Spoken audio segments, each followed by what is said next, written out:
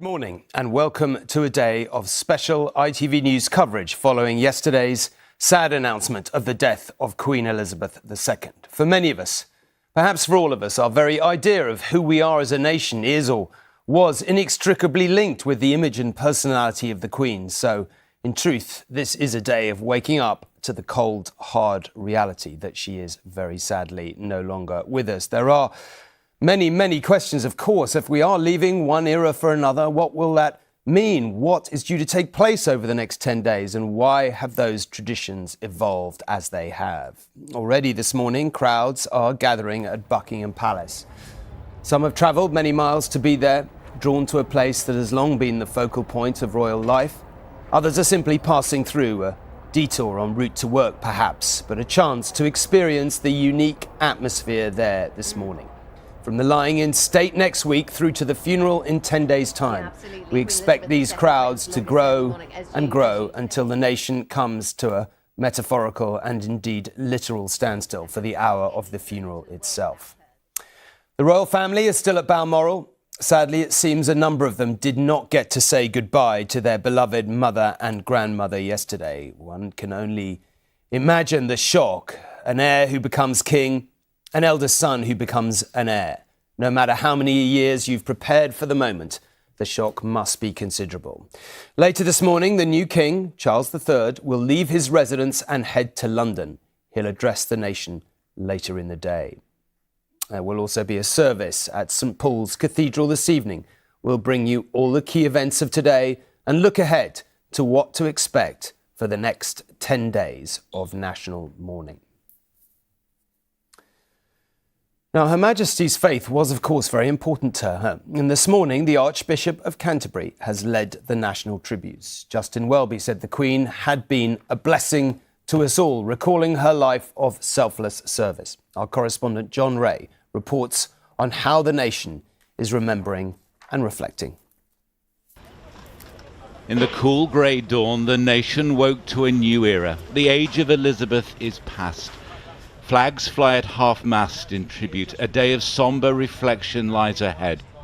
It feels as though, I think for probably so many people around the world, especially in the United Kingdom, that a part of our lives that was taken for granted as being permanent is no longer there. And in that sense, there is an enormous shift in the world around us, in how we see it and how we understand ourselves. And I think many people will be finding that sense of not just grief, but also uncertainty. And to some extent, a wondering about what is permanent.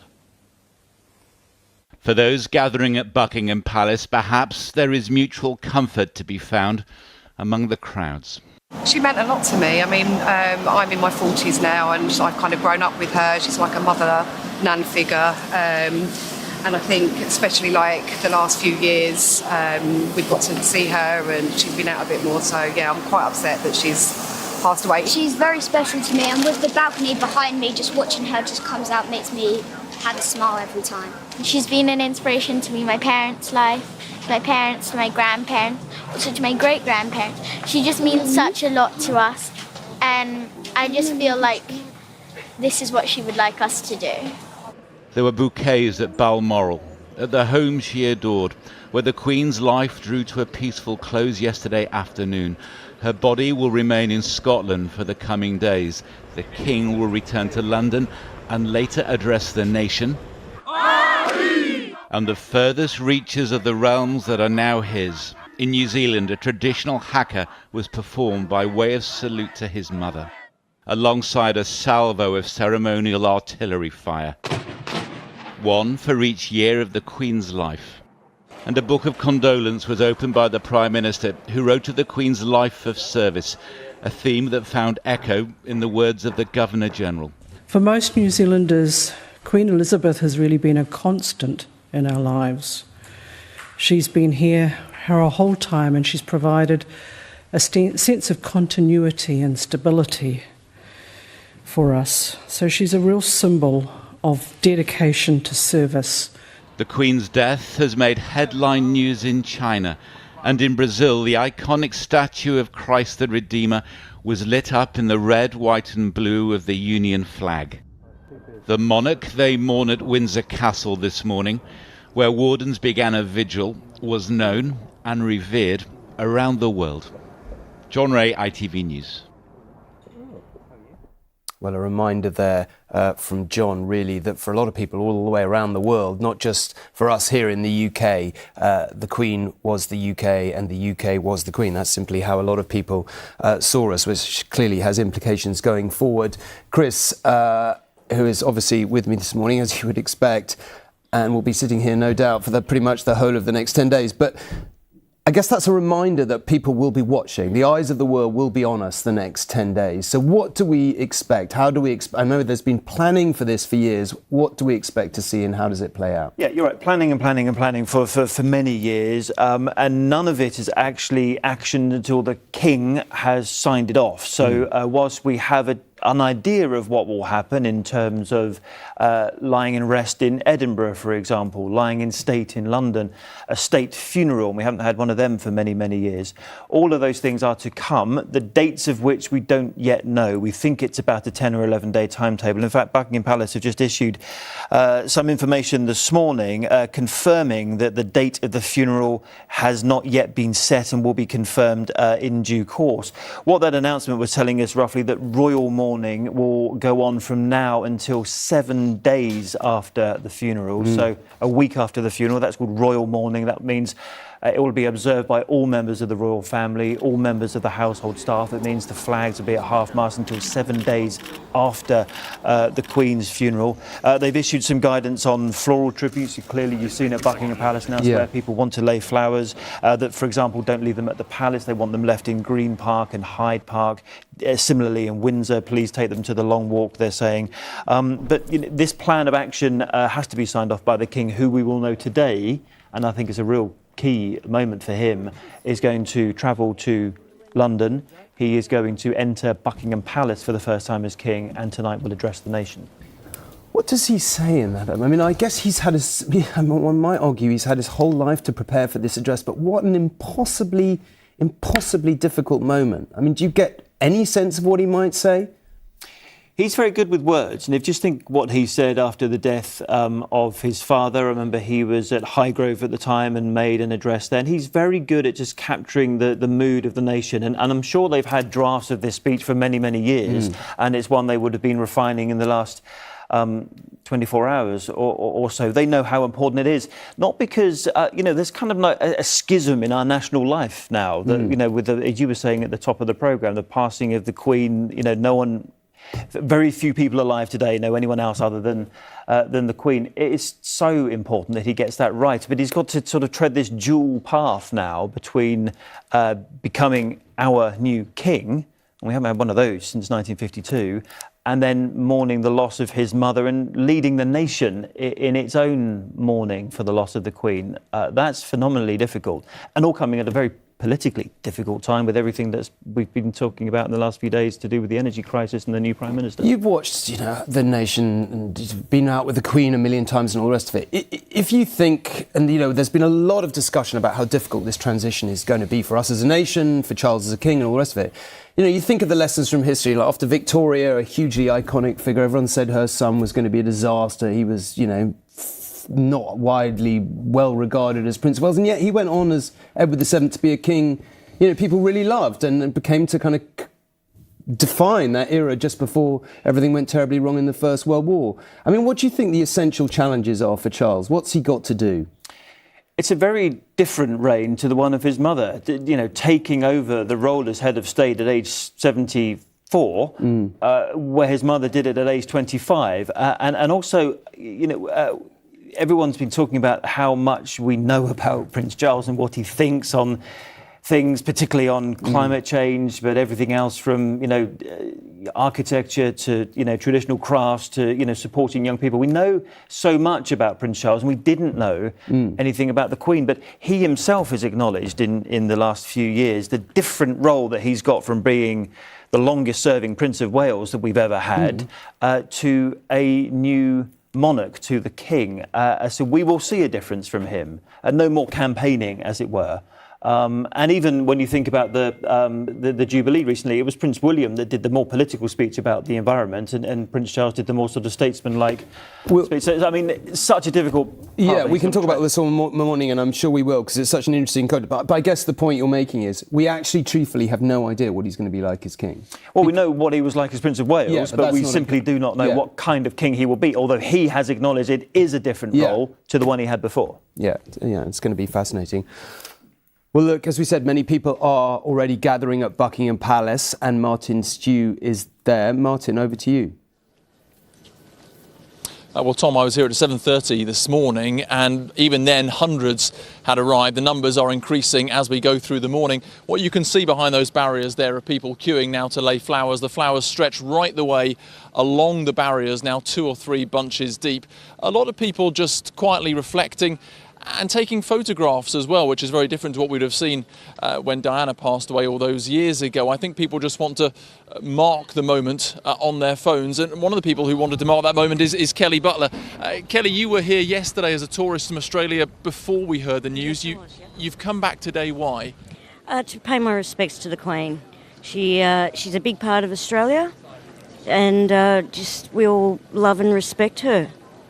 What is it about the Queen that cut through even those thousands of miles away in the Southern Hemisphere? I don't know. She's just always been there. She's always been our monarch. She's a lovely lady, and we're going to miss her. How's the news been taken by your friends who are still back home? They're all very sad. We're all just curious now to see what is going to happen. But we're all going to miss her, and Great. Well, Kelly, thank you very much indeed for your time. Kelly, incidentally, said she wanted to buy some flowers this morning but couldn't find any. They are selling out. As I say, the queue is building behind us here. One other thing of note is just the number of TV crews which are here from right across the world. I've heard French accents, Chinese accents, American accents. It's impossible to overestimate the level of interest in this story right across the globe. Well, Martin, thank you very much indeed. Let's go up to Balmoral now, and our Scotland correspondent Peter Smith is there. Peter, of course, we're expecting the Queen's coffin to be moved this week to go by road to Hollywood. So for many people in Scotland, the focus is very much going to be on them. Absolutely. This, for the time being, is very much the focus of events here in Scotland. It's called Operation Unicorn, part of Operation London Bridge, the Scottish part of this. So the Queen's body will lie in the ballroom of Balmoral for a couple of days, and then it will be transported to the Palace of Holyrood House, where in the throne room it will remain overnight before being taken in a procession up the Royal Mile to St Giles Cathedral. The royal family would be expected, or some members of the royal family would be expected to follow the hearse in that procession. It's also interesting, I think, that the journey from Balmoral, the Queen's beloved Balmoral and the beloved Highlands, to Edinburgh, Scotland's capital, it's a car journey that would normally take 2 hours, 2.5 hours. We're expecting that will take more than 5 hours because they want to take this at a slow pace, a steady pace, to give the towns and villages an opportunity to come out onto the streets and mourn with the Queen, who spent so much of her time here in the Highlands, and also mourn with the rest of the nation. This Queen, we know that she said that it's been described as her happiest place. Princess Eugenia said that Granny was never happier than when she was in Balmoral. She spoke about the family barbecues, she spoke about taking the dogs a walk. The public would say they would see the Queen wandering the hills around here. We also know this was a place for family, because the royal family as an institution is about more than one person. It is a family, and yes, yesterday when we heard the news about the Queen's ailing health, her family gathered around her. King Charles, I should say, still taking some getting used to after all this time. King Charles was with his mother. He was here already. Other members of the royal family we saw, Prince William driving the lead vehicle into Balmoral with his uncle Prince Andrew and the Wessexes in the back seat. Prince Harry arrived later that night. It was a chance for King Charles to spend time with his sons last night in Balmoral, a place where they as a family have spent so much time and been through grief in the past. It was at Balmoral where Prince William and Prince Harry were informed about the death of their mother in the car crash in Paris, a place where they said Balmoral gave them the privacy and the space to grieve. And of course that family has been through difficult times themselves in recent times, and so last night was an opportunity for King Charles to bring his sons together for this at this occasion at Balmoral Castle. We have now seen Prince Harry leaving. He left just under 1 hour ago, so he spent the night in Balmoral Castle with other members of the royal family, and now Prince Harry has left. We believe he's heading to Aberdeen Airport, where he will make his way from there. But other members of the royal family still in Balmoral. King Charles still in Balmoral. We are expecting him to leave later this morning and make his way to Aberdeen Airport and then on to London. But for the time being, this special place, this sacred place for the royal family, is the focus of grief and for privacy. Peter, thank you very much indeed. Well, let's just come back into the studio here, and joining me, I'm very pleased to say, our constitutional expert, Dr. Bob Morris, and broadcaster and House of Lords peer, of course, Baroness Floella Benjamin. Floella, can I just come to you first? I mean, we're sort of waking up this morning and, yesterday was shock. Today, I feel like is cold, hard reality that an era has closed. Someone we just, many people love deeply has gone. Just listening to Peter there, the younger princes, Balmoral was where they got told of their mother's death. We're still day two. I don't think we're anywhere near out of shock yet, are we? Not at all. I think it'll take a while. It'll take a while for you to come to the realization that something that has been constant in your life for the last 70 years. In fact, she's 96, so she's an old lady who represents the grandmother figure, a mother figure, a head of state, somebody who's always been there. So important for children and their well-being, knowing that they belong to something that's great, something that's always there that you've taken for granted many, many times. And she, we banter the word icon around, but she was a true icon, a global icon, who touched so many people's lives. When there was a lot of discussion, yes, quite understandably and rightly, about the time and the period in which she became our sovereign, coming out of the Second World War. Her father arguably took the monarchy to arguably its greatest ever heights in the battle against Nazism and fascism. It sort of broke his health, some would say, come out of the war, and this very young, very principled woman takes over in this era where, the world is rebuilding itself. Do you think the kind of end of an era discussion is overdone, or do you really see yesterday as the closing of a sort of major chapter in British history? Well, when you think about it, we'll never see another queen for at least 100 years. She's been a woman who's been a strong woman, and when you're a woman, you have to be strong. You have to be focused. You have to actually understand what you're doing and the purpose of what you're doing. And I think her faith has got her through life. She's been, believe that she's there to serve. She's the example of serving, of dedication to duty, of knowing what you have to do, and no matter what gets in your way, you have to get through it. She's a woman who's understood about forgiveness, and her faith and her forgiveness and not having any bitterness in her heart, I think that's what's got her through it. And some of that, I think, has been passed on to her, the heir. King Charles will now actually, he's already practiced some of those qualities. So I think an era has gone, when we're going through turbulent times, we're like on a crest of a wave at the moment. We're up and we're coming down that crest of a wave, which now that she's passed. But as we go down, we slowly have to get in tune with what's actually happening, what's going to take over. And I don't think, because she's gone, I don't think it's a complete disaster. I think she has laid a solid foundation in many, many ways, through her charities, through the work that she's done, not just in this country, but abroad. And she's giving people that sense of, well, now she's gone, we can't let her legacy go and it be all for nothing. Otherwise, what was the purpose of her long reign? Why are we celebrating somebody when we're thinking, well, that's the end of that, now we, just pack up and go home? No. I think she'd be really disappointed when she looked down and think, well, hang on, what was that all about? And many people who die at that age they reflect themselves. And I'm sure she must have said to her family when she was there in her last hours, I hope it was all worthwhile.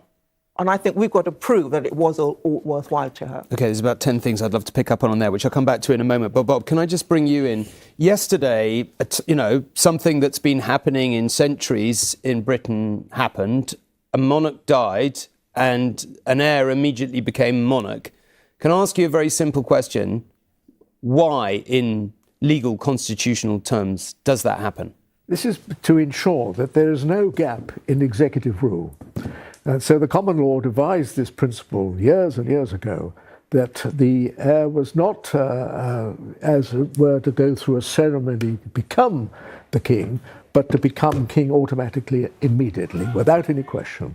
And the Accession Council, which I think takes place tomorrow, yes, we'll be broadcasting it, yeah. will simply proclaim that fact. It will not make the King Charles king, it will proclaim the fact that he is already king. And he became king immediately on the death of his mother. In some other constitutions, the heir has to go through a formal process, swearing an oath in Parliament, for example, in Belgium. But in Britain, that's never been the case.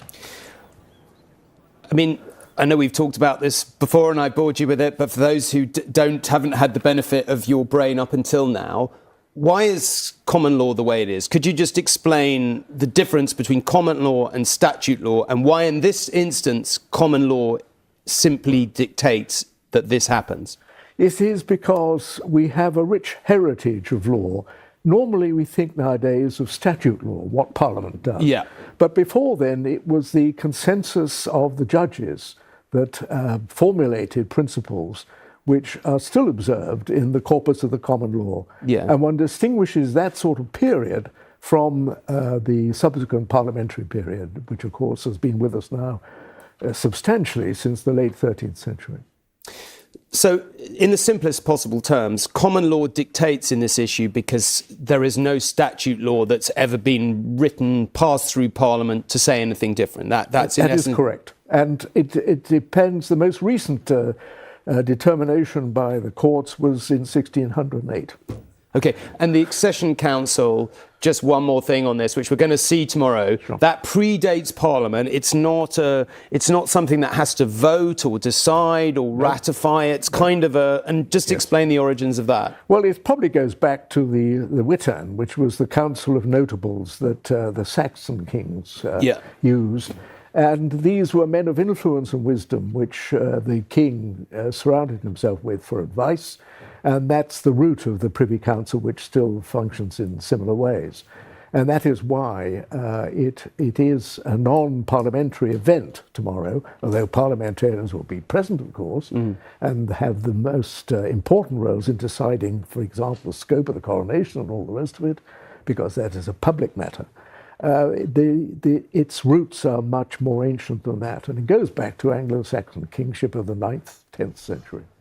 OK, much to discuss as we go through this morning. But for now, let's go to Sangeeta Lal, who is in Ballater for us. That's the village in Aberdeenshire that's closest to the Balmoral estate. Sangeeta, it's a community who knew the Queen personally. It really is. There is a unique bond between the residents here and the Queen. We're about 8 miles from Balmoral Castle, her beloved home in Scotland, and this is somewhere she would visit regularly. I've spoken to many people here this morning who've told me the way they describe her is one of us, a next door neighbour almost, because she would walk here as part of the community, popping in from time to time into shops and cafes. And I'm joined by John Sinclair. John, you own the local butchers here, and you actually saw her just a few weeks ago. How was she? Yeah, I met the Queen up at Balmoral maybe 3 weeks ago, and she looked remarkable at the time. Actually, she looked pleasant, happy with herself. Yeah.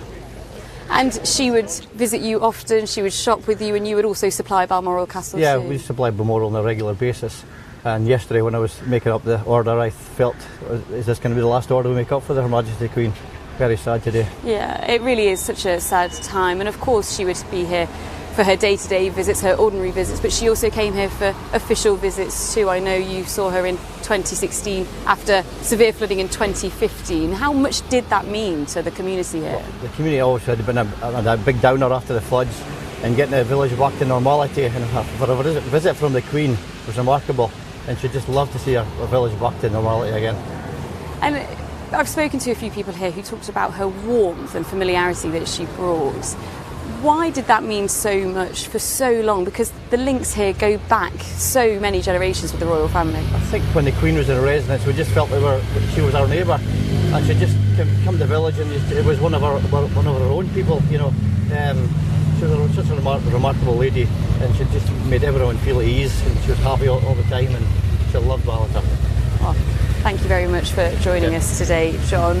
Every year the village here would feel hope of when they would next see the Queen, and of course there is a sense of sadness but also a sense of appreciation that so many people here were able to share so many of their memories with their Queen, that warmth and familiarity she brought here every year as a symbol of continuity. And even though that's now changed, what is certain is that people's memories with her will never fade. Okay, Sangeeta, thank you very much indeed. Well, as we've discussed this morning, people have been gathering at Buckingham Palace quite naturally, drawn to somewhere where they can pay their respects and perhaps share their grief with others too. And Nina Hussain is there. Nina, you're with some guests. Over to you.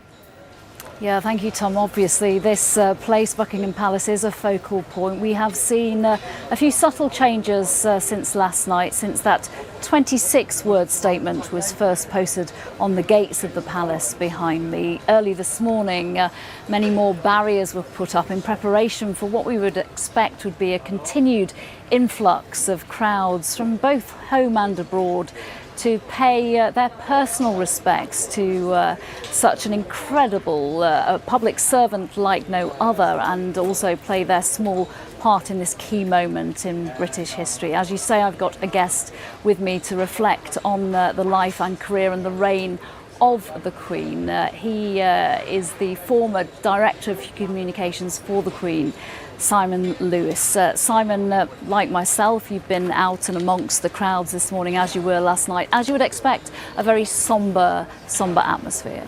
Yes, I think like a quiet sadness. Last night obviously it was raining, but there were a lot of people out. Remarkable how many young people were there. A combination, sometimes spontaneous singing of the national anthem, but a quiet sadness. And again today, just walking just in front of the office I used to work in, people laying flowers. Quiet sadness. I think like everyone, including myself, people are processing what happened yesterday.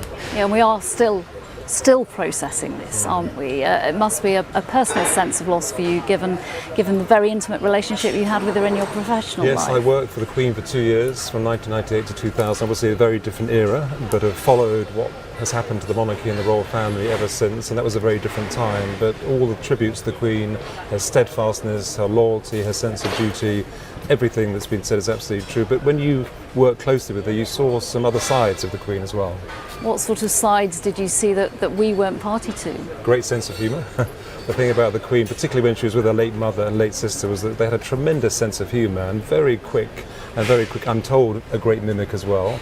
But also I think the Queen was great at taking advice. I think the thing about being in that kind of position is that you need to be able to take advice and assess advice. And I always felt with the Queen she listened, but then she made her mind up. The people here today, their thoughts will be with the Queen's family, as well as thinking about what the Queen meant to this country and will always mean to this country. We have talked earlier in the programme about the fact that immediately her son, the King, took on that incredibly big role.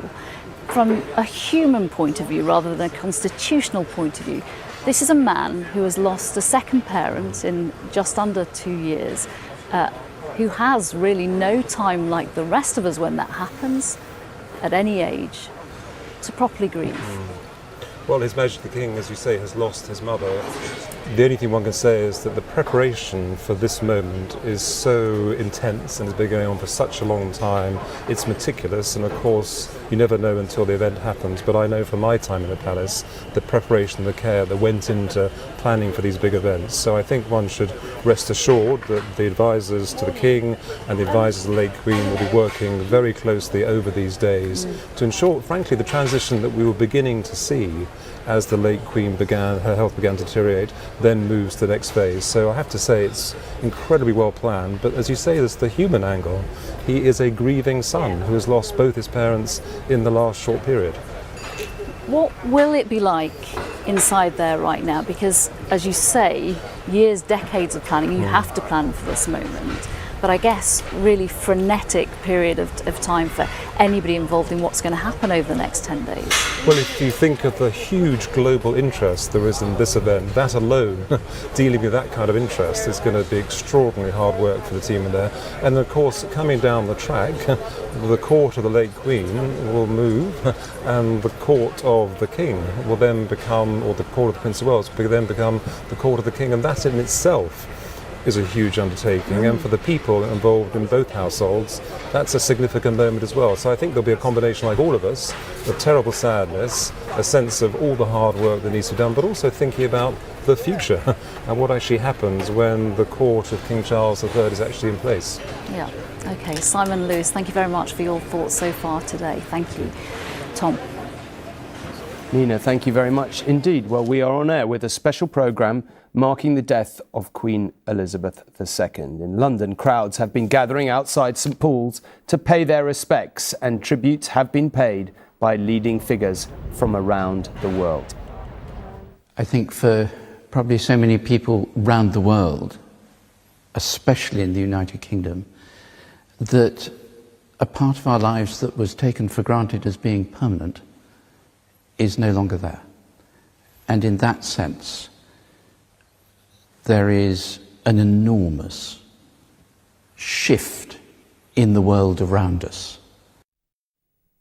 And it has now been confirmed that the planned service of remembrance at St Paul's Cathedral will take place at 6 o'clock tonight. Yesterday, the royal family gathered at Balmoral as the events unfolded. This morning, we have seen one member of the close family leaving the estate. This is Prince Harry being driven out of the gates just a short time ago. He has now arrived at Aberdeen Airport for his onwards journey. Now, one of the things that's extremely difficult on a day like today is balancing the sadness, the shock. I'm sure pretty much everyone in the country will remember where they were yesterday when the announcement was made.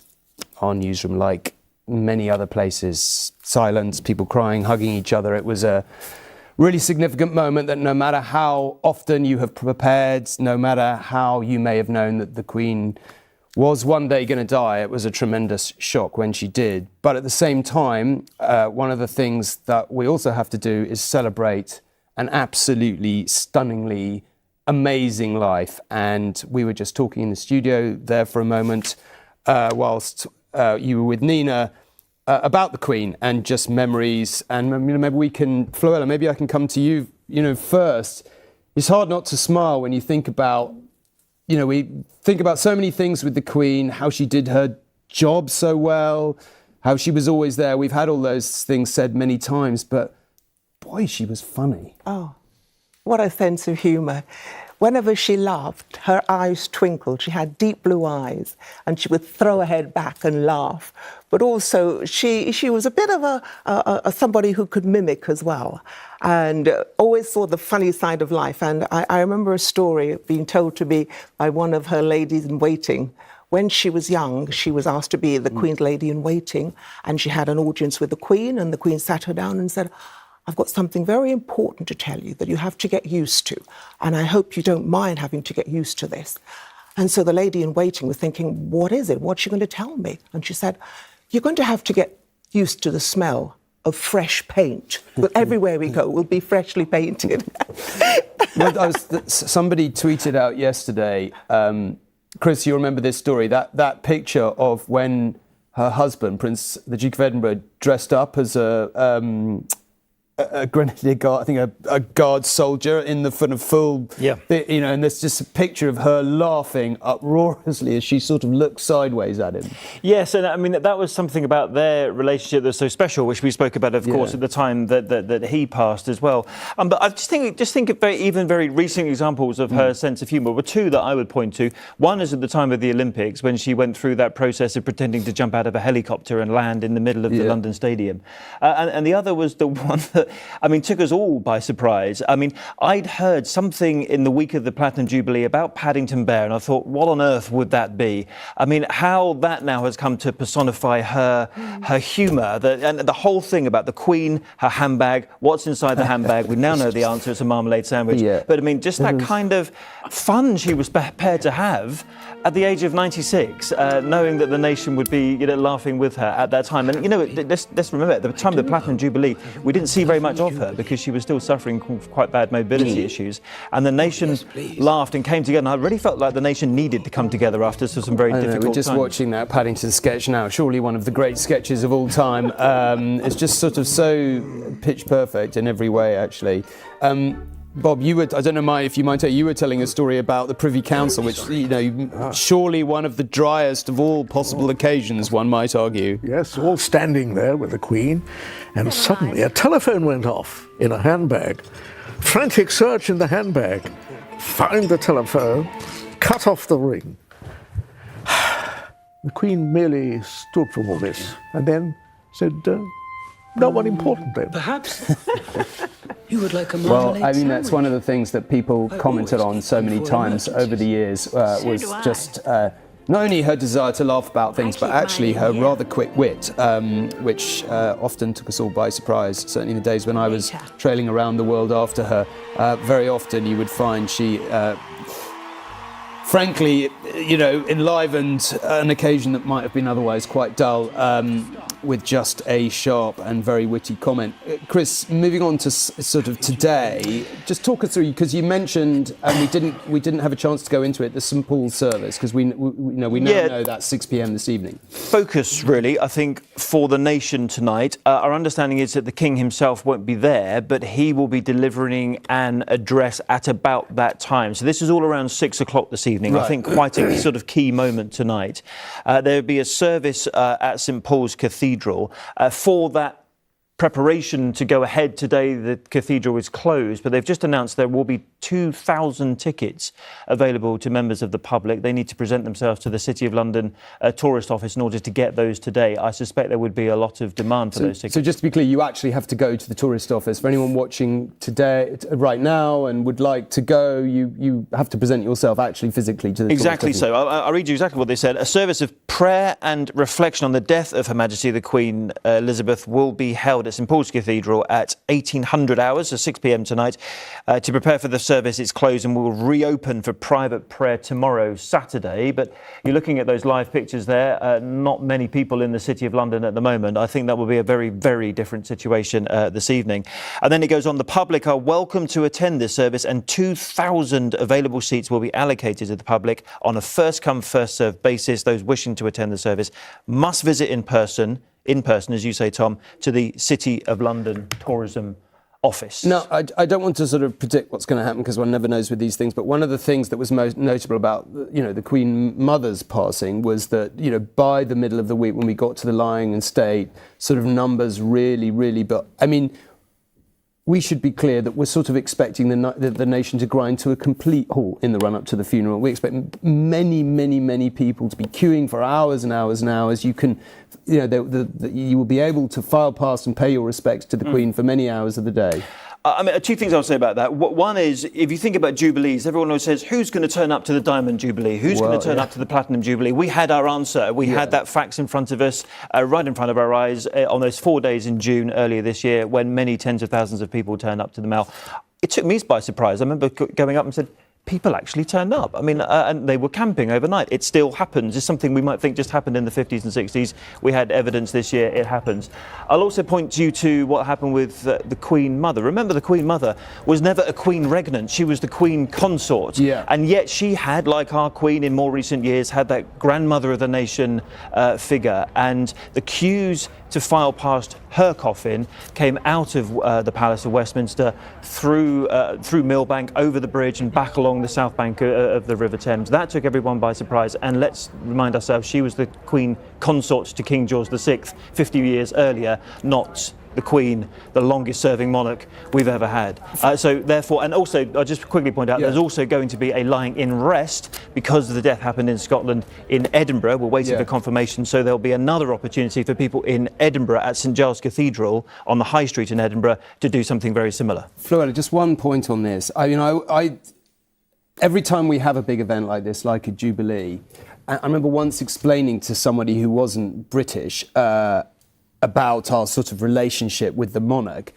And I remember saying, when you're on the Mall in the Jubilee and you're witnessing all these people and you're witnessing the family on the balcony, it's essentially that everyone's idea of their country is tied up in the person of the monarch.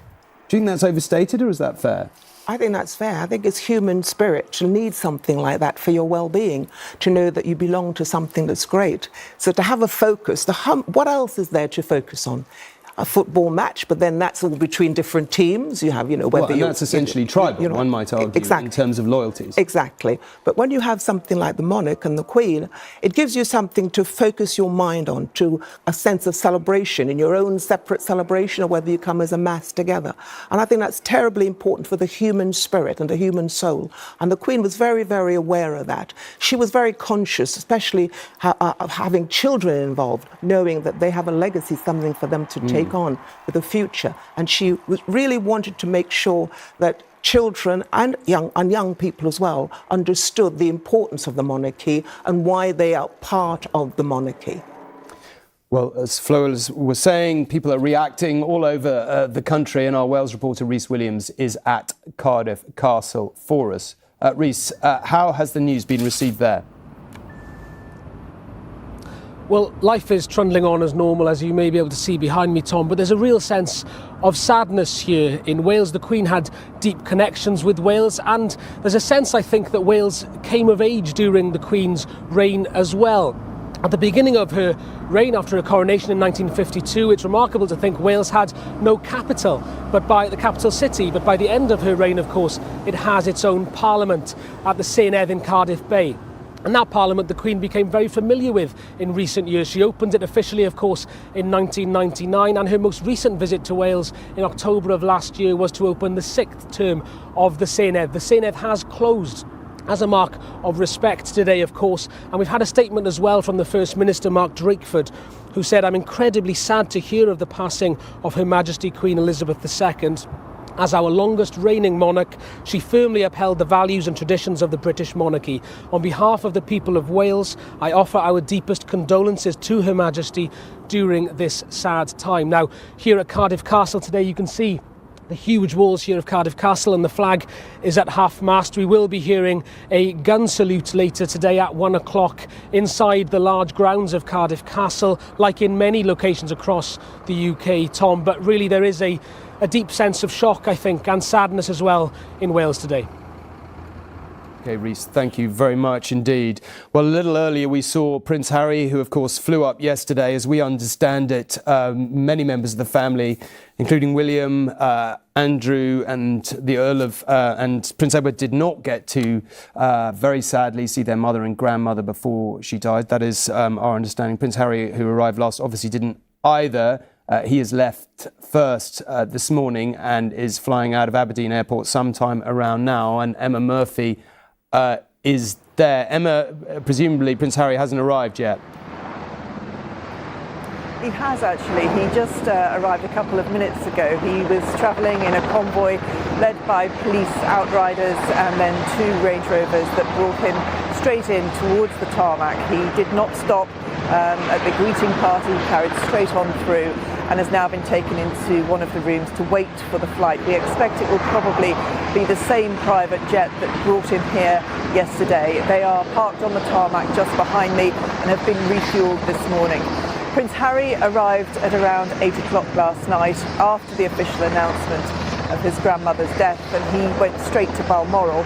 We understand he has been there with other members of his family overnight. We have no information as to how that meeting went on, because obviously it's no secret that this has been an incredibly strange time for relations between Prince Harry, his father the King, and his brother the heir to the throne.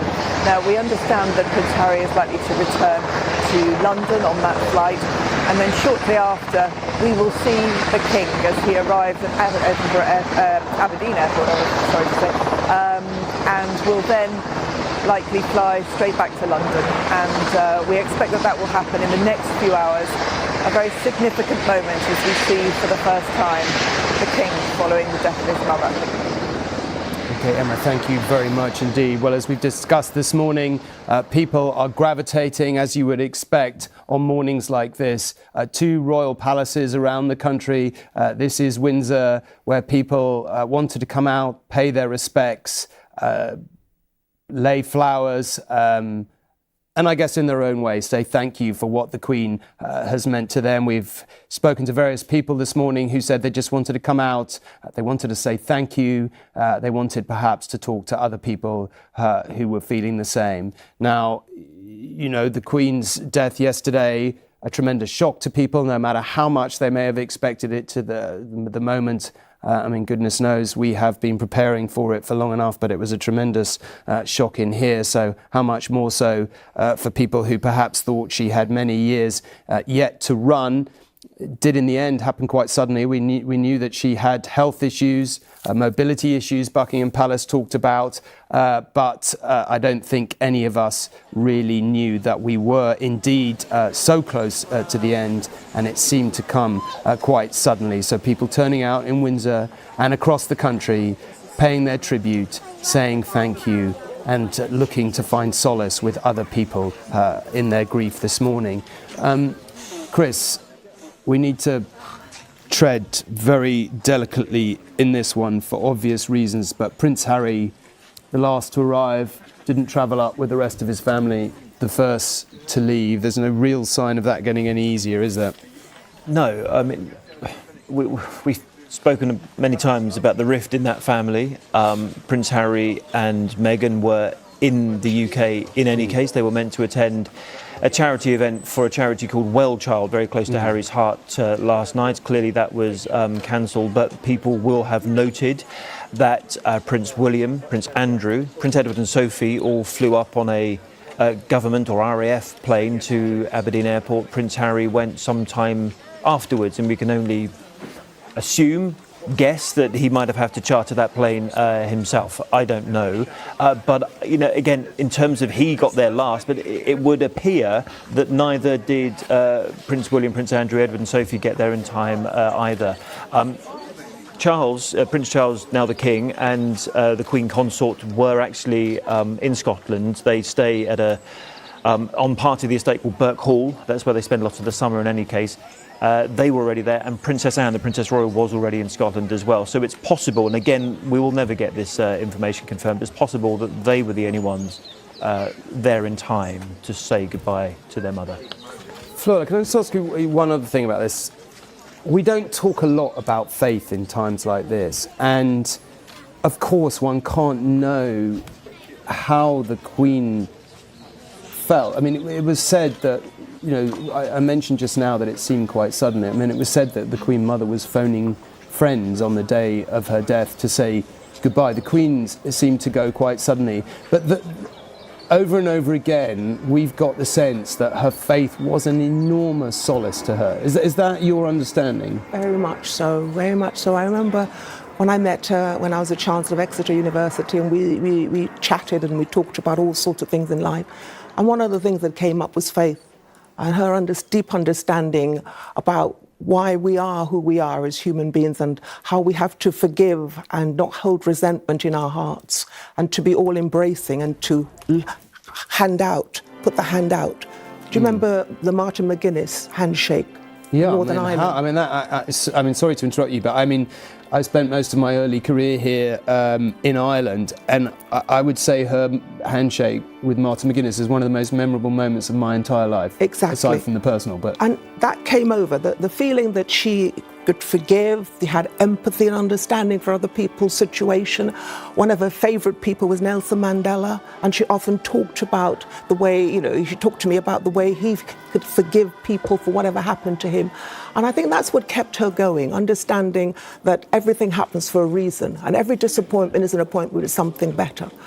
And listening to you and Chris talking, I'm hoping what Prince Charles would bring is bringing the whole family back together again, no matter what disputes you have, because we all know in families we have disputes and disagreements. But I'm hoping the legacy that the Queen will leave behind is bringing the family back together, having an understanding, seeing how we can get on, just for her sake, just to show that it was all worthwhile. And I think her faith would want it to happen too, because she knows good will prevail. Out of bad, good always prevail. It's something we have not talked about, actually, perhaps as much as we should have, just generally, is just how much forgiveness was central to the Queen's entire approach to the job, her life, her faith. I mean, Bob, maybe this is a good moment to talk about, her role as head of the Church of England, and the transition to Charles, who has variously said he's going to be the leader of all faiths. Yes, well, religion, of course, is one of the key characteristics of the British monarchy, and it is an Anglican Protestant form of faith. The support for this has been declining over the years, and it's thought that rather slightly over 50% of the population no longer have any religious beliefs at all. But the Queen has always had this clear faith, as Floella was saying, and she took her responsibilities as the Supreme Governor of the Church of England very seriously. She appointed, formally, of course, all the senior clerics in the Church of England, and paid the closest attention to its affairs. She opened the synod every 5 years, and so on and so forth. And so she was very close to the church and very supportive of it, and also tried to express its role in a novel way. That is, that establishment didn't give it privileges, just give it privileges. It gave it responsibilities towards other faiths. Now, I don't know whether it's true, but I heard it said quite often that the Queen, one of the Queen's phrases was, as a monarch, she had to be seen to be believed. And what she meant by that was the idea that the visibility, to some extent, the trappings, the ceremony of monarchy was actually very important in establishing its kind of role in this centrality of national life. Now, I may be wrong about this, but my understanding that hasn't always been the case with the monarch. I mean, you go back a century or more than a century, and it was kind of the Habsburgs and the Romanovs that did ceremony without, and not necessarily the British monarchy. But that has really developed as a central aspect. I mean, a lot of, I think we're the only European monarchy that still has a coronation service. That is correct. So, yes. So, I mean, is that right? Do you think the kind of ceremony, the rituals, the public nature of it, and I mean, it doesn't get more ceremonial than a funeral in which the whole country takes part? What's your sense of that? Yes, well, this is so. I mean, much of the monarch's life until really the Victorian period was conducted privately. Weddings were private events. They took place at night in St. George's Chapel. And there was no public resonance from this at all. And it's the way in which the monarchy has developed and constructed its public persona, as it were, and the roles it has undertaken, and the great difference between what monarchy can do to support civil society by giving attention to parts of our life. Hence, all the way in which the Queen interacts, and the way that Floella was saying, which is so important and crucial to the role, and distinguish it from celebrity. Celebrity is a process where you seek attention for yourself. Monarchy is a process where you give attention to other people. And this is a crucial distinction, and well understood, I think, by the Queen in the way she carried out her role. That's a very subtle and interesting definition, which I think deserves some further unpicking, which we'll try and do in the course of this morning. But for now, the loss of the Queen is being felt far beyond our shores. Dan Rivers is in the Australian capital, Canberra. Well, Dan, perhaps I mean, of course, Australia, very critical. Again, this may not be the morning particularly to discuss it, but Australia has a big Republican movement, and, it's said that they didn't dream of doing anything really whilst the Queen was alive. They knew they wouldn't succeed, but that is in the background, inescapably, politically. But maybe we can just begin, what has been the reaction to the very distressing and sad news yesterday in Australia? Well, it's been an overwhelming reaction here, as you would expect. Many people here know nothing other than the reign of the Queen. We've had the ceremonial gun salute this evening, which echoed across Canberra. Here, 96 gunshots marking each year of her life. The Governor-General, the Queen's representative, David Hurley, is due to address the nation about now, actually, and it'd be interesting to hear what he says. Flags flying at half-mast in many places around the country, and books of condolence also opened, not only here in Canberra at Parliament House, but in all the main cities, actually, in a steady stream of people, young and old. It was really striking. We saw lots of different people represented here coming to sign those books of condolences. I chatted to a few of them today to get their reaction on waking up to this news from the other side of the world. There's an outpouring of sad because she was so well respected. And I think even people who were for the Republican movement really warmly will miss her because she was so full of integrity. I think she was down to earth. She wasn't... Everything she'd done for the good of the people, I think. I was just shocked, and I know that sounds silly, but it just was a shock. And I don't know, she just seemed so amazing. I don't know, she was always just so constant and wonderful.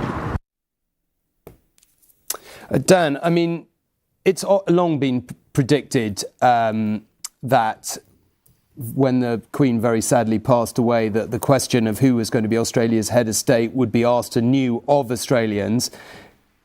I think with the assumption that perhaps they would make the change. But I don't think these things are always predictable, are they? Sometimes an event like this, an element of shock, leads people in a different direction. It can cement an institution. I mean, it's probably too early to say, but, what's your sense of how this issue has played out over the last 6 months and where it might be going? I mean, I think it's certain that this issue will come back onto the agenda here. It's too early to talk about it today, this week, this month, but one of the politicians here I talked to earlier on said, perhaps next year this is something that will be looked at. It was interesting. On Twitter, we noticed one of the Green politicians here put out a tweet which was roundly criticised as just being completely inappropriate, saying, now is the moment to talk about Republic. Of course, they had a referendum here in 1999 and they voted to keep the monarchy as the head of state. I think at the moment, though, the shock is too raw, and people are just contemplating, the loss of such a wonderful head of state, someone that people, as they do in Britain, view as not only as a head of state, but as a sort of, a grandmother figure, a maternal figure.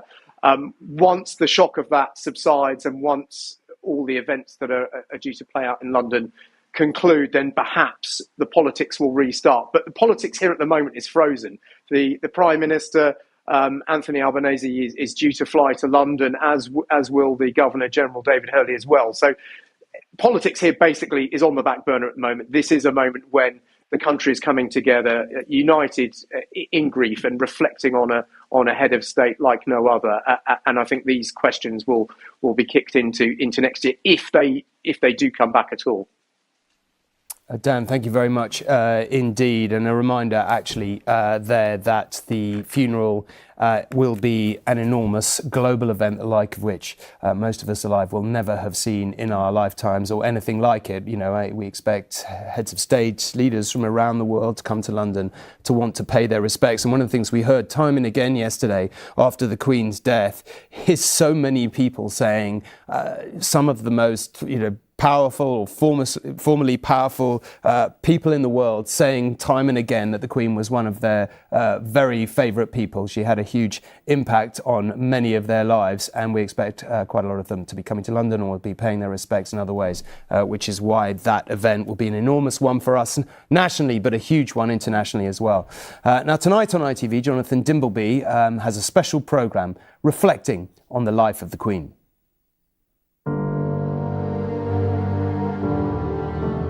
Britain and much of the world is in mourning at the end of a reign that lasted longer than any other in the nation's history. Queen Elizabeth was more famed for more years than anyone else on the planet. Loved by many, she was universally revered. Her reign spanned many decades of unprecedented change and upheaval. My whole life, whether it be long or short, shall be devoted to your service and to the service of our great imperial family to which we all belong. What was her role? How did she do it? And to what effect? The answer to those questions is partly about her, partly about the monarchy, and very much about us.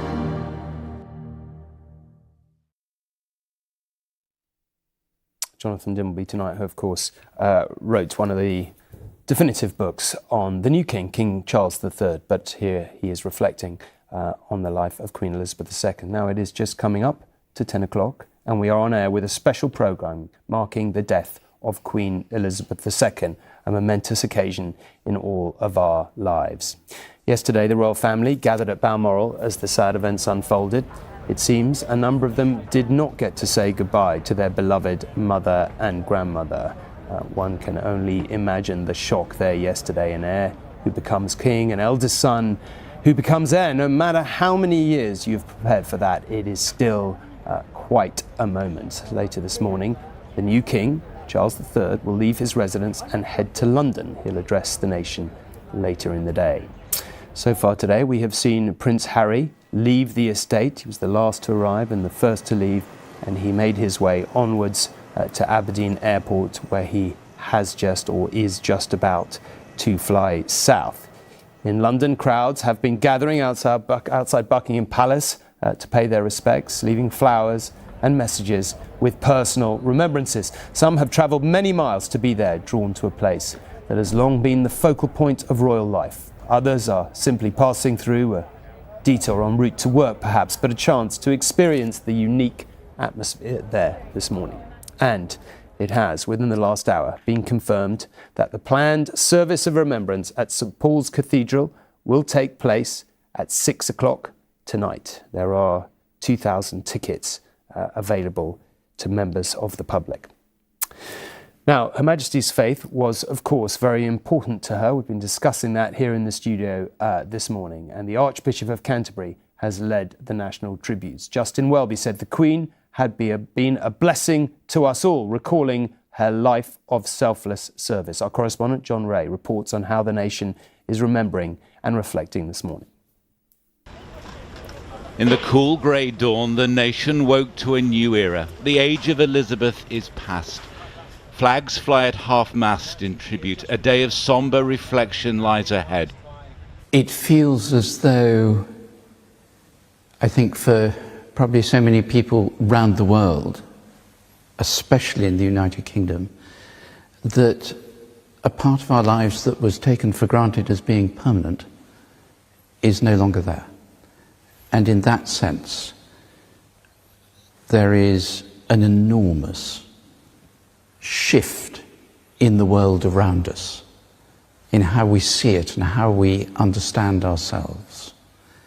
And I think many people will be finding that sense of not just grief, but also uncertainty. And to some extent, a wondering about what is permanent. For those leaving their own messages of condolence attached to bouquets at Buckingham Palace, perhaps there is mutual comfort to be found in the crowd. She meant a lot to me. I mean, I'm in my 40s now and I've kind of grown up with her. She's like a mother, nan figure. And I think especially like the last few years, we've got to see her and she's been out a bit more. So yeah, I'm quite upset that she's passed away. She's very special to me, and with the balcony behind me, just watching her just comes out, makes me have a smile every time. Oh, it's a moment, isn't it? I mean, we've lost a really powerful female figure. Was my first takeaway, and just, you know, she meant so much to so many people. So I felt like I needed to come down today. Prince Harry was the first member of the royal family to leave Balmoral this morning, the home his grandmother adored and where her life drew to a peaceful close.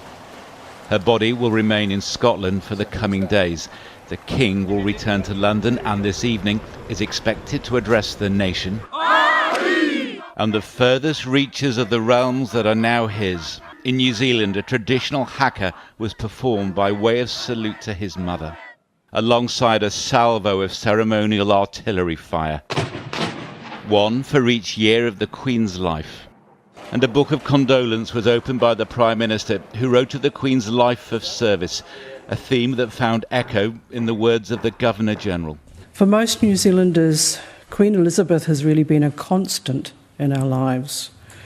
She's been here her whole time, and she's provided a sense of continuity and stability for us. So she's a real symbol of dedication to service. The Queen's death has made headline news in China, and in Brazil the iconic statue of Christ the Redeemer was lit up in the red, white and blue of the Union flag. The monarch they mourn at Windsor Castle, where wardens began a vigil, was known and revered around the world. But amid the grief, the new era has already begun. At St James's Palace, preparations for the official ceremony to proclaim the new sovereign, King Charles III, are underway. John Ray, ITV News. OK, well, let's go back to Buckingham Palace and Nina. Thank you, Tom. The scenes, the atmosphere today is understandably in stark contrast to just a few months ago when the crowds were here to celebrate the Queen's Platinum Jubilee. Such joy, such colour, such gratitude, a contrast that is evident to my next guest, the professor and historian, Professor Anna Whitelock. You sense as well that there's a change in this place as well, as people are here to take in what they have learned and how to respond. Yeah, I mean, it feels like the colour's drained out of the place. We can think back to the hot, sunny day, the celebrations, the noise, the crowds of the Platinum Jubilee, and of course, the balcony scene. The money shot when the Queen came out at the end of the Jubilee celebrations with Charles, with William and with the children. Really her signalling, it really was her final flourish. It was her statement piece.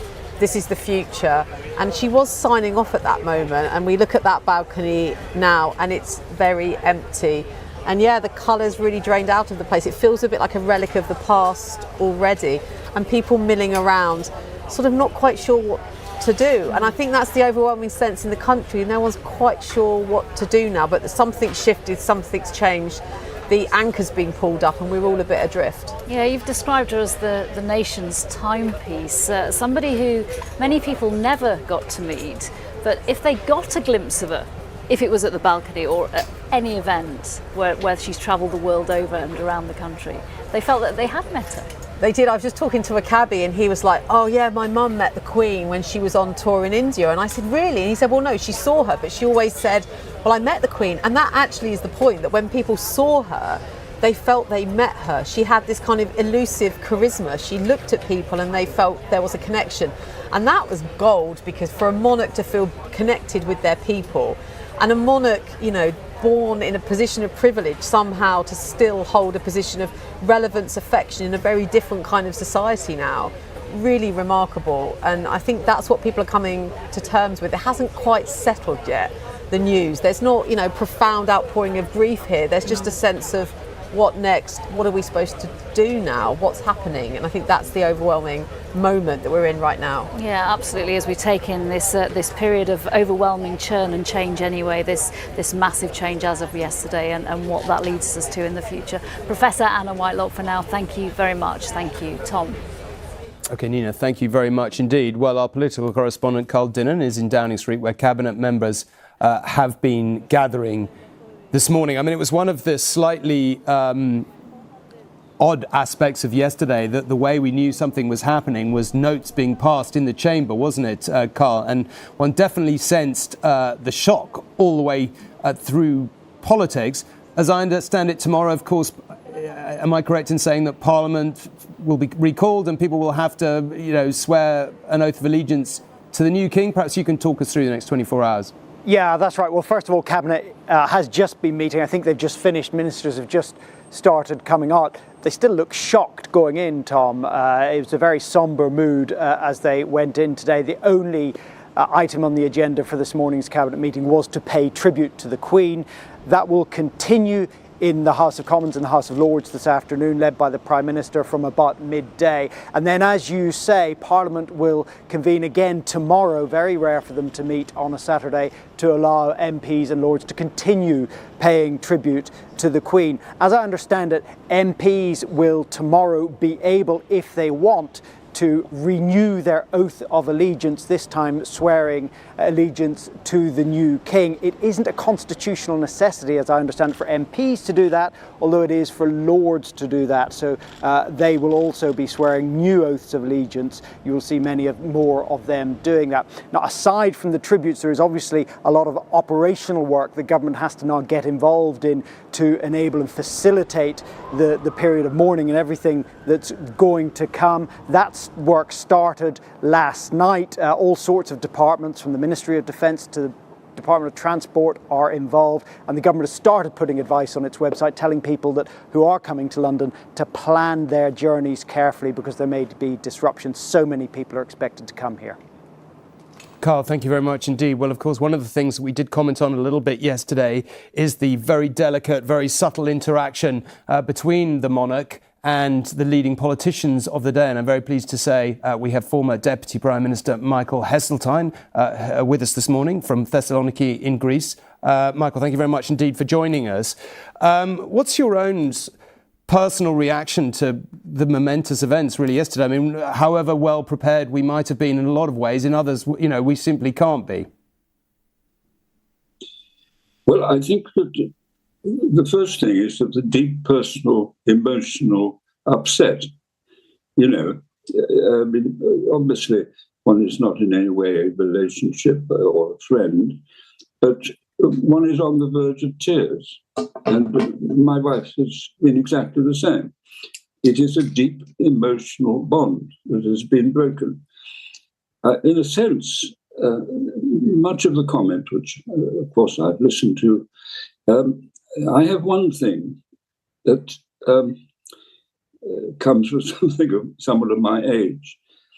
Her late Majesty epitomised a life of dedication and service. But I'm old enough to know where she learnt those lessons, because the late King George VI and his Queen showed exactly the same spirit to my generation, particularly exemplified by their determination to be with the Londoners in the East End at the height of the bombing. And that made an incredible impact on people at that time. So Her late Majesty was brought up to understand the nature of service in a constitutional democracy.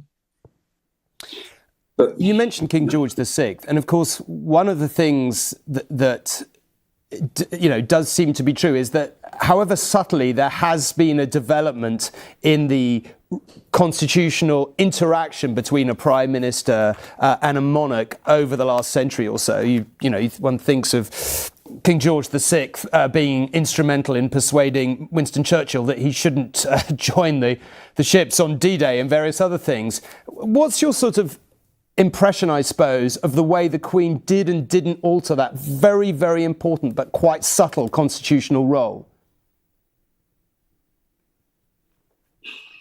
Well, this country is a very different country, and the Queen lived through that and adjusted to it which was extraordinarily skillful and admirable, that just listening to the tributes, this is not a sort of all-white Protestant country paying tribute to their sovereign.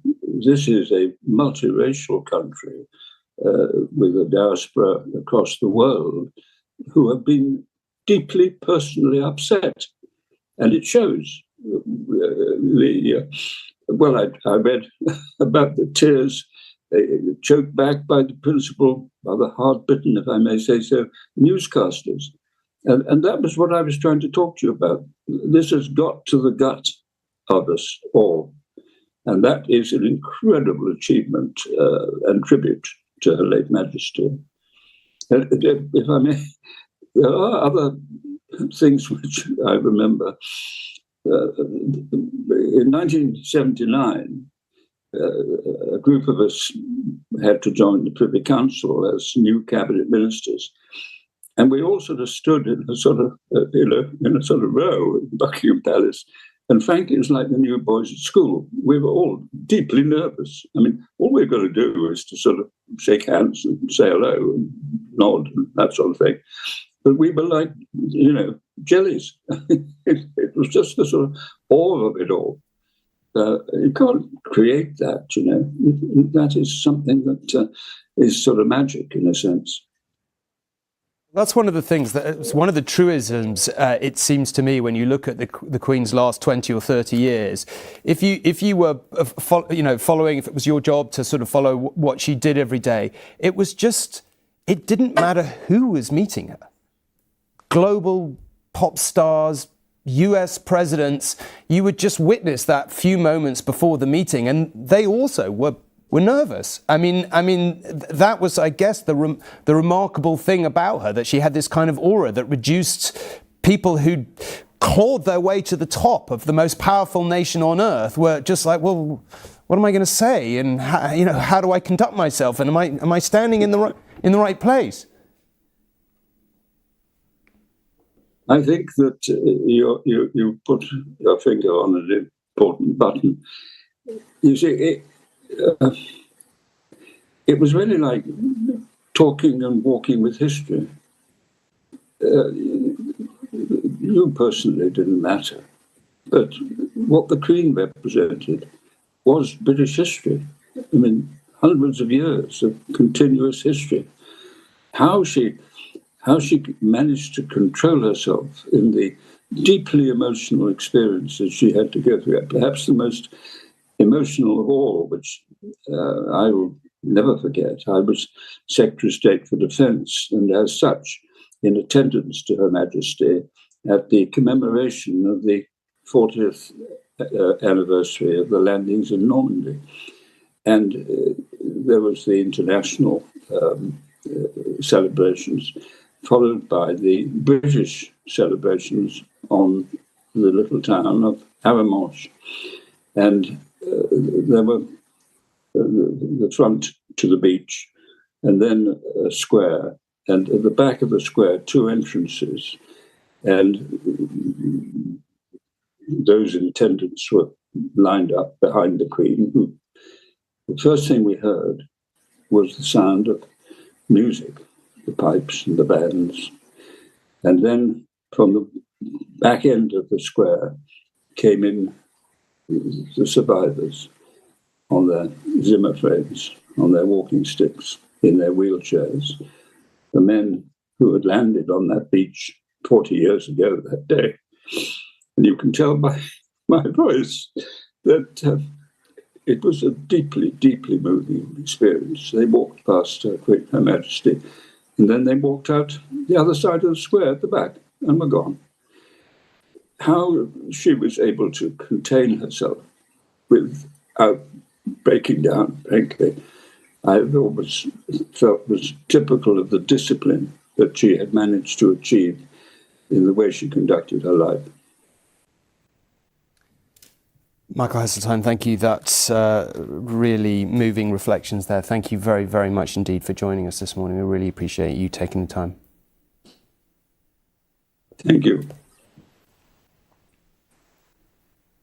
Well, Michael Heseltine there, who was in politics for so many years, reflecting on the very subtle relationship that leading politicians had with the Queen. And there's a lot to unpack in that, actually, because, of course, she did, pretty much everyone.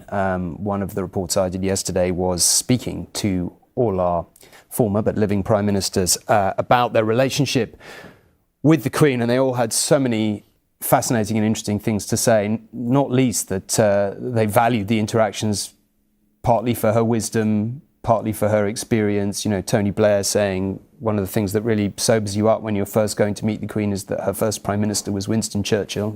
Stop, pause, let that sink in for a minute. Winston Churchill, and you're going in as the new Prime Minister, and that certainly puts things in perspective. But several of them said, of course, it was the only conversation they could have in an entire week as Prime Minister that they could be confident wasn't going to be leaked, which also puts things into perspective. Now, Rebecca Barry is at St Paul's, where preparations are taking place for a service of remembrance that will take place at 6 o'clock tonight. We've been talking about that a little.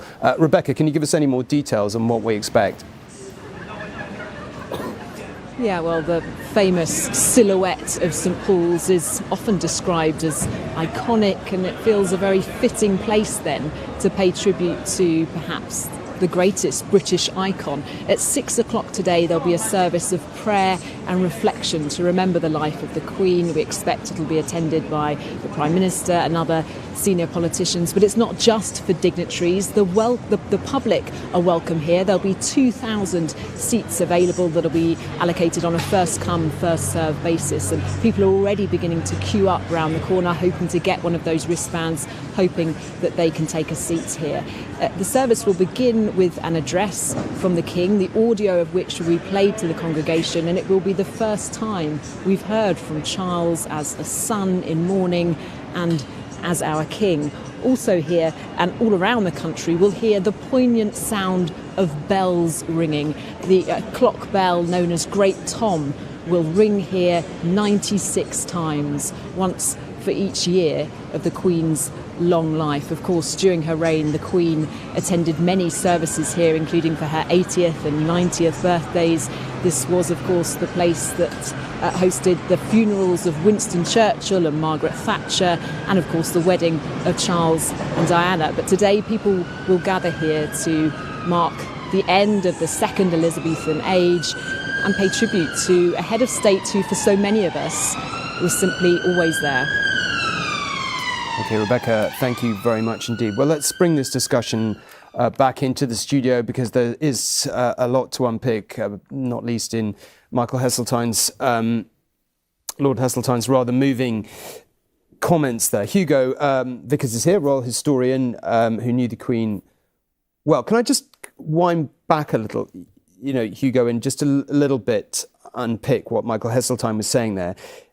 I mean, not everyone will have this uppermost in the minds this morning, but a lot of our modern history tends to be written through the prism of the Second World War, and sometimes one can make the mistake of assuming that victory was inevitable. But victory against fascism was not inevitable, as we all know. And indeed, at the beginning of the war, there was no guarantee we were going to prevail. Her father really played an extraordinary role in helping, to get the nation through it, to see everything resolved, kept Winston Churchill on track at various key moments, which wasn't always. The Queen, the country's a bit shaky, as we come out of that, and the Queen, this sort of young woman dedicated to public service, takes over. Can you just talk us through that transition, and particularly from father to daughter, because it seems so central to how we now view the Queen? I think you're absolutely right. I've always thought that one of the Queen's philosophies in her life was that she wanted to do a good job for her father, so that if there is an afterlife and they meet, he could say, "You did a wonderful job for me." I'm sure that was uppermost in her mind. And so, of course, she followed his example, and the example to some extent also of the Queen Mother, because she was a huge support, as you know, to the King. But the fact that the King and Queen Elizabeth stayed in London, and that they visited the bomb sites, and that they were very visible. Queen Mother, one of her great skills was always to remain as a civilian in wartime. The image sometimes that you saw of the Queen Mother in a little donkey cart with her two daughters cycling behind her, wonderful contrast to the ghastly things that were going on in Nazi Germany. And so subtle messages were being put out the whole time. And yes, so the Queen was very much brought up in that tradition. And she, of course, just towards the end of the war, did her bit for national service, with the ATS. And so when you see them at the Victory on the balcony, she's in uniform. And, she's probably one of the last people around until yesterday who wore uniform in the Second World War. Can I just ask you, because I was talking a little bit about the relationship with the prime ministers. Yes. What's your own sense of how, because that's so central to the kind of complex web and weave of our famously unwritten constitution. But how did she change that role, if at all, and how did it develop? Because my sense is it did change a bit from George V to George VI, and it changed a little bit from George VI to her. Well, yes. And of course, an incredible span. One of the most interesting things, I think, is that when you see the Queen coming down the steps of the aeroplane, she is met by Winston Churchill, born in 1874. And 3 days ago, she greeted a Prime Minister who was born in 1975. That's over 100 years later. Sobering thought. It is, isn't it? And so that you inevitably will get this sort of gradual transition from the Queen learning from her distinguished Prime Ministers to being in a position where she has more experience than they do. And I'm sure that Tony Blair probably told you that one of the first things she said to him was, Lee, Mr. Blair, you weren't even born when I came onto the throne. Liz Truss was only 2 years old at the time of the Silver Jubilee. It's extraordinary. And so I think that is one of the key things. As I understand it, I think the Queen was always rather subtle in the way that she dealt with ministers. I think that the sort of question she might ask is, whatever makes you think that might work, Prime Minister? So she's very clever at not actually stating a view, but giving him pause for thought. And of course, as you know, the constitutional role is that if she asks for formal advice from the Prime Minister, she will take it. She's obliged to constitutionally. Yeah. If she advises him or her, they don't have to take it, which is a wonderful way, but they jolly well listen, because she may well be right, because she's had that experience. She was blessed with a most phenomenal memory, which I think was probably one of her great assets, that she could remember all sorts of details and all sorts of things that had happened during those reigns. I was lucky enough to talk to her over the years a few times here and there, and if you happened to throw something into the conversation out of the blue, she got it. She could add something to it, which was completely random. Her access to random facts was quite extraordinary.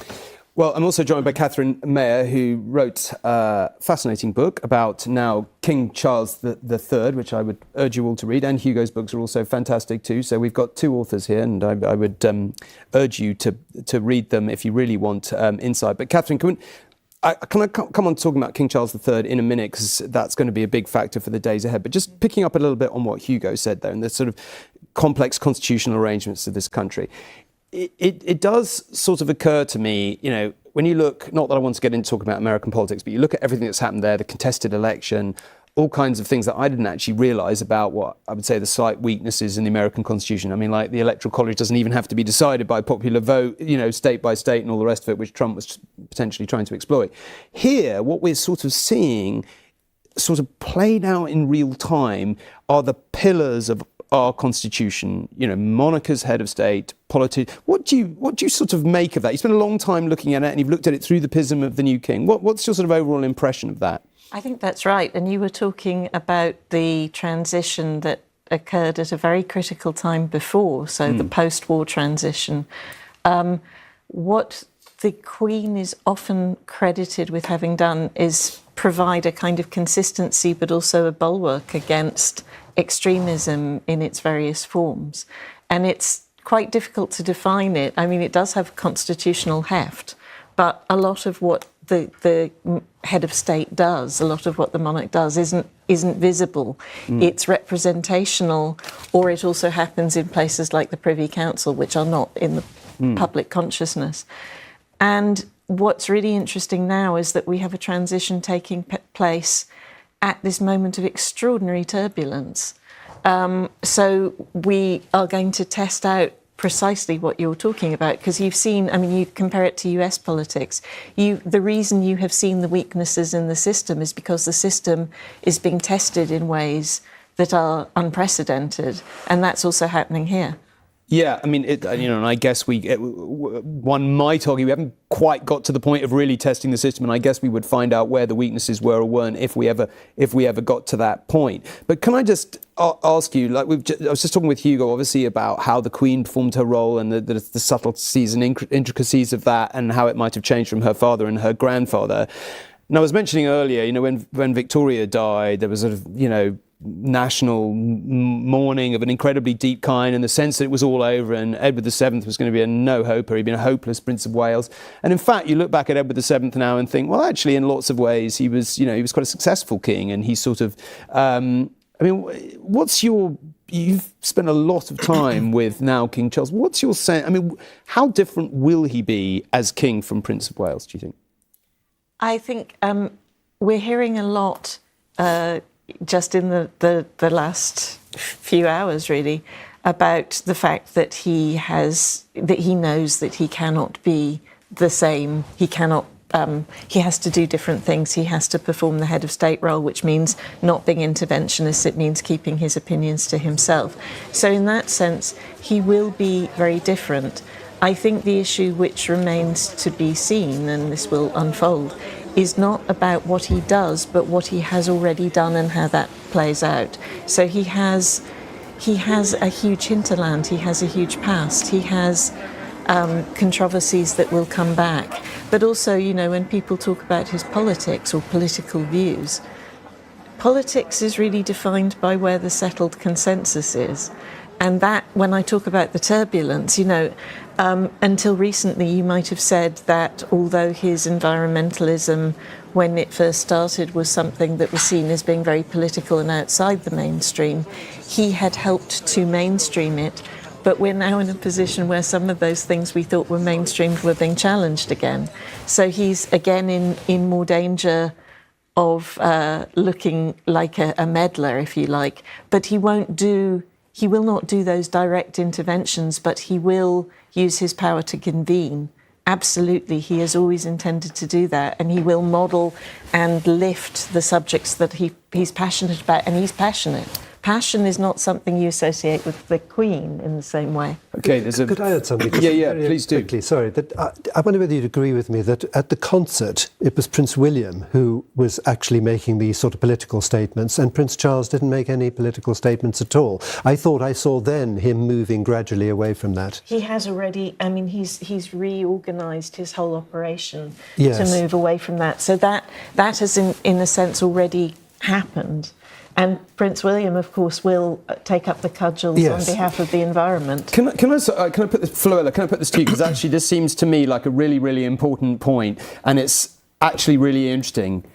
Is it right to say, do you think that the monarch, and particularly the Queen, was a bulwark against extremism?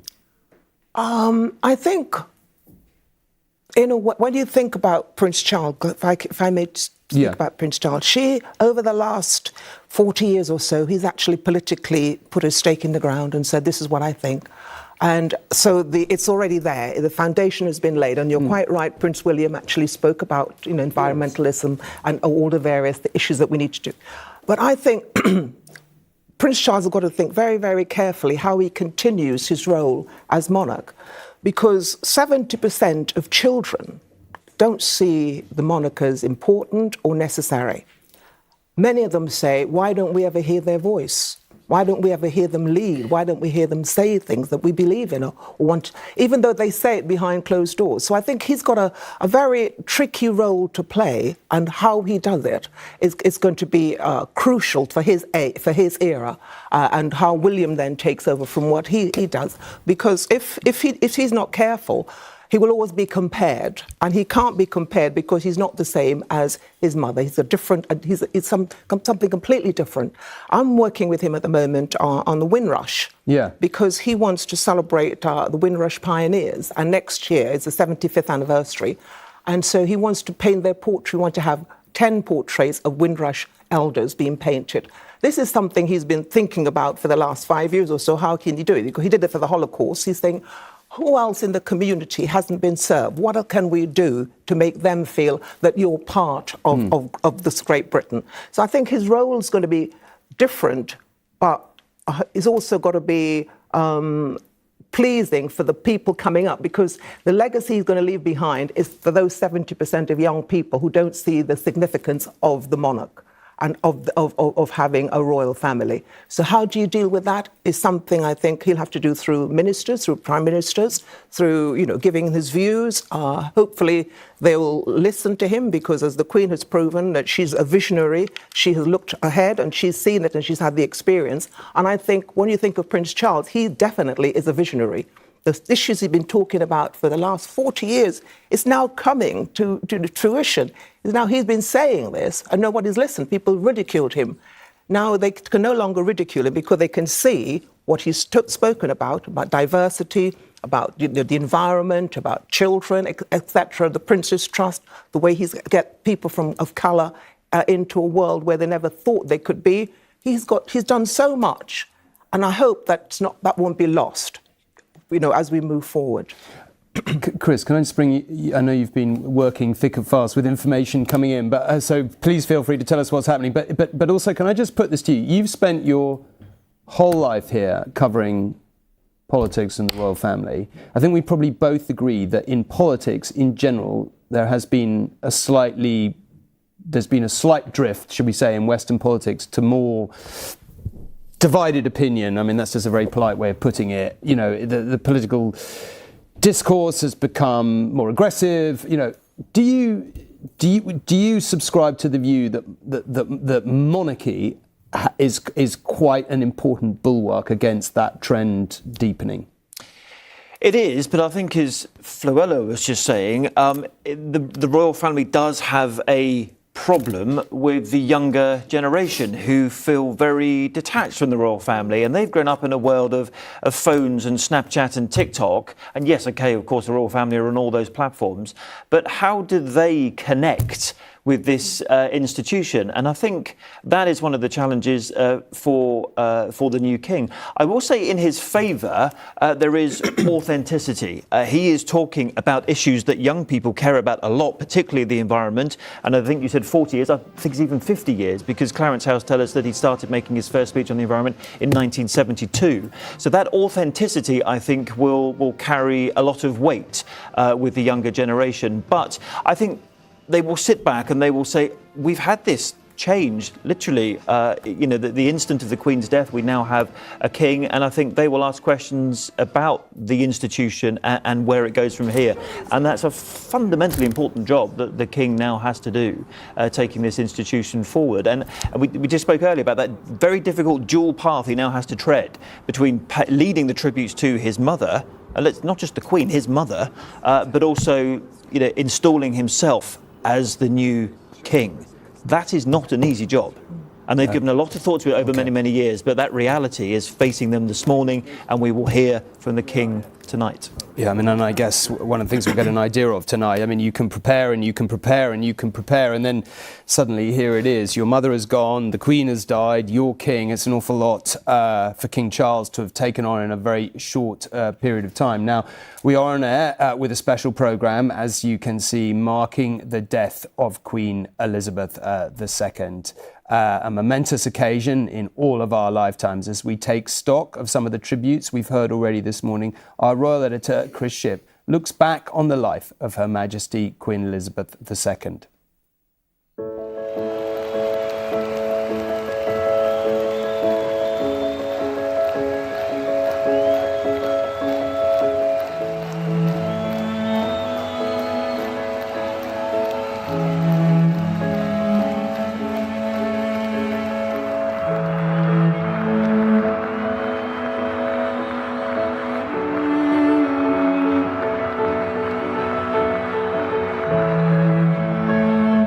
I declare before you all that my whole life, whether it be long or short, shall be devoted to your service and to the service of our great imperial family to which we all belong. On her 21st birthday, Princess Elizabeth made a speech that would define her life. She didn't know then she'd become our longest-serving monarch. When she was born to the second son of King George V and Queen Mary, she was never expected to become queen. What she was expecting was a relatively simple life, a country girl in a family on the periphery of the monarchy, with a focus on dogs and, of course, horses. But the sudden coronation of her father George VI, following the abdication of his brother, changed everything. And with the early death of her beloved father, Elizabeth became queen at the age of just 25.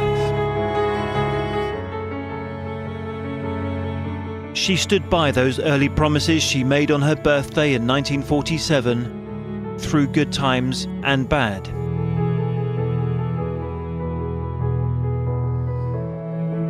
She was the head of state, someone who offered to so many identity, continuity and pride. An embodiment of Britain and of the Commonwealth. And as she promised, she did serve her whole life.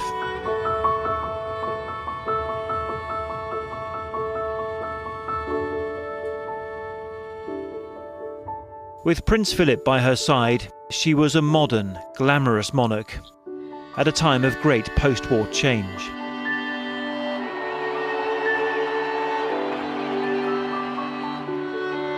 What she might have lacked due to her age and her inexperience, she made up for from the outset with a formidable commitment to the role. The fascination with the couple stretched far beyond the UK. She was more than just a British queen. She was Queen of the Realms and head of the Commonwealth, a growing association of former colonies and newly independent nations.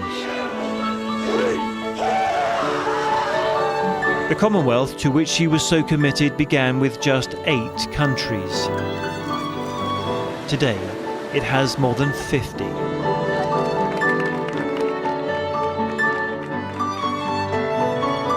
So she visited, she toured, she travelled far and wide. She would be seen in the countries which were new republics. And she would be seen in the countries where she remained head of state.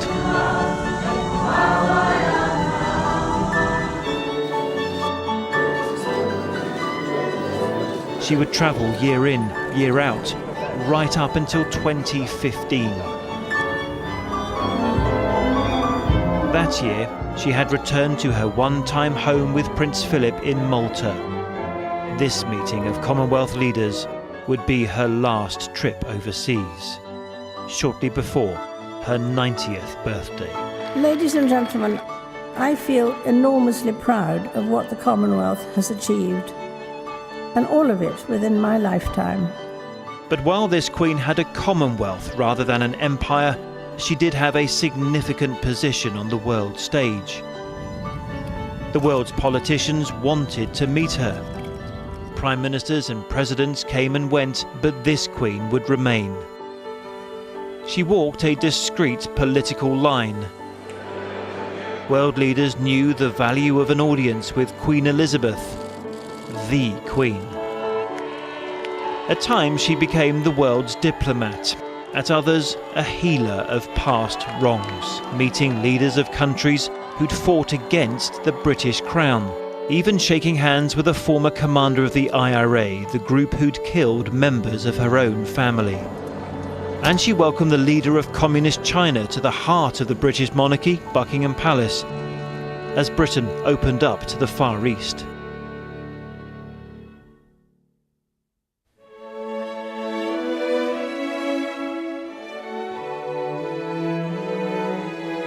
She was the mother of the nation, someone everyone knew, as well as a mother to her own 4 children. She had to protect her private life as well as theirs. Never an easy task when their lives were also lived in the public domain. Particularly for Prince Charles, our future king. His marriage was at first a cause for celebration, but then of heartache. So too for her second son, another marriage that would end in failure. Both divorces happened in 1992, as well as the fire which ravaged Windsor Castle, a year the Queen acknowledged was among the most difficult. 1992 is not a year on which I shall look back with undiluted pleasure. In the words of one of my more sympathetic correspondents, it has turned out to be an annus horribilis. If anyone in the institution had thought the worst was behind them, they would be proved wrong.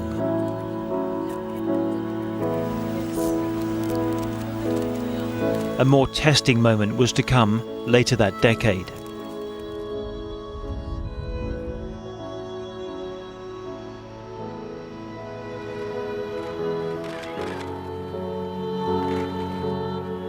The Queen remained at Balmoral with Diana's two sons, her grandsons, to protect them from the public gaze. The grief in the rest of the country turned to anger. It healed only when the Queen returned to meet the mourners and found the words to quell the discontent. She was an exceptional and gifted human being. In good times and bad, she never lost her capacity to smile and laugh, nor to inspire others with her warmth and kindness. I admired and respected her for her energy and commitment to others, and especially for her devotion to her two boys. The Queen knew that in her role as head of nation she was a focus of both national grief and national celebration.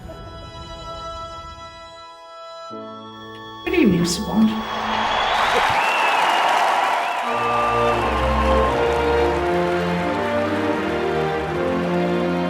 When London hosted the 2012 Olympics, it was a moment when the formality of her role was suspended momentarily to amuse those watching in the stadium and around the world.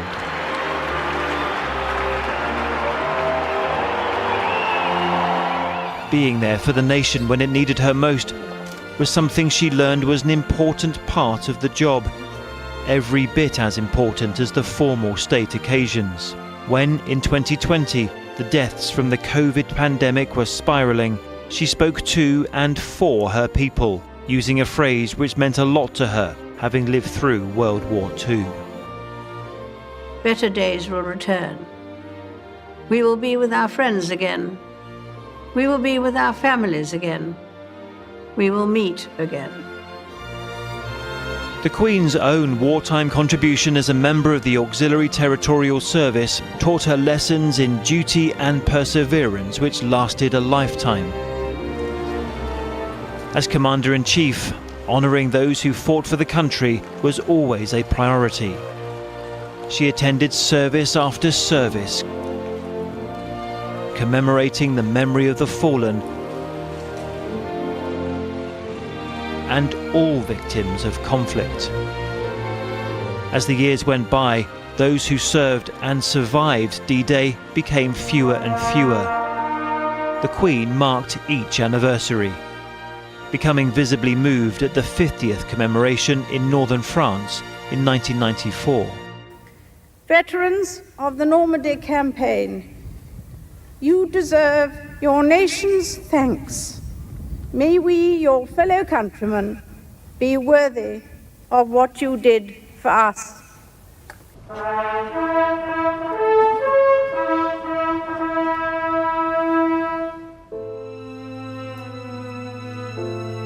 Right to the end, Remembrance Sunday remained one of her most important events, even when she was no longer able to lay her wreath, even when she was forced to cancel her attendance at the cenotaph. Her family had all served in the military, as tradition dictated, and she was head of an ever-growing dynasty. In her later years, attention shifted to the future king and the two who would follow, Princes William and George. The succession of the House of Windsor had been secured with William's marriage to Kate, a couple who did find a workable balance between public and private. The Queen's only daughter Anne, the Princess Royal, found happiness in her marriage second time around. And in later years, the Queen was particularly close to her youngest son Prince Edward and his wife Sophie. But there were many difficult family moments too. Harry's marriage to Meghan brought a smile to the nation but masked the couple's personal unhappiness. They brought Archie to Windsor Castle but left Britain 6 months later. A very public and painful parting of ways. Then there was Andrew. She loved her son so dearly but had to relieve him of his royal duties. The Queen couldn't allow the wider monarchy to be damaged by the serious allegations he denied, and Andrew paid out to settle with his accuser.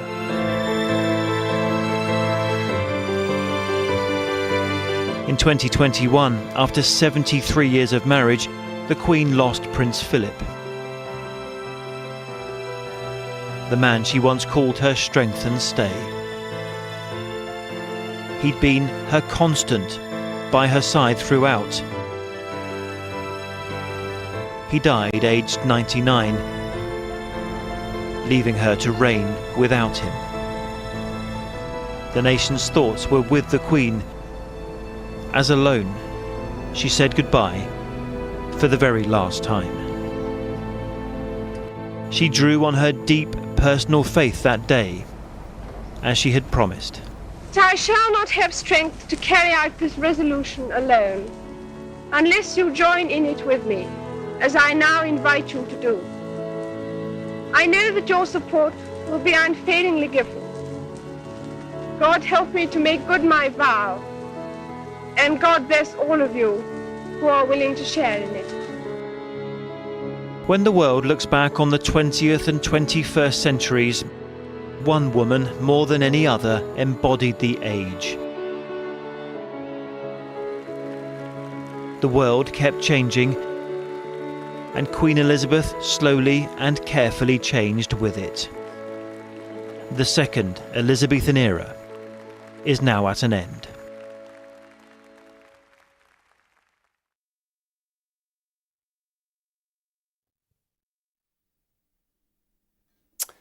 Now, the Queen was not just our monarch, but a world figure with impact all around the globe. And I think it actually is hard to overstate that. And many leading figures, as you would expect, have been paying tribute to her. Charlene is here to tell us exactly who and when. Yeah, thanks very much, Tom.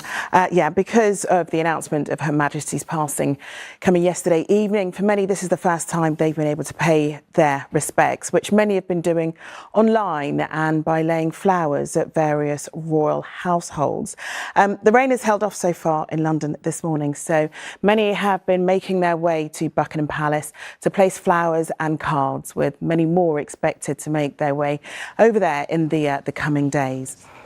And this morning, over at Windsor Castle, the warden stood outside as flowers were being laid there. I remember standing outside there when Prince Philip passed. And there's a particular poignancy when you watch them stand in silence as members of the public gather outside, coming to terms with a huge change in history. The Premier League will decide today whether fixtures will go ahead following the death of the Queen. So the spontaneous outpouring of emotion from West Ham fans last night at their game against FSSB was quite peaceful. Let's take a listen.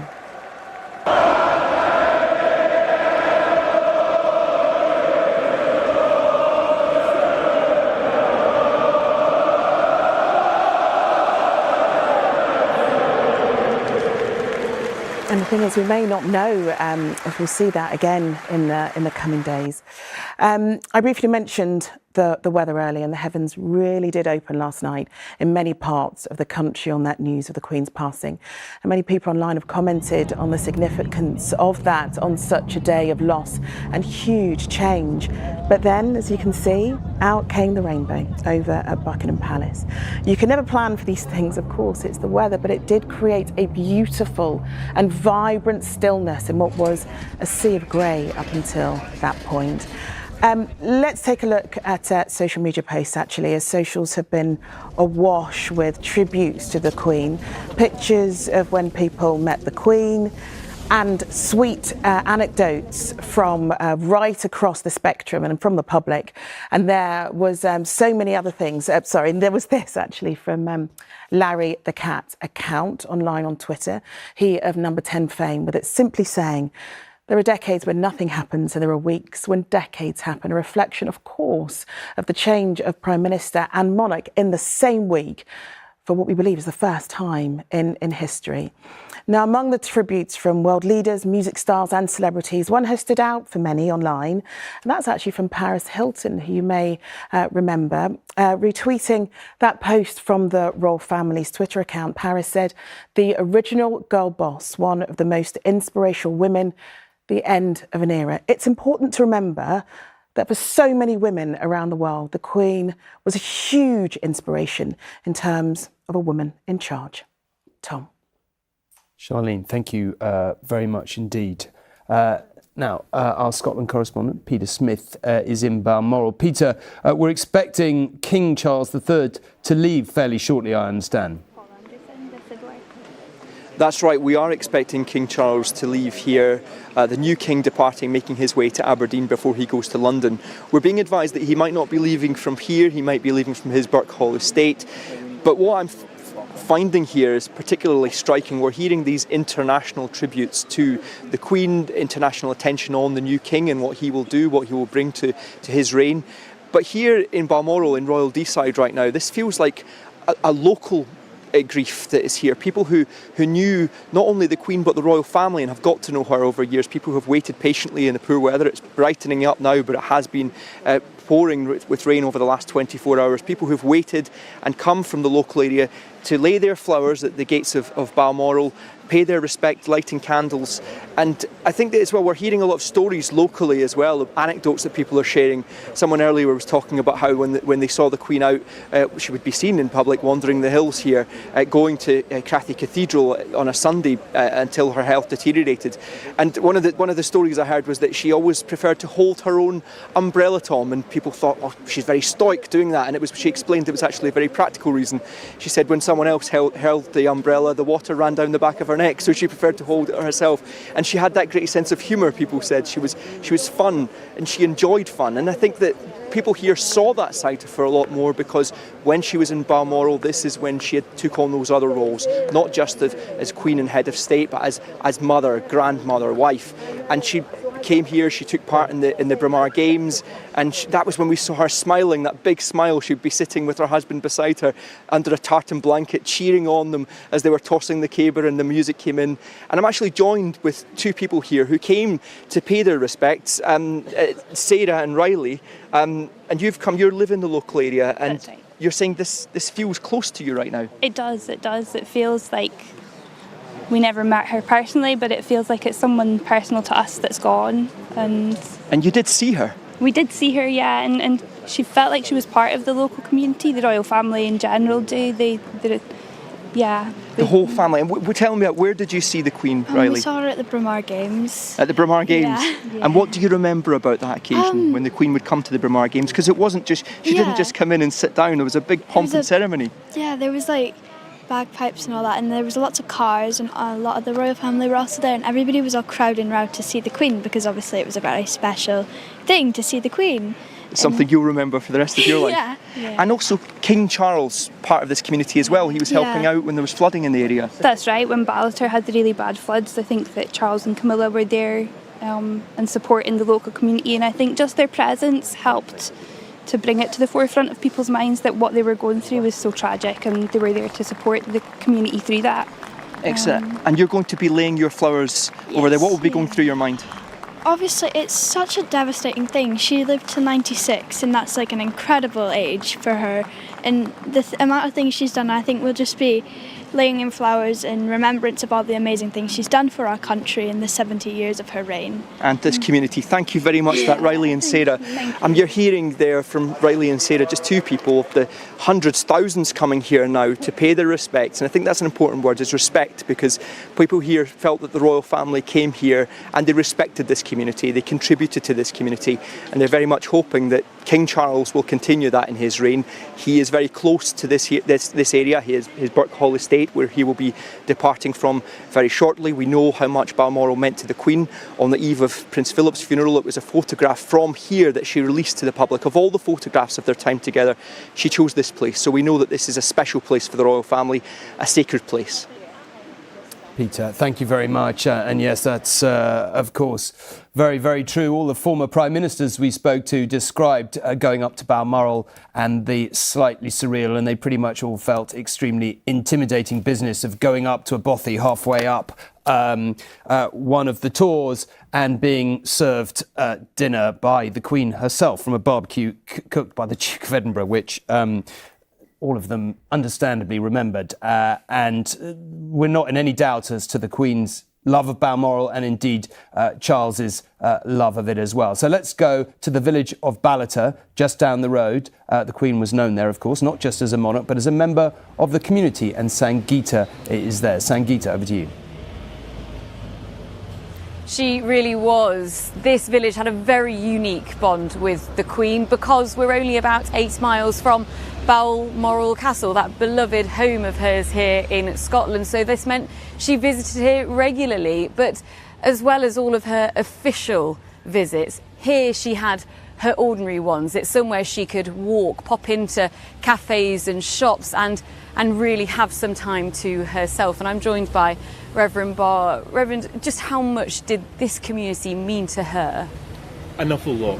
Her Majesty has lived in this community for 30% of her life, not her time as her Queen, but her whole life. So yes, a massive amount to this community, more than just a Queen.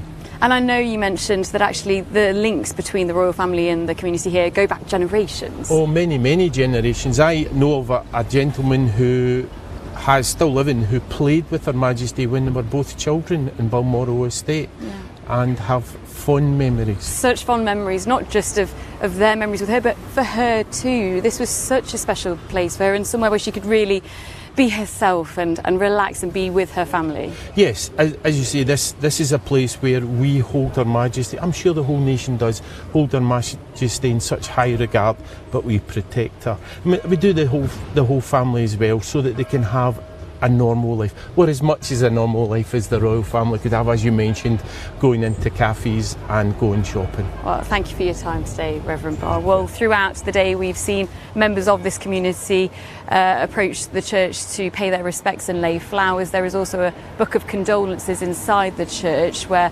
people will sign their memories with the Queen, and that book will be given to the royal family after her funeral, so they know how much she meant to them. Okay, Sangeeta, thank you very much indeed. Well, it is just after 11 o'clock and we are on air with a special programme marking the death of Queen Elizabeth II.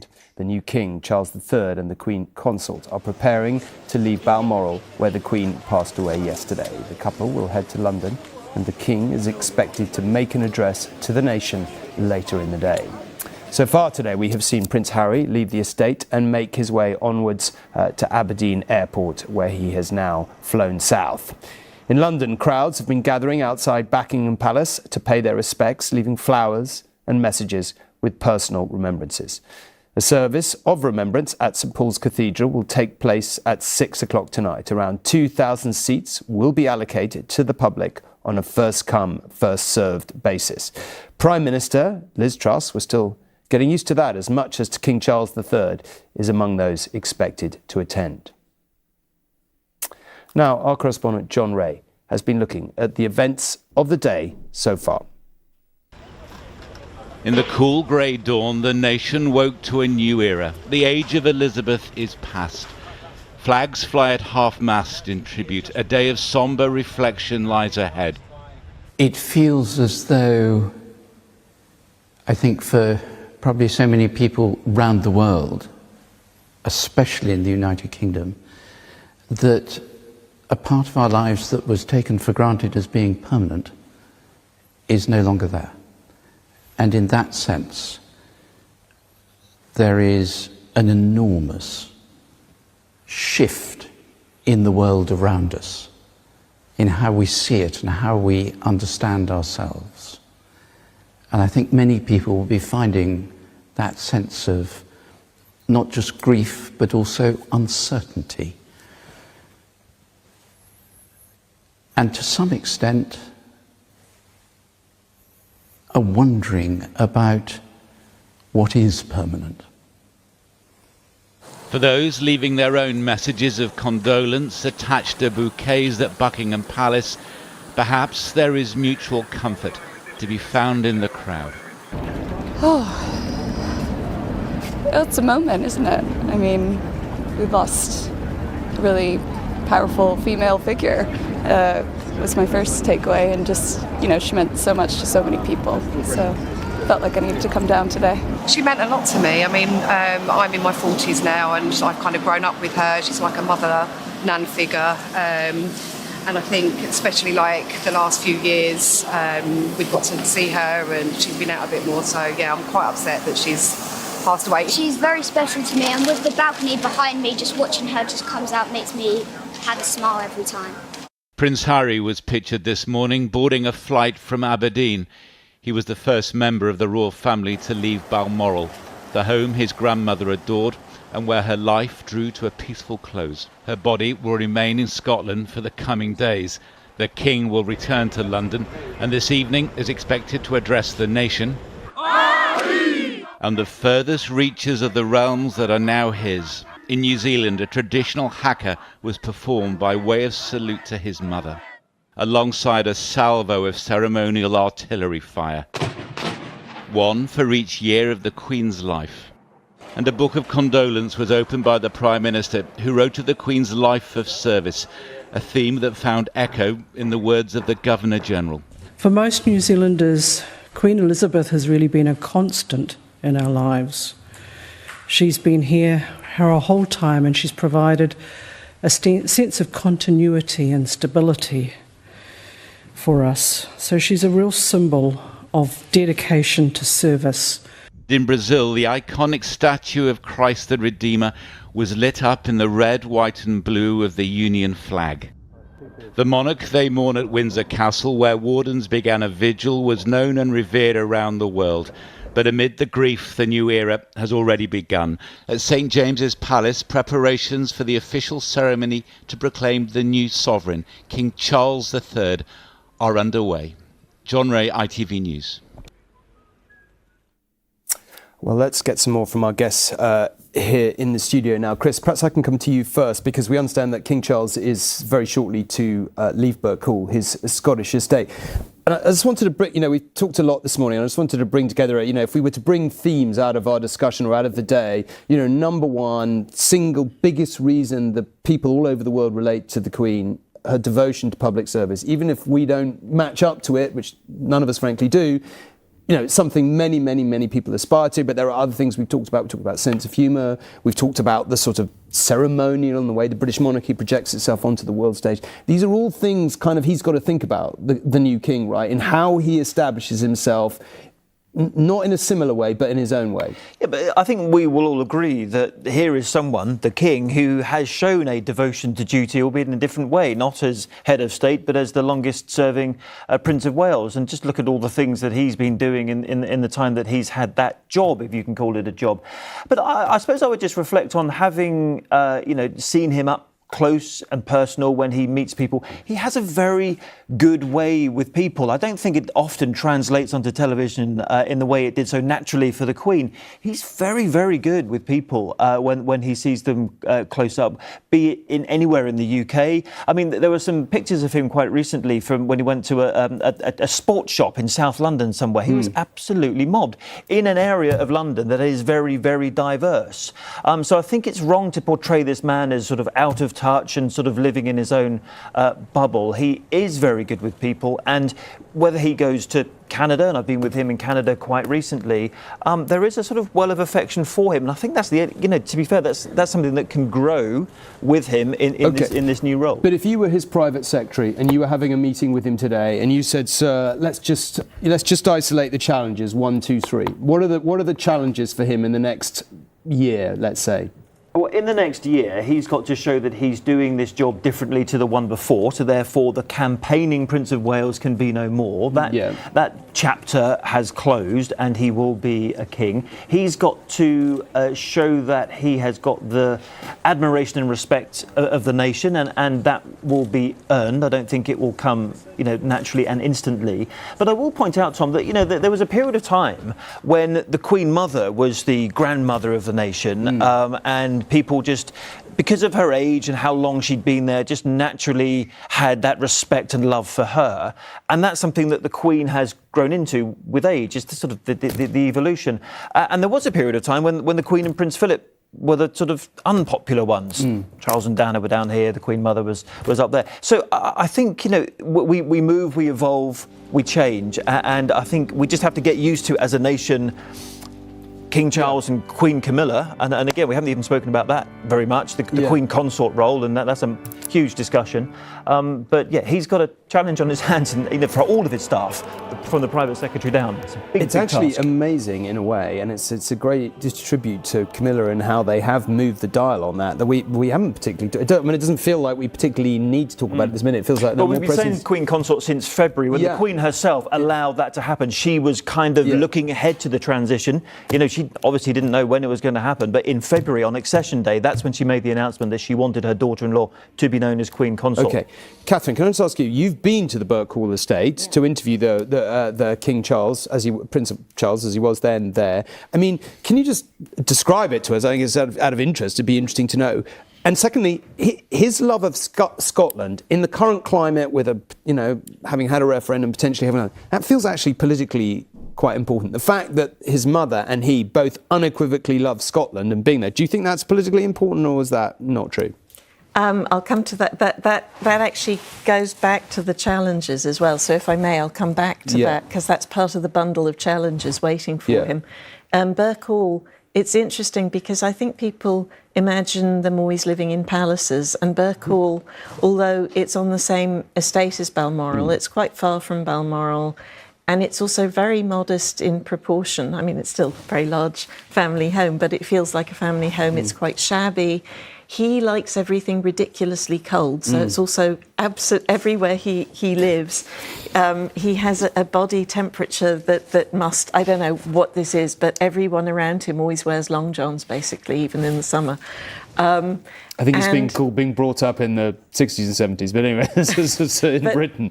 But it's also, his garden, his love of gardens and gardening is famous, but he creates all these places in his own image. So he has changed Burke Hall to have this extraordinary garden, but it has all of these touches that are very Charlesian, including a stumpery, so he reuses dead trees to create a kind of living landscape. And he has these nooks and crannies where he goes and sits and reads learned tracts about, sort of obscure bits of Christian doctrine. That is very Charles. But I went there when Prince George was a baby, and the William and Catherine were there, and the reason that they were there was that Charles was teaching William how to perform a knighthood with a sword without decapitating. How these bits of tradition are passed on is that is the best piece of small trivial information we've had so far. Hugo, can I just wanted to ask you about the international dimension for a moment, because one might argue, and of course we don't know what's going to happen in the future, that Britain will never have a figure of any background description that is so iconic as the Queen, and that's just partly, I guess, the generation in which she was brought up and all the rest of it. But the eyes of the world are going to be upon us in the next 10 days. What do you think about that? And what does Charles have to think about as king and how he projects himself on that stage? Well, I have a feeling that he becomes a different person the moment that he becomes king. We shall see this, I think, over the next few days. In the same way that Edward VII did, same way, fun enough, that Camilla did. I mean, Camilla was kind of treated as the hated mistress right up to the day they got married.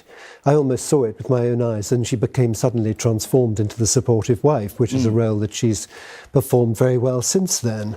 And I think I also have noticed him, I don't really want to say that he's been assuming gravitas, because he's always had a certain amount of gravitas, but when he stepped in for the Queen, when he's done the Trooping the Colour, when he's done the opening of Parliament, he's proved that he can just slip effortlessly into that role. And to be honest, I don't think he should do too much. I think he should be himself. I think he should let us get to know him in this new incarnation. And, as you say, he's very good at meeting people. He will be meeting a great number of heads of state and people from foreign countries coming over for the Queen's funeral, which will be a massive occasion, as you know. Yeah. A big reception he has to have for them. And he's going to be going round, as you also know, to be seen in different cities like Edinburgh and Cardiff and so forth. So just take it easy, I think, would be, if I was his private secretary, would be that my advice. Just very briefly and finally on that, because you mentioned Edward VII. Just tell us, I mean, Edward VII, as I said before, considered a bit of a no-hoper as Prince of Wales, generally, I think, very well regarded by history as king. I mean, did he do anything particular to change, or did the nation just think, oh, well, actually, he's king and he's not so bad after all? I think it was partly that, but I think also that, Queen Victoria had lived for a very long time. He sort of threw open the windows of Buckingham Palace, cigar smoke, sort of permeated the corridors. He gave massive sort of balls and sort of levees and all sorts of things. We hadn't really seen Queen Victoria in London very much before that. He also, because of his sort of, you could say, slightly sort of dodgy, enjoyable personal travels in Europe, nevertheless, he then was able to sort of entente cordiale could follow. He was very good in Paris. He was well known and liked in these cities, and he did a splendid job. He wasn't there for very long, but I think history looks well on him there. And of course, as Prince of Wales, yes, he was a sort of renegade figure. That cannot be said of Prince Charles. I mean, Prince Charles is a very dedicated person. Yeah, no, I think... So from that point of view, he's already several steps ahead of the game. Yeah, OK. I don't think anyone would describe Prince Charles as a renegade, to be fair. So, yes, indeed. Now, Martin is at Buckingham Palace, a key location in this moment of mourning.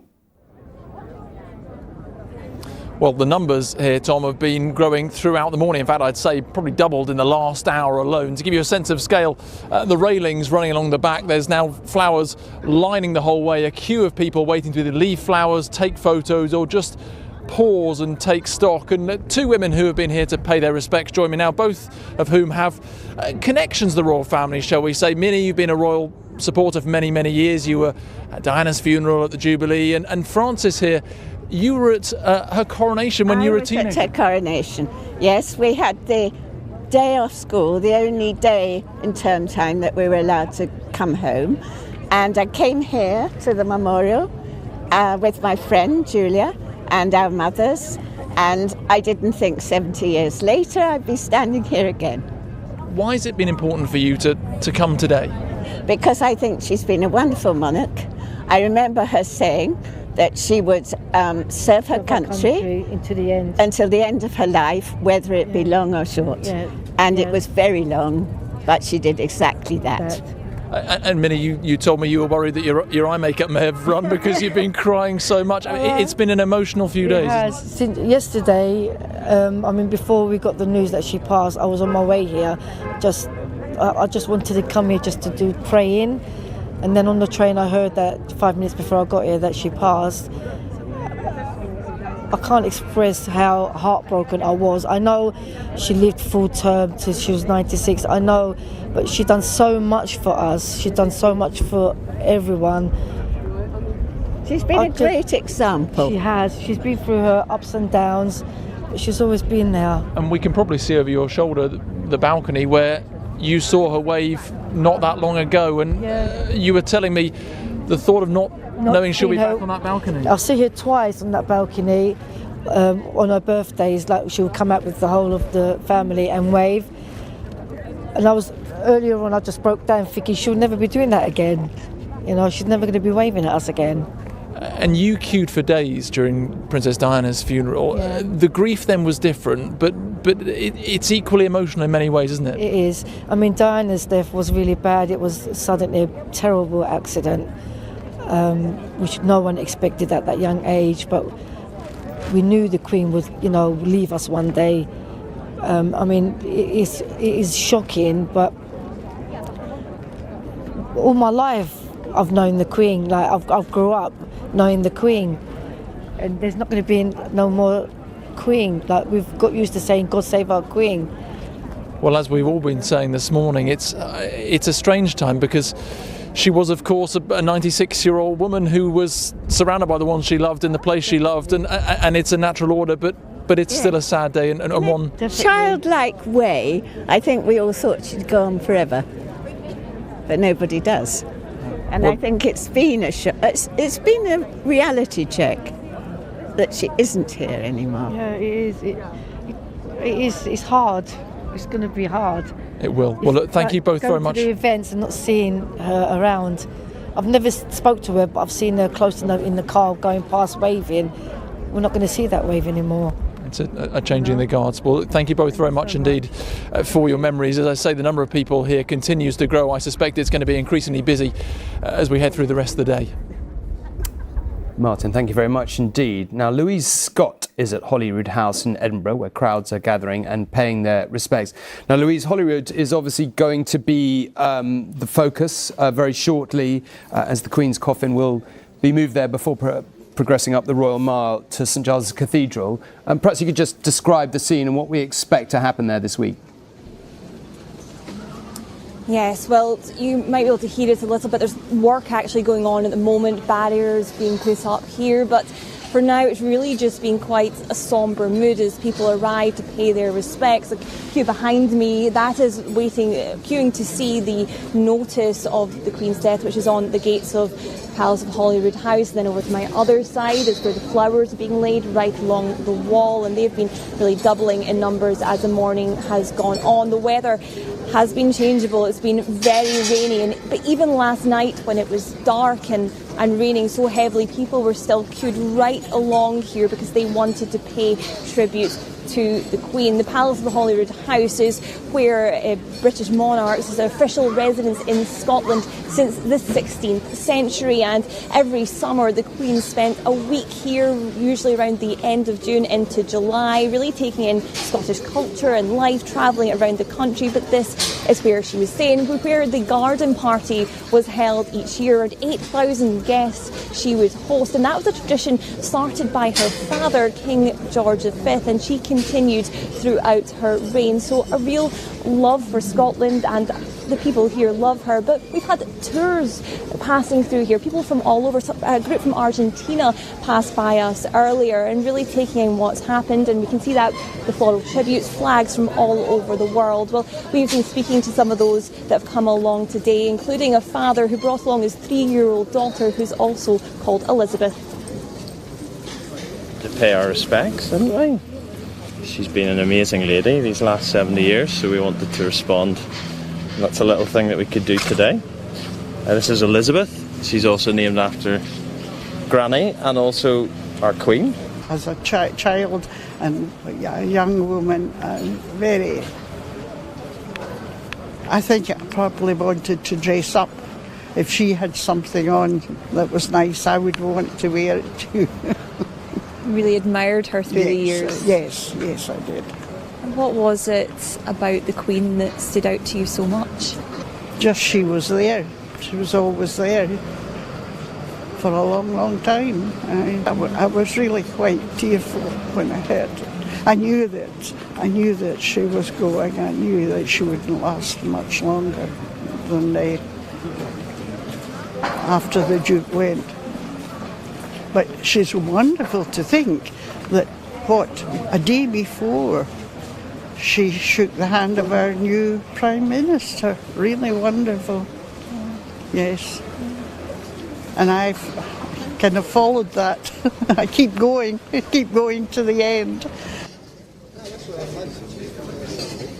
Well, that was 98-year-old Hilda there, and she just stays in apartments next to Palace of Holyrood House. She said at one point she had the Queen and the Duke of Edinburgh as her neighbours. Well, as you were hearing there, the Queen's body will be taken from Balmoral in the coming days and taken here to Holyrood House. The King Charles will come back to Edinburgh, and there will be a service at St Giles Cathedral, which is further up the Royal Mile, and there will be a procession from here up that Royal Mile to St Giles Cathedral with the coffin.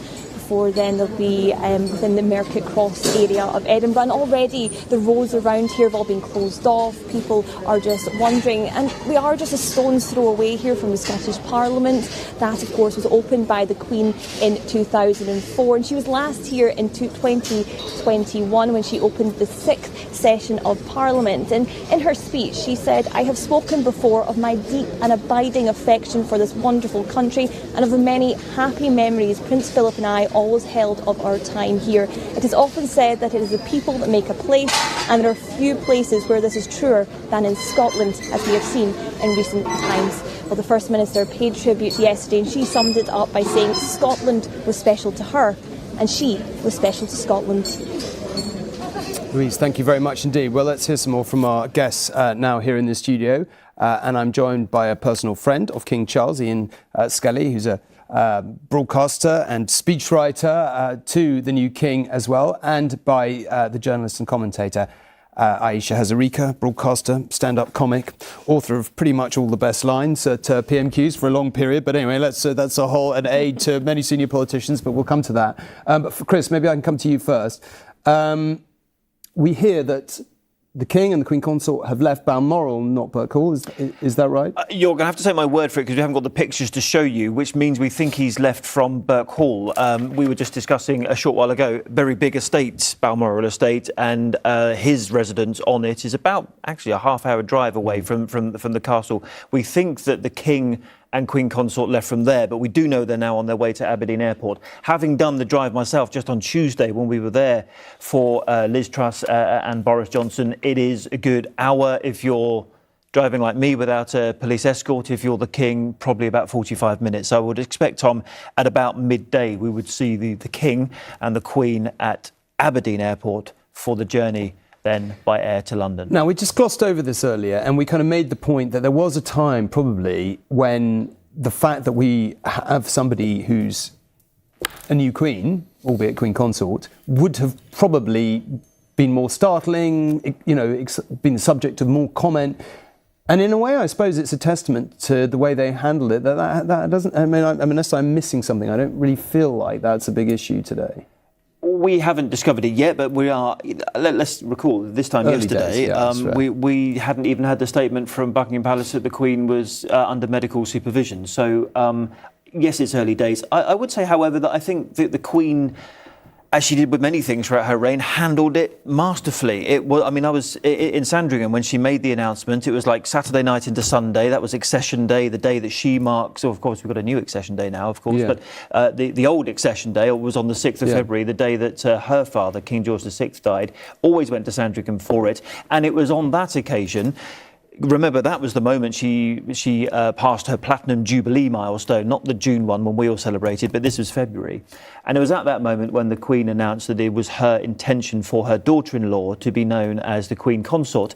And she was able to do that for a number of reasons. One, it was coming from her, but also she knows the support that she got from Prince Philip as consort throughout her reign, but also she knows the support that her mother, Queen Elizabeth, the Queen Mother, gave to her father, King George VI. So she knows the role of consort was very important, and she was basically smoothing the transition back in February for what happened yesterday and today. Fascinating stuff. Ian, I'm not going to press you on whether you have indeed written some lines, or indeed all. I'm sure you will say it's King Charles's words tonight, but I know you have written speeches for him in the past.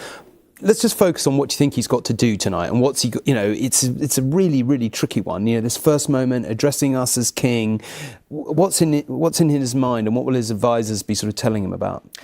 Well, he has his own mind, and I think he probably will have decided what he wants to say himself. And I think what we'll hear is someone speaking about the death of his mother and about the death of a woman we've all known as Queen. So it will be a very personal statement and one reflecting on the loss. This today, and indeed for the rest of this week, I think what you'll see here is the focus on the Queen, not on the new King. And that's his wish. So the services, for example, that he will attend in Edinburgh and in Belfast and in Cardiff and in London, they will all be focused on the Queen. There will be memorials to her. It won't be about the new King this week, and that will be his wish. And I think that's what we'll see in this television address tonight, his own personal feelings about the loss of his mother and what she has done for this country. What do you think his personal... I mean, you know, one of the things that was said yesterday has been said again today and is true, and many people watching this programme will know this from their own lives. It's a great mistake to think because someone is old that has any impact on the grief you feel, because I think we all know that when you lose someone you love, even though you may have expected it, even though that person may be old, even though that person may have had a great life, it still hurts like anything.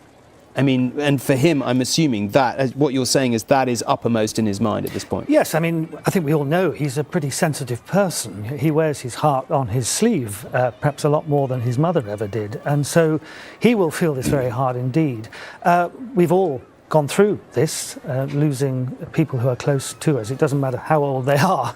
You do feel a great sense of loss. And of course, this family is somewhat unique in that because of the pressure that they're under all of the time, they are a lot more in contact with each other than maybe most families are. You know, he's been up in Scotland since August. He has been in daily contact with her. He's been seeing her most days, and under normal circumstances he would talk to her, you know, at least once or twice a week.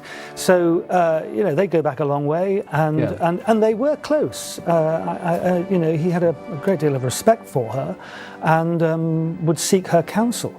So yeah, I think he's feeling, as indeed the entire family will be feeling, a huge personal loss. Aisha, it's your job as a commentator to kind of try and work out, I guess, to some degree, where the public mood is, and as a political advisor, you must have been doing that the whole time. What do you think the mood is? I mean, can you crystallise it both in terms of the Queen's passing, but also in terms of the new King and the challenges ahead? I think people are at the moment processing their grief, and I think what's been very interesting about this moment is that we knew it was coming. It was something that we had talked about for a long time as a society, but when the news came yesterday, I think the feeling that so many of us are having is a lot of us are surprised at just how upset, on a visceral level, how upset that moment was. I mean, I was in the newsroom yesterday. I mean, I actually was crying. I'm not a massive monarchist. I felt that it was a very overwhelming moment. And I think people from all backgrounds, all walks of life, across the political spectrum, including people who are no fans of the monarchy, we are experiencing the end of an era at a time when there is this backdrop of real anxiety. We've had political uncertainty, we've got this economic crisis, there is global uncertainty at the moment with this war in Ukraine. It is a period of anxiety for people, and I think what a lot of us are thinking at the moment is we're recognising that we were Elizabethans and that era has come to an end. This is a moment of history, this is a passing of time. And we're reflecting on the fact we did have that stability which overhung our politics in a very gentle way, but a pervasive way, across every aspect of our society, from the money that we held in our hand with the Queen's face on it to singing God Save the Queen, even our top lawyers, Queen's Counsel. We are going to go through a change in society, and I think you're absolutely right. I think at this stage, people are really reflecting on their love and affection for the Queen, and also thinking, particularly when you look at public service, what is it to be a public servant? And at a time when we really do need our pop up, I think a lot of people are hoping that our political figures, while the Queen was fastidiously non-political, she was such an assiduous public servant. I think many of us will hope that politicians and public servants really take that as her legacy and perform that kind of role in their own duties right now. OK, well, we've just, I think, got a still of King Charles III and the Queen Consort Camilla leaving Balmoral. There it is. appears to be driving. Picture, Tom, but it's the first time we have seen the King sitting in the back there and the Queen Consort in the front. That's often how they travel. Camilla, she often travels in the front of the car, or the Queen Consort, which we call her now, obviously not Camilla. This was driving through the village of Ballater, which is very close to the Balmoral estate. So we think they left Burke Hall, the property we were just talking to you about a few moments ago, and this is a picture of them driving through the village of Ballater. Well, presumably he sits in the back because he's working on papers and all the rest of it. He's got this massive speech tonight. I mean, ordinarily Prime Ministers sit in the back of the car, but because actually, it's just a bit of personal information that the Queen Consort, Camilla, does get a bit car sick, so that's why she always uses the front seat, and that's how she normally travels, in the front of the car. Yeah, I mean, one of the things that I guess is not to be underestimated in any way is the volume change. You go from being the heir to suddenly red box, daily issue, a lot in it, vast amounts of government business you've got to be across. I mean, that change has already happened, right? I mean, Yeah, but and Tom, in a way, I wouldn't say the workload for the new king is going to be massively different. You will know that he's often, for decades now, has been working until 11, 12 o'clock at night on papers. In any case, he'll just have even more boxes, or he'll maybe have to discard a few of those that he can no longer deal with. But his workload was phenomenal and always has been. Well, I think you should recognise that he's been looking at those red boxes for years anyway. He's seen a lot of the papers that the Queen would have seen. Out of interest, do you know what's in the red box? I mean, do either of you know what's in the red box? I mean, obviously you can't give Aisha, you're familiar with what goes into a red box. You can't suddenly have every single piece of government business in the King or Queen's box. So what's, I mean, it's distilled, obviously. Yes, well, there's a daily briefing, I think, from Westminster. There will be matters of state that the sovereign has to sometimes sign. There'll be papers that come in from abroad, from the Commonwealth countries, from Canada, from Australia. It's not just this government that provides that information. So it's basically huge amounts of briefing and the sorts of documents that have to be signed. I mean, one of the things that he has to do, I'm not sure if he's yet done it, but he has to reappoint the government, which is a process, and it involves paperwork. So the daily grind of government is what goes into that red box. Having covered either politics or the royal family for 30 years, I really should know that, but I don't think I do. I didn't. Did you know that the government has to be reappointed? I mean, I did know that, but one of the other things is, having been a special advisor in government and a civil servant, the tyranny of the red box cannot be underestimated. And the red box will be, it'll be very selected what goes in. A very good principal private secretary will do a very, very good job of putting in only the things that are essential. But you have to do your homework every night to keep on top of the red box, because the red box is relentless, whether you're a junior minister, whether you're a cabinet minister, whether you're the Prime Minister. And I think one of the things that was really noted about the Queen is she was fastidious about doing her red box, and you really do have to keep on top of it. And he does, by the way. I've been told that, these huge amounts of papers go up. He gets a bit annoyed sometimes. It's always at the weekend when everyone else is having their weekend off, but they come back very efficiently. And Tom, of course, the new Prime Minister was not sworn in as the First Lord of the Treasury, because the Privy Council that was meant to happen virtually was cancelled because of the Queen's ill health on Wednesday evening. So that part of her job, First Lord of the Treasury, she still hasn't taken that. It's interesting. Originally, the Prime Minister was not the Prime Minister. Was he or she was originally First Lord of the Treasury, and the role of and became known as the King's Minister, and then the role of Prime Minister developed somewhat later. Anyway, these things may seem arcane, but they are obviously important in weeks like this as we work through the constitutional aspects of this transition. Now, let's go to Buckingham Palace and Nina. Thank you, Tom.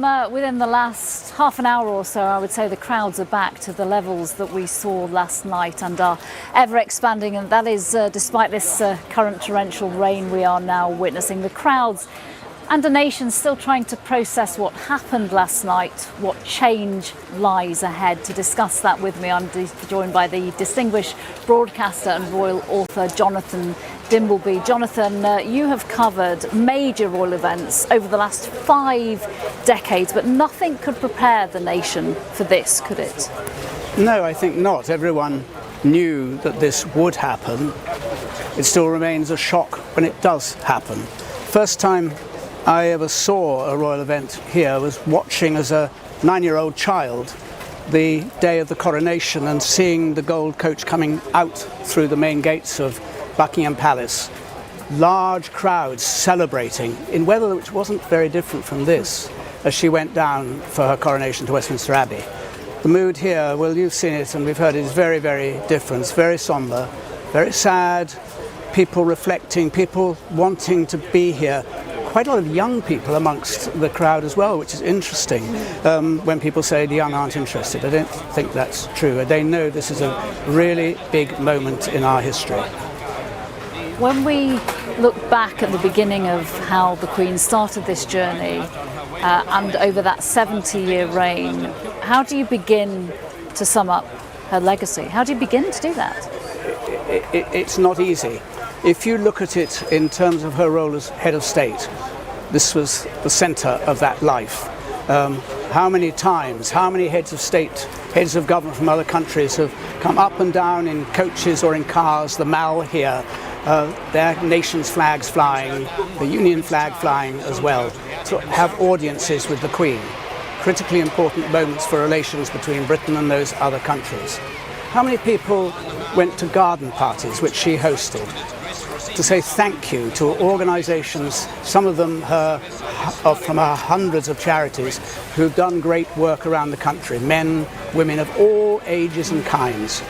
How many investitures did she conduct here? People who performed in all walks of life distinction. That was her flat, her home as well, and her office. And it was there that she went through her red boxes diligently, 2 red boxes sometimes, from the very start of her reign. I say diligently. Prime Ministers did say and have said, one past Prime Minister said it to me, that you were jolly careful to have done your homework before you went in, because she had done hers before she conducted that weekly meeting. They were very important. And I think of we think of her now in her latter years as frail. I think of her too as a young woman, a woman in the prime of her life, travelling the world, having ticker tape reception in New York when she went down Broad Street. And then South Africa, after the liberation of South Africa, meeting Mandela and having the most sensational time.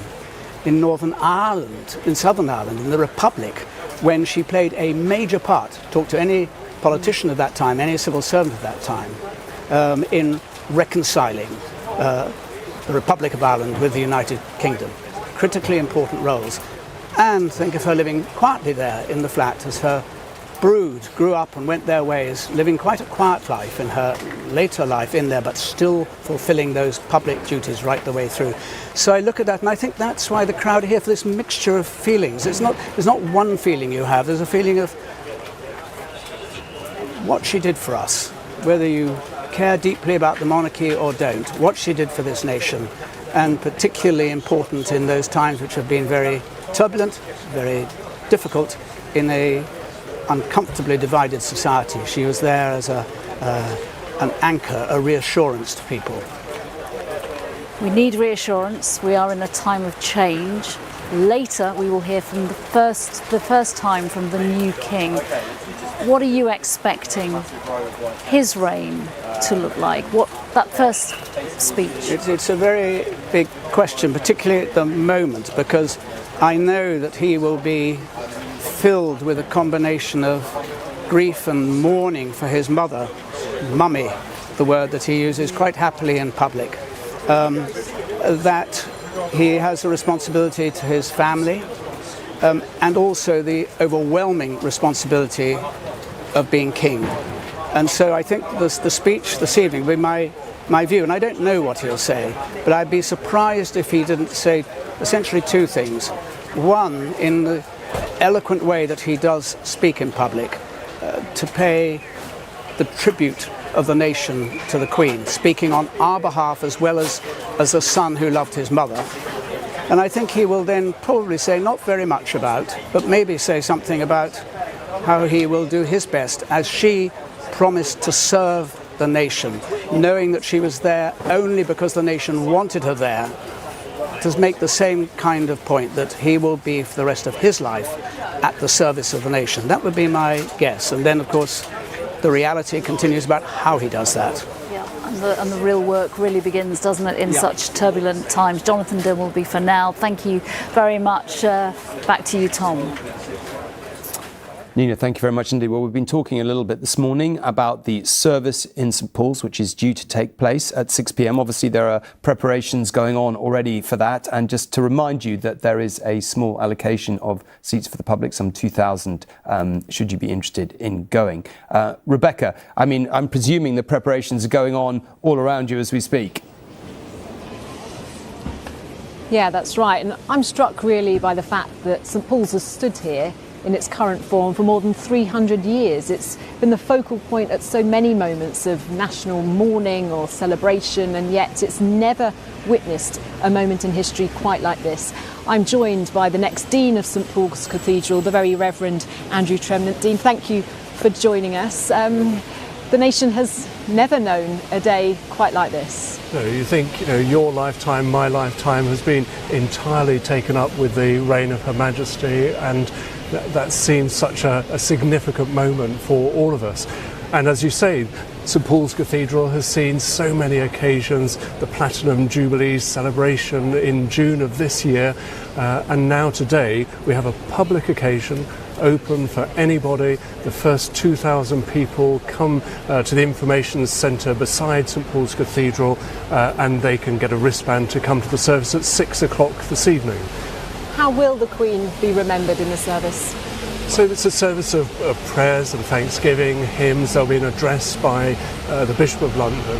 And of course it's really important that this is taking place in a cathedral church. She was the head of the Church of England, but more than that, she had a deep and abiding personal faith in Jesus Christ. She really lived that faith, and before her coronation she asked for the prayers of all people across the Commonwealth of Nations and the Empire across the world for their prayers, and really this is part of that, continuing to hold her in prayer. Significant too, I think, that it's open to members of the public. Why is that so important? Well, that's really important. There'll be, absolutely rightly, there'll be many, many occasions for state officials, heads of state, other dignitaries to come on an invited basis. But today this is really for the people. This is for anybody who would like to turn up. They just come, get one of their wristbands, and then take part in this wonderful service for 2,000 people under the dome of St Paul's Cathedral. And what will the atmosphere be like in the cathedral this evening? Well, I think we're all in that strange sense of deep mourning, of loss, a slight sense of disbelief that this is something we've all known would happen at some stage, but when it actually happens, it's nonetheless a shock. So this is a moment of reflection and of prayer, also of gratitude, I think, a real sense of her service to the country and acknowledging that. The fact that just days before her passing she was putting in a new Prime Minister, that shows a real dedication to duty and service that's costly. So I think the opportunity to give thanks to God for that, and to do that with a whole bunch of people. And of course this will be broadcast live on television at 6 o'clock, so anybody will be able to see the service. As you say, she was the head of the Church of England. How did she fulfil that role? Well, in many ways, taking a personal interest in churches, living the faith herself, being very faithful in her prayers, in her worship, and a particular relationship with places like Westminster Abbey, where she was very well known and seen. But a great sense that this was her living out her faith. And of course we will hear from our new king. What kind of monarch do you expect him to be? Well, Rebecca, I was saying to you earlier that I had the very unnerving experience this morning. I'm Dean Designate at St Paul's Cathedral, and I was licensed by the Bishop of London this morning, and as I read the Oath of Allegiance, it was to King Charles III. And throughout my life I've always spoken of Queen Elizabeth II, so that really felt like a turning moment. Obviously this week is a time when we reflect very deeply on the life of Queen Elizabeth, but nonetheless it does feel like one of those page-turning moments. Finally, do you have any personal memories of the Queen? Well, I was privileged to be a canon of Westminster Abbey, so met her on a number of occasions. And on one of those, we were having to have signed off some very technical legal things. And we were told it was a very straightforward process. But actually, when we got in with Her Majesty, she was so interested and quite insightful and rather probing as well. You know, why am I spending my time doing this? So that was a rather lovely insight into her. But I think we all have personal memories of her, either in public or personal. Yes, so many recollections of her being knowledgeable and on the ball. Thank you so much for sharing those with us, Dean. And already round the corner, people are beginning to queue up to try and get hold of one of those 2,000 wristbands, which will allow them inside the cathedral to pay tribute to Her Majesty Queen Elizabeth II. Rebecca, thank you very much indeed. And in fact, Chris was just mentioning to me that we expect to hear from King Charles, the new king, at 6 o'clock, obviously broadcast live on television, but the audio of it will be played at the start of the service for anyone who is in the service. Now, there are going to be many days of tributes, of course, and there will be many events cancelled during this period of national mourning. In the last few minutes, the Premier League has announced all of its games this weekend have been postponed. MPs will be paying tribute to the Queen very shortly, so let's go to the Houses of Parliament, where MPs are gathering, and our political editor, Robert, is there. Robert, I gather that the new Prime Minister is due to meet the new King this afternoon, but maybe you can just talk us through in the round what's happening. So this morning there was a special meeting of the Cabinet, and it was held exclusively so that members of the Cabinet could share their memories of Her Majesty, welcome obviously the new King, King Charles III. There was a few moments silence at the end of it. Then there was a special Cabinet Committee chaired by Nadim Zahawi, the Chancellor of the Duchy of Lancaster, because of course there is a role for government in the period of mourning, although the period of mourning is of course led by the royal family and King Charles III. But there have to be discussions, for example, of if there's vital legislation that has to get through, how that can happen, given that we are expecting the House of Commons to be suspended next week. But today we have this special session of the House of Commons, of Parliament. In a minute behind me you will see parliamentarians troop through Central Lobby into Parliament, and Liz Truss at midday will lead 10 hours of MPs' tributes to Queen Elizabeth II.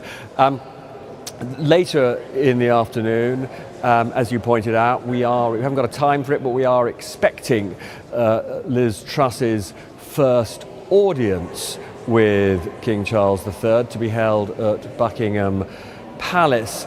And of course, although lots of people focus on the way that Queen Elizabeth II, was this sort of symbol of our nation, the sort of cultural aspects, vitally important, of how she performed her duties. She also, played, as all constitutional monarchs do, an essential role underpinning our parliamentary democracy. And so the other thing we're going to be seeing over the next couple of days is MPs swearing an oath of allegiance to the new monarch, because of course whenever they take their seats in the House of Commons they swear an oath of allegiance to the monarch, and of course we have seen in very sad circumstances the transfer of that role from Queen Elizabeth II to King Charles III.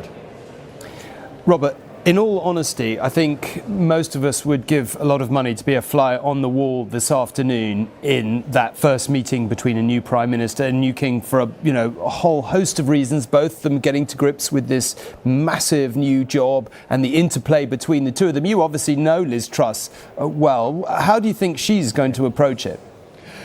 So look, as you pointed out, actually the authority of monarch and Prime Minister really depends on the nature of their relationship. One of the brilliant things that Queen Elizabeth managed to pull off was, except perhaps for a short period during the prime ministership of Margaret Thatcher in the 1980s, she always managed to be utterly apolitical and always supportive of any government of any political persuasion. And the challenge, of course, for both King Charles and for Elizabeth Truss is to replicate that extraordinarily important symbiotic relationship which we saw carried out so brilliantly by Queen Elizabeth and her successive prime ministers. I think we are going to have to wrap up in a minute or two because the procession, I believe, here is about to start. OK, Robert, that seems like a good reason, but thank you very much indeed. Well, let's come back into the studio where I'm joined by double Olympic champion Dame Kelly Holmes, although I don't know why I'm introducing her, needs no introduction. Thank you, Kelly, very much for joining us. One thing I did want to focus on, because it's been referred to this morning, and maybe we haven't talked about it enough. I remember, I think the only woman who ever served as one of the Queen's private secretaries saying to me, you can never underestimate how important the Queen was in forging the role of a woman in a senior position in a man's world, which is effectively what she was when she started in the job. And we've heard various people, describing what an inspiration she was to them as one of the first kind of, visible female leaders. Do you think that is important? I really do. And personally, I'm very emotional about, obviously, Elizabeth Queen, because throughout my life, I've seen exactly the type of woman that she is in terms of that lead and role model. She joined the ATS when she was 19. I joined the military when I was 18 and became a driver. She was a driver. So there was one connection firstly there. It's like, wow, this is, our Queen. Then I think the fact is during her reign, I think she's always been the consistent. When lots of other things have maybe failed or felt really bad, we've looked at Her Majesty as the kind of like stalwart. She's there. But I was lucky enough to meet the Queen on many occasions as an Olympian and as a soldier. I swore allegiance to the Queen when I was inducted into the army, and you don't swear allegiance to the Queen just while you serve, you do it for your life. The fact of losing that, the links between military and the Queen are very personal. Many military personnel are mourning that loss of the head of the armed forces today as well. Having a woman be the leader from a female perspective was something we will always hold very, very close, because women have always had to fight for equality in lots of areas and industries. And sometimes you look at that and you think, well, but we are in a country where we have a female leader, and that gives us hope. It gives us a strength of character that we can follow. And ultimately, she is respected around the world for who she is and what she's done for us. There's loads of stuff there. On the military, it's something we don't maybe talk about enough, or isn't widely understood, the importance of swearing allegiance to the crown, not to the government of the day. And it's always seemed to me, just looking at it from the outside, that obviously the government of the day has to take sometimes some not politically that popular decisions on war and peace. Does it matter to you when you're serving that your oath of allegiance or did it matter, was to the Queen and not to the government? Absolutely. Yeah, that is literally what you stand by, why you join, why you fight. You're fighting for the country, but the country was led by our Queen, and the Queen was serving us as people. So that's why it's very special for the military and the forces. They will be preparing for this moment for many, many years. And we saw at the pageant how great that was as a representation of our military personnel and how important it was to get it right, because it was the Queen's 70th Jubilee. So this won't be any different. It's going to be just so important to everybody to respect and to remember what she has stood for us for many, many years. I've never transparently been a leading sports person, but my observation when I look at people who've done so incredibly well like you is that it's the singularity of purpose that sets you apart. And I kind of seems to me that was one of the things about the Queen, her singularity of service, of purpose when it came to kind of public service. I mean, is that how you would interpret her sort of reign and the impact that she had? Yeah, I think so. I mean, when you come to sport, I mean, let's remember she's the only person ever to have sworn in 2 Olympic Games, 1976 Montreal Games and the 2012 Olympic Games as well. So in terms of sport and being head of the Commonwealth, as a sports person, of course, everything that you do is in that kind of vein. You know, if you have the British flag flying and you have the national anthem played, you know, I've never been so proud to stand on there and sing, you know, this kind of whole at the time, God Save the Queen. I find that very hard now to kind of change in my mindset how we now have to change and live going forward, because it's all we've ever known. You know, I was multiple Commonwealth champion. Everything I've done has been a connection. I'm actually honorary colonel with the Royal Armoured Corps training regiment now, and that was signed off by the Queen and a change in army policy to do it. So from a personal point of view, it means so much to, one, be able to talk about her, but to know what impact she has on my life. But then that's a multitude of people that have that same connection through anything they've done, any association they may have had in the meetings, her aura. Every time I've met her, you're just astounded by her presence. And people might say to me, why did you wear bright on television? Every time I met her, she had a solid block colour on. And so today, this is for Her Majesty. Okay, well, that's very it's fantastic to hear. And one of the things that's been discussing, the kind of balance that we have to strike in these moments, is obviously people are very sad and mourning still, but at the same time, it's fantastic. It was an incredible life. She was an amazing woman, and it is great to be able to hear the stories from that and celebrate that. Now, we are about to go to the House of Commons lobby, and there we are. We are going right now, and we're about to see MPs processing into the House of Commons, where there will be a minute silence will follow that we will observe, just to let you know. Now, we've talked about MPs swearing their oaths of allegiance to the monarch. If you really want to get into the history, of course, all of this refers back to the origins. Of course, the monarchy existed before Parliament.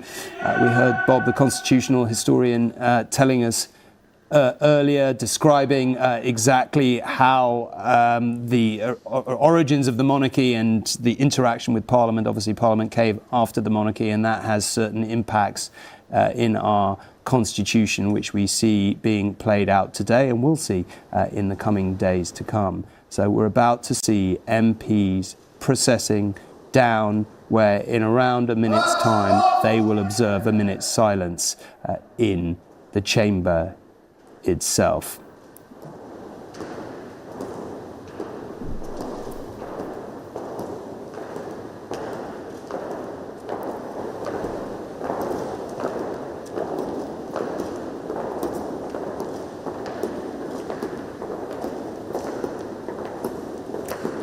Robert was saying a little while ago that MPs are expected to have 10 hours to make their tributes.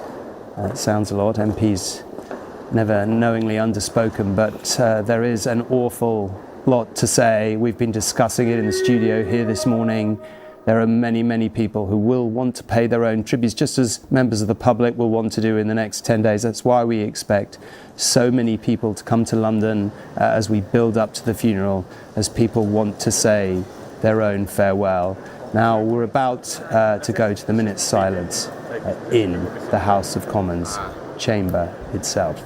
But it looks good. You definitely should use that in package. It's probably the start of the package, actually. Yeah.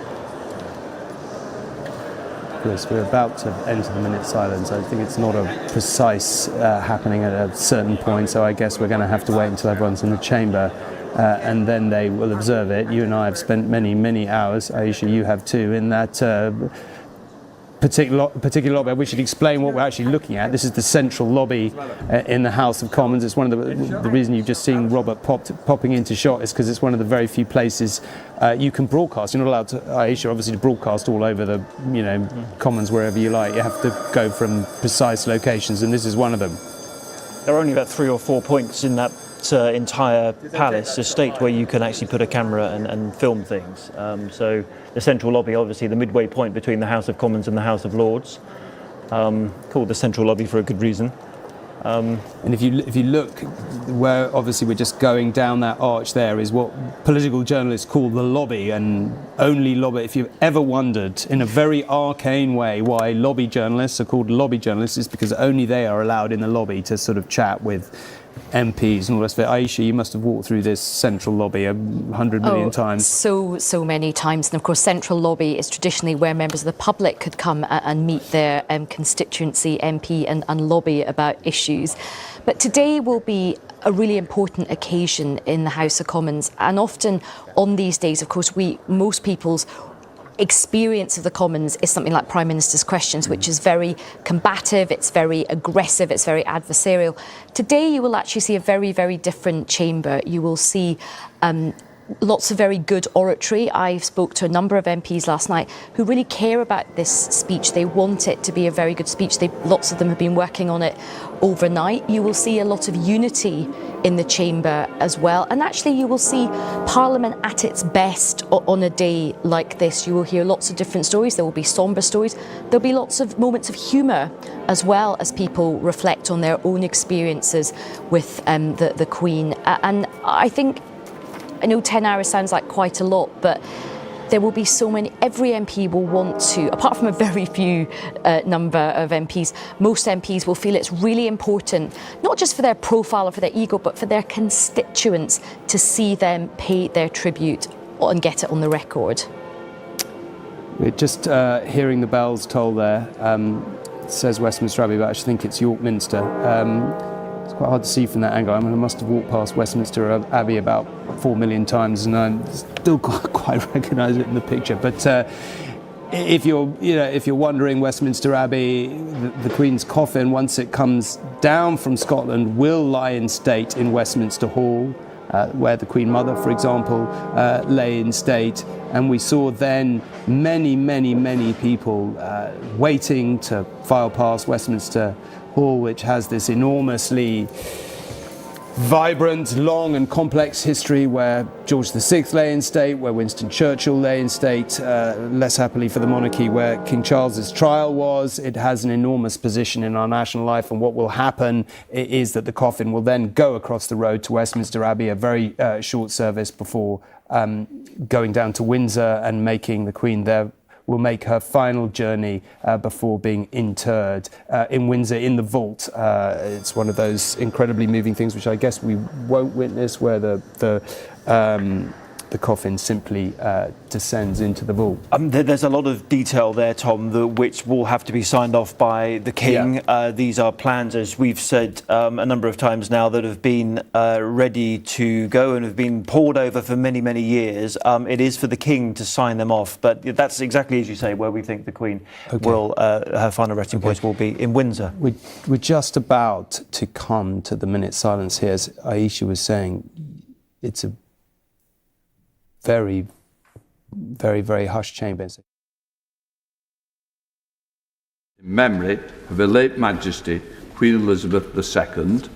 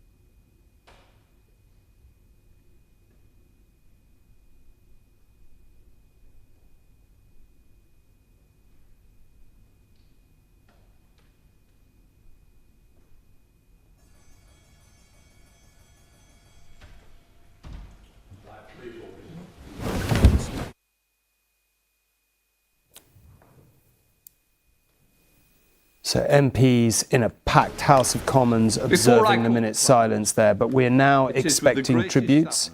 So let's, it's the Speaker, Lindsay Hoyle, let's hear what he has to say, and maybe take a little time to listen to some of the first tributes themselves. No other monarch, this country's throne, but Her late Majesty. There indeed only a score or so members in this House will have already been born, let alone who can recall a time when she wasn't the Queen. She is wedded in our minds with the crown and all it stands for. After accession in February 1952, she first came to the Palace of Westminster to open the session of Parliament in November 1952, when Winston Churchill was the Prime Minister and Speaker William Morrison was in the chair, almost 70 years ago. 57 complete sessions of Parliament have passed since then, and as she was here to open all but 3 of them, as parliamentarians, we have celebrated with her for silver, golden, diamond jubilees, and of course, marked her platinum jubilee this year, in which the lamp standards have been unveiled in New Palace Yard. In this place, her reign saw 10 different speakers occupy the chair. During her reign, there were 18 general elections, and I'm sure the Prime Minister will remind of us how many of her predecessors she welcomed to, and always, I am sure, with quiet wisdom. As the longest-serving monarch this country has known, she would have been assured of a notable entry in our history books, even were it not for the magnificence in which she undertook the role as Queen, but for a magnificent service, and what a service that entailed, not just as head of the nation, but head of the Commonwealth, head of the armed forces, and Supreme Governor of the Church of England. Over her reign, she has seen unprecedented social, cultural, technological change. Through it all, she was the most conscientious and dutiful of monarchs. But while she understood the inescapable nature of duty, which sometimes must have weighed upon her heavily, she also delighted in carrying it out, for she was the most devoted monarch. As well as Queen, she was a wife, a mother, a grandmother, and great-grandmother, roles she carried out with the same sense of vocation as well as human kindness as the role of Queen. Her life, without unhappiness and troubles, but our memories of her will be filled with that image of a gently smiling dedication that showed throughout her life. Indeed, while this is a time of very considerable sadness, those memories of a noble, gracious lady who devoted her life to her family, the United Kingdom, and those nations around the world whom she served as Queen, will bring us some consolation and joy. My deepest sympathies are with His Majesty, the King, and other members of the royal family, to whom I commend all our sincere condolences and support at this very, very sad time. Order. We are meeting today for tributes to Her late Majesty Queen Elizabeth. I would like to inform the House that we will sit today until approximately 10 p.m. for tributes. At approximately 6 o'clock, the House will be suspended while His Majesty, the King, makes his broadcast to the nation. Members present will be able to watch the broadcast on screens in the chamber. We will then resume our proceedings to continue with tributes. The House will then sit again tomorrow at 1 o'clock. The first business will be oath-taking for a small number of senior members. Members to be invited to take the oath tomorrow are being contacted by my office. All other members will have an opportunity to take the oath when the House returns. After oath-taking tomorrow, tributes will be continued. The House is expected to sit till approximately 10 p.m. The House is not expected to sit on Sunday. I now call the Prime Minister, Elizabeth Truss. Mr. Speaker, in the hours since last night's shocking news, we have witnessed the most heartfelt outpouring of grief at the loss of Her late Majesty, the Queen. Crowds have gathered, flags have been lowered to half-mast, tributes have been sent from every continent around the world. On the death of her father, King George VI, Winston Churchill said the news had stilled the clatter and traffic of 20th century life in many lands. Now, 70 years later, in the tumult of the 21st century, life has paused again.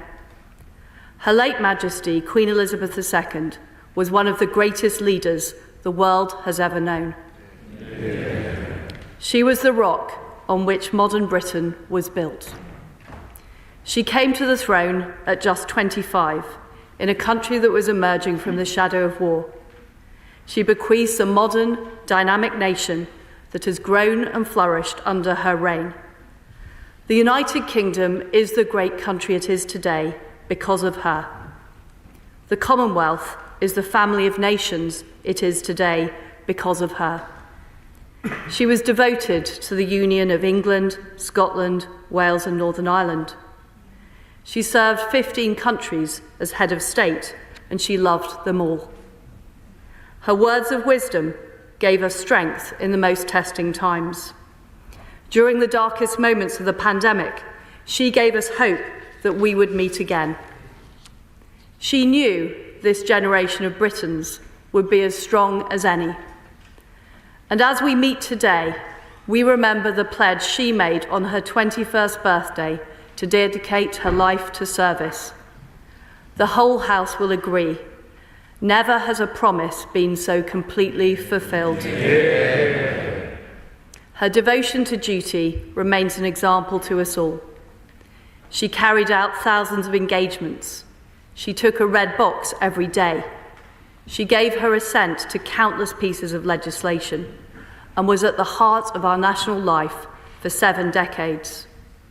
As Supreme Governor of the Church of England, she drew on her deep faith. She was the nation's greatest diplomat.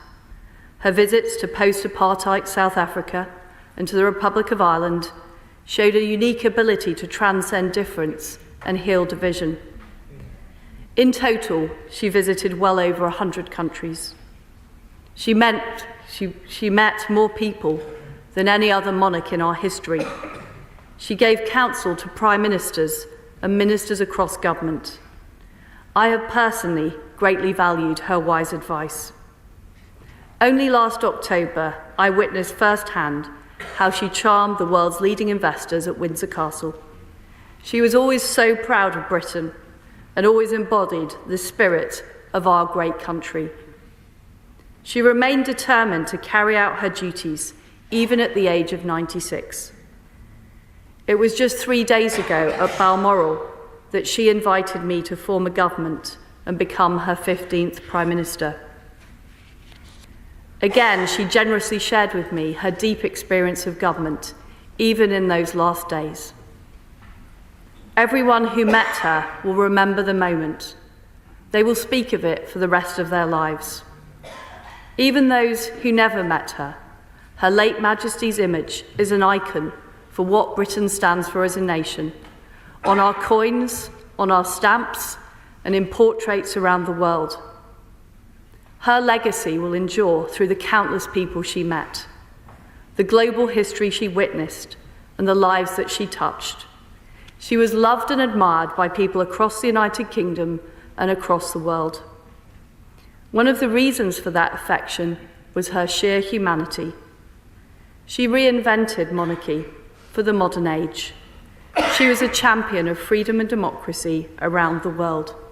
She was dignified but not distant. She was willing to have fun, whether on a mission with 007 or having tea with Paddington Bear. She brought the monarchy into people's lives and into people's homes. During her first televised Christmas message in 1957, she said, "Today we need a special kind of courage, so we can show the world that we are not afraid of the future. We need that courage now." In an instant yesterday, our lives changed forever. Today, we show the world that we do not fear what lies ahead. We send our deepest sympathy to all members of the royal family. We pay tribute to our late Queen, and we offer loyal service to our new King. His Majesty, King Charles III, bears an awesome responsibility that he now carries for all of us. I was grateful to speak to His Majesty last night and offer my condolences. Even as he mourns, his sense of duty and service is clear. He has already made a profound contribution through his work on conservation, education, and his tireless diplomacy. We owe him our loyalty and devotion. The British people, the Commonwealth, and all of us in this House will support him as he takes our country forward to a new era of hope and progress, our new Carolean age. The crown endures, our nation endures, and in that spirit, I say, God save the King. Well, the Prime Minister there giving her best wishes to the new King, saluting him. And we're about to hear from Keir Starmer. Obviously, what you're seeing as we do that is the new King about to take off and return to London. This House are united in mourning. Queen Elizabeth II was this great country's greatest monarch. And for the vast majority of us, it feels impossible to imagine a Britain without her. All our thoughts are with her beloved family, our royal family, at this moment of profound grief. This is a deep and private loss for them, yet it's one we all share, because Queen Elizabeth created a special personal relationship with us all. That relationship was built on the attributes that defined her reign: her total commitment to service and duty, her deep devotion to the country, the Commonwealth, and the people she loved. In return for that, we loved her. And it is because of that great shared love that we grieve today. For the 70 glorious years of her reign, our Queen was at the heart of this nation's life. She did not simply reign over us. She lived alongside us. She shared in our hopes and our fears, our joy and our pain, our good times and our bad. Our Queen played a crucial role as the thread between the history we cherish and the present we own. A reminder that our generational battle against the evil of fascism or the emergence of a new Britain out of the rubble of the Second World War do not only belong to the past, but are the inheritance of each and every one of us. A reminder that the creativity, the hard work, the enterprise that has always defined this nation is as abundant now as it ever was. A reminder that the prospect of a better future still burns brightly. Never was this link more important, that when our country was plunged into lockdown at the start of the pandemic, her simple message that we would see family again, that we would see friends again, that we would be together again, gave people strength and courage when they needed it most. But it wasn't simply the message that allowed a shaken nation to draw upon those reserves. It was the fact that she was the messenger. COVID closed the front doors of every home in the country. It made our lives smaller and more remote. But she was able to reach beyond that, to reassure us and steel us. At the time we were most alone, at a time we'd been driven apart, she held the nation close in a way no one else could have done. For that, we say thank you. On the occasion of the Queen's Silver Jubilee in 1977, Philip Larkin wrote of her reign: "In times when nothing stood, but worsened or grew strange, there was one constant good: she did not change." It feels like we are once again in a moment in our history where, as Larkin put it, things are growing strange, where everything is spinning.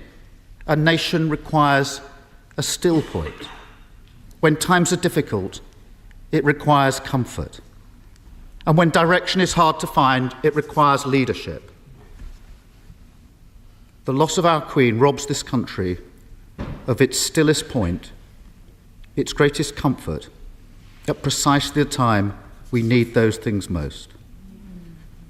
But our Queen's commitment to us, her life of public service, was underpinned by one crucial understanding: that the country she came to symbolise is bigger than any one individual or any one institution. It is the sum total of all our history and all our endeavours, and it will endure. The late Queen would have wanted us to redouble our efforts, to turn our collar up and face the storm, to carry on. Most of all, she would want us to remember that it is in these moments that we must pull together. This house is a place where ideas and ideals are debated. Of course, that leads to passionate disagreement. Of course, temperatures can run high. But we all do it in pursuit of something greater. We do it because we believe we can make this great country and its people greater still. At this moment of uncertainty, where our country feels caught between a past it cannot relive and a future yet to be revealed, we must always remember one of the great lessons of our Queen's reign: that we are always better when we rise above the petty, the trivial, the day-to-day, to focus on the things that really matter, the things that unite us, rather than those which divide us. Our Elizabethan age may now be over, but her legacy will live on forever. And as the children of that era, it falls upon us to take that legacy forward, to show the same love of country, the love of one another, as she did, to show empathy and compassion as she did, and to get Britain through this dark night and bring it into the dawn as she did. We join together today not just to say goodbye to our Queen, to share in our mourning, but to say something else important. God save the King, because as one era ends, so another begins. King Charles III has been a devoted servant of this country his entire life. He has been a powerful voice for fairness and understood the importance of the environment long before many others. As he ascends to his new role, with the Queen Consort by his side, the whole House, indeed the whole country, will join today to wish him a long, happy and successful reign. Yeah. Mr. Speaker, the emotions we see across the nation today are echoed across the Commonwealth to which our Queen was so committed, in the Church to which our Queen was so devoted, and in the armed forces which she led and her family served. Around the world, people will be united in mourning for her passing and united in celebrating her life. We've already seen beautiful tributes flow from across the world. It would be impossible to capture them all here. But each one is a reminder of the esteem in which she was held, of what she achieved on behalf of her country, of the shared values we treasure. The reason our loss feels so profound is not just because she stood at the head of our country for 70 years, but because, in spirit, she stood amongst us. As we move forward, as we forge a new path, as we build towards a better future, she will always be with us, for all she gave us and all she will continue to give us. we say thank you. May our Queen rest in peace. God save the King. I now call... Keir Starmer there, the leader of the opposition, quoting Philip Larkin from the Silver Jubilee: "When things were growing strange, she did not change," referring to the Queen as the stillness at the heart of it all. And I think that would be many people's reflection upon her reign today, going on to make actually a much wider point about the nature of political discourse, which is perhaps worthy of further discussion. We've touched a little already this morning on the way the Queen, I think particularly given her measured tone, her devotion to public duties, somewhat acted as a brake on that. Now we're watching the King, the new King, King Charles III, and the royal flight beginning to taxi out to the runway at Aberdeen Airport. Chris, we've just seen our first sight of him actually as King as he got onto the plane. Yes, we did, and I don't know if we've got that picture to show you, but the King and the Queen Consort exited the car in order to board that plane for the flight to London. And Tom, there are people in the studio know much more about speeches than I do, but a chance on that plane for a final draft of this national address, which, as the Speaker of the House of Commons said, will be relayed to MPs in the House of Commons. It will be played at St Paul's Cathedral at that service and broadcast all around the country. I mean, as speeches go, and we've just heard a couple of powerful speeches from the Prime Minister and the Leader of the Opposition, they don't get much bigger than that. But a first sighting of the Queen and King Consort as they boarded that plane. I know this is so obvious in a lot of ways, and I get that he's been preparing for it his whole life, but we can't underestimate the pressure that's on him today. You know, suddenly he's lost his mother, he's got to make this enormously important address. People are talking about this era-defining reign of his mother that was, you know, so pitch perfect for many people in so many ways. I mean, Ian, you know him. I mean, is this sitting heavily on his shoulders as he taxis down the runway here? I think it is, yes. I mean, it's rather like, you know, when you have a child, everyone tells you what it's going to be like, but it's only once you've had the baby that you suddenly realise your life has changed forever. Yeah. And I think he's gone through that overnight. I can't imagine he slept well last night. But I mean, he has been preparing this. He's known he was going to be king since the age of 5, which is a long time to prepare for this. And certainly over the past 10 years, he's taken up a lot of the roles that his mother would have had. He's done all of the big major occasions of state, from the laying of the wreath at the cenotaph to handing out the Maundy money on Maundy Thursday. So he's very experienced already in doing all of these things.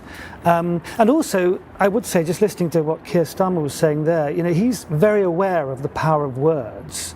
I know that from my own experience, and I was really quite touched there by what he said of the Queen's ability to put feelings into words in so few words.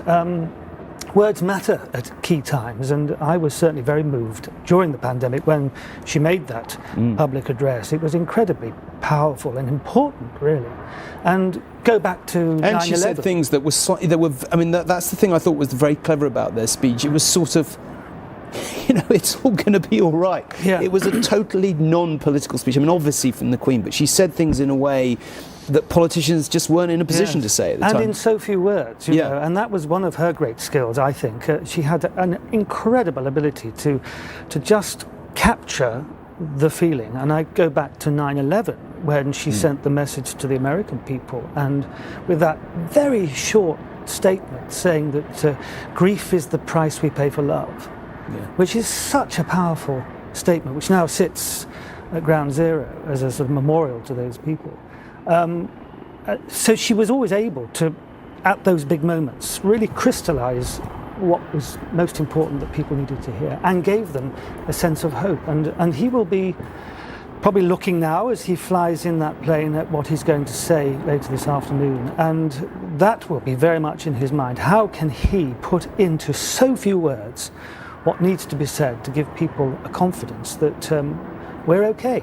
He's there for us. Okay, it was an incredibly moving speech, and grief is the price we pay for love seems to be an appropriate sentiment as the new king takes off from Aberdeen Airport, and we see him or his plane climb into the skies, waiting to come south and do all these things we've talked about, including addressing the nation. Aisha, you have written many political speeches. You've sat in that chamber, as Chris and I have, for many hours. What did you make of the two you just heard from the Prime Minister and the Leader of the Opposition? I thought they both rose to the occasion. I think Liz Truss also did a very good job last night. I think her sort of opening metaphor that the Queen is the rock upon which modern Britain has been built on is very powerful. I also think Sir Keir Starmer did a very good job as well. I actually felt it was quite moving to hear the point he made in invoking Philip Larkin. And also I think that's a feeling that so many of us have right now. We are going through so much flux. There's so much change going on. It is a very uncertain time for us. And she was this point of reassurance and comfort. And I think what's interesting is in her death, as in her life, she is uniting people across all factions in politics. I mean, the last time Keir Starmer and Liz Truss faced each other was at their first Prime Minister's questions just a few days ago. Very different dividing lines on the table, yet we see the chamber come together. And I think one of the things we don't really think about that much, and you've touched upon this, is that the Queen's skill as a communicator. She was a brilliant orator. Her speeches were absolutely fantastic. From the age of 21, when she gave that address where she made that promise that she kept literally to her dying day about serving the people, her citizens in the Commonwealth.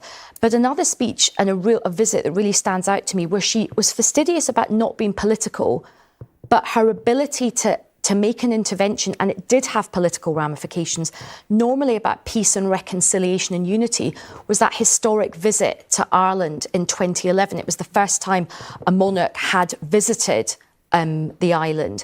And of course, she made that speech at Dublin Castle and surprised everybody because her opening words were in Gaelic. And she made reference to the troubled history. Of course, she lost all her own family members there. And I remember that moment. I mean, jaws were open across the room.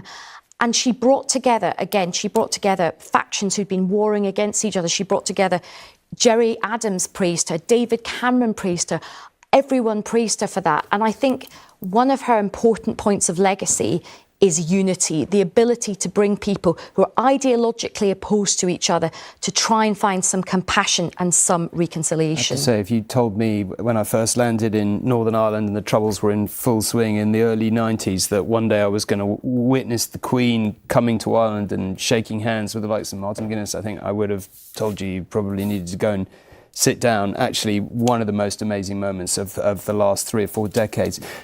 Kelly, can I just put some of that to you? I mean, I don't know what you made of the speeches you just heard and whether you felt they captured the woman you were talking about so admiringly a little time ago. And what do you make of the transition to the King and particularly the points that Aisha was making about unity there? I think both speeches were very powerful. I think we've covered how well I think they brought across the enormity of what we've lost now. I think the transition from when we talk personally, we've got a new king, but he's just lost his mother, who was a grandmother. You know, it feels like a nation. We were talking, we've lost a grandmother. Having suffered with the loss of my own mother, I just feel he's now going to come and do the biggest speech of his life for his country at a time of mourning. Yeah. So as well as preparing for what we need to hear and how he is going to make, as you said, make us feel that everything's okay, he is mourning. And we've got to remember that first and foremost. You know, he calls her mummy. And, you know, when you hear that, you just, you know, your heart sinks. But this is such an occasion where how do you go from mourning your mummy to being king? It doesn't matter how long you prepared for this moment. This moment never came until today. And now he's got to actually act on everything he's thought and talked about for years. You've talked very emotionally today, and thank you for doing so, about how you feel about the Queen. I think there'll be many people watching this programme who frankly feel the same, very upset today, a little shaken, reflecting on this woman they really admired for so many decades. As you say, it's a critical speech for the new king. What do you know, at this slightly shaky moment, what do you want to hear? I think I think the first thing is that he's going to respect everything that his mother has stood for. I think that's the first thing we want to hear.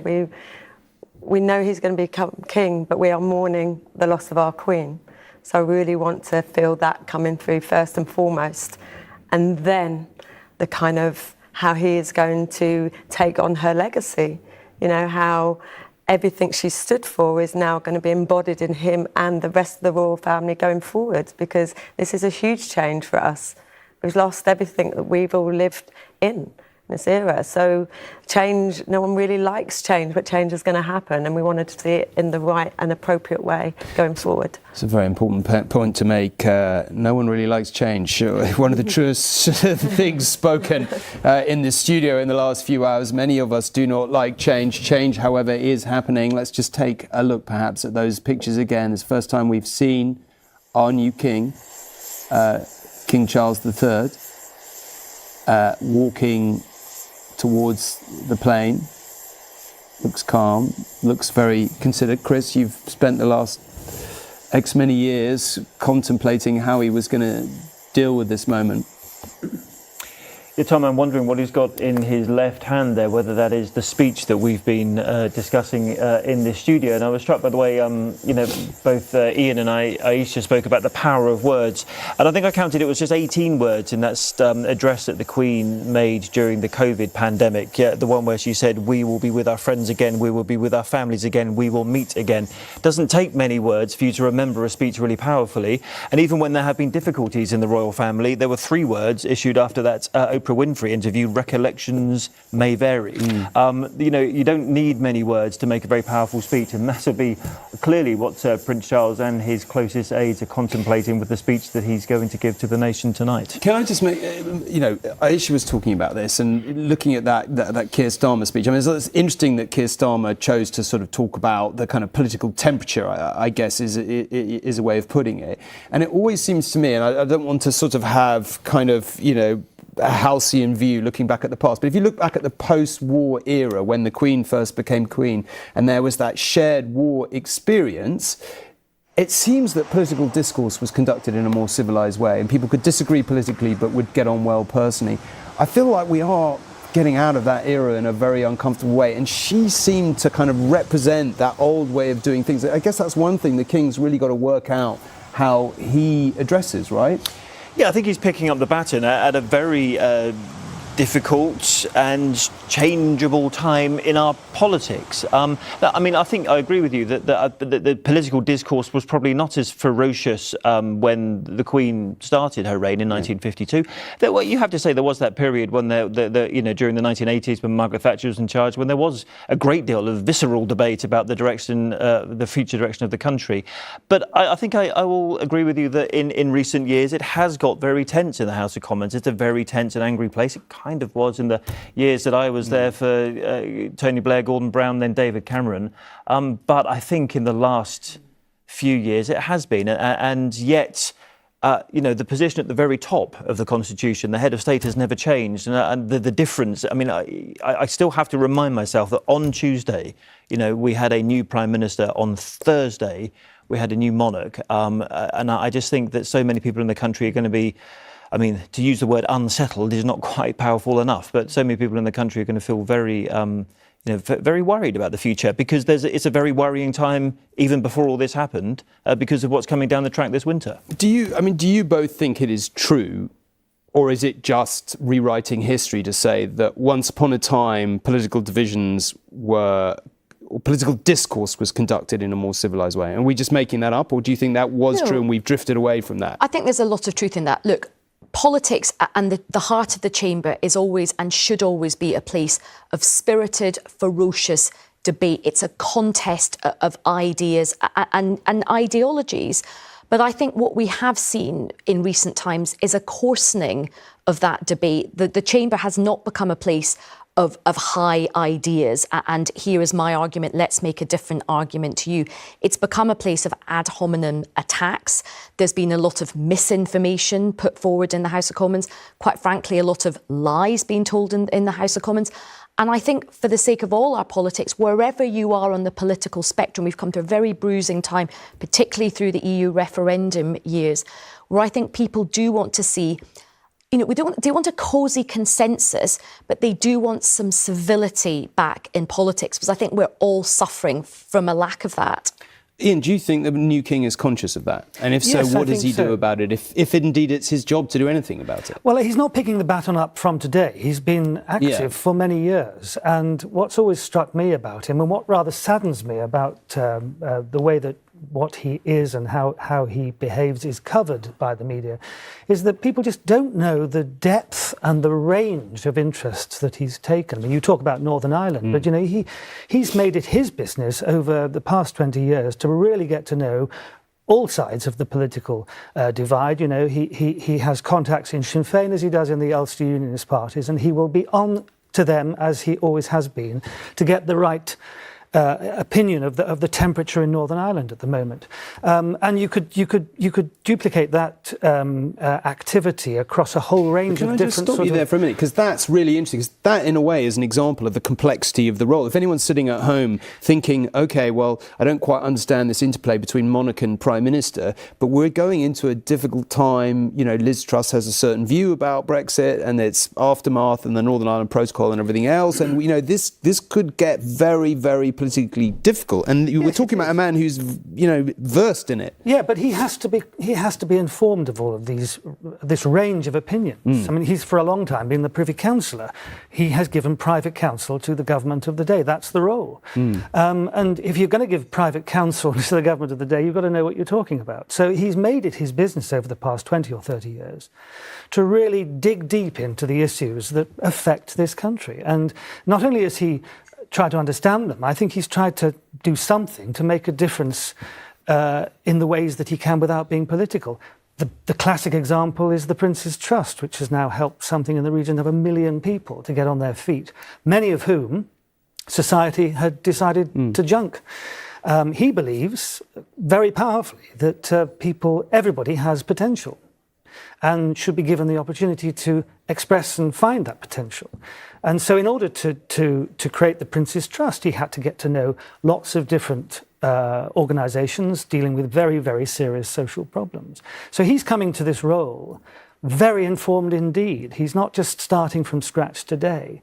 And I think, I can only speculate, but I think that he will be intent, as his mother was, to bring people together, to convene. That's his great ability, and that's something that he's used a great deal, in order to discuss differences. And there is precedence here. We're very used to one way of doing it with the monarchy. But if you look back, say, in recent 100-year history, George V famously brought in the TUC into Buckingham Palace to have a big debate about the issues of the day, because he could see a potential general strike coming. The government didn't like it, but he saw it as his role to convene people who were very, very disturbed. Okay, George V, quite an interventionist monarch. Actually, it's another way of doing it. Yeah, we slightly rewrite history of that. But I mean, I think actually what brilliantly you've described is a sense of the complexity coming down the track with some very difficult political decisions to be made, and a very well-informed monarch in these meetings. Now, let's go to Emma Murphy, who is at Aberdeen Airport, where, as we just saw, a plane departed a few moments ago, giving us our first sight of our new King and the Queen Consort. Indeed, the King and the Queen Consort travelled here from Balmoral, an hour-long journey along roads that they've travelled so many times before. In fact, for the King, they are roads he's known since childhood. But how different that journey must have felt today. When they came to Scotland a few weeks ago, they arrived as the Prince of Wales and the Duchess of Cornwall. They leave as King and Queen Consort with so much ahead of them. But also I was struck by the incredibly personal journey that they must be making, as they travelled along those roads, as they fly across these lands heading back for London. They would have also seen many of the portraits of the Queen that have been put up on the sides of roads and things like that. How difficult to look at that image and know that that is your mother or your mother-in-law who is no longer with you. And I was thinking about the kind of feeling that one has in ordinary life when there has been a loss or a huge change, that you look around and think, my goodness, nothing's changed, and yet everything is so different. And I don't suppose they're protected from that with their position or the fact that they were born into that life. It just must be an incredibly difficult personal moment. And then, of course, we have the other issue of the evening that they've now spent together, along with Prince Harry and Prince William at Balmoral. All the issues that they have to deal with there, really not very different from so many families. But now they have to walk off that plane when they get to London, face the cameras, face the world, and for the King, address the world with how he plans to reign. OK, Emma, thank you very much indeed. Well, MPs have been paying their respects to the Queen in the House of Commons. If you are just joining us, you won't be aware of that, but we've been watching it here. And we've just heard from the man who was Prime Minister until the start of this extraordinary week, Boris Johnson. Thank you, Mr. Speaker. I hope the House will not mind if I begin with a personal confession. A few months ago, the BBC came to see me to talk about Her Majesty the Queen, and we sat down and the cameras started rolling, and they requested that I should talk about her in the past tense. And I'm afraid I simply choked up and I couldn't go on. I'm really not easily moved to tears, but I was so overcome with sadness that I had to ask them to go away. And I know that today there are countless people in this country and around the world who have experienced the same sudden access of unexpected emotion. And I think millions of us are trying to understand why we are feeling this deep and personal and almost familial sense of loss. Perhaps it's partly that she's always been there, a changeless human reference point in British life, the person who, all the surveys say, appears most often in our dreams, so unvarying in her pole star radiance that we have perhaps been lulled into thinking that she might be in some way eternal. But I think our shock is keener today because we are coming to understand in her death the full magnitude of what she did for us all. And think of what we asked that 25-year-old woman all those years ago. To be the person so globally trusted that her image should be on every unit of our currency, every postage stamp, the person in whose name all justice is dispensed in this country, every law passed, to whom every minister of the Crown swears allegiance, and for whom every member of our armed services is pledged, if necessary, to lay down their lives.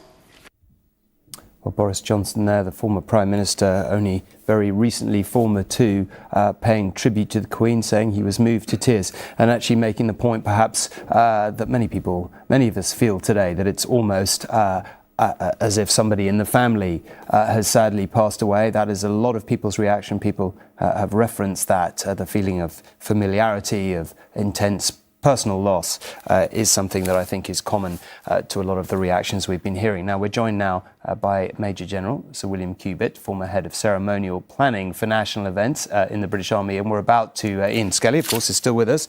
We're about to go to Hyde Park.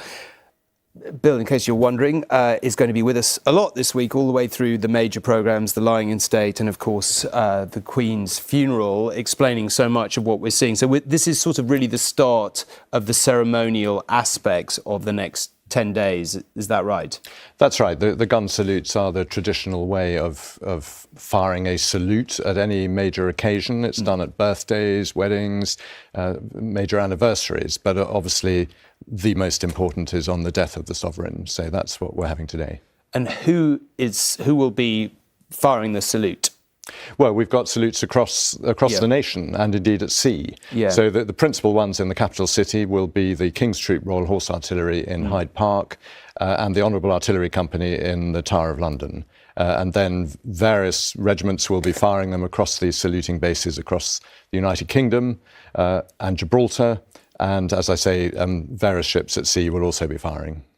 If we look at Hyde Park and the King's Troop, could you just explain what the origins of the King's troop are? Because we don't have, as far as I know, artillery drawn by the horses on the battlefield anymore. No, So but we did. So obviously the origin comes from the Napoleonic Wars and all the way through up until between the wars. And in 1947, George VI visited the final remaining mounted battery and crossed out the word mounted troop and put in the word King's, and it became the King's Troop.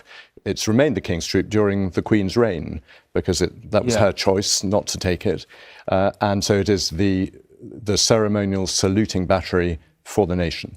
Can you Bill, you can probably see the pictures there. So can you just talk us through what we're seeing? Hyde Park, obviously, as it says at the bottom. Yes, you're seeing there with the high plume, you'll see the officer commanding, Major Sykes, and then the gunners coming along here with one of the guns, which will just come into view on the left. These are real 13-pounder guns from the First World War, which saw active service in that war with their limber and their crew. And these will deploy mounted on their horses, will dismount, fire the guns at the appropriate rate, and then at the end they will mount them up again and take them away. Now we were. It's a big subject, and I won't ask you to go through it all, but we were talking earlier about, if you go back kind of quite far in royal history, the ceremonial aspects of these big occasions were not so pronounced. They have become more pronounced. Can you give us some sense of the origins of some of the units involved and why? Well, the Royal Artillery, of course, goes back a very long way, 200 or 300 years. I forget the exact date because they're actually comprised of many sort of sub-regiments, each of which has its own history. But the artillery has been part of warfare for, 500 years, ever since the invention of gunpowder. And it goes on. So we're seeing here some First World War guns, but actually most of the guns fired today are in-service weapons, 105mm howitzers, which, although brought in the 1970s, are actually still in service because they're so versatile. So artillery is a very important part of land warfare. What we're seeing here is a ceremonial representation of something that would have been a tactical revolution in its day. The mobile artillery. Yeah. So, we're obviously seeing Hyde Park now, but as we begin to build up the funeral, we'll talk quite a lot about this.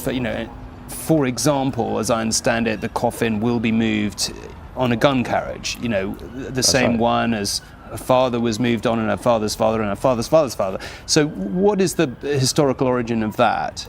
Well, I suppose originally it was the only thing with wheels that you could take something heavy on, and I guess it stems from that. But it's actually not just a gun carriage; it's one of the King's Troop's gun carriages that it will be drawn on. So, when it moves from Buckingham Palace to the Palace of Westminster.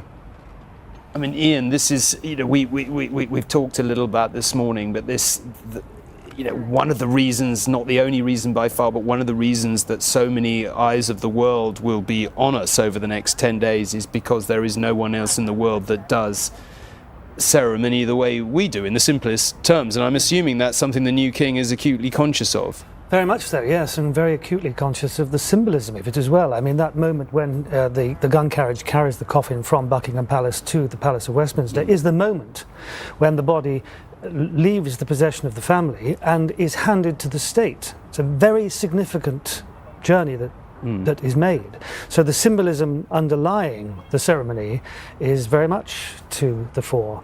And I mean, even I think I'm right, Bill, they're about to fire 96 shots, are they not, for 96 years of her life? So even that is a symbolistic... The number of rounds fired at all salutes are a complicated calculation, a complicated formula of different occasions and different locations. This one is based on the number of years of the former sovereign's life, 96 at 10-second intervals, so this is going to take some time. But everything's symbolic. I mean, it's fascinating. What governs the locations? That's something that's... tradition. I think the Hyde Park is one of the royal parks, of course, right next to Buckingham Palace. It's an obvious one. The other ones are designated as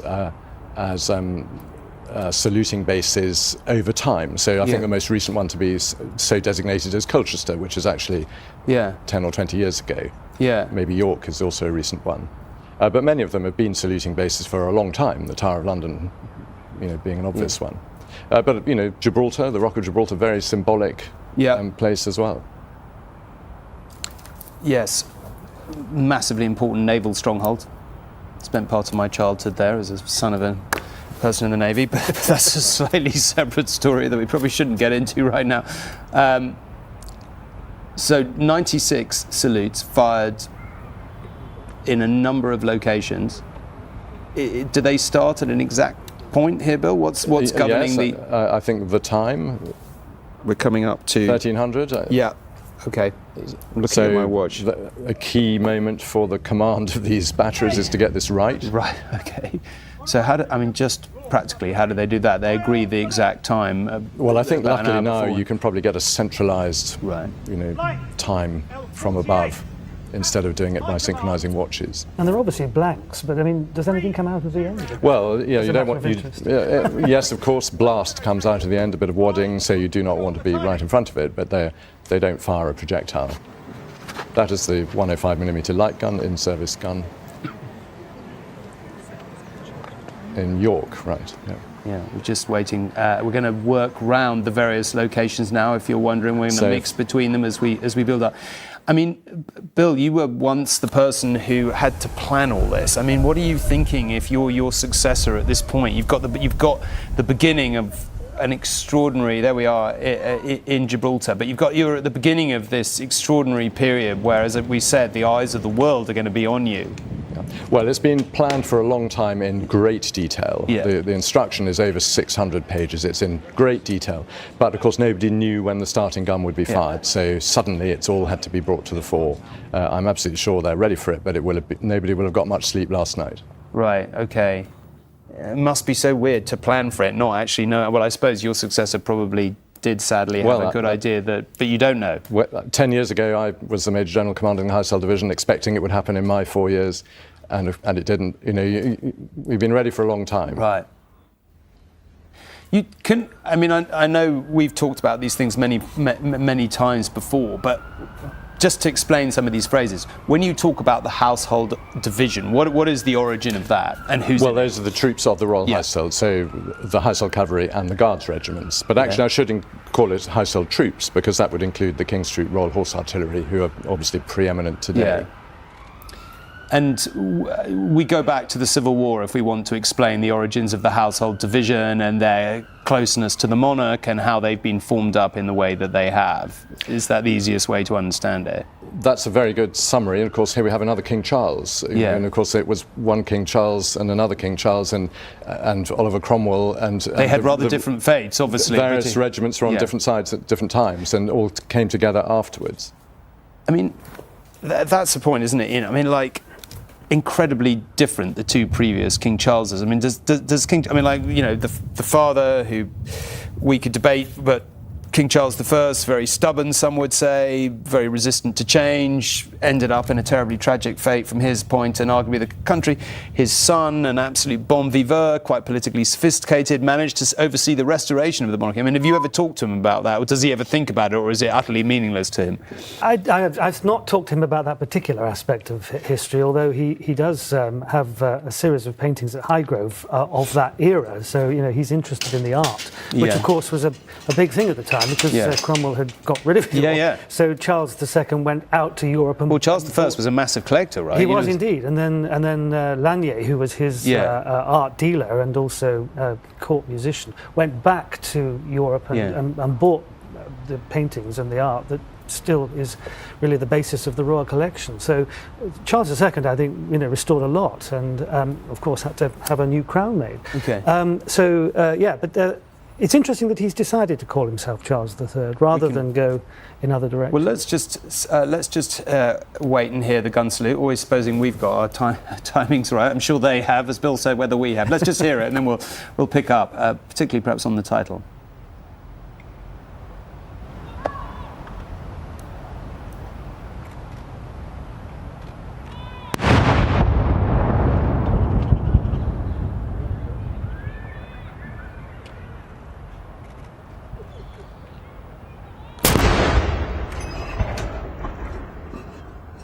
Well, here we are, every 10 seconds, 96 salutes. We're going to work round the locations.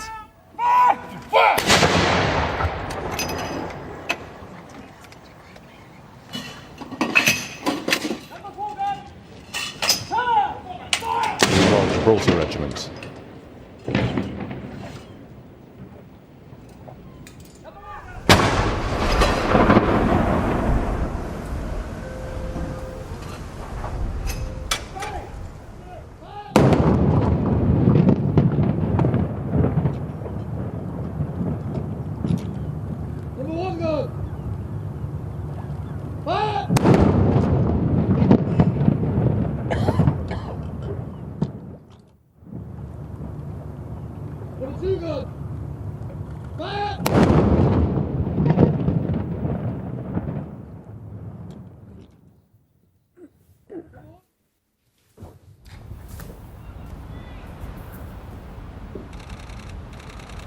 Well, here we are, mixing locations, as you see, as we work round the country and indeed other parts of the world. A mixture, Bill, of the sort of historically important, I guess, or the symbolic, I would guess, and the kind of militarily relevant. I mean, I'm assuming that's why Portsmouth and Gibraltar are in there. Portsmouth, the oldest naval base, and one of the principal ones at the moment. Edinburgh Castle, the most besieged castle in the kingdom. Is that right? I should have known that. Cardiff Castle, a classic Norman Motte and Bailey castle. Right. All very symbolic, important, rich in history.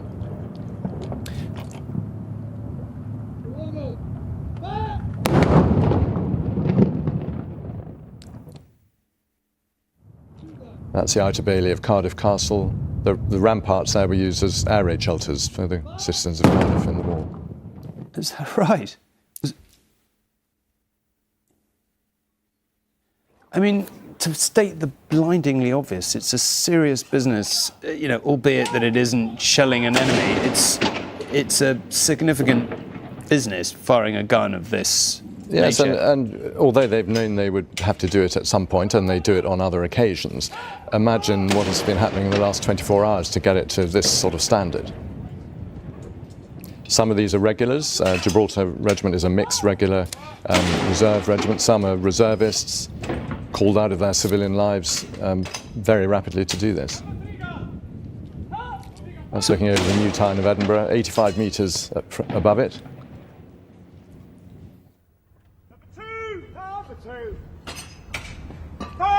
Naval Artillery Company with its origins in the 16th century.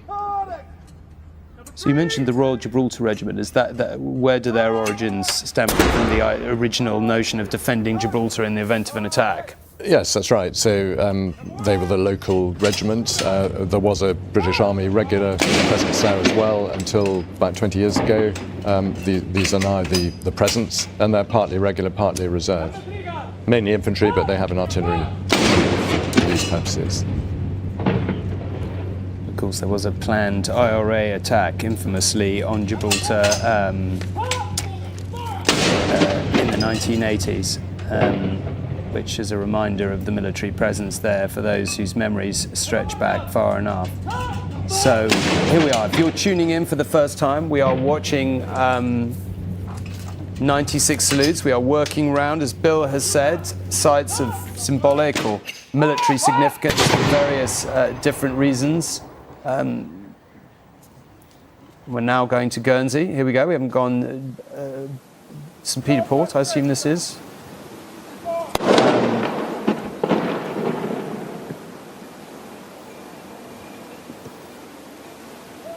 Here we go. I'll have a second from here. So, Bill, for those just tuning in, can you remind us why there are 96? 96 years of Queen Elizabeth's reign, which is, precise for this occasion, obviously.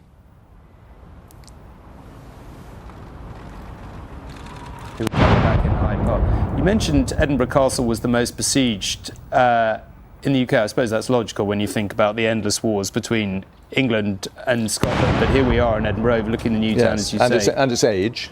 Yeah, and its age. Yeah. Yes, I was a student in Edinburgh, so I walked past it every day. I was keenly aware of its venerable age. But it's been a palace, it's been a military base, it's the place where the crown jewels of Scotland are and were found by Sir Walter Scott. It's got all sorts of key history to it. It's still a military presence there. Obviously a major tourist attraction as well. Have these locations changed at all since the days when you were planning on, or have they been fixed for quite a while? I think pretty well fixed. Certainly Edinburgh Castle and Hillsborough in Northern Ireland and Cardiff Castle, certainly. And who determines that? Is it done in consultation with the Queen, or? Yes, I'm sure they're designated by her, or being approved by her. I'm not sure exactly who puts them forward, but I expect there is some attempt to have a spread, obviously in the nations of the United Kingdom, but also York and places like that, and Gibraltar, of course. I don't know, maybe they're firing also in Commonwealth states, so I'm not aware of the detail. Interesting that the Channel Islands is featured as well, because they have an interesting relationship with the sovereign, don't they? They do. Don't ask me the details, but you're right, it's not quite straightforward. I think that's Fort Ensign, which is the only castle in the country to have been bombed by the RAF, because of course it was occupied by the Nazi forces during the Second World War. And I'm not sure if I would have to check this up, but I think that the King is now recognised in the Channel Islands because he's the Duke of Normandy, but I could be wrong about that. That may be just a history. It must be a historical thing. Getting into some interesting history. Yeah. We're starting to talk about the Duke of Normandy. That is good. Well, we're looking at Hillsborough, County Down, of course, in Northern Ireland. Yes, so this is the official residence of the sovereign in Northern Ireland and of the Secretary of State for Northern Ireland. It's where the Anglo-Irish Agreement was signed, which is obviously a crucial stage of the peace process. Not really a castle, more a Georgian house. Very nice one, it has to be said. The gardens that are being restored at the moment. Are they? With the encouragement of our now King.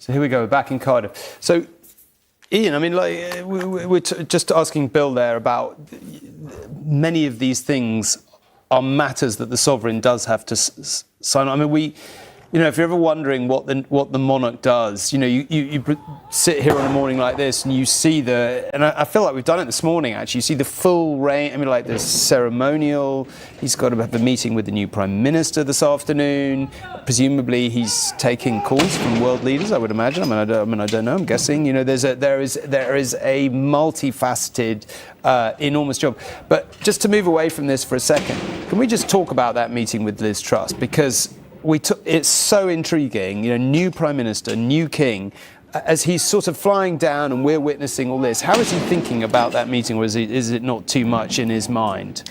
Well, I think there's a certain formality that he has to go through when he first meets her. I may be slightly wrong about this, but I'm pretty sure that he does have to reappoint her as Prime Minister, or because he's the new sovereign. But I would imagine what's going through his mind is that he wants to continue that opportunity that the Queen was so well known for, of offering a moment of counsel every week to the Prime Minister, which is completely and utterly confidential, where the Prime Minister can offload her problems and the issues that are facing her, and that he can offer advice. I mean, as I said earlier, he's not just picking this up from scratch. He has toured the world. He's known every United States president going right back. I think he has a vague memory of Eisenhower. So he's got a lot of experience of meeting with world leaders, which he will, I'm sure, bring to bear when matters of international politics and crises come up in those sorts of conversations. But he will be, I'm sure, minded on creating that safe space for that council.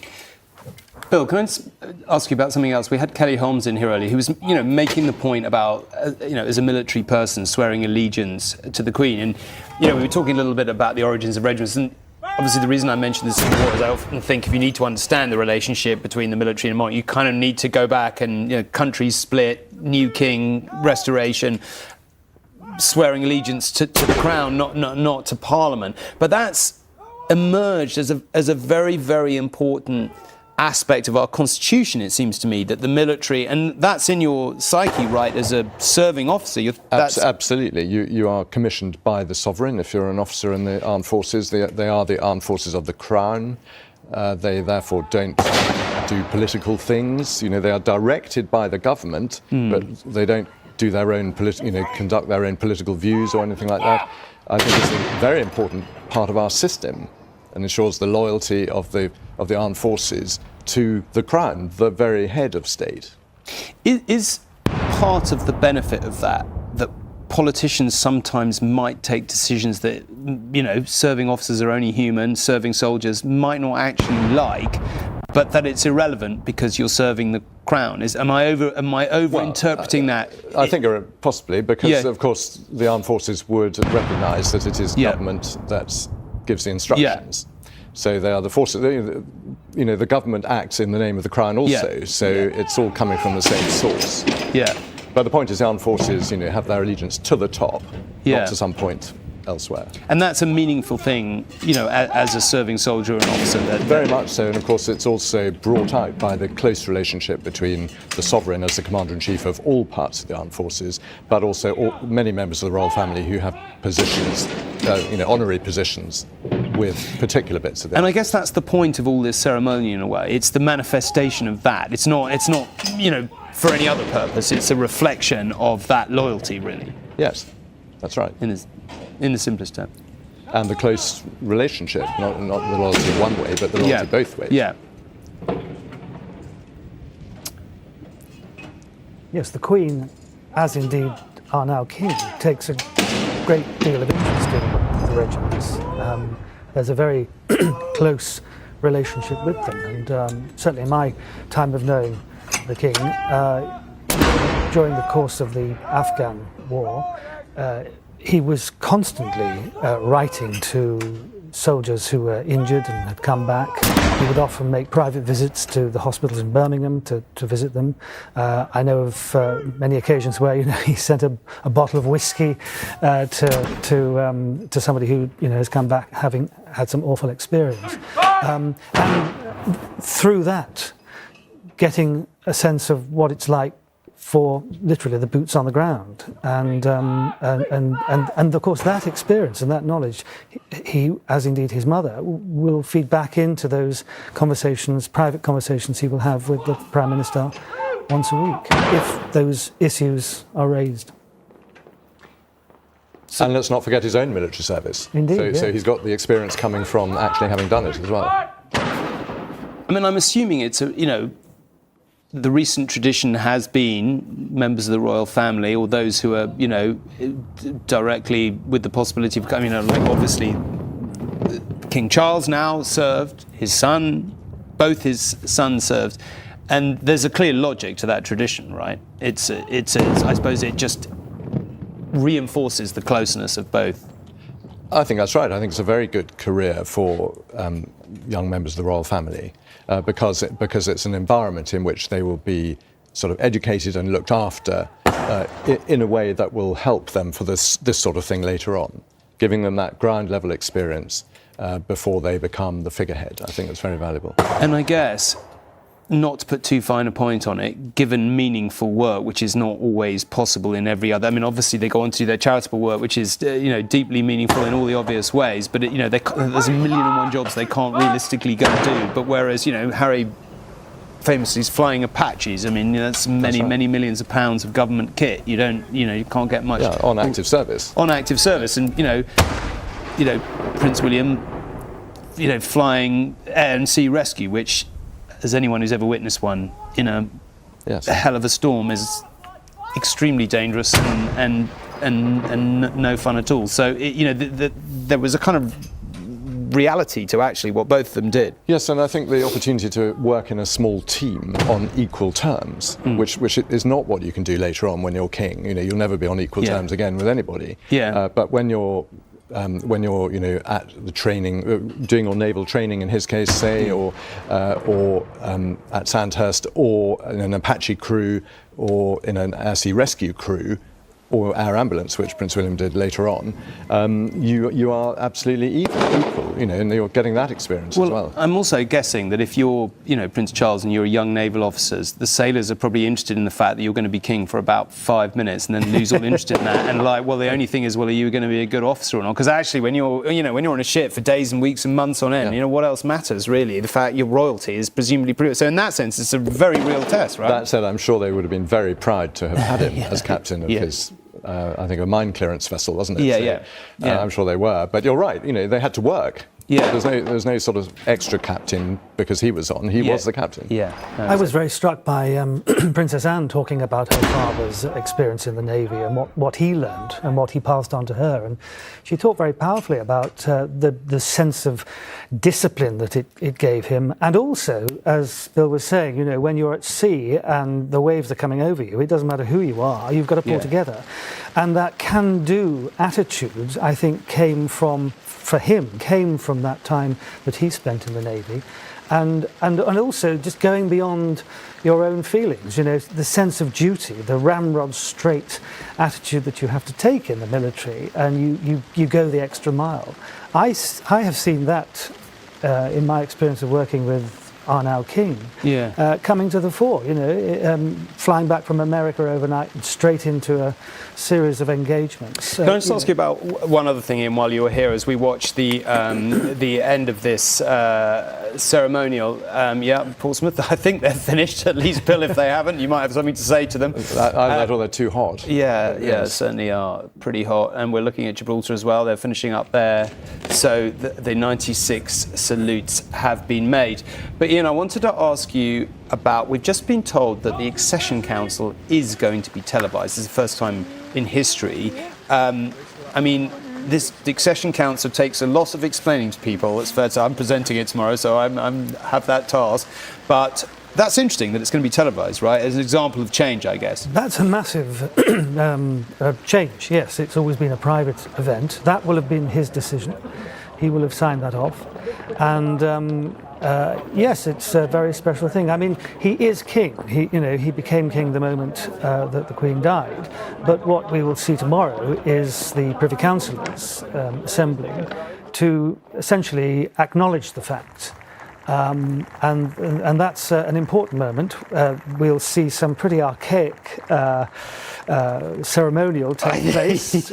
I'm sure. Yes, one might politely call it the return to the 13th century. But we might say that because that's kind of the point, isn't it? This is the whole point of the Accession Council. It was something that came in a point where, when a new monarch took over, things would be quite, rocky. Lots of nobles might think, well, I don't know if I want this person or not. And, this was them all getting together and saying, no, we accept you, and all the rest of it. Yes, and then the heralds would be sent from St James's Palace to the City of London to begin with, and then across the country to proclaim the fact that there was a new sovereign. So yes, it is archaic these days because we have instant communication, but it still is incredibly symbolic of the nation acknowledging the sovereign and almost, I think, laying down once again the contract between the sovereign and the people. OK, Ian Skelly, thank you very much indeed. Bill as well, thank you very much indeed. Now, let's just recap for a moment on where it's been a very, very busy morning here. And it's one of those days. We said at the very start that we yesterday perhaps was shocked, today waking up in reality to the cold, hard reality that we have lost the Queen, someone we had got so used to. Now we've seen the new king this morning leaving Aberdeen to move south to prepare to address us tonight. We've seen the new Prime Minister, Liz Truss, who's going to meet the new king this afternoon, giving her tributes in the House of Commons. We've seen the leader of the opposition referring to the nature of the political climate and what that means, and paying his own tribute to the Queen's leadership on that front. Now, in just a moment, I'm going to hand over to Mary Nightingale. Before I go, a reminder of that news that has just been reaching us. Tomorrow, the Accession Council, when parliamentarians officially recognise, or Privy Councillors recognise Charles as their head of state, will be televised for the first time in history. I will bring you that in a special programme tomorrow morning. Now, right now, King Charles III is on his way to Buckingham Palace to begin a role he has waited all his life for. Tonight, he will address the nation. Charles has waited his entire life, as we've been discussing with Ian, to become king. And as James Mates explains, he has already told us that he will be a different monarch to the prince we have come to know. The new king returns to his capital. In deep mourning, but with the weight of public and constitutional duties on his shoulders, King Charles III flies south from Aberdeen. Few of his new subjects have ever known life under a king, nor had cause to sing, God Save the King. We embark on a new era, unsure what to expect.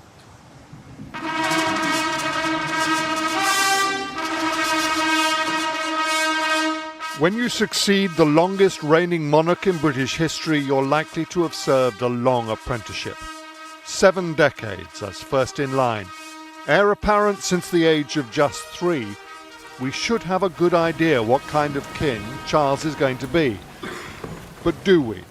My lords, pray be seated. As he said emphatically to a television interviewer in 2018, Prince Charles, Prince of Wales, may be very different to King Charles III. I'm not that stupid. I do realise that it is a separate exercise being sovereign. The idea somehow that I'm going to go on exactly the same way if I have to succeed is complete nonsense, because the two situations are completely different. It is no mere figure of speech to say Charles learned the job at his mother's knee. Since he was a toddler, there has never been a moment in his life when he wasn't a heartbeat from the throne. Unlike his own son, there were no carefree years to build slowly towards the responsibilities of office. At 9 years old, he was both playing on dodgems and being created Prince of Wales. Invested at Carnarvon Castle at just 20, aware even then that just being himself was not an option. At one time, you were reputed to be a very shy boy. Do you now find it much easier? I think I do find it easier a bit, yes. I'm still fairly shy. I think one has to conquer this, it's just one of those things that comes as you grow older. I don't, I think, make friends all that easily. Perhaps, the position one is in builds up a little bit of a barrier. But I find now that I am making more friends, I think, yes. A successful military career, first as a pilot in the RAF, then the Royal Navy, ending as commander of a minesweeper, gave little indication of what was to lie ahead. Because it soon became apparent that royal restraint on expressing any public opinion on anything was not going to be his style. First in his sights was modern architecture in general, the extension to the National Gallery in particular. What is proposed seems to me like a monstrous carbuncle on the face of a much-loved and elegant friend. He went further. Modern architects had done more damage to London than the Luftwaffe, he declared, and that was just the start. The man who's now the head of the Church of England said he wanted to change the title, first adopted by Henry VIII, of Defender of the Faith. He said he would be Defender of Faith, to include other religions widely practiced in multicultural Britain. All I have ever wanted to do, basically, is to help build bridges that could span these chasms and reunite us with the patterns of divine harmony in our souls and within the world soul.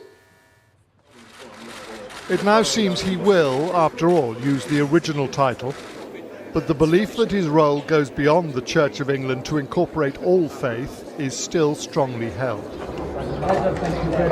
As he sought to define his role as Prince of Wales, Charles realised he could use his privilege to help those in need. He often went out of the way for those who were hard up, and he used his Navy severance pay to set up the Prince's Trust, encouraging young people to further their careers. Part of my cunning plan has really been to invest in the future, in the lives and the abilities and the talents and the potential of so many young people. And now, you see, we have a growing number of remarkable young ambassadors. The writing of dozens of letters to ministers on matters that concerned him was controversial, though hardly improper. But now that he's king, there may be no more of what he himself called meddling. The one exception, though, might be the environment. If any issue defined his long wait for the throne, it has been his passionate campaigning on environmental issues. I know you all carry a heavy burden on your shoulders, and you do not need me to tell you that the eyes and hopes of the world are upon you, to act with all dispatch and decisively, because time has quite literally run out. He had been early to the debate about genetically modified foods, organic farming, improved land use and sustainability. A contribution generously acknowledged by President Biden at COP26 in Glasgow. We need you badly. Oh, you're very kind to say. No, not just saying it. Yeah. The whole thing going. That's how it all started. Even as he had been taking on more responsibility from his mother, he hadn't shrunk from high-profile environmental tours, whether with penguins in the South Atlantic, releasing turtles onto a beach in Malta, or feeding endangered orangutans in Borneo. In this, the prince could be said to have caught the spirit of the age, been at the forefront of a movement whose reach and urgency have only increased.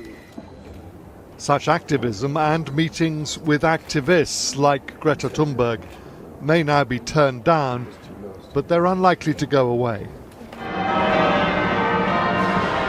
However he plays it from now on, King Charles ascends to the throne in partnership with the woman long considered to have been the love of his life. Camilla is now Queen Consort, a title confirmed by her mother-in-law during the Platinum Jubilee, resolving the long-held issue of how she should be known. Camilla will be an important, maybe even a crucial support as he embarks on the business of kingship. It's easy to forget how close his love for her came to undermining the monarchy and thus the succession. The playboy prince who was persuaded, or persuaded himself, into what seemed the perfect fairy tale marriage to the young Lady Diana Spencer. Fairy tale it was not, and as it broke down and the warring couple staged rival interviews, the confession of adultery by the heir to the throne took the monarchy to a new low. Did you try to be faithful and honourable to your wife when you took on the vow of marriage? Yes, absolutely. And you were? Yes. Until it became irretrievably broken down. After the couple divorced, he needed to redefine his role. But that process was barely underway when Princess Diana was killed in a car crash in Paris. The repercussions of her death were profound. His sensitive, sympathetic response to the death of Diana, the love and care he so visibly gave to their two sons, brought public opinion back to his side. And with time and great tact gained acceptance for his choice of partner and ultimately wife. They will reign together. Any chance of any slowing down at all? Well, I don't know. You may see it slowly, but surely. Managing the family and all its dramas is another part of his inheritance, whether it's his brother Andrew, with his reputation in tatters, or the relationship between the next generation of brothers, in particular, keeping Prince Harry from drifting further away from his British family. It will require more of the tact and diplomacy of which the Queen had seemingly inexhaustible supplies. The new patriarch at the head of the multi-generational House of Windsor may find family one of his toughest assignments. The monarchy will look and feel very different, but the new king's greatest concern will not be the look or style or manner. It will be continuity.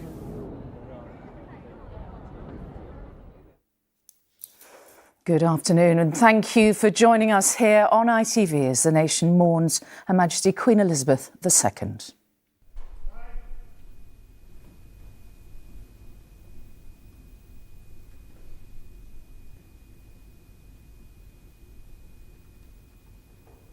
Silence and tributes too in the House of Commons. Divisions put aside for the time being as politicians unite to remember. Everyone who met her will remember the moment. They will speak of it for the rest of their lives. Because Queen Elizabeth created a special personal relationship with us all. That relationship was built on the attributes that defined her reign. Less than 24 hours since the passing of the Queen, the ceremonial business begins to mark the death of our longest-serving monarch. Gun salutes across the UK and around the world. 96 rounds, one every 10 seconds for every year of her life. The new King Charles III is on his way back to London from Scotland. But amid the royal protocol, the very human grief of a nation. She's had a great life. She's 96 years old, but we just wanted to sort of say our thanks as well. Her Majesty was, the Queen, not just to the British public, but to everyone around the world.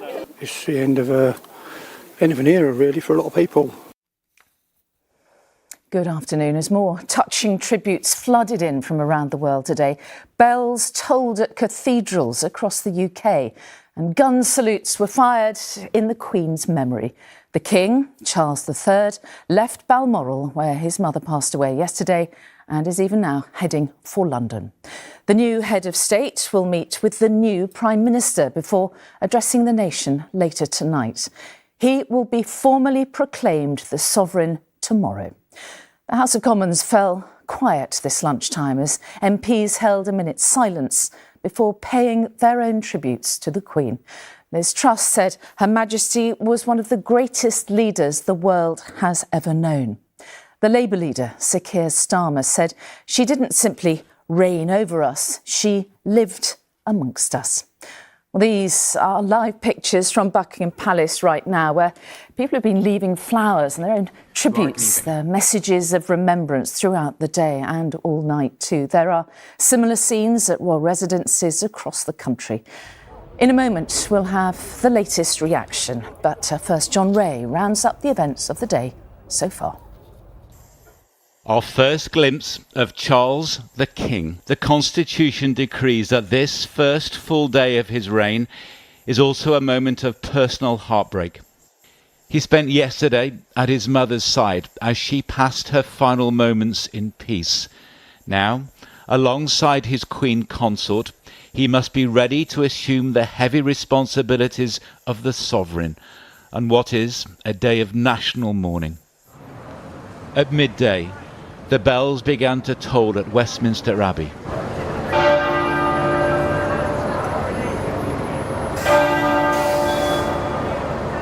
And at York Minster.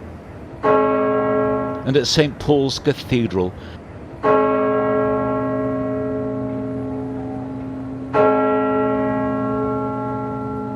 Where a service of reflection will take place this evening.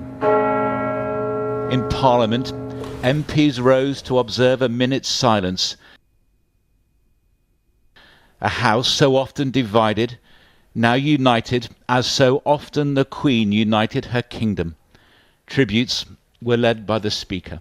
Indeed, while this is a time of very considerable sadness, those memories of a noble, gracious lady who devoted her life to her family, the United Kingdom, and those nations around the world whom she served as Queen, will bring us some consolation and joy. And then the Prime Minister, appointed by the Queen just days ago, who spoke not just of her legacy, but of the new monarch. The British people, the Commonwealth, and all of us in this House will support him as he takes our country forward to a new era of hope and progress, our new Carolean age. The crown endures, our nation endures, and in that spirit, I say, God save the King. They were sentiments shared by the leader of His Majesty's opposition. Our Elizabethan age may now be over, but her legacy will live on forever. And as the children of that era, it falls upon us to take that legacy forward, to show the same love of country, the love of one another, as she did, to show empathy and compassion, as she did, and to get Britain through this dark night and bring it into the dawn, as she did. Under cool grey skies, the nation had woken to a moment of history not witnessed for 7 decades. Those leaving messages of condolence attached to bouquets found perhaps mutual comfort in the growing crowds. Oh, it's a moment, isn't it? I mean, we've lost a really powerful female figure. Was my first takeaway, and just, you know, she meant so much to so many people. So I felt like I needed to come down today. How do you describe how you're feeling today? Very sad. It's the end of an era, really, for a lot of people. New generation have got to get used to this, and we've got to get used to King Charles III. Prince Harry was the first member of the royal family to leave Balmoral this morning. His grandmother's body will remain in Scotland, in the country so deep in her affections, for the coming days. It feels as though, I think for probably so many people around the world, especially in the United Kingdom, that a part of our lives that was taken for granted as being permanent is no longer there. And in that sense, there is an enormous shift in the world around us.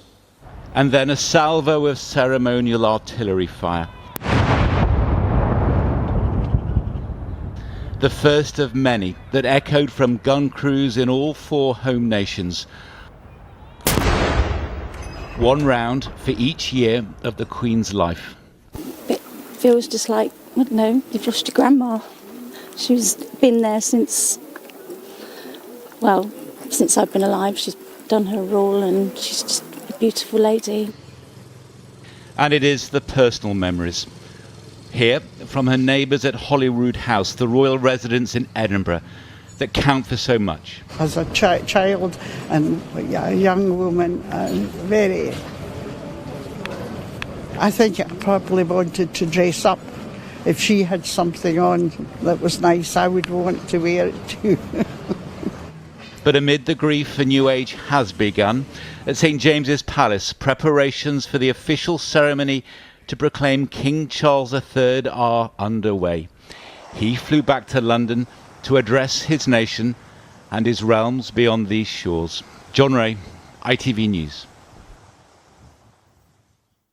You can see pictures of the new king, who has his plane has just landed at RAF Northolt in northwest London.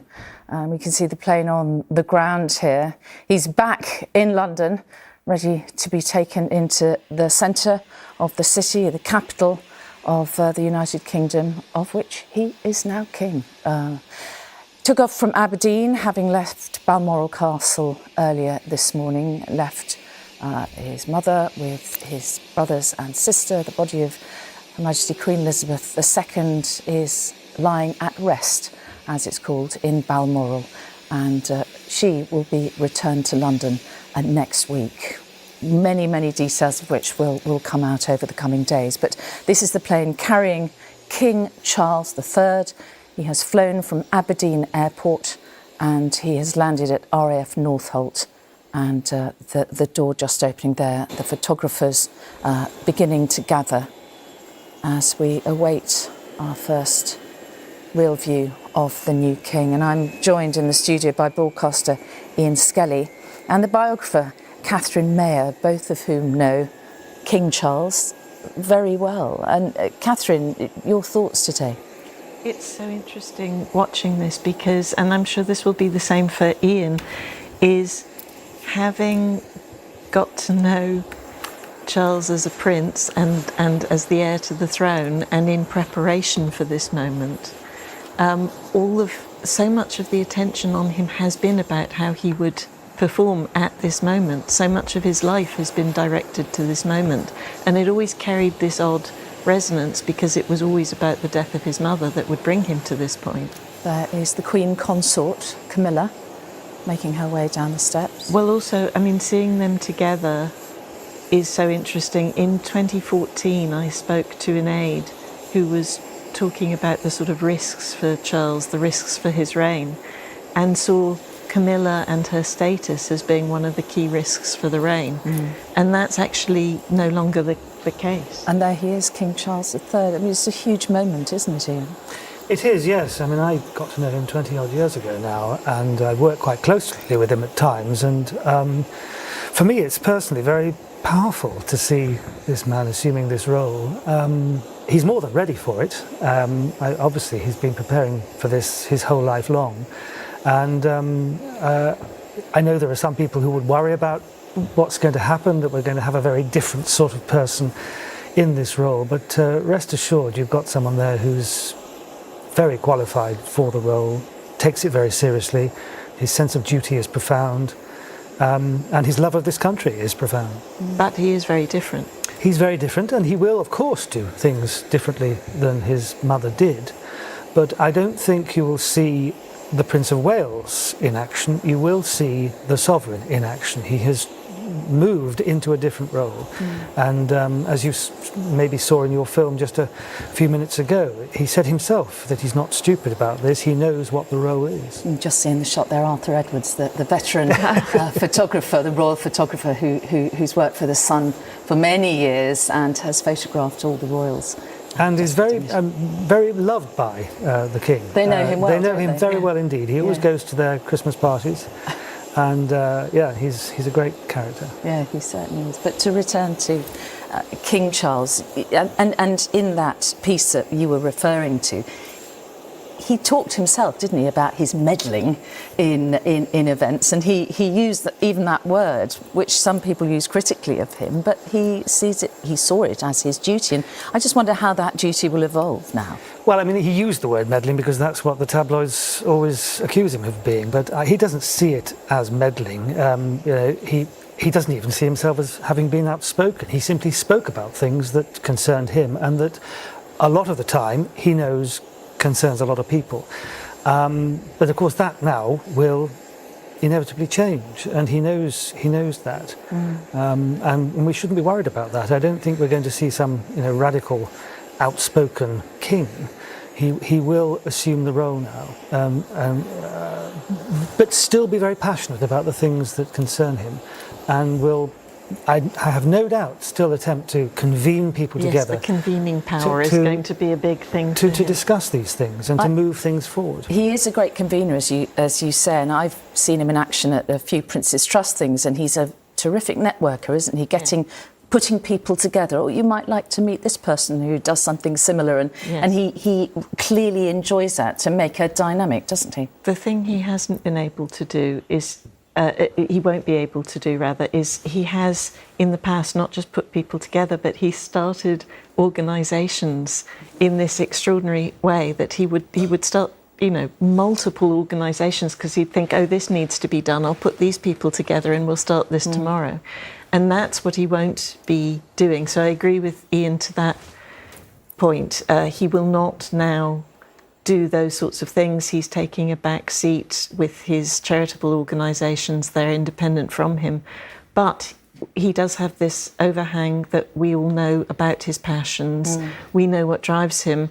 And he will be expressing himself vigorously in his weekly meetings with the Prime Minister, of course. Just a thought as we see that the royal car's just disappeared from view momentarily there, but that vehicle is so familiar to us all, isn't it? We've always had our Queen in there, and she's a very familiar, doesn't have a number plate, does it? It is the monarch's Rolls-Royce, and now it has a king in it. most likely with the window open. And the royal standard, Yes. of course. Yes. I talked about that earlier. He loves fresh air, and Yes. he actually really hates anything that he considers stuffy, which is funny given that people think of the institution as stuffy. Yes. So, be prepared to be in a howling gale and at freezing temperatures. Yes. And there are wonderful stories of the Queen Consort coming and closing the windows down in Birk Hall, the house in Scotland, because it was so cold, and then him coming into the room and opening them again, and this constant kind of toing and froing like a pantomime. She once showed me that, I'm afraid this is a bit lèse majesté now, but she once showed me her underwear on a royal tour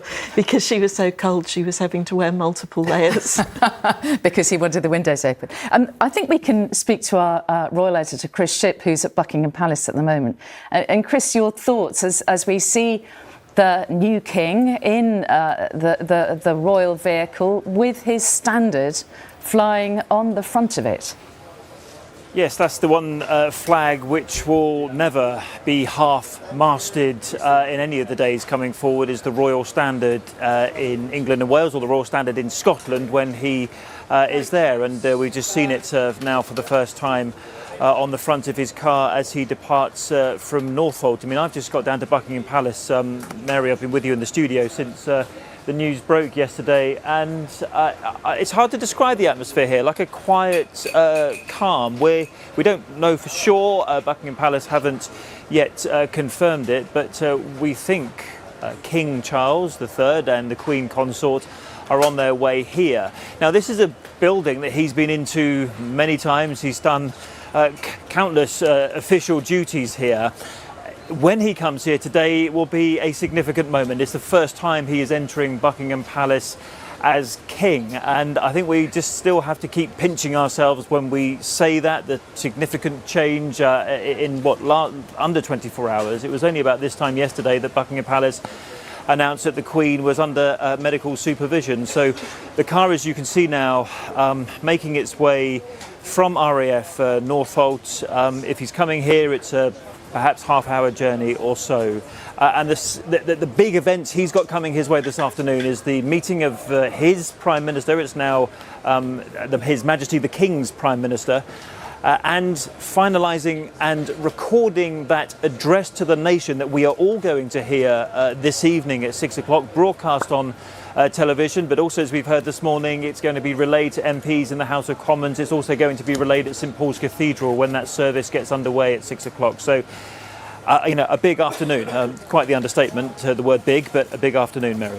Yes, indeed, Chris, and we will keep returning to you, no doubt, throughout. Ian, while we stay on these pictures, which I think are fascinating, you see all the cars stopping and probably can't quite believe their eyes, what they're seeing. And here is the new king in amongst, landed back in England from Scotland, where he was with his mother, of course, and seeing his subjects. Yes, at close quarters, yes. Which is something he's very keen to do. I think. I think it's very interesting. We have a period of transition, and I would imagine uppermost in his mind is the idea that he does have to establish now that there is continuity. There's not going to be massive change, but that he will want to get out there, just as the Queen so famously said, she had to be seen to be believed. He will be carrying on that principle, and he values that. I mean, he values contact with people. It's where he picks up all of his intel, which he feeds back into, certainly as Prince of Wales, what he was doing. But it's a very difficult balance, isn't it? When you think of all the different things that must be playing on his mind at the moment. He's lost his father 18 months ago, he lost his mother yesterday, which is a huge set of events. Even at the age of 70, to lose both parents does leave you feeling profoundly changed, I think, in many ways. He'll be undergoing grief. The whole family are going to be grieving with him. And yet right now, of course, he's always known it would be thus, but it still must be a real challenge to actually grasp this thing and stamp his identity upon it, while not obviously forgetting what's gone before, which people love so much and will miss very much. I think this was always going to be a difficult moment. It was also always going to be a moment that in some ways would cement him in public affections, because people will feel sympathy for him. His grief will be evident, but the challenges he faces are bigger than they seemed like they would be even a few years ago, because of the fracturing within his own family and events within his own family, and some of his own actions that have come back to bite him recently. So this is not going to be plain sailing. I talked about an aide saying that Camilla's status would be the big challenge for him. That's not a challenge. They also, the Queen sorted that, of course, yes, didn't she? They also said that, you know, it might be that the Caribbean realms might start to break away. Well, of course, that's already happened, and that's happened in a tide of consciousness and feeling around all sorts of issues relating to the history of empire and a more recent history that are difficult, and that he will need to get a grasp on, and that ties in also with, of course, the fracturing with Meghan and Harry, and a sense that they have lost both a younger demographic in some ways and also people of colour who are very sceptical, a lot of them, about whether he will be a king for them. So he has some pretty big challenges now, as well as dealing with what we expected. But I do think that public sympathy, at least for now, will be with him, because his grief will be so real and so evident. Ian, you're nodding. Yes, I am, yes. I mean, he has, in all of the time I've known him, made lots of efforts to make contact with communities that Catherine was describing there, and in time-honoured fashion created organisations, the British Asian Trust, for example. He's worked with the various faith communities. And the way in which, for example, his charities, he directed his charities into places like Tottenham after the riots, or Burnley after the riots. And through the Prince's Trust. And the Prince's Trust was a massive piece of legacy, which is incredibly important. So, you know, and of course, if 1 million people have been helped by the Prince's Trust, there are 1 million people out there now who know what he's been doing. And a lot of those have created their own businesses, they're employing people. These are the people that society had rejected, and he believed shouldn't be rejected. So I would imagine there's a groundswell of support for him because of what he's done, apparently behind the scenes. But for a lot of people, it was, you know, their own experience. But nonetheless, the Queen is no longer there, and she's been a constant, hasn't she, for all of our lives. Barely anyone alive who would remember life before the Queen. And so there will be that void which he has got to fill. I think she's deep in our unconscious. Yes. There's a really interesting book that was written decades ago about how people dream of the Queen. And she literally occupies a role that nobody else can or could, partly because of her longevity and also because it's such a peculiar role. She was the most famous woman in the world. She was the most prominent woman in the world, also a key thing. And of course, that's not a role that he can fill. No, of course. Just to return quickly to Chris Shipp, who's at Buckingham Palace. And Chris, we're watching pictures of King Charles coming through the suburbs of North London there, and he will be with you, I think, in about, or near you, we're not sure where he is actually going, in about 20 minutes, I think. But is there a sense of expectation where you are?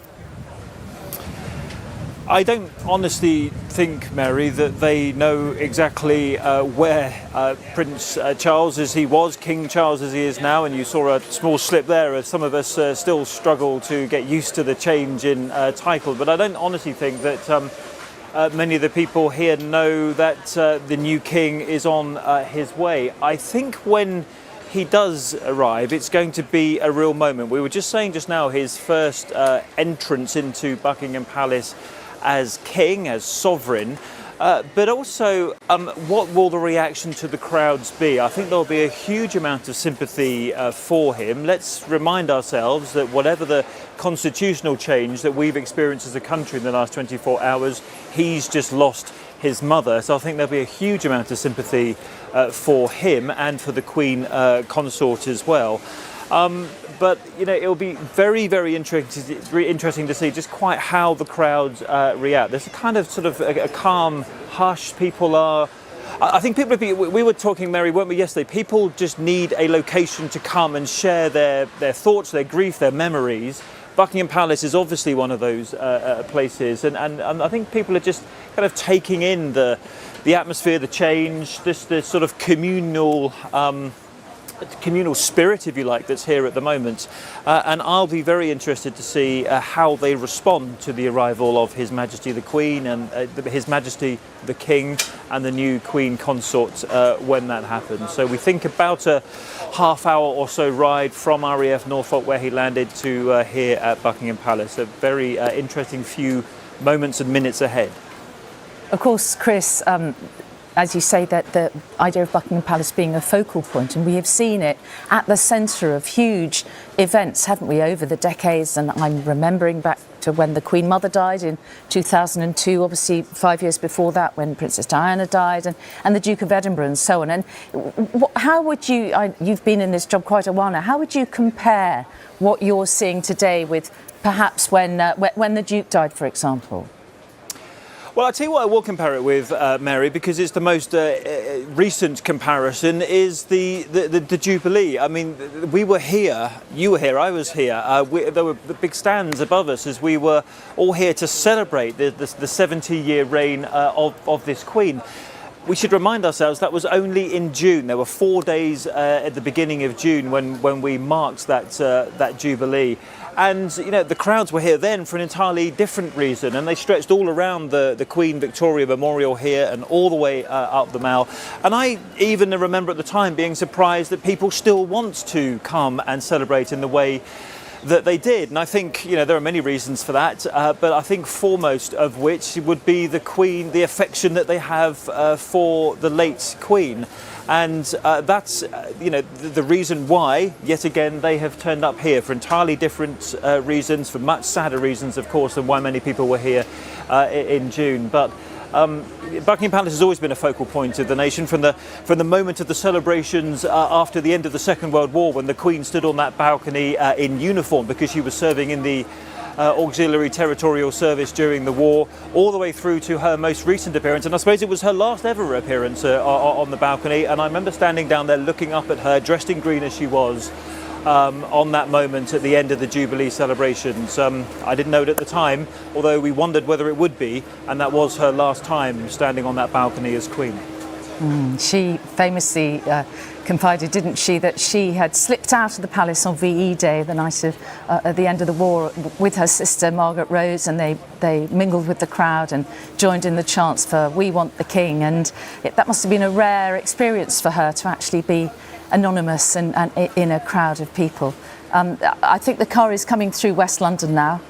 I live not far from here and I recognise that building. So, yeah, I reckon you've got another 15, 20 minutes. Chris, we will come back to you in due course, but right now let's return to Catherine Mayer and Ian Skelly. We're talking about the enormous, the boots that King Charles III has to fill.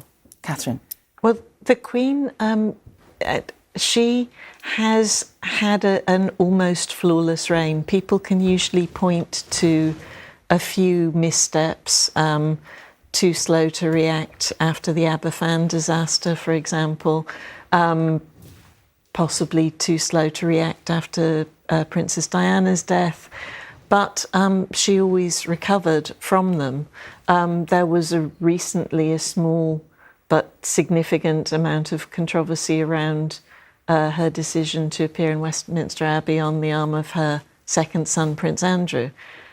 But generally, people will look at her and say this was an extraordinary period of public service. Irrespective of what your views on the monarchy are, she set a model and a standard and also just a period of time that nobody else is ever going to equal. So not just big boots to fill, but kind of unfillable boots. Yeah. He can't do that. He has to do something else. He knows, and he has always known this. He has known for a very long time that his chance to set his own mark on the monarchy would be shorter, limited, but he definitely goes in with ideas about how to do that. And so, although we're talking about his awareness that he cannot be as he was as Prince of Wales, an activist and an interventionist, he definitely has intentions to do it differently and to make use of his time to try and actually strengthen the monarchy. And that includes various kinds of potential structural changes to it, as well as definitely elevating the issues that matter to him in ways that are open to him as king. And he was ahead of his time, wasn't he? There was a time back in the sort of 70s and 80s, and he was derided for being a tree hugger and, a bit of an eccentric in that respect. But he was just ahead of his time, wasn't he? Remarkably prophetic, really. I mean, everyone remembers him admitting that he talks to plants. But if you look at the interview that led to that remark, what he actually was saying was, it's dangerous to chop trees down in the numbers that we were, and we need to put more trees into the world. What are we saying now? We need more trees around the world. You can go right through a lot of the different things that he was talking about. I can remember helping him work on a speech, it must be at least 10 years ago, possibly longer, where he wanted to highlight the dangers of plastics in the sea. Nobody was talking about plastics in the sea. Nobody took a blind bit of notice. And suddenly, 3 years ago, it became the massive issue that it is. Sadly, had they taken notice when he highlighted it, it might not have been so big now. In terms of his attitude towards town building and so on, the very fact that so many public buildings now have wheelchair access, you can put down to some of what he was arguing for all those years ago, because he saw it as a big issue. That's not recognised as one of his achievements. And of course, in food and farming, he was also advocating a way of producing food that wasn't destroying the soil, because, of course, we depend upon it. And that movement, the organic movement, has spread not just in this country, but because of a major speech he gave just after William was married, across America. We're just seeing we're still on the pictures, the aerial shots of the royal convoy coming into London, and he's just about Paddington Station now, for anyone who knows the layout of London. So that's, he's coming into the centre now, and he will take a right-hand turn at some point and go down by Hyde Park and arrive very shortly at Buckingham Palace. We think, but we haven't had confirmation of that. To return to the idea of his climate activism, and that is clearly one of his great passions, it is such a universal concern now. In a sense, you could almost see it as no longer political. And I wonder whether he will be able to... It's not a party issue anymore, is it? It's a global issue. That's the case for any issue that is considered political. It's because it is a subject for political debate, and therefore and party political debate. The thing about climate change, of course, is that it is being repoliticised right now. So you might have thought it was an area of settled consensus, but it possibly isn't. It doesn't mean, I think, that would stop him. And one thing I would say about his this notion of him being ahead of his time, I think it's actually worth understanding that commitment to environmentalism in the form of conservation, and also relating right the way through to sort of his interests like holism, that actually goes back a long way, and it runs through the family, it runs through his father as well. But he has taken it into new directions, and there is so much more that I would expect actually to see in his reign relating to this. Again, through the power of convening, but also elevating these issues. I do not think any Prime Minister should expect an audience where he will not, or in this case she, will not be hearing, for example, about Patagonian toothfish, which was when the Guardian used the Freedom of Information Act to find out the content of some of his famous black spider memos. They discovered that he was worrying about overfishing and, again, issues that are very, very current. Yes. I mean, climate change, of course, it's still subject to argument, isn't it? But Do you think anyone really argues about pollution being an evil, as he has obviously been saying for net decades? Zero is, I mean, these things are back on the agenda in revisionist ways that are actually undoing some of the things that he cares about. So that could be, I think there could be some quite spicy meetings with the new Prime Minister, actually. Do you think he has been wrongly criticised in the past, because he has been given quite a rough ride for quite a lot of his adult life, not least by the media, sometimes, some might say. Do you think he has been misjudged to an extent over the years? I think he would prefer to be criticised for doing something than criticised for doing nothing. So it comes with the territory. If you're going to stand up and put your head above the parapet as he has done, he always expected to get it shot off. But he comes from a deep place. His convictions are founded in what he was seeing when he was growing up and what he's seen around the world. The rainforest project, which he created 20 odd years ago now, was created because he could see that we'd already destroyed vast acreages of rainforest. Hundreds of football pitches a day were being burnt, and still are, actually. And if you destroy the rainforests, you destroy what he would call the life belt of the world. The lungs. The lungs. And also it produces so much rain, and so therefore it has an effect on the growing of crops around the world. So these things haven't gone away. But he is now assuming a different role, and he knows fully well that he can't stand up and start making these sorts of speeches anymore. We are looking at aerial shots of, you can just see Kensington Gardens in the top right of the shot there, and that joins Hyde Park, and he's going along now Bayswater Road, which takes him to Marble Arch, and then down to Hyde Park Corner. I think I'm right, and I haven't got them the wrong way around. Like a taxi driver. And thereafter to, we think, Buckingham Palace. But again, nothing has been confirmed, has it, Chris Shipp? OK. Chris, I don't know if you can hear me. I'm just saying that it looks very much as if the new king he's just passing Hyde Park now on his way to Hyde Park Corner, Marble Arch and so on. We think he may well be coming to Buckingham Palace, but just to confirm, nothing has been confirmed by the royal household. Is that right? No, but I think we would be safe to say, given where he currently is geographically and the direction in which he is travelling, that Buckingham Palace is the next stop for the king. Of course, this was not his official residence. His official residence up until yesterday at some point was Clarence House, which is just next to Green Park on the other side of me here. But yes, I think there's a kind of an expectation here now, looking at the crowds, that something is happening. People, rather than pointing their cameras at the palace, are pointing it down Constitution Hill, where we think is the direction in which the car will travel. And I think there is an expectation that something is about to happen. Of course, different times now, people have got smartphones. They might even be watching this programme as they do so. And I would imagine, that, looking at the way in which people are now facing, that they are expecting him to arrive imminently. Chris, just a question for you on this issue of where he will be living. And Buckingham Palace is under construction, isn't it, at the moment? Big renovations are happening there. He has said, I think, that he will move to Buckingham Palace at some point. But does he stay in Clarence House for the time being? How does it work?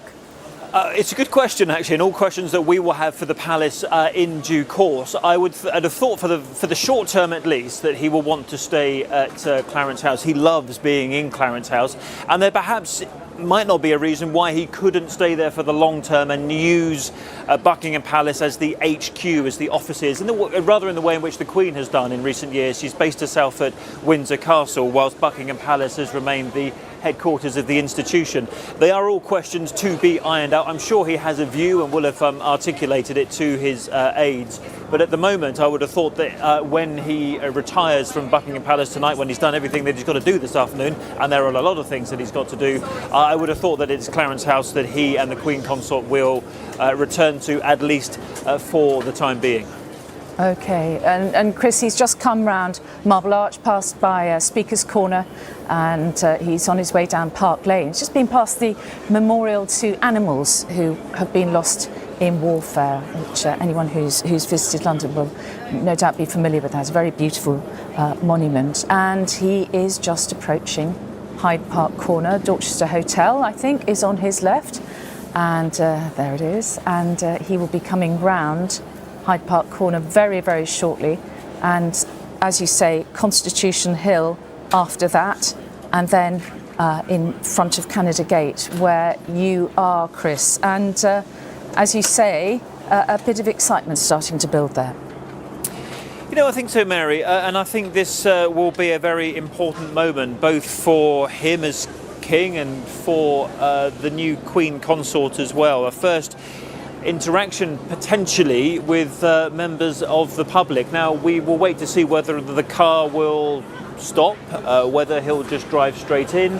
Quite how that is going to happen, we don't know. It is entirely possible, of course, that he may decide to exit the car and meet some of the people who have gathered here, because as the King himself said in his message last night, and I've actually heard from inside his office today that whilst the mood is sombre, they are being uplifted, I suppose is the word, by the amount of heartfelt wishes that they have been getting. So it's entirely possible that he will want to thank some of the people who have come here to lay flowers or pay tribute, and we will wait to see whether the car stops and whether actually there'll be that first interaction between monarch and his subjects, as it now is. That is the relationship that we now have, and that will be a very significant moment, I think. And also, Mary, will be looking out for the flag on top of Buckingham Palace, currently half-masted, the Union flag. If he were to go inside, which he thinks he is, of course, the Royal Standard would be raised at full mast.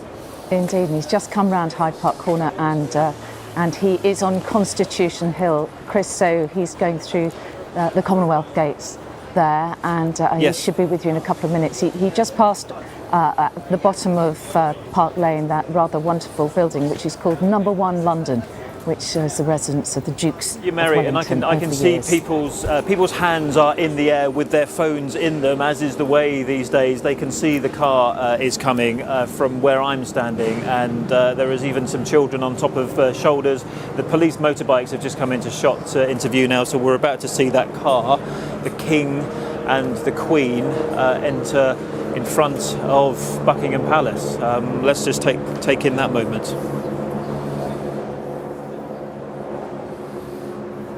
Take a moment to take that in, Buckingham Palace in all its glory, and the crowds outside, and the Victoria Monument in the middle there. Very familiar sight to so many of us over the years. The police outriders just coming through, and we'll let you hear the crowd. I don't know whether you can hear it, Mary, but I can hear a cheer coming up, and I can see the car. I just about can see the Royal Standard on top of it, and a huge cheer and a round of applause has erupted.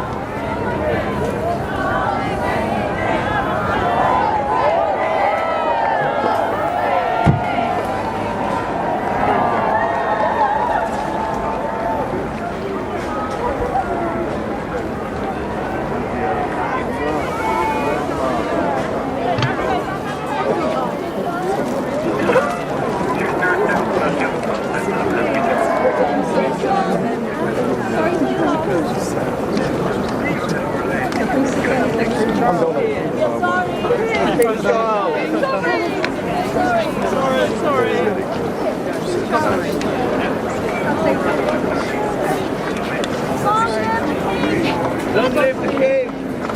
God bless you, my darling. God save the King. So sorry about that, Mum. I'm so sorry. God save the King! King Charles III! God save the King!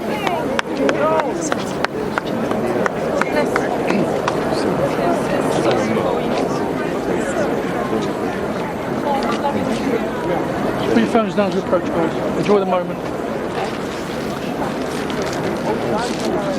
Phone down, madam. Phone down.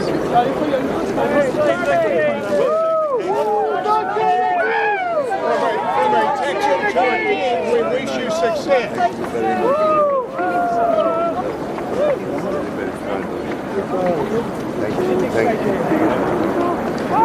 Thank you, Charles. Thank you, Charles. Flowers, all your kind flowers. God bless you, Charles. God bless you. You've got pictures to do, and I know you'll do. You're going to be great. You're going to be a fantastic couple. Good luck, Charlie. Good luck, my darling. Long live the king. God bless you. It's a great one. And now, please, guys. 73 years they've known him as a prince. Now many of his subjects.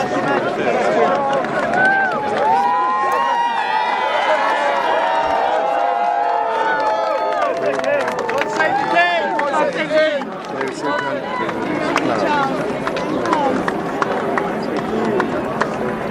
Thank you. I'm so sorry. Thank you. Wishing you fond memory. Thank you. Wonderful memory. Fond memory. Lovely to meet you.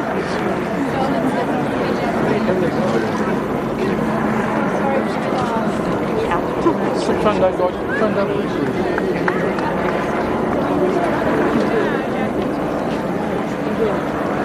God save the king!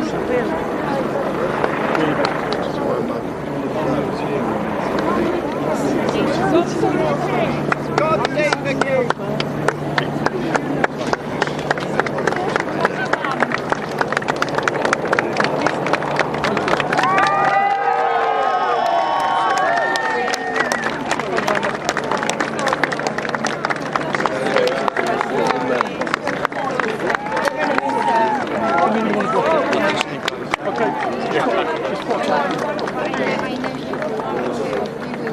Sorry for yours. Guys, just put your phone down as we come past, please. Thank you. Thank you for down, coming madam, out. Yes, we really appreciate it. We appreciate it. Thank you so much. Put your phones down, please, ladies and gents, as we come down.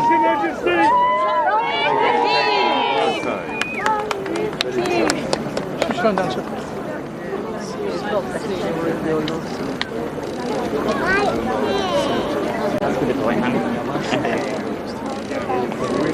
God save our gracious King, long live our noble King. God save the King. We love you, Charles. Thank you, Charles. We love you, King Charles. We love your mum. So sorry.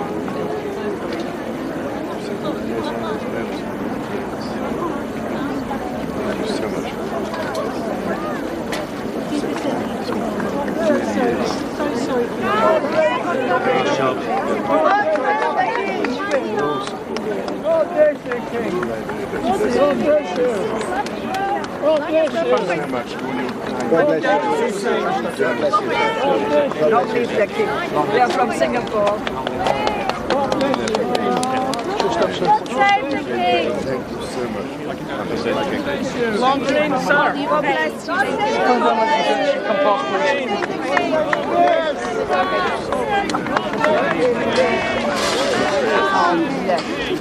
I'm not pushing. Just put your phones down. My deepest sympathies to your mum. Put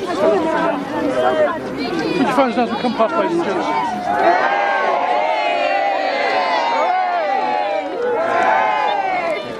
So you're looking at live scenes outside Buckingham Palace as the new king, Charles III, meets his people. And it is his first walkabout, Catherine, isn't it? And you said you find it very moving. Yeah, actually. I find it moving. I mean, when we were watching his convoy drive here and you were talking about knowing the streets, I was thinking about a peculiarity of his life, which is that he does not know the streets. He only knows them from cars, and he knows them from stopping at places where people are waiting for him in particular configurations, and he has never had, and it's one of the strange and alienating features of his life, the ability just to wander and to discover London and to get to know London or anywhere. Oh, he got a kiss then, Catherine. But one of the things is, Ian was talking about him liking to interact with people. It's more than liking.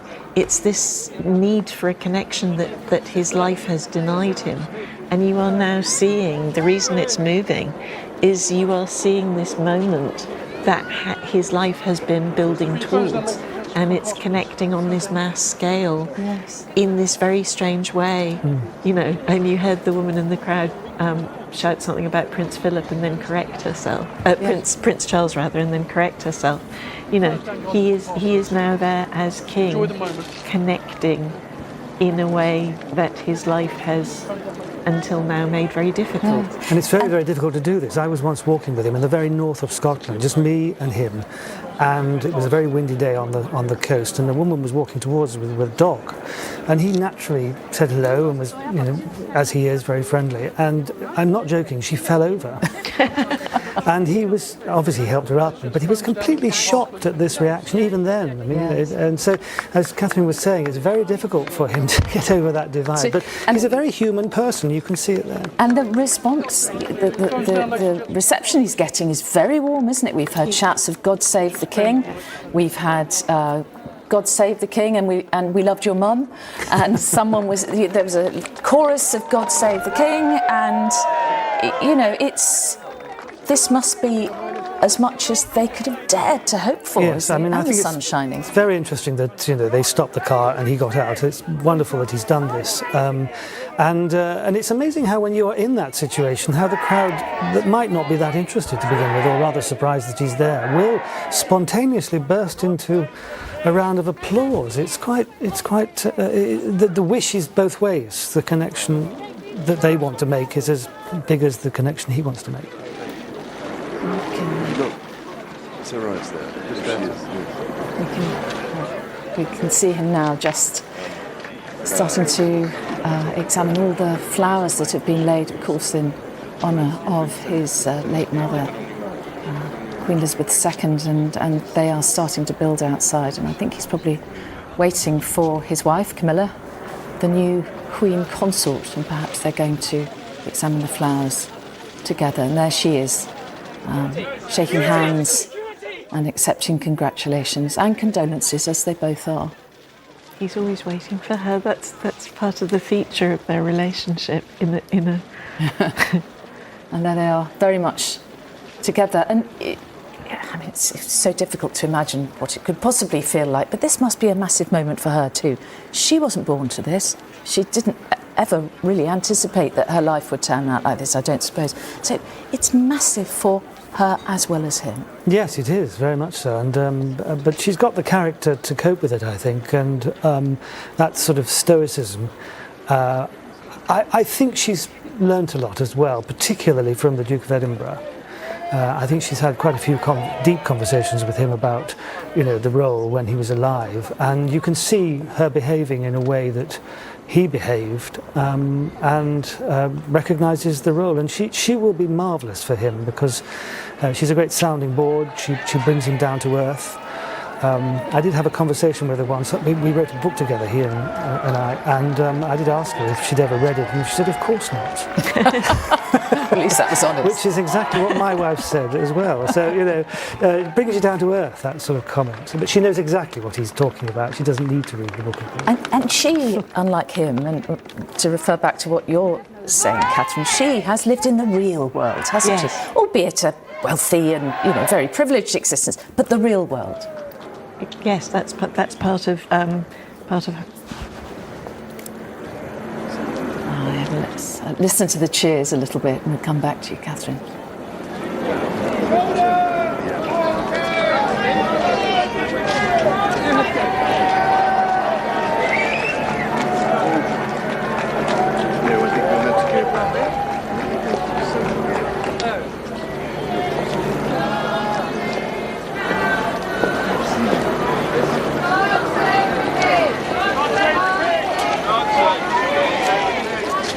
we go back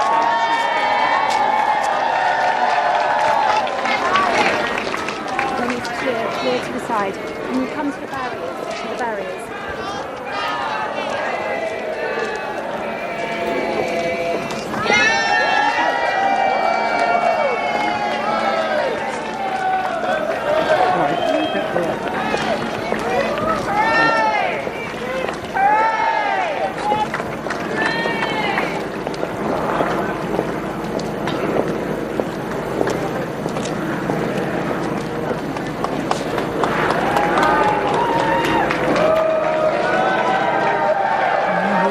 Stepping through the gates of Buckingham Palace as King Charles III. This is an enormous moment, isn't it? Big moment for him, yeah. I should imagine that's a very deeply symbolic moment for him. He's arrived, as it were. He's waited all his life for this. Yes, yes, and quite happily waited as well. You know, he was at times frustrated, I think, but he's coming now into a role that won't be half as long as the time that his mother spent on the throne, but I think we will see, you know, a lot of continuity there. It was really interesting to watch that arrival because I imagine everyone was very nervous. What was the reaction going to be? And from what I was looking at, and obviously people are there because they want to be there, but it seemed to be positive. And people from all over the world, by the sounds of it. Did you see there was a Trinidad flag? Yes. One lady said, "Oh, I'm from Singapore," and there did seem to be quite a lot of excitement and warmth, which he's been braced against hostility and indifference for most of his life, and it's an interesting one because he sometimes generates a little bit of that reaction. And look, the royal standard. Oh, that's King Charles III, royal standard. Atop the flagpole at Buckingham Palace, quite a moment. Very big moment indeed, yes. That's as the old adage goes, you know, long live the king. Yeah, yeah. We're going to cross to Nina Hussain, who is in the crowds at Buckingham Palace. I can't see you, Nina, but I know you're there. I truly am, and goodness Mary, what a moment, and what a truly goosebump moment for anybody in that crowd who has just met the country's new king.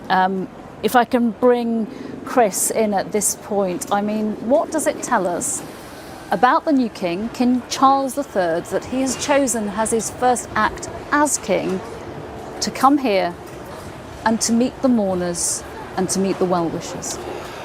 I think that was a very wise decision. We were talking a few moments ago, we didn't know whether the car would stop or whether it would drive straight in. I think were it to have driven straight in without sort of acknowledging the crowds there, I think there would have been a huge amount of disappointment. But we watched, didn't we, as the car came down Constitutional Hill, a ripple of excitement that came through the crowds. Even now people have still got their cameras up over there trying to sort of point into you know, taking what they've just seen. And what did we see? We saw people talking about their new king, people saying sorry for the loss of their mother, for his mother, and people spontaneously shouting, "God save the king." And I suppose I did wonder yesterday whether that would come naturally to people. Well, clearly there is a certain kind of crowd here. If you've come here to pay your respects, then you're going to have a certain view. But I think it was coming very naturally to people, not only to say "God save the king," but also to sing what I suppose is our new national anthem. The national anthem broke out, didn't it, Nina? And they were singing "God save our gracious king." I think he was probably meeting and greeting his subjects, his subjects now, for nearly 10 minutes.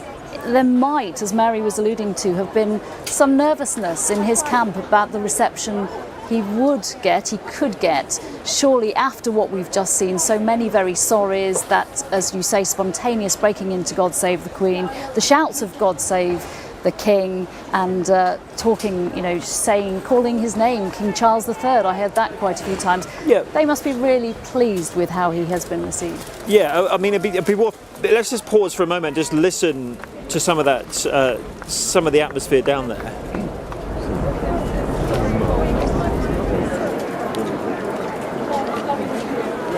Put your phones down to the protocol. Enjoy the moment. I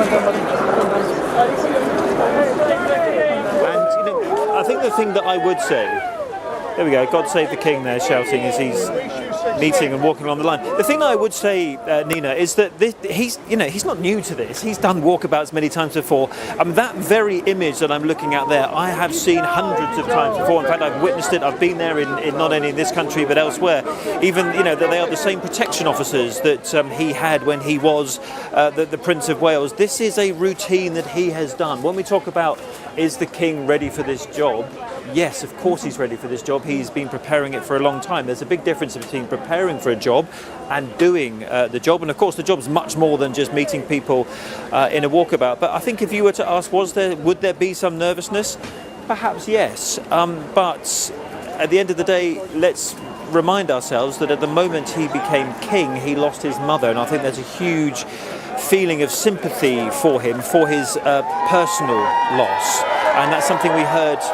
Not just the cheers you can hear there, but we heard people say to him, sorry, about what's just happened to you as an individual, the loss of your mother, not just loved by all those people there, but clearly that's a very personal loss for him.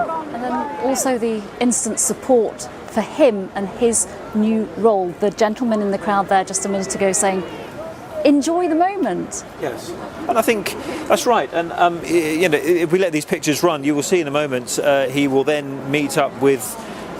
I was going to say Camilla, but I'm going to stop myself and say the Queen, waiting for the Queen consort to catch up with him.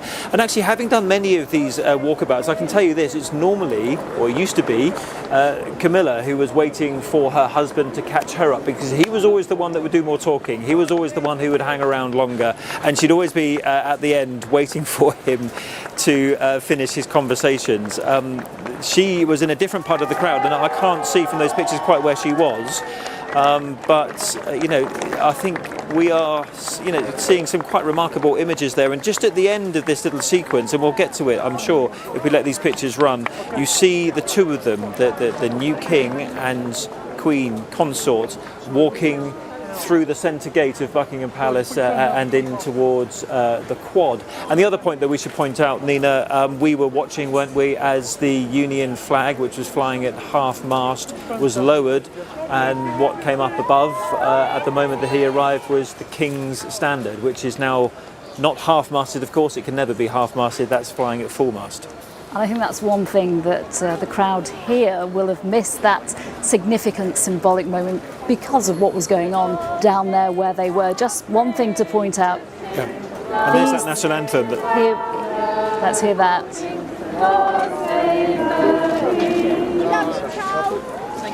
I mean, these ladies and gentlemen really have had a front row in this moment in British history, this big moment in British history. But they have to retain that with their own ears and eyes, because the one thing on what looks like to be a super accessible walkabout was people were being told to put their phones down. This is a moment where you can't film. I mean, people would have got away with it a little bit. I'd say it was less about phones down, and I've experienced protection officers say that, and it also happens with the Duke of Cornwall and Cambridge, as Prince William is now, is that there is a propensity for people to hold a phone in between their face and the face of the person they're trying to take a photo of. Now, when you're on the other side of that, it is quite disconcerting. So they do try and just have a face-to-face conversation, which might have been the norm, say 10 or 20 years ago, rather than have a camera phone in between the faces. So we did hear the protection officer there just say to people politely as they went down the line, please lower your phone. And I've seen that happen with Prince William before as well, when actually the camera is a sort of physical barrier in between the crowds and the member of the royal family. Chris, do you think there will have been any conversation prior to what we are watching, what has just happened here at Buckingham Palace, about where the Queen Consort should be specifically? Was there a decision that she would be in the car with him travelling here, and a decision that she wouldn't be with him as he stepped out of the car to greet his subjects? I think, we have not had the titles of King and Queen Consort since 1952, just before the death of King George VI and Queen Elizabeth, the Queen Mother, as she then became. So this is a kind of a change that we are having to get used to from a sort of point of view of titles. There's even an embrace for the new king there, but I think we were used to seeing the Queen and her consort, who of course wasn't a king, he was Prince Philip, doing this all the time. They will reign together, and many people, when we look back on recent history and what happened, many people will say that actually, because of that very strong bond that the king and queen have, he will be a better sovereign for her support. And it brings me back to the moment that the late Queen announced in February that she wanted her daughter-in-law to be known as the Queen Consort, because she was talking from personal experience. She knew the support that she got from Prince Philip, her consort, over many years, and sadly he died in April of 2021. And also she knows the support that her mother gave to her father, and how that was very much a joint reign. And we talk about the second Elizabethan era. It was a reign that she shared with her consorts, with Prince Philip.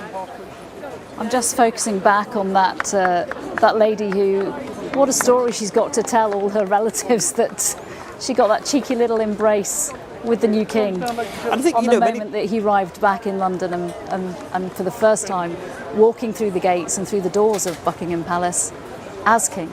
Many people might be surprised, watching this in other parts of the world, just how close, and as you can see they're physically close, they allow the king to get to the crowds. It's not something, for example, that you would necessarily see with other heads of state. I might say some presidents wouldn't do that. But this is very much the way in which the monarchy operate. They know that they need that connection. You're hearing some spontaneous three cheers there as well. They know they need that spontaneous and physical connection, if you like, between the people and the monarch. And I make the point again. You don't often see that level of proximity when you're talking about certain presidents or even prime ministers and the crowds. And security is often a lot tighter. So people are often will look at these images and think, well, where is the security? Because they wouldn't necessarily allow the President of the United States to do that. Chris, what do you think it tells us about what we are about to see as the difference between Prince Charles and King Charles that has been discussed so much in the past 24 hours? Yeah, I mean, here is the big difference, and there we are, there's the King and Queen who were walking past the tributes to his late mother. And she was very close to the Queen as well. The current Queen consort was very close to the late Queen. So they are feeling this loss personally whilst embarking on this journey as the new King and Queen, and everything that they've got to do. He will meet the Prime Minister this afternoon. He will make this address to the nation as well. So he knows it's a different job, and I think the campaigning person that we used to see as Prince of Wales, that chapter has closed. A new chapter has opened, and he will reign much more in the style of his mother. Of course, we know what he thinks about a number of things, not least of which climate change and environmental damage. But he will, as king, rule much more in the way in which his mother did. And that's the significant change that we will see going forward. And that transition has well and truly now begun. Prince Charles, who has become King Charles, is behind closed doors in Buckingham Palace. As you say, an incredibly busy schedule in the next few hours, and it will be very soon the first time we hear from the new king. Yes, we know that's being recorded this afternoon. They've just told us in the blue drawing room, a level of detail that people may or may not need, but that address to the nation is being recorded this afternoon, and it is 6 o'clock tonight that it will be broadcast on television in the House of Commons to MPs, and also at that special service which is getting underway at the same time at St Paul's Cathedral. Okay, Chris, for now, thank you very much. Mary. Thanks, Nina and Chris. All fascinating stuff, and very moving, wasn't it, to have a look at those pictures again. Still with me, Ian Skelly and Catherine Mayer. And I just wanted to pick up on a point that Chris was making about the style of how King Charles III is going to rule. And you were saying, Catherine, just a few minutes ago, that you think he's going to be quite was the word, you didn't say revolutionary, but he was going to actually try and change the monarchy in some respects. We know he wants to slim it down, don't we? Yes, and he has to do that. I mean, it's partly that he wants to do that, but it's also that the monarchy needs to... The only way the monarchy can survive is by adapting. The monarchy is now visibly out of step with public opinion, and it's even more critical in an age of turbulence like this, where people are choosing between heating and eating, and there is going to be a lot less tolerance for anything that looks like extravagance.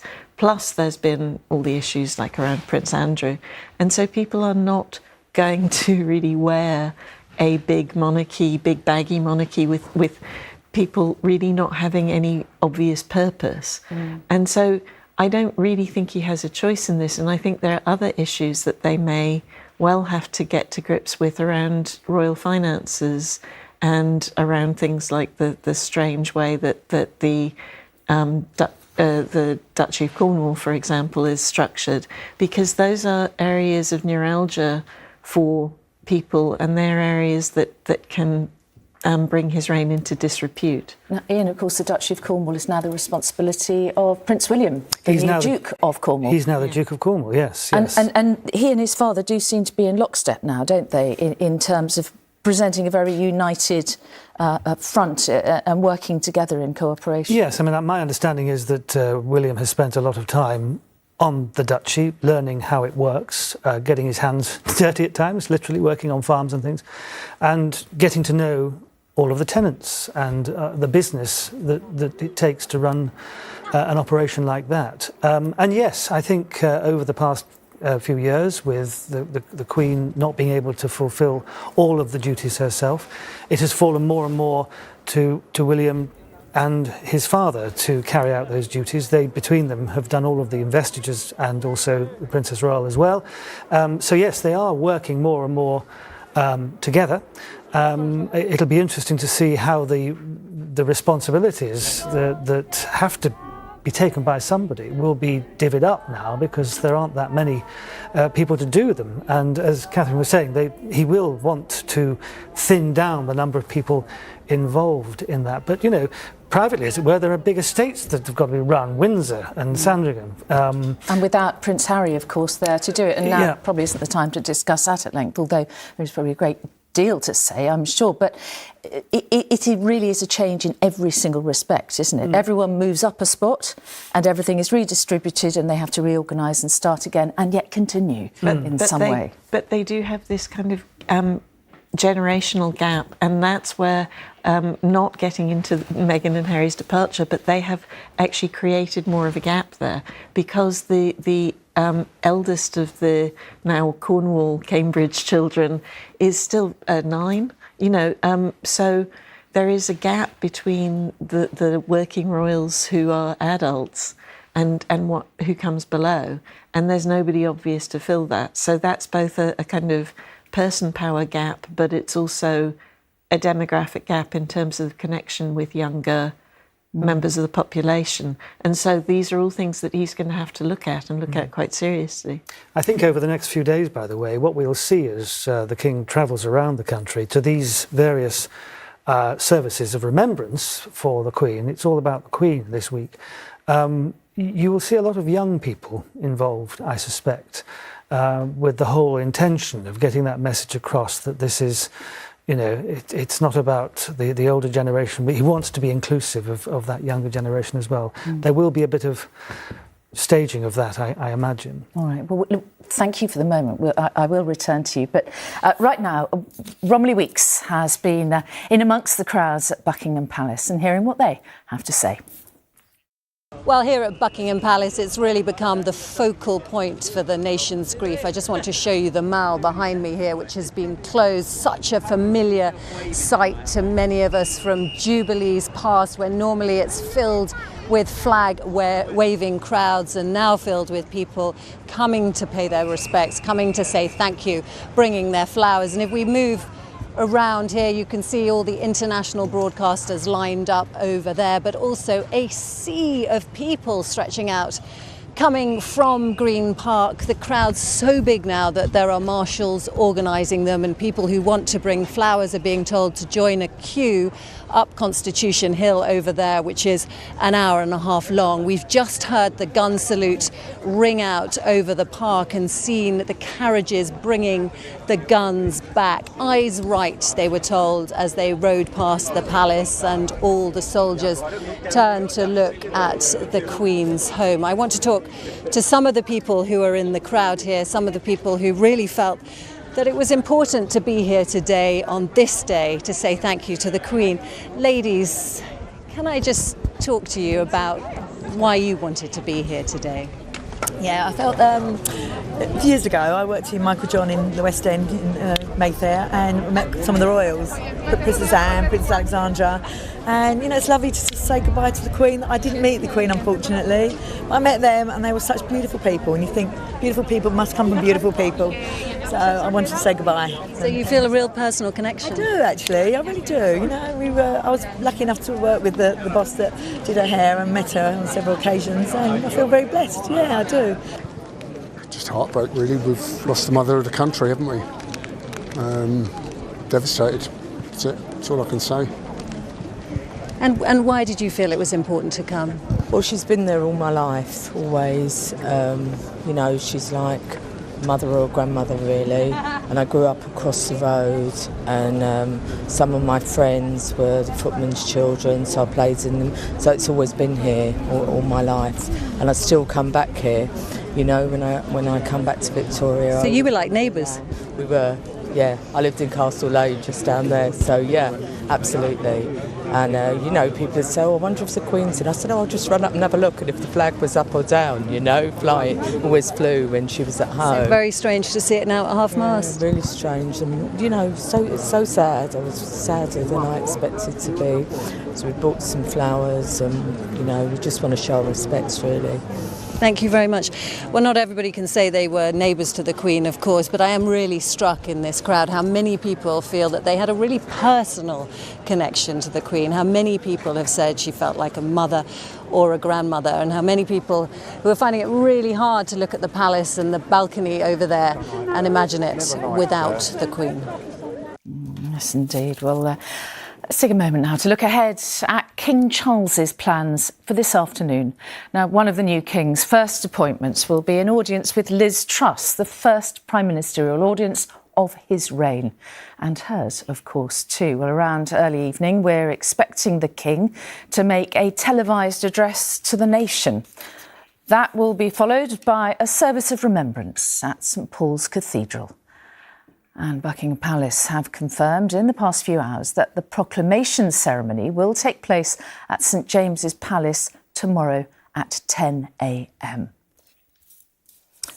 Well, as we said, a service of prayer and reflection on the death of Her Majesty Queen Elizabeth II will be held at St Paul's Cathedral at 6 o'clock tonight. 2,000 spaces have been available on a first-come, first-served basis, with people queuing since this morning. And Rebecca Barry is at the cathedral for us now. Now, Rebecca, what do we know about the service that's being prepared right now? Well, preparations here are well underway. We've seen specialist officers here with sniffer dogs searching the area. And there was a genuinely spine-tingling moment here earlier when the bell in the clock tower of St Paul's began to toll to mark the Queen's death. It rang out a total of 96 times, once for each year of the Queen's long life. It took more than an hour and a half to complete, and hundreds of people stood still in complete silence, many emotional, some of them wiping away tears as they contemplated the fact that their head of state has changed, and for many of them a sense of their national identity. I spoke to some of the people who are lucky enough to have got one of those 2,000 wristbands giving them entry to the service this evening, and they told me it felt like they'd lost a member of their family. I'm proud to be going this evening. Yeah, lucky and proud and honoured and very emotional. She was almost like the third grandmother that we didn't really comment on until she's now gone. It's the same. I didn't realise that I'd actually have this effect, to be perfectly honest. She's a role model for generation. Even my young one, 7-year-old, she looks up to her. And she was in tears when she heard that she passed away. To know that she was here and she was always here, I think that was memorable. That was powerful. Now she's not here, and it's like a void. Sorry.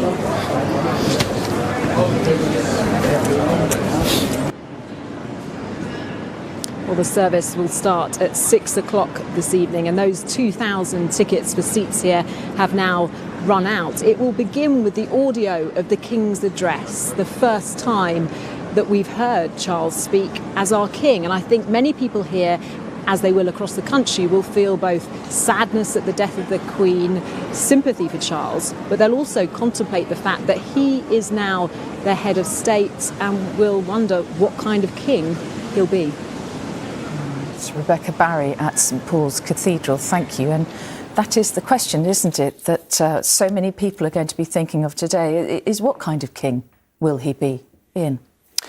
One who has plenty of experience of public life and international affairs, somebody who desperately wants to continue this institution and for it to be seen to be relevant to the people of today. So he will bring to it a great deal of his experience of travelling right around the country, meeting loads of people, but he won't want to divert and create something new. He'll be, I think, keen to stress that there is continuity here. And certainly in the first week, the week now that we're engaged in, so far today, the story, as it were, has been more about him, it seems to me, than it has been about the death of the Queen. I'm sure that the emphasis in his address tonight and the focus of that service will be back onto the Queen and her 70 years of service to this country. Well, I was going to ask you about precisely that, because you've written speeches with him in the past, and so you know his style, you know the way he works. What will be the process that he, and I'm presuming somebody working with him, will have gone through to fashion this speech? What will they be thinking? What will their priorities be? Well, when I helped him with speeches, I don't write them for him, I write them with him. And the process there is that he comes up with the ideas, he often will scribble a draft, and then I'll go away and maybe do research or hone it or sharpen it or so on. Does he do his characteristic writing and crossings out and comments and stuff? It comes back with red scribbles all over it, yes. And but in this case, I really do think that he will just sit down and write it himself. He's a very good writer. He's a very good wordsmith. He happens to be one of the busiest people I've ever met, and that's one of the reasons why at times I've perhaps been able to help. But so he will write this, and yes, there will be certain things that maybe his advisors would suggest that he puts into it, and the general focus of it will be defined. But it will be his words. He's not a puppet. He's a real person who wants to communicate what he feels is important. And I suspect, I can't be sure of this, but what I think he will want to get across tonight is that he has lost his mother, we have lost our Queen, and that the years of her service are what we really should be remembering now, and he will be paying tribute to her in this speech and in all of the services that he will take part in around the United Kingdom over the next week, in Edinburgh, Belfast, in Cardiff and in London. Those services, which I think comes from him, are not about him declaring himself to be king to the nation. It's very much his intention that those services should be acts of remembrance for the Queen. But there is a fine line, isn't there, between the remembrance of the Queen, which of course is hugely important and which the country will not want to hurry through in any way because of that fondness and the enormous reverence that we all held her, or most of us held her in. But there does come a point where he and the institution of the monarchy has to get going, has to start again.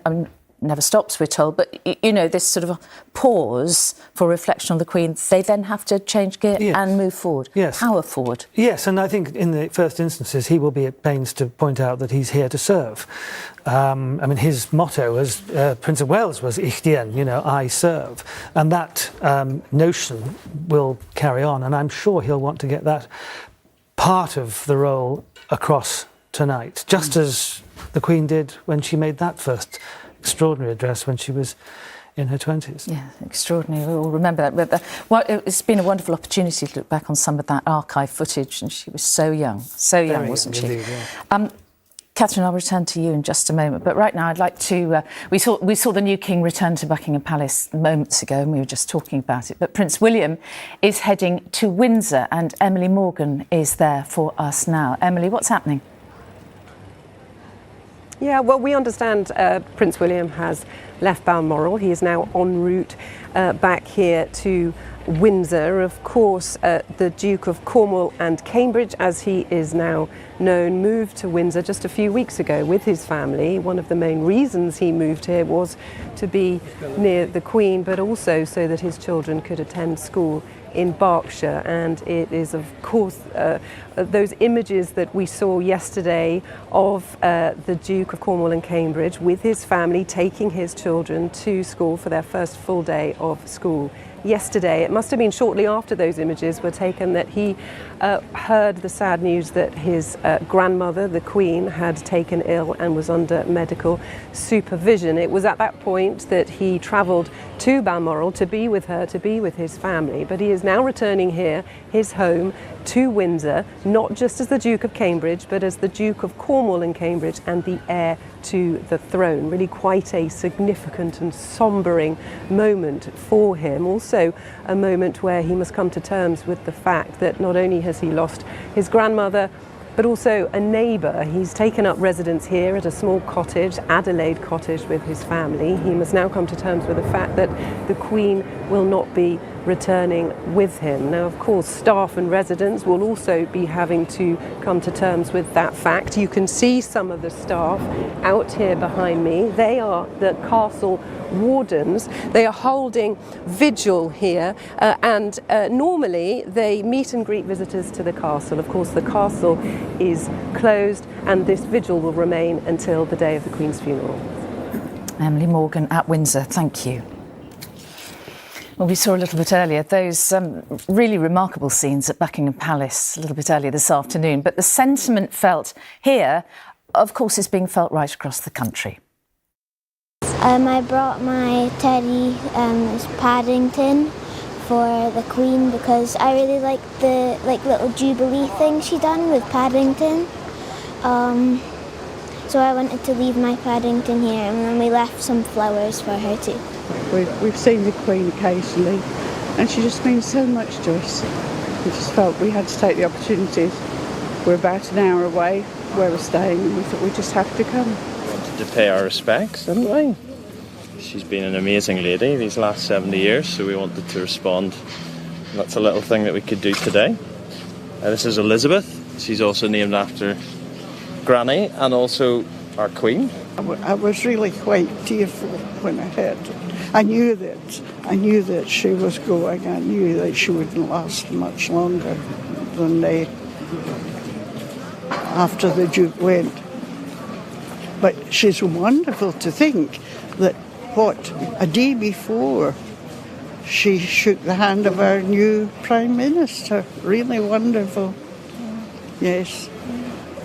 And I've kind of followed that. I keep going to the end.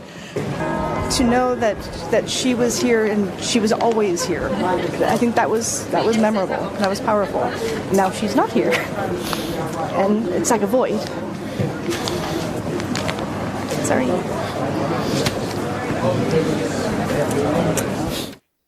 Well, that gets me every time. In York, a book of condolence has been opened at York Minster, and Sarah Corker is there for us this afternoon. Sarah.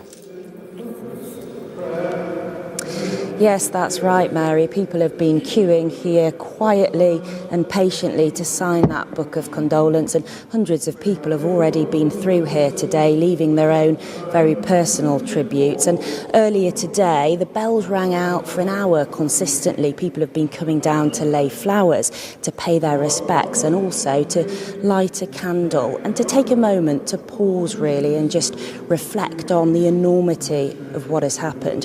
One of those who's come down today is John. Hi there, John. You've come from Wales. Just talk to me about why it was so important for you to come here.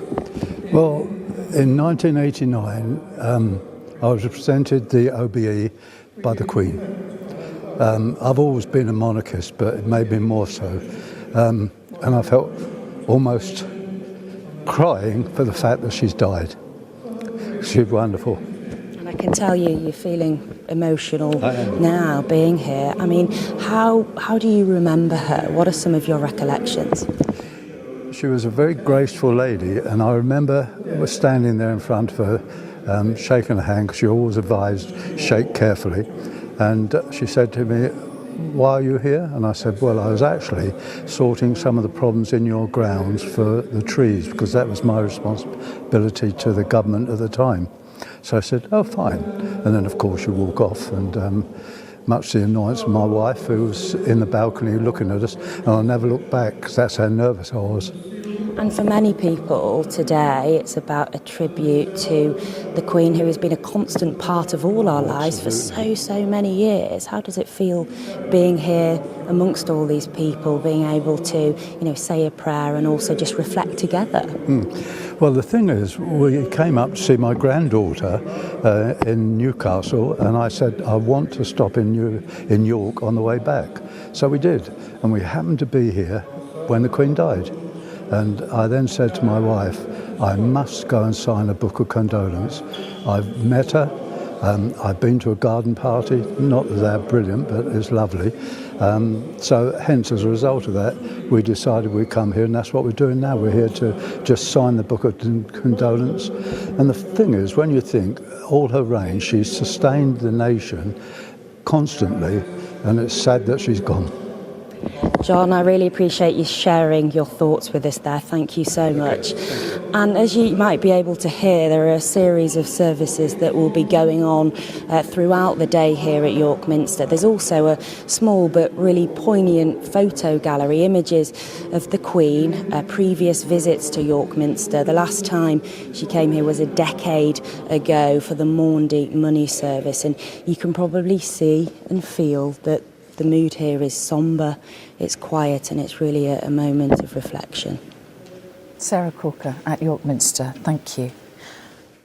And Catherine, just returning to you and picking up very much on what we've been seeing, people very upset, and Sarah and York Minster reflecting a real sadness amongst people. And I wonder if, and you said earlier on that you were feeling a little bit emotional, I wonder how many people, when they heard the news yesterday and woke up this morning, felt unexpectedly emotional for all sorts of quite inexplicable reasons. I have a neighbour who's French and describes herself as a Republican, and she messaged me that she'd been crying, and I've been getting a lot of messages like that. And I think one shouldn't forget also that we live in an era of grief and loss. We've just we've had the pandemic, we've had all sorts of things happening, so people are very unsettled as well as carrying loss.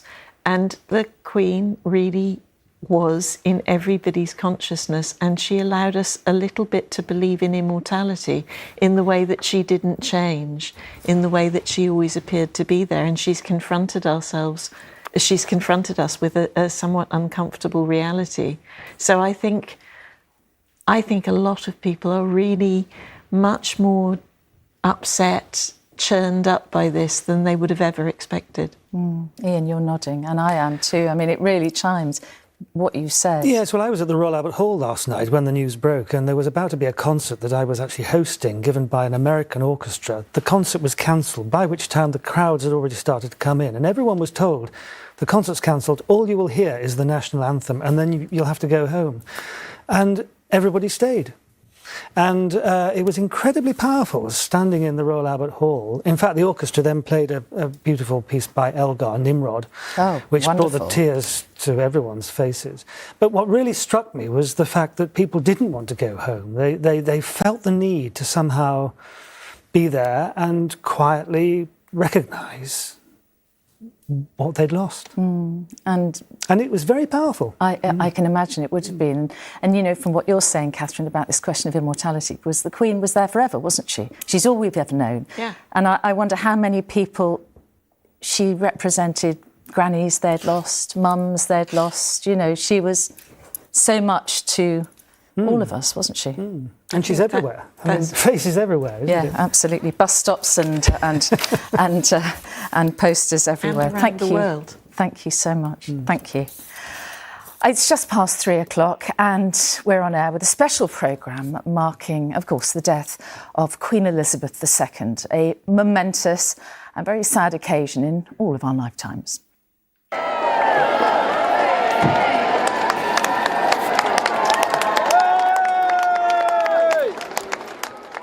The new King, Charles III, has been meeting well-wishers at Buckingham Palace as he returned to London for the first time as the new monarch. Crowds of people who travelled from all over the country to pay their respects, and countries further afield as well, to the Queen, and to welcome the new King.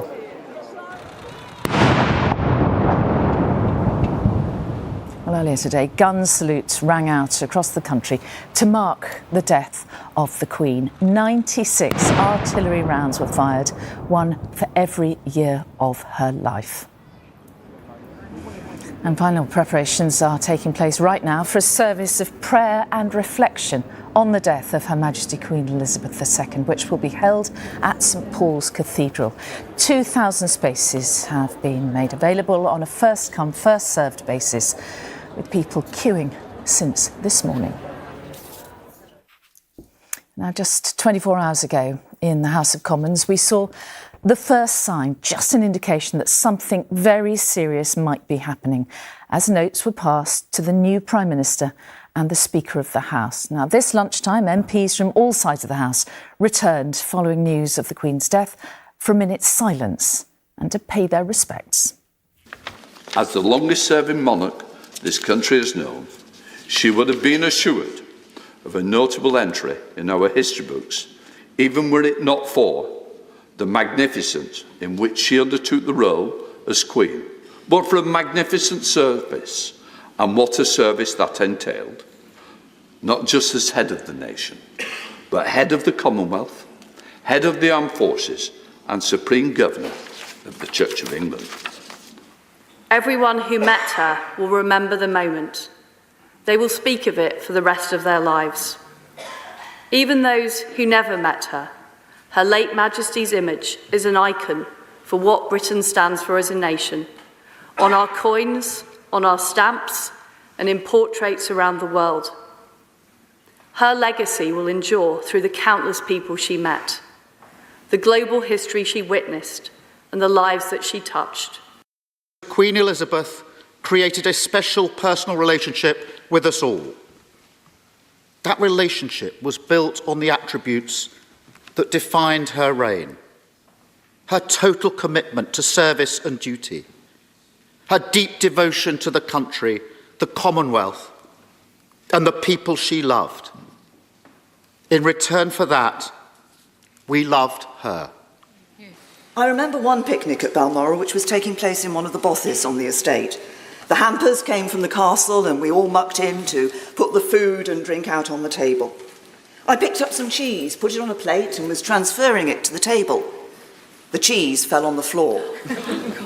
I had a split-second decision to make.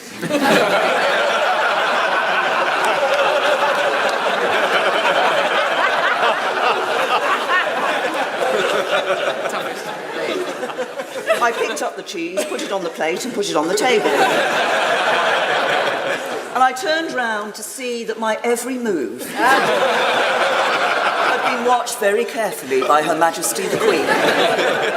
I looked at her, she looked at me, and she just smiled. In the 1950s, when she was crowned, I was a child, and I remember my mother warning me that people thought men knew more than women, that men's views were valuable, whilst women's were to be disregarded. And so it was in that atmosphere that she stepped up as a 25-year-old married woman with 2 children to take her place at the head of this nation and play a huge role on the world stage. What determination and courage that must have taken. Today, there are countless people in this country and around the world who have experienced the same sudden access of unexpected emotion. And I think millions of us are trying to understand why we are feeling this deep and personal and almost familial sense of loss. Perhaps it's partly that she's always been there, a changeless human reference point in British life. Well, our political editor, Robert Peston, is in the Houses of Parliament for us now. Robert, I mean, quite a morning, really. It's been quite a 24 hours, hasn't it? Silence in the Commons first off, and then some really wonderful speeches. What were the highlights for you? Well, I just wanted to sort of say initially, as Boris Johnson pointed out, and as we've been pointing out on our own coverage, of course, for millions of people, this is just a day of great sadness because of the affection that they felt for the Queen. But she also played this extraordinarily important role underpinning our parliamentary democracy. The constitutional monarchy we have here are absolutely vital to how we govern. Actually, this was brought home to me late last night. I was here just before midnight, articulated lorries here, unloading kit, furniture, because of course here in Parliament, in Westminster's Great Hall, she will be lying in state in just a few days' time. Again, just showing the extraordinarily important role that the monarch plays in our system of government. Never political, always supportive, but the fulcrum when power gets passed from one Prime Minister to another, as happened only 2 days ago when the baton was passed from Boris Johnson to Liz Truss. And there were a number of extraordinarily powerful, I thought, addresses today in Parliament. We had Liz Truss talking about how she touched so many people's lives, and she's come up with this phrase of her as the rock underpinning modern Britain. Keir Starmer, I thought, very much rose to the occasion. He quoted from the 1977 Philip Larkin Golden Jubilee poem, which was all about the stability that the monarch, Queen Elizabeth, the late monarch, had brought, continued to bring right until the end to this country, but also reminded us, actually, in those dark days of the COVID pandemic, her words, "We'll meet again," the hope that she gave to all of us. And then I was quite sort of amused when, Catherine Mayer, one of your guests, was talking earlier on about how the Queen figures in so many people's dreams. And Theresa May, you just heard her with that very funny anecdote about the dropped cheese, but she was also talking about how Philip May had said to her he thought he was dreaming only a few years ago when Queen Elizabeth was driving him and Theresa May around one of the parliamentary estates. He said he woke up and discovered it was a reality. So many stories from MPs, past ministers, past prime ministers, about the way that the Queen touched their lives. And I think, therefore, it's been one of those sort of great parliamentary occasions because it shows a thriving parliamentary democracy underpinned by a constitutional monarch, reflecting the sadness, but one hopes the hopes for the future of millions of British people. This afternoon, the new Prime Minister, Liz Truss, will meet the new King, King Charles III. It will be their first audience, and we only have to look back at the 70 years that Queen Elizabeth was in power to recognise how important this new relationship between King Charles III and the new Prime Minister Elizabeth Truss will be to all of us. Robert, it is extraordinary, isn't it? The amount of change that we've seen in the last week, in the last few days. This time last week, Boris Johnson was Prime Minister. This time last week, we had Queen Elizabeth II. Yeah. Now we have Prime Minister Truss and we have a new king. It's an enormous change for both of them, isn't it? An enormous change for both of them, an enormous change for the country. I mean, I was thinking last weekend, gosh, it's going to be an enormous week. We're going to get a new Prime Minister. I didn't think that at the same time we would be getting a new monarch. And, you know, I think one of the... I was talking actually to the leader actually of the SNP about this earlier on today, and he was highlighting the extraordinarily important role that the monarch plays. And you know, he said, just think of the chaos that would have ensued if the Queen hadn't been, strong enough just 3 days ago to engage in that extraordinarily important constitutional ceremony, the kissing of hands, in which she essentially appoints the new Prime Minister. I mean, the chaos that would have ensued if we hadn't had, for a temporary period, a monarch able to oversee the transfer of power. And it just shows you how vital the Queen has been to all our lives and how important a role the new King Charles will play.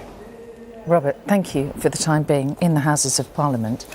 And I'm joined now in the studio by royal historian Hugo Vickers and political commentator Ayesha Hazarika. And I just want to start with you, Hugo. You and I have talked many times over the years about the importance of the Queen, but it can't be underestimated, as Robert was saying, the huge importance of that final act just a few hours before she passed away, of appointing the new Prime Minister. I know. I was thinking about, when she came down the steps and met Winston Churchill, and as I think I said to you yesterday, born in 1874, yes. Right at the beginning of her reign, that was really the first thing that we actually saw her do as Queen, and that the very last thing that she should do is to, as Robert says, secure this very delicate handover to a Prime Minister born in 1975, which is over 100 years later. It shows the enormous span of things. And yes, I mean, she's always been there to sort of be this calm presence. I mean, when there have been times when, I remember with John Major being appointed before that, after they got rid of Mrs. Thatcher, it would have been again chaos if there hadn't been a Queen waiting to deal with the new Prime Minister and knowing that she would give total support to whoever the Conservative or perhaps Labour Party produced. That's what she's always done, sees her role as to support Prime Ministers. Callaghan famously said, not necessarily friendship, but friendliness. And I think you'd be a very brave person to insult an incumbent Prime Minister in the presence of the Queen, quite frankly. That wouldn't have gone down well at all. But it's so characteristic of her that she left everything in perfect order. Yes, she did. And actually, I don't think we've talked about this particularly, but in recent months, she's been sort of tying up a lot of loose ends. Very particularly thinking about how adept she was at suddenly telling us that she would like Camilla to be known as Queen. I think if today the new king had suddenly said, this is what's going to happen, that wouldn't have gone down as well.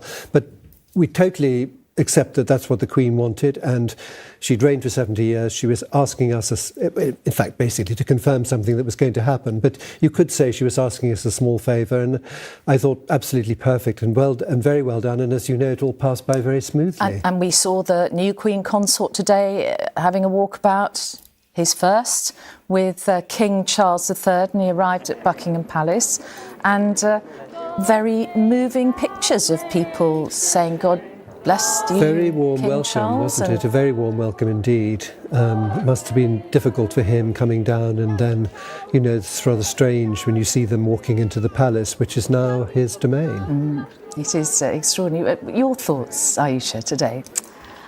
Well, you and Robert touched upon it. As somebody who's a keen watcher of politics, we always use the phrase gosh, these are unprecedented times. But who would have thought that on Monday, as we heard the announcement about the new Conservative leader and the new British Prime Minister, who would have thought that we would be having a new monarch in the same week? I mean, I don't think that has ever happened before. And it is extraordinary. And I think when I think back to that initial broadcast she made at the age of 21, where she said, I pledge to you my undying kind of service and commitment, the fact that her very last act was overseeing this really important political moment, she absolutely lived out that promise till the end.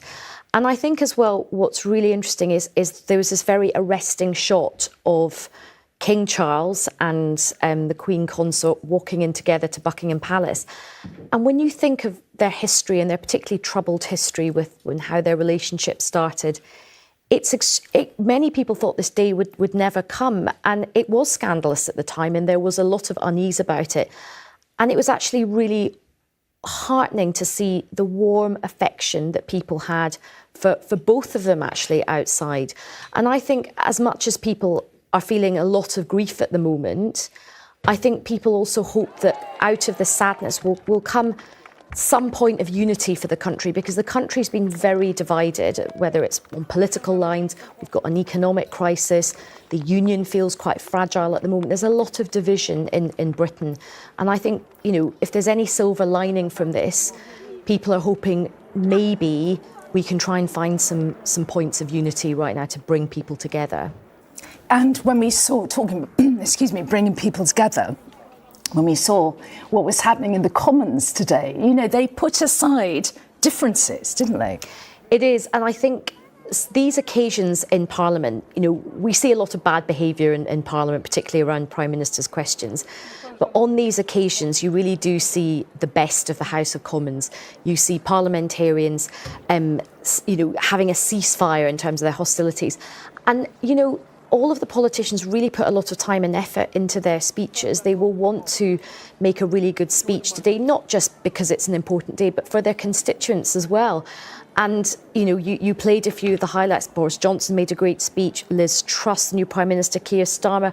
But I do think Theresa May was absolutely brilliant, because to bring in some humour into very sombre proceedings is always really important. And as much as we praise the Queen for all her duty and diligence, she was also a very funny woman. She was really clever, and she had a mischievous sense of humour as well.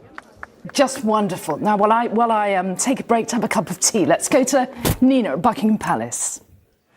Mary, enjoy your cuppa. Yes, we want to just concentrate a few more minutes really on that incredible moment, incredible 10 minutes. I haven't got quite the clock on how long the new king did that walkabout here at Buckingham Palace around an hour ago, but I have got Romilly Weeks with me, and of course Chris Shipp.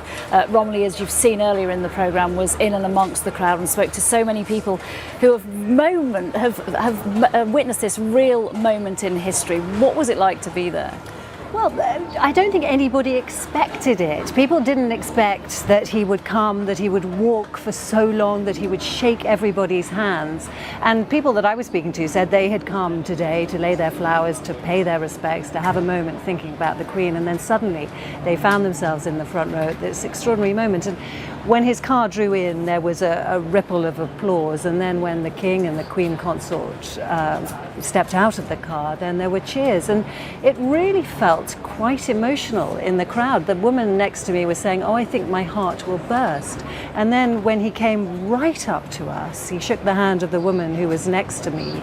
You could see close up that his eyes were very bloodshot, they were very red-rimmed. He'd clearly been crying, and there was a really great outpouring of support and emotion in the crowd. I caught up with some of the women and men who, there you can see somebody kissing his hand, who shook his hand. And one lady said to me, I had no idea what to say when he came up. I was so surprised.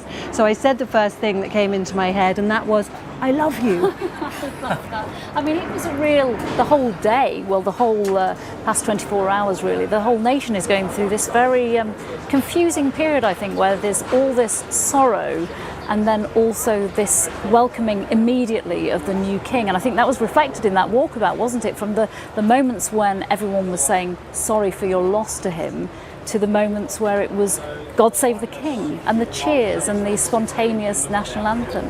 Yeah, absolutely. I think King Charles said yesterday how grateful he was and what a source of solace it is to him that people have come out in this way, and that he really is feeling people's love and support. And you did feel that. You felt that people came expecting to think about the Queen, and then because of this walkabout they were suddenly thinking about the King, and also thinking about him as a son and as a human being, and what it must feel for him in this moment of very great personal loss. And you know, Nina, we haven't heard the phrase "God Save the Queen" since the war years and those years immediately after the Second World War. It was, Bromley, did you think it was quite sort of natural? It was coming to people naturally, both to say "God Save the King," but also to start singing, as we just heard there, start singing the new national anthem, if we can call it that. Yes, it was a way, I think, of people saying, yes, we know this is going to be tough, but we support you, and we want to show you our love and respect as you go forward into this really difficult role. It felt very spontaneous to me. And they could see the sort of the redness in his eyes. You think that was something that helped them to find the sympathetic tone that was clearly there? Yeah, absolutely. I mean, he was Camilla too. I mean, they looked like two people who were very, very much shaken up by the events of the past 24 hours. They knew that they wanted to do this. They wanted to express their gratitude to the public. Clearly, it is a very difficult thing to do, to come out in public like this when you are mourning very deeply.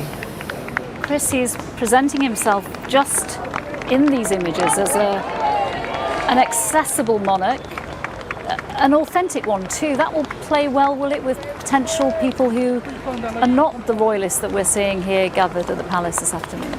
I think that's the key test, isn't it? It's actually what will people who are not here make of the new king, the new head of state. And I think, we all anticipated a moment like this. We thought it might happen from everything we knew. But I should be clear that the people there didn't know that was going to happen. They'd come here either to lay flowers or just to sort of be with people, to share memories and thoughts and feelings. So for them, that was completely spontaneous. For all they knew, he could have driven right past them and straight through the gates of the palace. I think that was a masterstroke, if you like, for the king, for them to share their sympathy towards him and to let him know that this is for him a very personal moment. We should remind ourselves that it is less than 24 hours ago that Buckingham Palace announced the passing of his mother. So I think an important moment for him to connect with the people, and I think these pictures therefore, which they'll be being watched around the world right now, are very, very important and significant pictures.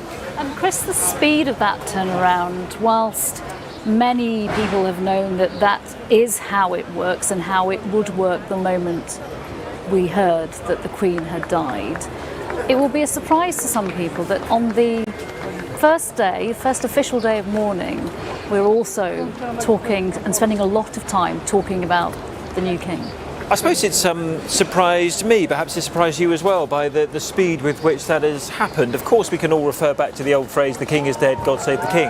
And in this case, it was that the Queen had passed.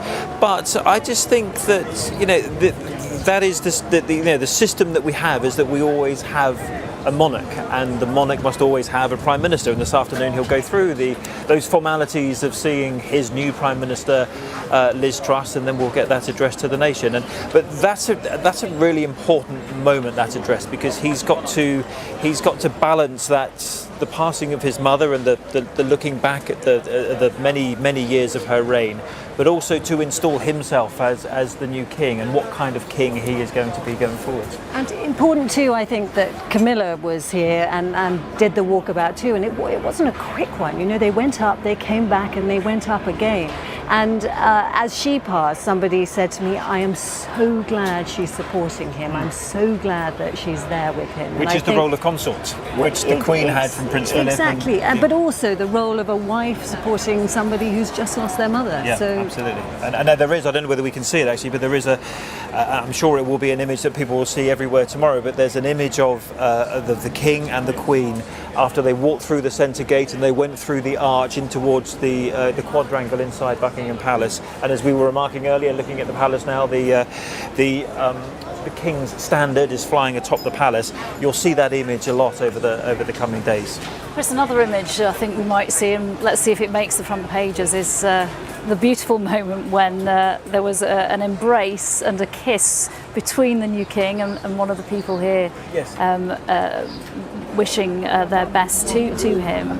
I think we can, there we go.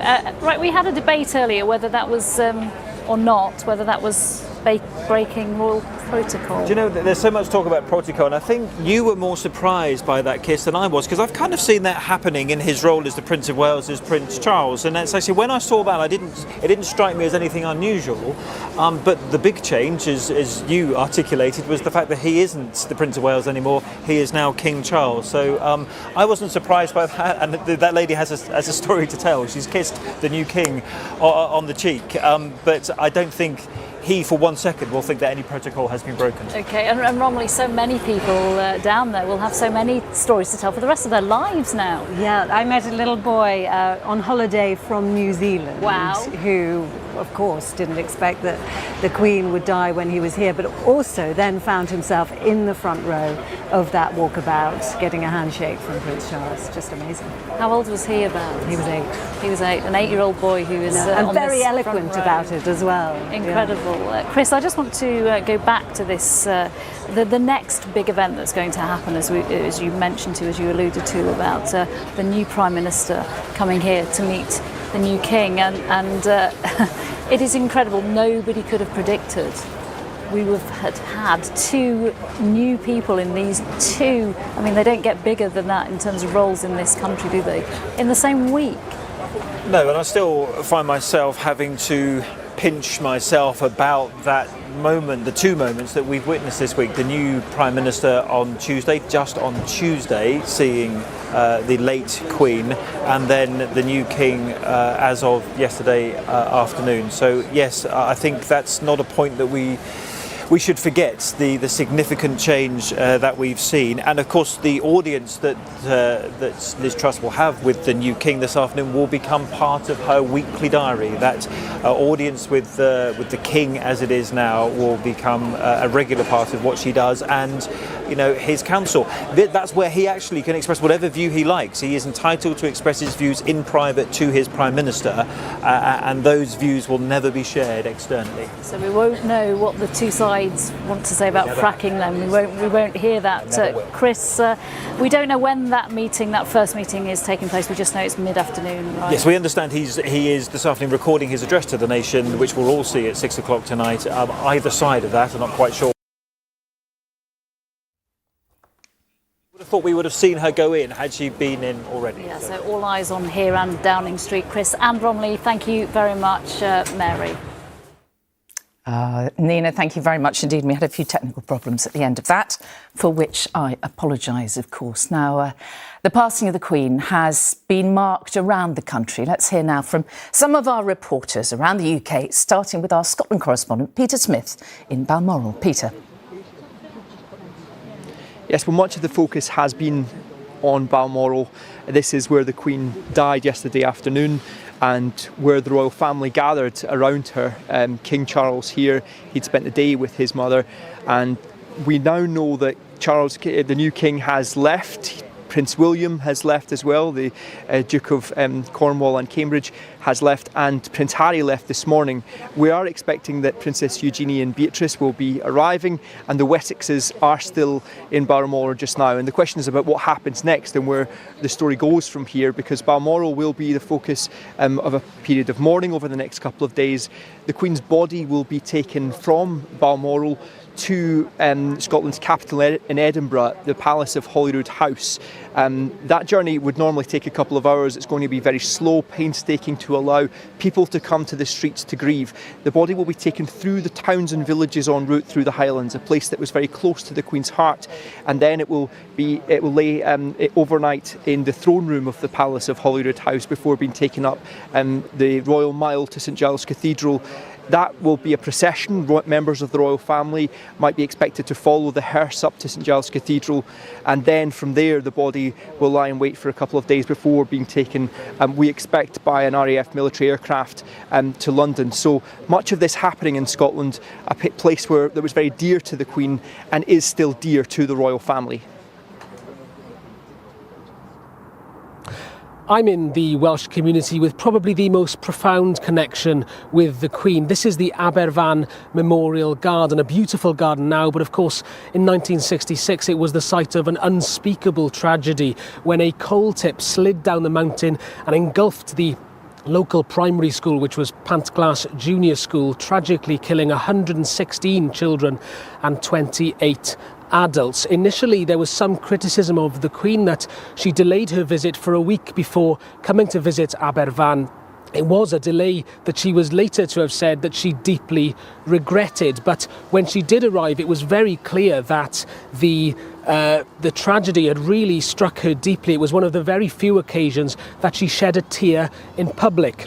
And she would go on to visit the community many times, coming back for memorial events, to speak with families of the victims and to speak with survivors, of course, of the terrible tragedy. She came back here to plant some trees.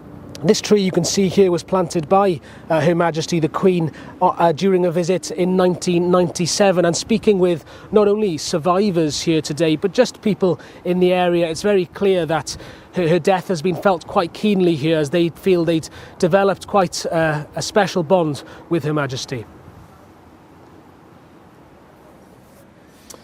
It's fair to say that the story of Ireland, of Northern Ireland, contains an awful lot of division, doesn't it? But when you think of the Queen's role here, it is simply remarkable and at times hugely symbolic. In the way in which the Queen's passing has been marked here in Belfast today, you had the Sinn Féin leader, Michelle O'Neill, is leading by signing the Book of Condolence at Belfast City Hall. It's amazing to think how far the politics of this nation has come from that moment when the Queen visited here back in 2012 and herself met with Martin McGuinness. That moment, that handshake. And Michelle O'Neill has referred to the importance of the Queen's role in bringing the two sides together. I think there is a warmth that is felt here from her. We've heard about the Book of Condolence at Belfast City Hall. Behind me here we've got a wall of condolence, a steady stream of people here just on the Shankhill Road who have come to pay their own respects. Many people, young, old, women, children, mums, dad. I mean, it just touches so many people across this city, and it's really startling in speaking to people here today just what an impact the Queen had here.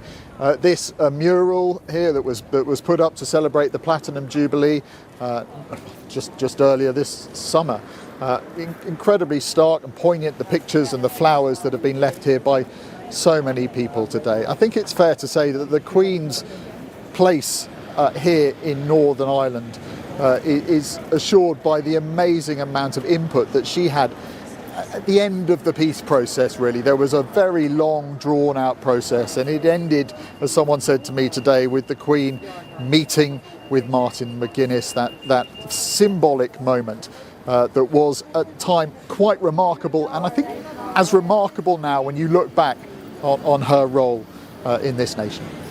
Rupert Evelyn in Belfast, thank you. And returning to you, Aisha Hazarika, it is difficult to overestimate the enormous impact that the Queen made in that political situation in Belfast, wasn't it? That symbolic greeting of Martin McGuinness, which a couple of decades before would have been unthinkable. Unquestionably. I think when we look back at the sweep of her her time. And she was very judicious about not being political. But some of the visits and the interventions she made did have political consequences, particularly with the theme of unity and reconciliation.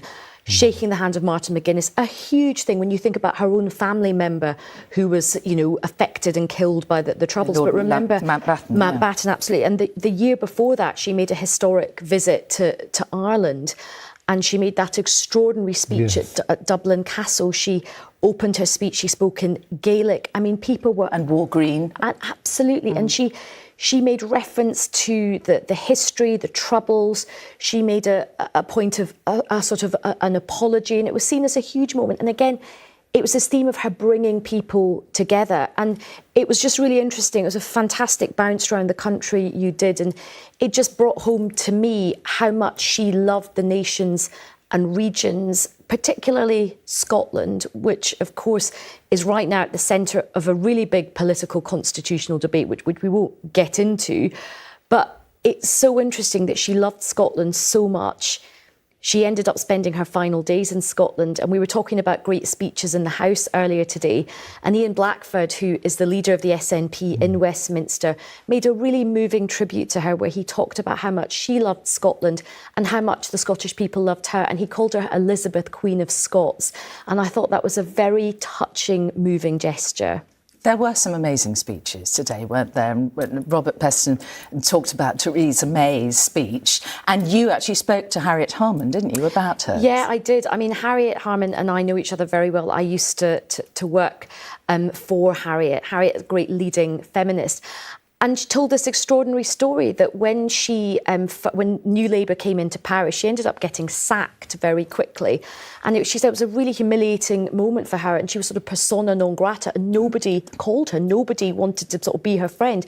And she got a call from the Queen inviting her for tea to thank her for her service. An extraordinary story. I hadn't actually heard that before. That was obviously quite a personal shared story. And I think for so many women leaders in politics, Theresa May paid tribute to her, Harriet Harman, for all of us women, we grew up seeing this strong woman as our leader. And I think she's a real feminist icon, the Queen. I think she's inspired generations of women who want to pursue leadership in their fields. And I thought that was a lovely tribute from Harriet today. It was wonderful. And in Theresa May's tribute, Hugo, she said that when people ask her who's the greatest world leader you ever met, she says it is without question Queen Elizabeth II. I couldn't agree with her more. I mean, I think the Queen is really, she's a global figure. She was a global figure, and that's why all over the world people are mourning her and are in shock. Messages coming from every far corner of the globe. And if you say the Queen, people know exactly who you mean. And she's probably, however much celebrity might be famous, I mean, you can't beat the enduring fame of the Queen, of Queen Elizabeth II. And she acceded to the throne, as has been said, many times, really, at a time when women were not in positions of authority. But she managed to make that role her own. What you were saying is so interesting, because she starts off as a sort of young girl, really. We admittedly married with 2 children, but I mean, it's a very young age to have that burden put on her shoulders, and supported therefore by very distinguished politicians. If you think about it, people like Churchill, had served in Queen Victoria's army. Anthony Eden had carried his batman through enemy fire, was given the Military Cross in the First World War. I mean, these were people, Anthony Eden spoke in Persian and Arabic and French. I mean, they were very distinguished men. And so gradually, sort of, over the period of time, she sort of becomes the matriarch herself and can say to Blair, well, you weren't even born when I came onto the throne, which a conversation which she's repeated, which I think we'd have all enjoyed listening to. Yes, certainly would. And to make that work, as you said, a very young woman, when she acceded to the throne, she talked about it, didn't she, later, when she talked, I think it was in the Silver Jubilee, about when she was in her salad days and she was green in judgment. Yes, absolutely. Yes, and she never regretted. The main message that I'm picking up from everybody these last few days is that she made those promises and she kept them right the way through, right up to the end. And that's pretty rare in public life, isn't it, these days? Very, very rare indeed. And in terms of how she related to this very difficult, very separate and yet related world of politics, Aisha. You know, how did she manage to achieve that balance? She clearly had so much influence and yet could not be seen to be influencing anything to do with political policy. I think she pitched it perfectly because she had to be really, really careful to act and be seen to be completely apolitical. We just do not have a constitution which would support a monarch making political interventions. But of course, she does pervade our political system. Any piece of legislation needs to get the Queen's assent. We start our opening of Parliament with the Queen. We have the Queen's speech, which sets out the government's legislative programme for the year. So she is a huge part. I think one of the reasons why she did it so well was absolutely to your point, Hugo. She educated herself so well about everything that was happening in politics. She almost acted like a prime minister. She had a red box every night, which was full of really important government papers, which, of course, her principal private secretary would have sifted for her. But she had to do her homework. She had a curious mind. She worked very hard. She was across foreign affairs, domestic affairs, and I think, and we'll never know this, but I think her conversations, her private conversations with different prime ministers probably gave them a lot of counsel as well. Oh, absolutely, and I mean, I think things will emerge actually as time goes on, which will be very interesting. I think that she was very, very good at all those things. Being, again, as we say, being supportive, and she had a very, very good memory. So, you know, she absorbed information like that, and she loved facts. I mean, she wasn't really a philosopher, and I think probably to have a very good factual memory is a brilliant thing. And also the other thing is she had very, very good common sense and judgment. And her first private secretary is a pretty prickly character called Sir Alan Lascelles, Tommy Lascelles.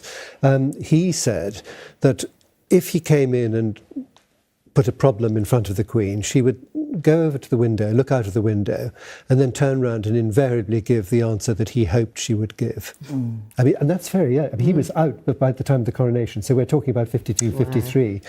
He was very impressed, and he said she was the most remarkable woman he ever met, and he actually was, as I say, very prickly and difficult. That was a, you know, when somebody who's prickly gives you a really good compliment, you know that it's very valuable, isn't it? It's very valuable. And it was said, yes. wasn't it, that Winston Churchill was more than a little in love with her when she first came to the throne. Yes, He just thought she was wonderful. When he first came, when he was told that the king had died, I mean, he said, "Oh, she's just a girl." But I mean, within very, very short periods of time, they were getting on like a house on fire. Yeah. And when he eventually stepped down, which took him a long time to make up his mind to do, I mean, she said, you know, it would be impossible to wrote him a letter saying, impossible to suppose that I would ever have a prime minister on whom I could rely as much as I could on you, because he was the first one. He was a grandfatherly figure.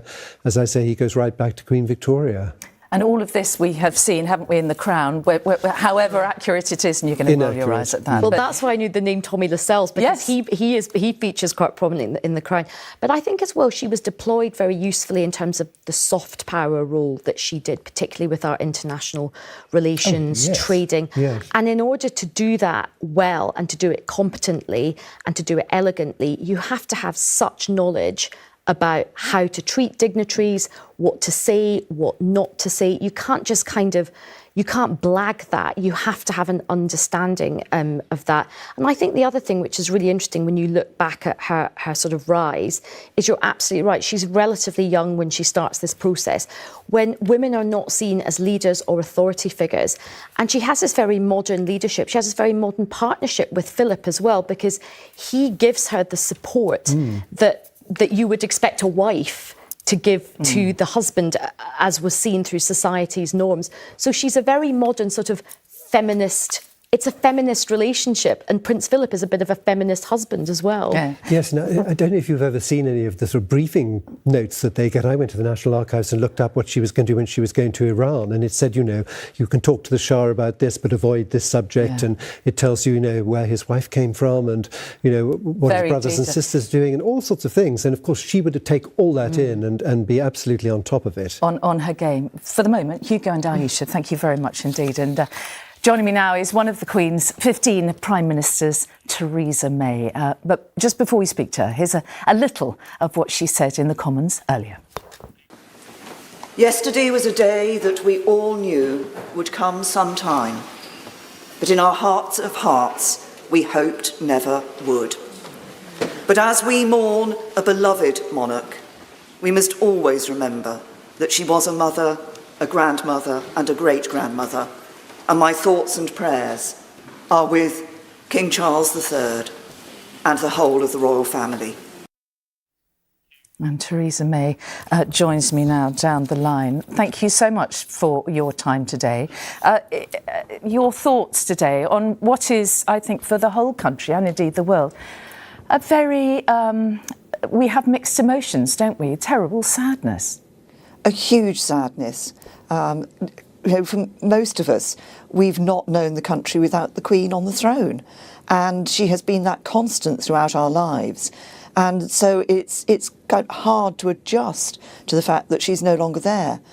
But then, alongside that sadness, it is an opportunity, as the tributes in the House of Commons and House of Lords have been today, to recognise her contribution to the country and to celebrate a lifetime of service. Was a remarkable and long, of course, lifetime of service. Now, all of us like to think that we know something of the Queen. She's so familiar to us, we know her face. We don't know her, of course, but you have had the extraordinary privilege as Prime Minister of meeting her every week. What was that like during your period in Downing Street? Well, it's an amazing opportunity. It's a huge privilege, of course, and it's a meeting like no other. It is just the Prime Minister and the monarch, the Prime Minister and the Queen in my case, and you have a conversation.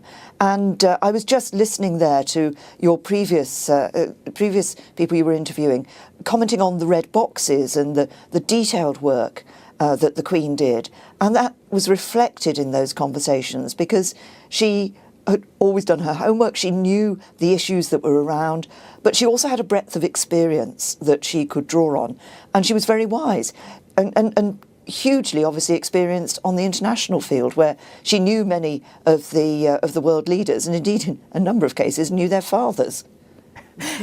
Your speech was so wonderful in the Commons today, and it had a real, it made people laugh. It had a real warmth and humour about it, and I think it was marvellous on a day like this when we're all feeling very sad. But you clearly had fun with the Queen when you had those dealings with her, and the story about the cheese. You know, everyone was laughing at that. It was marvellous. Yes, and I think that in a sense sums the Queen up. I mean, she was, as I say, somebody with immense experience, immense knowledge, very wise lady, huge dignity and grace, but she did have a sense of humour. She had a twinkle in her eye, and she had a sense of fun as well. And so there were lots of times when that came out, and I think one saw that with her amazing smile, that magnificent smile which would lighten up a room when she walked into it and put people at their ease, calm people's nerves. But she was, I think, she often liked to sort of find the little quirky things that happened, like, if she was at an event and somebody had forgotten to switch their mobile phone off before she was speaking to them, she'd have a little dry comment about that and a little laugh about it. You clearly enjoyed your time with her so much. Your thoughts today, as we have a new Prime Minister, Liz Truss. She is never going to have those meetings with the Queen that you clearly enjoyed so much. What are your thoughts for her? Well, of course, she won't have those meetings with the Queen. She had that one audience when she was invited to form a government. But she will have audiences with the King. And of course that will be different because he's a different individual. But from everything I've seen about King Charles in the past, I'm sure that he has that sense of fun. I think he's inherited that from his mother, and so I'm sure that the audiences with King Charles will be every bit as enjoyable and every bit as insightful and as they were with his mother. Yeah, what will your memories, your overriding memories be of the time that you spent with the Queen, do you think, when you reflect? Well, I think my overriding memory is of quite simply the most remarkable person I've ever met. I mean, the qualities that she combined, her selflessness, her devotion to duty, the lifetime of sacrifice, which she pledged, of course, when she was just 21. And my goodness me, how she fulfilled that promise. but also her dignity, her grace. Yes, that sense of fun that we've been talking about, but the ability to work hard, to put in the effort, to the number of events that she did, but also that behind-the-scenes work on the red boxes that the public just don't see. So, all in all, a remarkable individual, combining all of those qualities. We were hugely fortunate to have her on the throne and for her to be on the throne for so long. We were indeed. Theresa May, thank you so much for your time this lunchtime. Thank you. And we have just heard, by the way, talking of Liz Truss, the Prime Minister, she has left Downing Street on her way to that service at St Paul's Cathedral. So that is just about it from me for the moment. Aisha and Hugo, thank you both very much for your comments and your insights. Really interesting. Tom Bradby will continue the coverage here on ITV, starting with a look at how the Queen's words helped shape our nation. I very much hope that this new medium will make my Christmas message more personal and direct. It's inevitable that I should seem a rather remote figure to many of you, a successor to the kings and queens of history, someone whose face may be familiar in newspapers and films, but who never really touches your personal lives. But now, at least for a few minutes, I welcome you to the peace of my own home. I do not give you laws or administer justice, but I can do something else. I can give you my heart and my devotion to these old islands and to all the peoples of our brotherhood of nations. And so I wish you all, young and old, wherever you may be, all the fun and enjoyment and the peace of a very happy Christmas.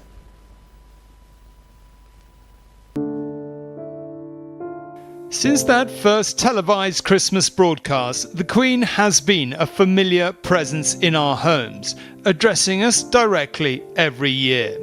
Running through each message, her strong Christian faith, belief in fellowship, unity, and the Commonwealth.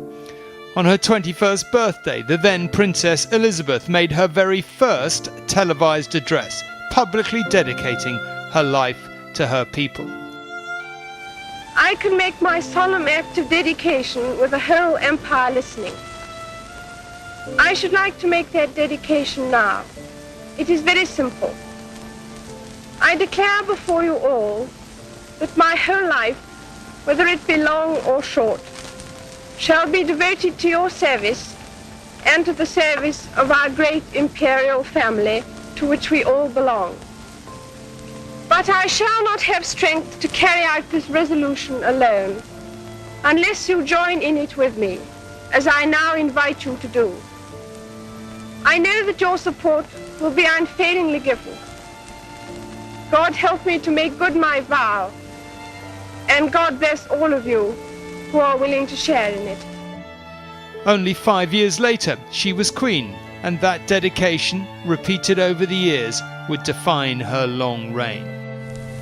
Throughout this memorable day, I have been uplifted and sustained by the knowledge that your thoughts and prayers were with me. I have been aware all the time that my peoples, spread far and wide throughout every continent and ocean in the world, were united to support me in the task to which I have now been dedicated with such solemnity. My Lord Mayor, when I was 21, I pledged my life to the service of our people, and I asked for God's help to make good that vow. Although that vow was made in my salad days when I was green in judgment, I do not regret nor retract one word of it.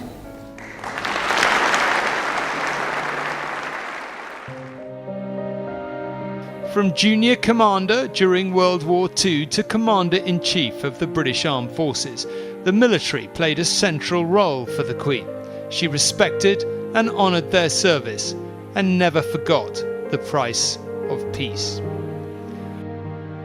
Veterans of the Normandy campaign, you deserve your nation's thanks. May we, your fellow countrymen, be worthy of what you did for us. Reconciliation is the peaceful end to conflict, and we were reminded of this in August, when countries on both sides of the First World War came together to remember in peace. The ceramic poppies at the Tower of London drew millions, and the only possible reaction to seeing them and walking among them was silence. No one who fought in that war is still alive, but we remember their sacrifice, and indeed the sacrifice of all those in the armed forces who serve and protect us today. Many people laid down their lives in that terrible conflict. They fought so we could live in peace, at home and abroad. They died so we could live as free people in a world of free nations. They risked all so our families and neighborhoods could be safe. We should and will remember them. Earlier this year in the South Atlantic, the Royal Navy and the Merchant Navy enabled our sailors, soldiers and airmen to go to the rescue of the Falkland Islanders, 8,000 miles across the ocean, and to reveal the professional skills and courage that could be called on in defense of basic freedoms. As a nation, we are rightly proud of our armed forces. That pride has been fully justified by their conduct in the Gulf War so far. As they, with our allies, face a fresh and yet sterner challenge, I hope that we can unite in praying that their success will be as swift as it is certain, and that it may be achieved with a smaller cost in human life and suffering as possible. Then may the true reward of their courage be granted, a just and lasting peace. I am sure that we have all been affected by events in Afghanistan and saddened by the casualties suffered by our forces serving there. Our thoughts go out to their relations and friends who have shown immense dignity in the face of great personal loss.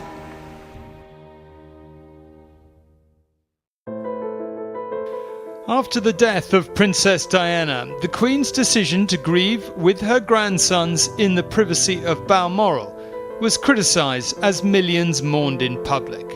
Returning to London, she found the words, addressing a loss so many felt personally.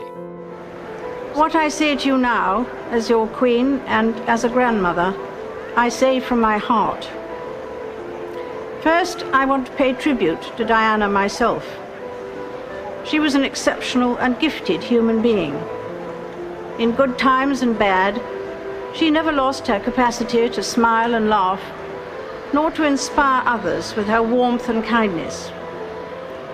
I admired and respected her for her energy and commitment to others, and especially for her devotion to her two boys. Her address marked a turning point. The Queen understood the need to speak to the nation at times of both personal and national grief. The extent of the tribute that huge numbers of you have paid my mother in the last few days has been overwhelming. I have drawn great comfort from so many individual acts of kindness and respect. Many of you will know only too well from your own experience the grief that follows the death of a much-loved mother or sister. Mine were very much part of my life and always gave me their support and encouragement. But my own sadness was tempered by the generous tributes that so many of you have paid to the service they gave to this country and the wider Commonwealth.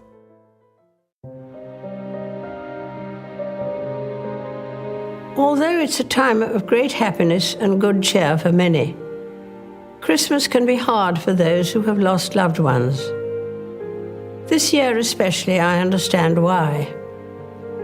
But for me, in the months since the death of my beloved Philip, I have drawn great comfort from the warmth and affection of the many tributes to his life and work, from around the country, the Commonwealth, and the world. The Queen's life was dedicated to her people. Often she spoke loudest through her actions, being there at both good times and bad. But as her time as monarch drew to a close, the life we all knew was halted by the pandemic. With nowhere to go, she found the words, "One more time." I'm speaking to you at what I know is an increasingly challenging time. A time of disruption in the life of our country. A disruption that has brought grief to some, financial difficulties to many, and enormous changes to the daily lives of us all.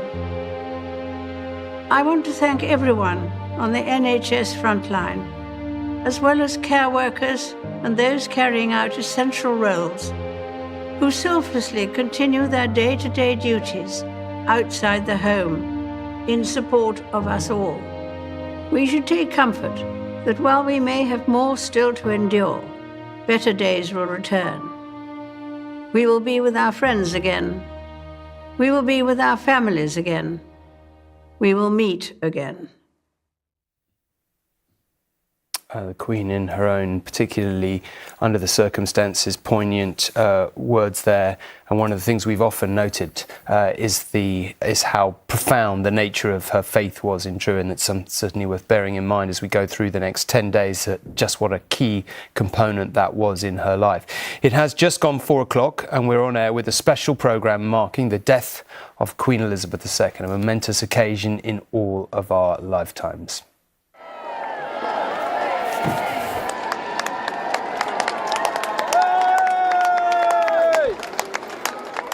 The new King, Charles III, has been meeting well-wishers at Buckingham Palace as he returned to London for the first time as the new monarch. Crowds of people who travelled from all over the country to pay their respects to the Queen and to welcome the new King.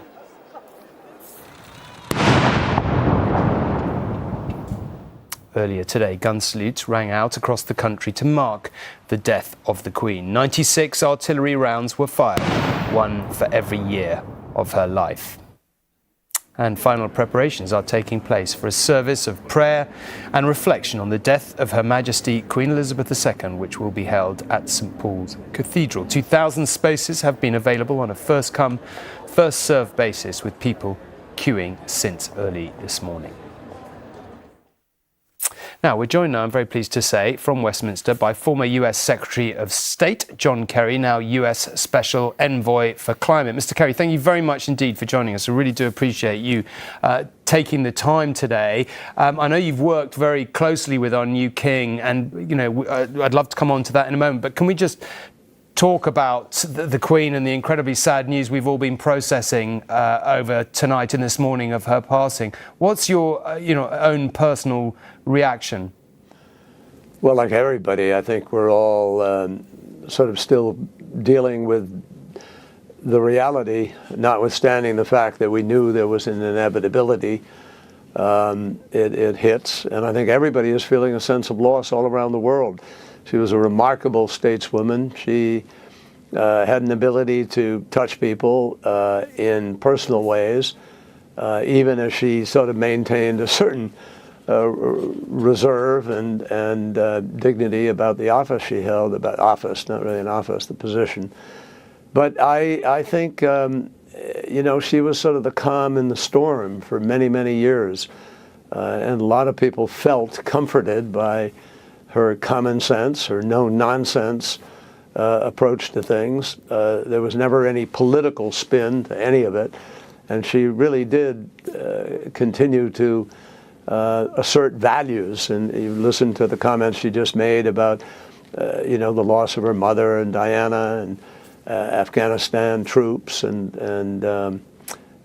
Philip, Prince Philip. So I think everybody feels that, and they pay great respect today because she demanded respect. She commanded respect just because of the way she carried herself, and I think leaves an incredible record that obviously in longevity will probably never be matched. Now, to state the blindingly obvious, you're a senior official in the most powerful government on earth in a country that moved on from the British monarchy a very long time ago and in uncomfortable circumstances. So when I guess it'd be interesting to hear from you why precisely to you and so many other Americans the Queen seems to have meant so much. Is it the devotion to public service? Is it the steadiness? What precisely do you think led to her making such an impact across America? Well, I think it was her life, obviously, and the way she carried herself as a public person. I mean, you know, the monarchy is obviously a venerable old institution. Some people question it. Some people suggest, you know, that it should be. But I think the value of it is clearly demonstrated by the impact she's had on people all around the world and the affection people have for her. And she walked this line where she was never interfering very directly, as a monarch shouldn't, in politics. But on the other hand, she had a way of touching the values and touching people that had impact, and people knew that and respected her for that. And she, in that way, helped to make the monarchy such an asset for Great Britain. Can we just move on to talking about our new king? You've worked with him pretty closely for quite a long time. He's obviously been passionate about the environment and about dealing with climate change. So too are you. What are your impressions from working so close up with him? Well, I think he's obviously seized by the issue. He's incredibly well steeped in all of the science and all of the parameters of the choices we face with respect to dealing with it. I think it's very much in his DNA, and it has been since he was a teenager. He's worked for 50 years on this issue. Some people scoffed at some of the observations he made, but they've been proven correct. He was 100% right over time. And now he's been having a very important impact, I think, in his power to convene people and to encourage them to work to come to find the political solutions that he obviously doesn't involve himself in. But he has really encouraged action. He has brought the private sector to the table, understanding that we have massive cost challenges in affecting the transition to a low-carbon, no-carbon economy. He's dedicated to trying to get there. And I think he would define the issue not as sort of your normal political issue, but as a massive global existential challenge, which requires moral leadership as well as political leadership in other ways. And I think he has balanced his role with his willingness to convene people to help find some of those solutions and to encourage them to move forward and to embrace them. That's been very important. Last year he gave a terrific speech at the World Economic Forum. He's been working with businesses all around the world. He's created this thing called the Sustainable Markets Initiative, which is an effort to bring business to the table and help to literally create a circular economy and to marshal our efforts to be able to address the crisis itself. If it is existential, as most people believe it is, then we have to respond in that way. And I think he has shown himself ready and willing to, underscore to people their responsibility individually, and in many cases as stewards of companies or even countries, to act responsibly on this as we go forward. I hope he will continue to do that and be able to continue to do that, because I think he has made a difference, and certainly now from this elevated platform, he has a singular opportunity to help people to find the road ahead. You know Britain well enough to probably have a keen appreciation of the notion that as this week goes on, we really expect the nation to grind to a bit of a halt as we approach the funeral of the Queen, and I think all of us grapple with what it really means when we talk about the end of an era. We often say the eyes of the world will be upon us during those days. Is that really true for your fellow Americans? Oh, sure, absolutely.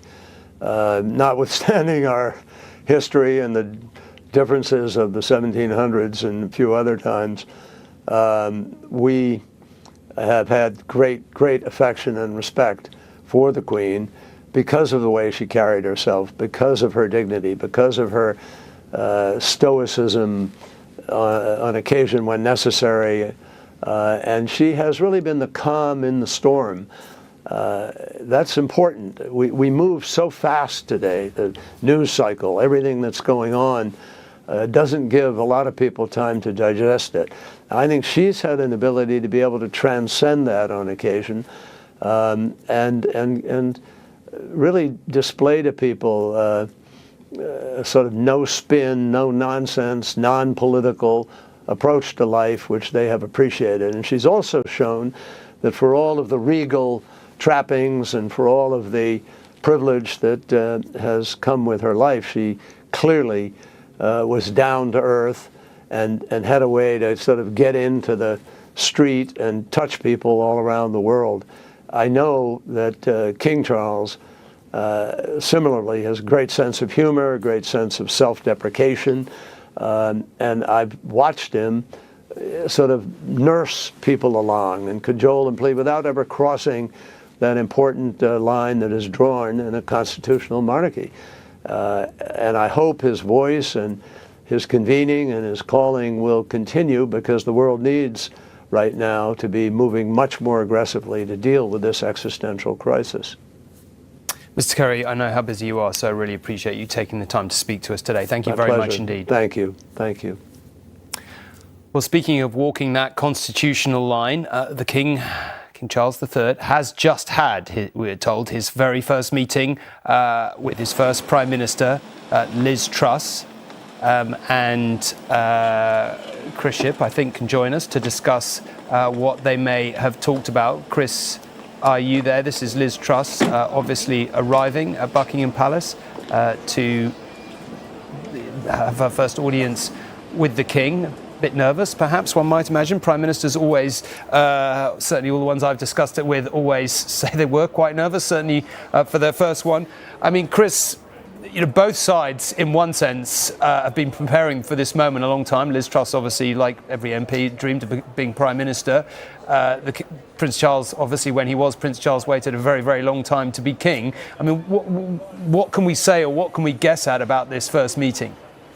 Well, I wish, Tom, I could tell you exactly what they spoke about during their first audience, but that is the one thing we never do find out. In fact, even of all the tributes that have been paid in the House of Commons this afternoon, whilst we might have got some anecdotes from Theresa May, and Mary was talking to the former Prime Minister a little while ago about the cheese stories she told about the Queen, this is a meeting, the weekly regular audience that the Prime Minister has with his or her monarch.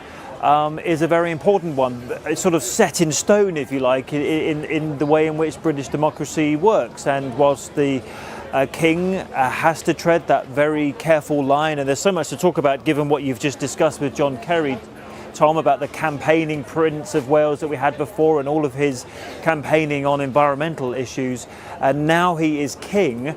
Those conversations by and large will be very different, and if he has those conversations with Liz Truss, which he's perfectly entitled to do, we will never find out about them. They are private conversations, but he has the right to warn, to consult and to warn, as one famous constitutional expert said back in the Victorian times, but those meetings will always remain private. Okay, Chris, thank you very much indeed. Well, that is a good moment, or this is a good moment to come back into the studio here. I'm joined by the eminent historian Anna Whitelock and Simon Lewis, who was once Communications Secretary at Buckingham Palace. Simon, can I start with you? You must have briefed the Queen before some of these audiences, presumably, if there was a sensitive issue or something in your area that was likely to be brought up. Can you just talk us through that process? Because I think people are endlessly fascinated by it. Well, as Chris has just said, we'll never know what goes on in any of those audiences. It's interesting, it's an audience of the Queen, of the King, just to make it very clear the nature of the relationship. There is briefing. The Private Secretary would prepare the Queen or now the King for the discussion. But what's really interesting about what goes on in Buckingham Palace now is that the advisors we're meeting, the King's advisors and the Prime Minister's advisors, and behind the scenes, what happens, this is why the Constitution is so delicate, those relationships are as important in a way. So it's the private secretary to the king, and it's the private secretary to the Prime Minister and others, including myself when I was there, gathered, probably having a glass of tepid sherry, waiting for the audience to finish. But actually those relationships that are forged outside the audience matter as much as the relationship inside. And certainly in all the time I was both in Buckingham Palace and at Number 10, Prime Minister Gordon Brown was never late for an audience. That was a golden rule, as it is with all Prime Ministers. And as we've been saying, no one actually ever knows what goes on. I also feel that for a Prime Minister, particularly a Prime Minister who's been in power a long time, knowing you've got an hour with an enormously experienced, in the case of the late Queen, sovereign, which will never be talked about, where you can probably unburden yourself of any of the challenges on your plate, must be incredibly important. So we've heard a lot of talk about this, Prime Minister monarch meeting, and as you say, Prime Ministers have given their accounts of it, not of the detail, but they're nervous. She puts them at ease. Tony Blair saying it's the only time he could ever say anything that he was totally confident wouldn't be leaked, and all these other things, which are kind of fascinating in their own way. I haven't actually yet heard anyone talk about that. The other meeting, the private secretary's meeting over the tepid glass of sherry. So what do you think they'll actually be discussing today? They'll, I'm sure, be talking about the next few days. I mean, the reality is all the big constitutional matters in this country take place in a relationship between Buckingham Palace and Number 10, the big events of state. And I was always very interested and surprised just how much dialogue there is between the big house and the small house, as they're called. So I suspect they'll be talking about the immediate issues in front of them. But other discussions would be around sort of policy matters, anything to do with, frankly, the smooth working of the operations between the two institutions. And I think that's why, at the heart of our unwritten constitution, we have such a powerful nexus. Anna, can I bring you in? Because, if my historical memory serves me right, which it may not, the origin of the role of the Prime Minister was originally the King's Minister, mainly to sort of assemble a majority for finance bills and so on in the House. And the role and the relationship between the two has evolved massively over this. Even in the last century, it seems to me that there has been an evolution from Edward VII to George V to George VI that maybe maybe subtle, but we don't. What's your own take on how that's evolved? I think it's hard in a sense to judge, given the fact that, for 7 decades, we've had this one woman having audiences with 15 prime ministers. And what we've had in that time is the monarch just growing in wisdom and experience, and every single prime minister has benefited from that. And I think, today, of course, there's the sense of loss. But for Liz Truss, this new prime minister, not having had the benefit of the wisdom of the Queen. She won't have had an audience with the Queen, a weekly audience. Of course, she was appointed by the Queen a few days ago. And I think there will be a sense of, I'm not the benefit of the wisdom of the Queen that my, 14 predecessors had. I think it's also really interesting, and we're reflecting on what John Kerry was saying there, that actually one of the big issues going forward is the environment. And there's a sense that actually our monarch is perhaps more attuned to the times and has a greater kind of authenticity of leadership around that cause than perhaps the Prime Minister. And I'm not sure that necessarily Charles won't want to lean into his role as a constitutional monarch and see whether a voice can be maintained in that space, because it's both a very political issue, the environment, but as John Kerry said, it's also a moral one. It's the biggest question really facing the planet, and I do think, therefore, it might give Charles an opportunity to be more of a leader and have more of a voice than his mother was able to have. One thing I never really can quite get to understand, because everyone is deliberately, for the reasons Simon said, a bit opaque about it, is how much...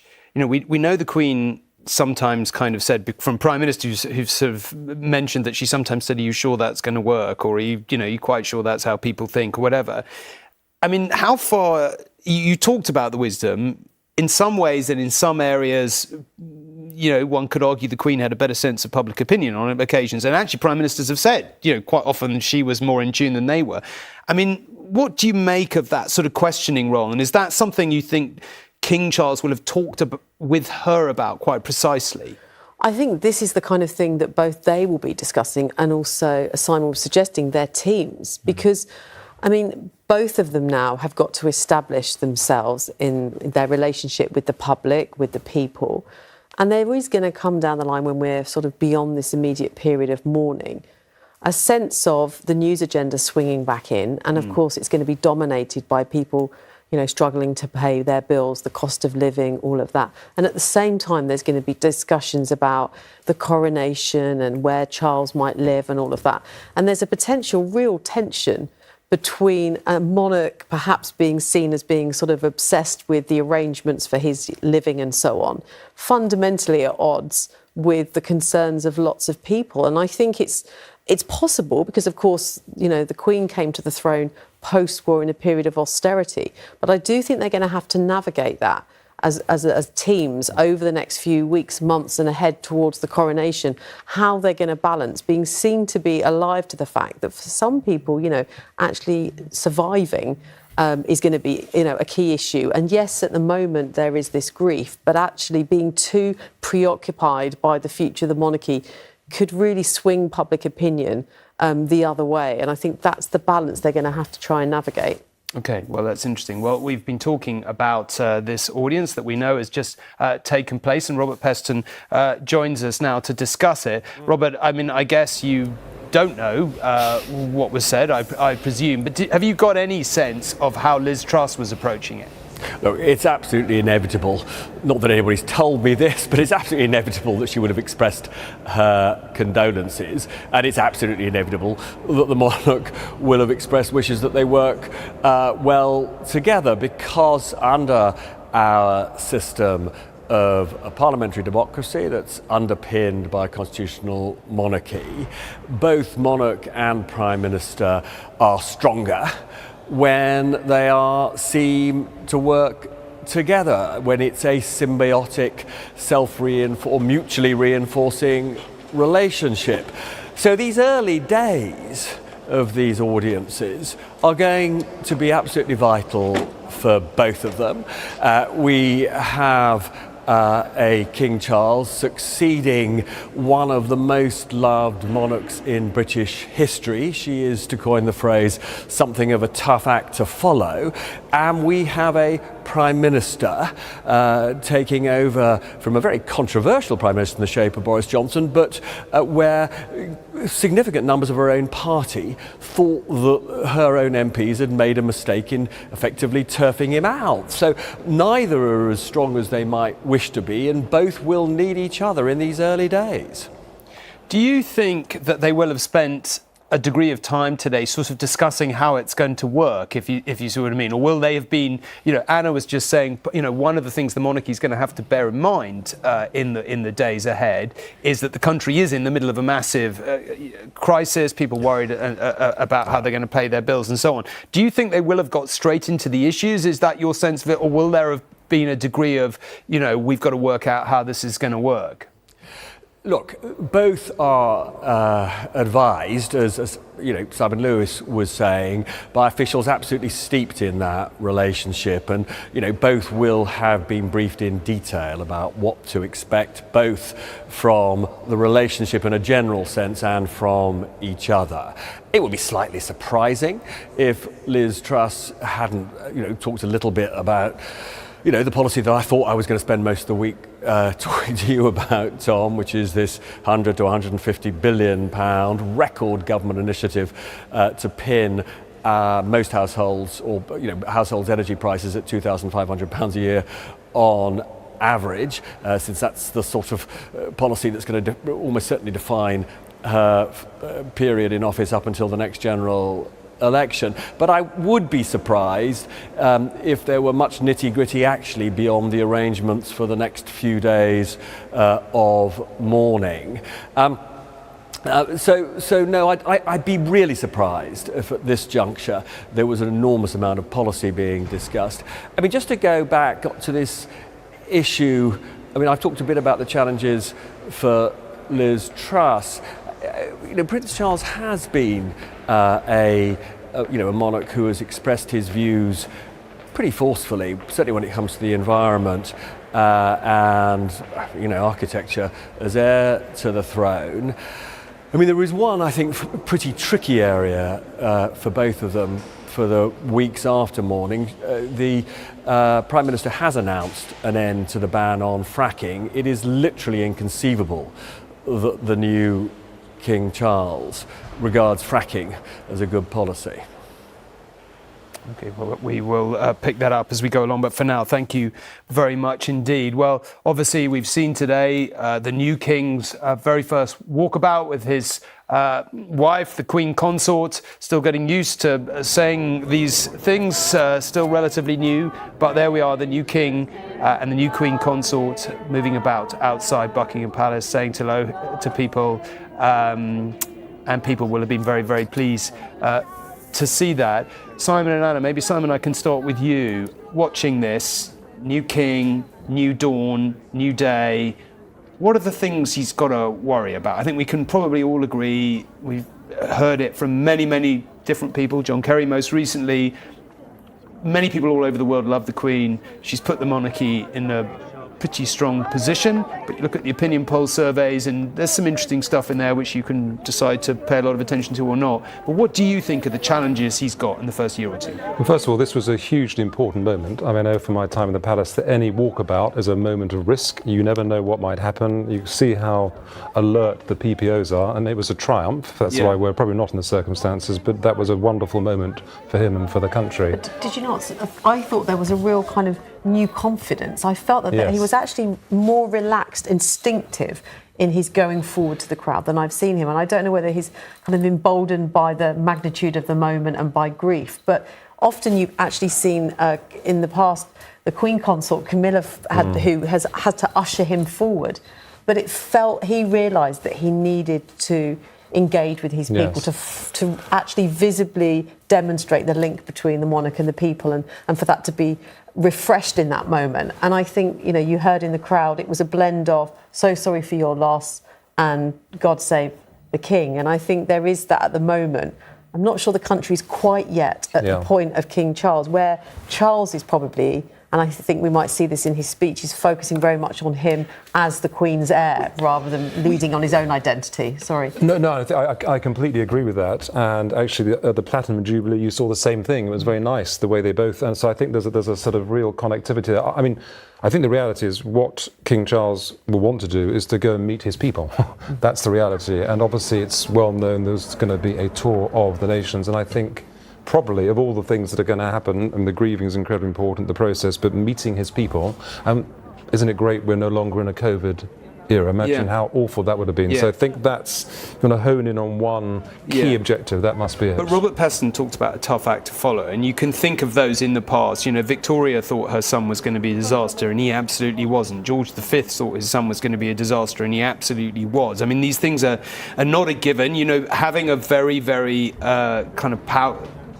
having a very, very sort of powerful parent who's done a brilliant job is a double-edged sword. But I mean, what do you think of that transition? And will we get a sort of a rush of affection anyway, almost in response to the Queen's death, where we think, he really is a good guy after all? Well, I think two things. First of all, clearly the King has been training for this role for his whole life, and that is a very, very big factor. So he's learnt how to be a modern Prince of Wales, and now he's King Charles III.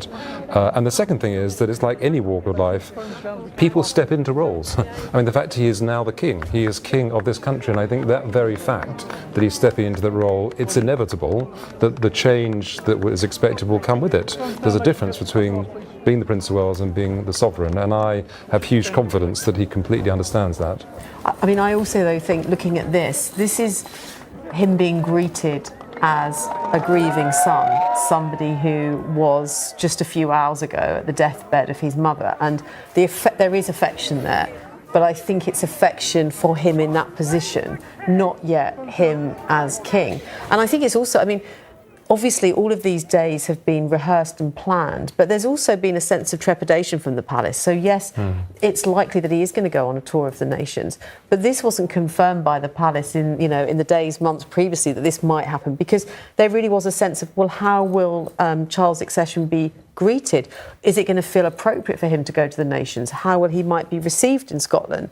All of these things. I mean, even just the fact that we haven't really discussed, because it's effectively seems to now be a non-issue, curated by the Queen, the late Queen, that Camilla is Queen Consort. That first statement, the King and Queen Consort, just a few months ago, that would have been a huge issue. How are people feeling about Camilla taking that title?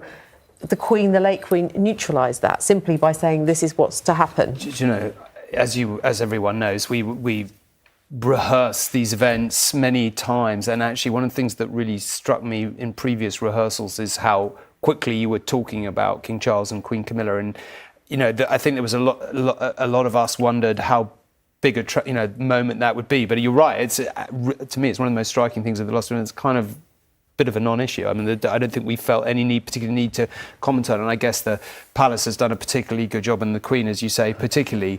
But it has just gone 4:30, and King Charles III is preparing to address the nation for the first time in less than an hour and a half's time. He travelled back from Balmoral this lunchtime and met the crowds at Buckingham Palace, who are gathering there to pay their respects to his mother, the Queen, and her remarkable reign. Here's John Ray with the day's events so far.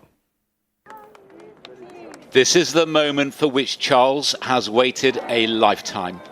And yet, whatever planning and protocol there was to follow, there is always the element of the unknown. But if there were doubts about how he would be greeted as king, they were swiftly banished. At Buckingham Palace, the grief of the past 24 hours dissolved. Instead, there was joy, sealed with a kiss. Even a verse or two of the national anthem. God save our gracious King, God save our walking, God save the King. It's really inspirational. I think having lost his mum, to come here and just be really stable, and I think it's amazing. Oh, I'm so glad they came out to see us, because that's not precedent, that's not normal. So I'm very happy that they've done that, and I'm really happy with how they've done things already. I'm so glad. The King and his Queen Consort inspected the flowers laid in tribute to his mother, because the Constitution decrees that this first full day of his reign is also a moment of personal heartbreak. He spent yesterday at his mother's side as she passed her final moments in peace.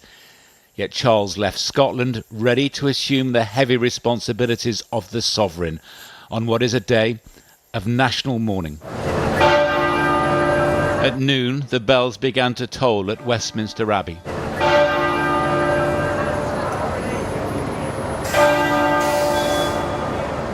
And at York Minster, and at St Paul's Cathedral,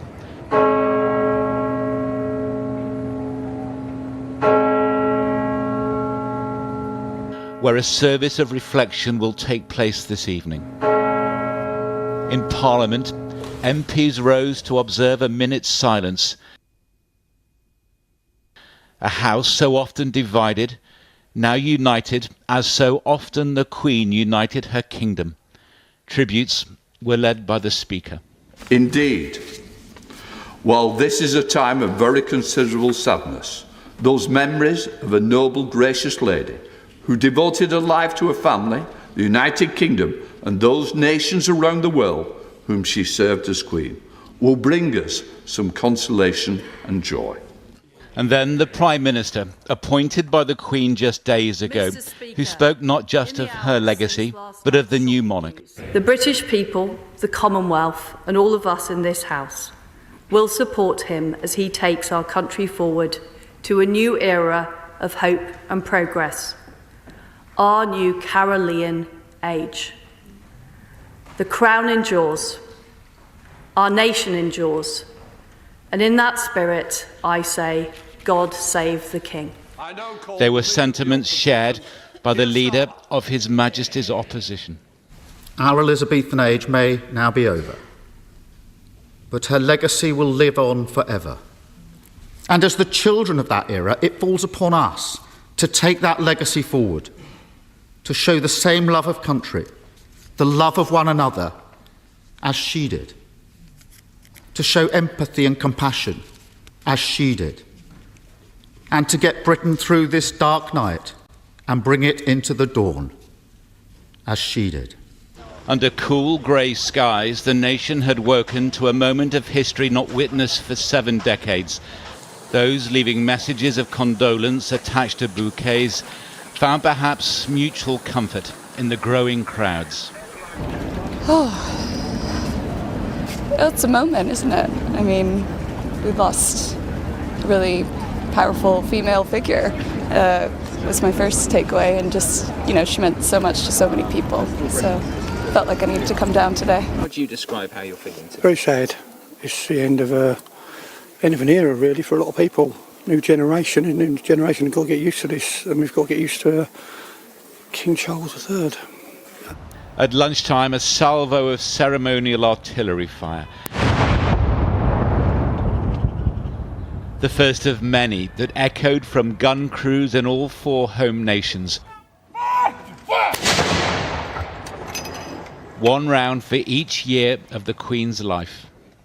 In Manchester, just one of the books of condolence now open for personal reflections, like those from her neighbours at Holyrood House, the royal residence in Edinburgh, recollections that count for so much. As a child and a young woman, I think I probably wanted to dress up. If she had something on that was nice, I would want to wear it too. But amid the grief, a new age has begun. A message of continuity. The King in his palace, from where tonight he will address his nation. John Ray, ITV News. Well, do stay with us here on ITV as we reflect on the life of the Queen and look ahead to the reign of King Charles III. At 6 p.m, His Majesty will address the nation for the first time. And there is a service of prayer and reflection at St Paul's Cathedral. That starts at 6 p.m, and you can watch it right here with us on ITV. So do stay tuned. A huge moment for him. That goes without saying. His first chance to address us as king. We've been talking all day about exactly what note he will strike and what now he has this moment he's waited his whole life for, what he will choose to say to us. Now, in the last few moments, we've had a tribute from Tony Blair. She was our monarch, but she was, in a sense, our matriarch, the mother of our nation. I mean, she represented that to people. And the thing is, you can describe very easily the qualities that people admire. Commitment to duty and decency, dignity. But I think that the thing that is, in a way, most remarkable about her is when you think back to the early 1950s and you see those pictures of her coronation and her coming to the throne, and you look at British society then, and you fast forward to today, and everything's changed. Everything is different. We look different. We live differently, we work differently, we interact with each other differently. Everything to do with racial equality, women's equality, everything has changed. Right. But she remained constant throughout that and is now mourned by the whole nation.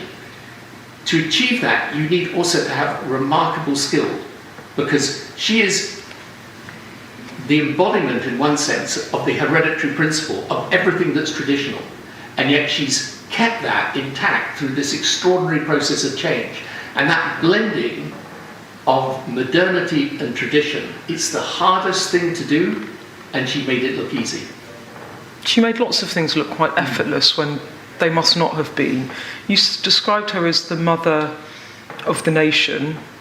How does a nation even begin to come to terms with losing a monarch that for millions of us has been there for our entire lives? Well, we have to, for a start, we've got no choice. But the other thing is we should realise that what she would want us to do is to pick ourselves up and get on with our lives and do as she would have done. You know, she was an absolutely, you know, as anyone who met her would realise, she was a no-fuss type of person. She knew her duty, she did her duty, and that resilience, if you like, was a very, very important part of her character and an important thing that she should teach us. So yes, people are grieving, and people. This is a source of stability that's been taken from us. But I'm absolutely sure what she would want and expect and hope is that we followed her example and showed the same resilience. Apologies for the slightly less than premium quality sound there, but a poignant tribute from Tony Blair nevertheless.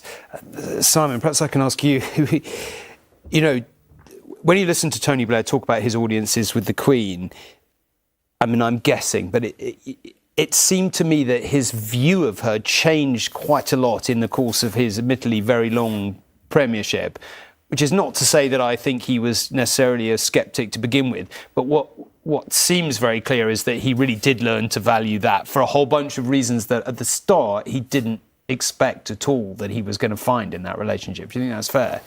Yes, and of course, a bit like Liz Truss, he was a brand new Prime Minister who'd never held a cabinet role. He'd been in the shadow cabinet, and so he was a new Prime Minister with a sovereign who was well into her stride in terms of number of Prime Ministers, and I suspect, I don't know, that relationship evolved, and of course, together there were major issues, including the terrible death of the Princess of Wales. Which happened almost immediately, of course, and things were pretty rocky for the monarchy around that time.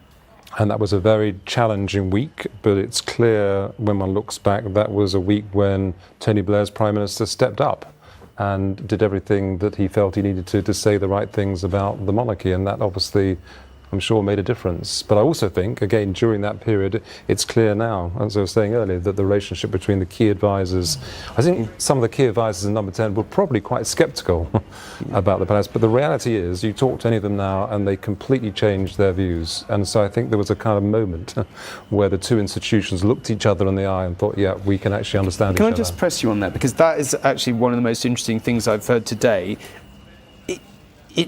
Why did their view change? You said the two institutions looked at each other. One side's quite sceptical. There were probably some Republicans in there. I mean, I don't know, but just guessing.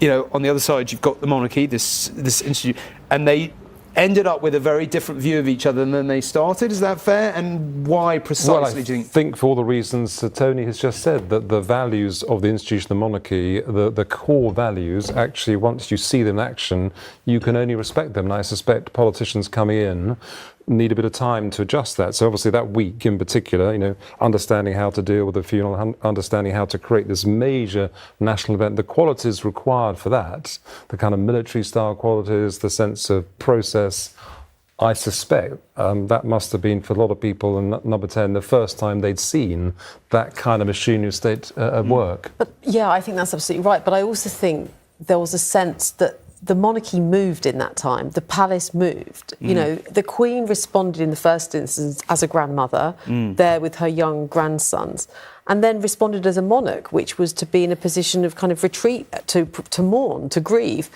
And it became clear, and there was a Prime Minister very charismatic, able to capture, the people's princess, coin these phrases. And Britain was, emoting like no other time, the sort of rather hysterical response to Diana. But the Queen, had to then do a sort of 360 from a point where she was withdrawing instinctively, both as a monarch and as grandmother, to actually come to London. And then I think for one of the first times in her reign, she gave a very kind of emotional, she talked as a grandmother. And it was the beginning of a series of statements which weren't that frequent, where she did actually talk about how she felt, and she talked about the woman behind the monarch, whether it was a grandmother or whatever. And we saw that latterly a little bit with some of the statements when Harry and Meghan were stepping back from royal duties, and she talked about, the sort of disappointment at certain points, but her love for them as part of the family. And I think she changed in that period, and I think probably Tony Blair thought she's a pretty impressive performer. She's really pulled it off here. Well, we've just got a picture of Liz Truss signing the Book of Condolence, so we're just going to bring that up because it's a new still. We've just got in rather a lovely still, actually. Can I just add just because I think the one thing that the King won't deal with, that the Queen had to deal with in that period, was let's put it directly, the tabloid press out of control. I think what we've seen in that period is not a complete and utter change, but a change in the relationship between the monarchy and the press, including the way the tabloids, and I saw it firsthand, the way the tabloids felt they had complete carte blanche to do and say what they wanted around certain institutions. So I think we have to factor that in. Hasn't that just been replaced by social media out of control in some way? I mean, it's like sometimes you go on social media and candidly you see the violence of opinion about things that people in truth don't know very much. People go from very little knowledge or assumed knowledge to incredibly violent opinions very quickly on it, and an astonishing array of subjects, including the monarchy. Haven't we just replaced one with the other in terms of a kind of tyranny, if you would put it that way? But I think it works both ways. I mean, one of the most visited websites in the world is the royal website. So the ability for institutions that are hugely popular and in which there's huge interest can now themselves produce information about themselves. And certainly I remember talking to the Duke of Edinburgh when I was at the Palace, and he saw, even in 1998, that the social media world could potentially be a benefit for the institution in the way that the tabloid press never would be. So I think it's a very interesting change in the dynamic, actually. But I think, we talk about, the modernisation of monarchy and, hasn't the monarchy changed? And I think what we've seen during the Queen's reign is this fundamental transformation in the media landscape. We've gone from telegram to tweet. It's literally across the span of her reign. And that's the thing that now is so key really to the survival of the monarchy. It's about this relationship, this necessary relationship with the media and how that plays out. And the Queen, in a mass media age, which just sort of, exploded during her reign, she managed to negotiate that brilliantly in a way. And of course, that's something now that Charles will also have to negotiate. What is the relationship between the monarchy and the media? Because they absolutely need each other. Now, I think what's been quite interesting is that I think in some sense the monarchy has modernised a little bit more than some of the media reporting, where I think for a long time the fact that people's questioning of the role of the monarchy and its future hasn't been properly expressed, and some people within the media, and I think now there's an opportunity where these issues can breathe, and there needs to be a kind of recalibration about what is the media's role in relation to the monarchy, questioning perhaps, as well as showing images constantly, of what the royals are doing. It's an interesting... Can I just ask you, one thing I wanted to ask you earlier, we didn't quite get to, is what do you think he needs to do? We've talked around a lot about, there's a rush of affection for him. He's relatively well regarded. He's not disliked, as far as I know, by the nation. The general feeling you have is people quite like him, have a few issues from the past and all the rest of it. We've talked a little bit about historical examples. The 7th went really well, the 8th didn't. Obviously, not getting divorced and abdicating or not getting married to a divorcee and abdicating is a good thing to avoid, clearly, in historical terms. But what do you think the new King Charles III needs to do to establish himself as a great monarch in the next 5 to 10 years? I think he doesn't need to do very much, because he's not going to have a hugely long reign. It's an important reign, but he really needs to hold the fort, because the real modernisation, the real questioning about the monarchy and its future is going to come with the next reign, I think, of King William. He's pretty healthy, Charles, but he is a man in his 70s. His health is going to decline, of course, over the next few years. We don't know how long his reign will be. And I think he's never going to be held in the same kind of affection as the Queen. And the sort of part of me thinks the best he can hope for is a kind of apathy, that everybody goes, yeah, okay, King Charles, they're not saying this is outrageous, the monarchy, it's out of date, it's outmoded, it's expensive, because I'm not sure that there is the appetite for him to do something massive. But isn't there an age and respect thing? As she got older, the Queen Mother seemed to sort of go more and more into the kind of realm of which they might have said things 20 years before that they absolutely weren't saying in the last 10 or 15 years. Like the Queen for the last 15 years, we're talking about the period Simon was talking about, the late 90s. The Queen was quite heavily criticised quite often, even into the early 2000s. And then she moved into a position where no one ever criticised her. But that's because she's been Queen for so long. Yeah. She had that backstory. I also think, we haven't talked about the issue of gender. Actually has the fact that we've had a female monarch during this period during a period of decolonisation around the world and at home, questioning of institutions, has the fact that it's been a woman, a tiny, small, unassuming woman at the head of this institution, has that not played a role? If there was, a white man during this period of change, you wonder whether the monarchy would have endured, survived and indeed thrived as it has done over the last 7 decades. OK, we still have a great deal to discuss, but Emily Morgan, Prince William has now left Balmoral and is travelling back to Windsor to be with his family ahead of the Accession Council tomorrow. I will be presenting a programme tomorrow morning and I will talk you through the Accession Council. There'll first be a long period in which I have to explain what it is and why we still have it, but we'll get through that. It's actually rather a fascinating thing, so do join me tomorrow morning. But Emily is in Windsor. William is returning to see his children, who started school yesterday, of course. And Emily, you have some guests there. Yes, that's right. You join me on the long walk. This is the Cambridge Gate at Windsor Castle. Quite extraordinary scenes here. There have been all day streams and streams of people coming to pay their respects, lay flowers from the very, very young. You can probably see lots of children here. Schools are now out to the very old. I think a lot of people here in Windsor simply want to say thank you. Thank you to the Queen, who's been a resident here her whole life. Now, joining me is David Ellis. David, you felt like you really needed to come today, didn't you? You've travelled all the way from London. We're from northwest London, from Hendon. I've come with my wife, and yes, we felt a considerable shock and a wish to share in this collective grief. And we've picked up some of the speeches that have been made and the wishes that have come across the world. And even in my work, people are saying to me from Switzerland, where I have an office, that they mark the loss of the Queen. And so they feel that sort of sense of collective loss. And what about you personally? What will you remember her for? Well, for being there through so many challenges that this country's faced and that she in her personal life has faced, and that she's given people like me a certain sense of courage and support when I deal with family issues or losses, and that I've seen her family rally round on many occasions, and the respect they've given her. And we look for that in our own families and communities.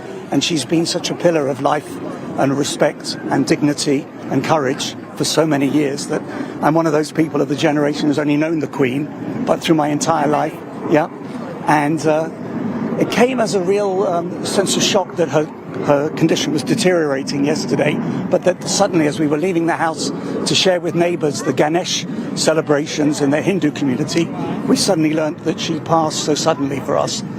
And it's that sense of shock and grief that brings us here today. Yes, and a sense of shock and grief for residents in the area. I'm also joined by Amy. I've been speaking to a lot of people here who say that they feel like the Queen was one of them. They used to walk up and down the long walk and sometimes see the Queen with her horses or just with her dogs, just walking along, being part of them. Amy is one of those residents. She just lives in Eton. Amy, you're here with your daughter, your 9-year-old daughter. Yes. Why did you both feel you needed to come today? She's an inspiration, isn't she? She's a wonderful, powerful, strong woman, isn't she? And you really feel that, do you? That it sort of stands for women as well? Yeah. She's a powerful woman. Did you see her around? Do you feel that this place was... Well, this place was rather open, that this was like a family home that you could all just come and join. Yeah, we've come along here, haven't we? We've spent plenty of time looking around Windsor Castle and around the docks. We've seen the changing of the guard a couple of times. It's just majestic. You, if you don't mind me saying, look emotional. You've been standing here for a while with your daughter. It must have really touched you. We've had quite an emotional household, haven't we? Like losing a friend. Is that how it feels? Or a grandmother. You must have sort of grown up knowing the Queen always to be there. A lot of people have. A lot of people, it's really touched them. Eton's very touched as well. The church is open and people are lighting candles. But now our loyalty will have to pass on. To King Charles. To King Charles. Yes. And the Duke of Cornwall and Cambridge, who is now living here with his family, his young family, 3 children. It was really nice to meet you. Thank you. Back to you, Tom. in the studio. Emily, thank you very much indeed. Well, let's go back to Chris Shipp, who is at Buckingham Palace and has some details about this evening's service. Chris. Yes, Tom, that service is coming up in the next hour or so. We know that it starts at 6 o'clock at St Paul's Cathedral. It is called, we've just been given the order of service, it is called a service of prayer and reflection. And as we were discussing earlier, Tom, there will be 2,000 members of the public there, those who got tickets by presenting themselves to St Paul's for the tickets on a first come, first serve basis. We know already that at the very beginning of this service that the King's address, the one that we'll be watching here on ITV, Tom, the one that MPs will be listening to in the House of Commons, they will hear the words from the new King at the very, very top of the service. Just running through here, the Archbishop of Canterbury is taking part. There is a reading from the Prime Minister. We said a few times, haven't we, in the past few days, what a big moment this is for Liz Truss, given she only started the job on Tuesday. And I'm just struck once again, I keep being struck by this, at the very end it's got the words of the national anthem, and of course that significant change, God save our gracious King, long live our noble King, God save the King. So that's we will see at St Paul's in about an hour's time, Tom.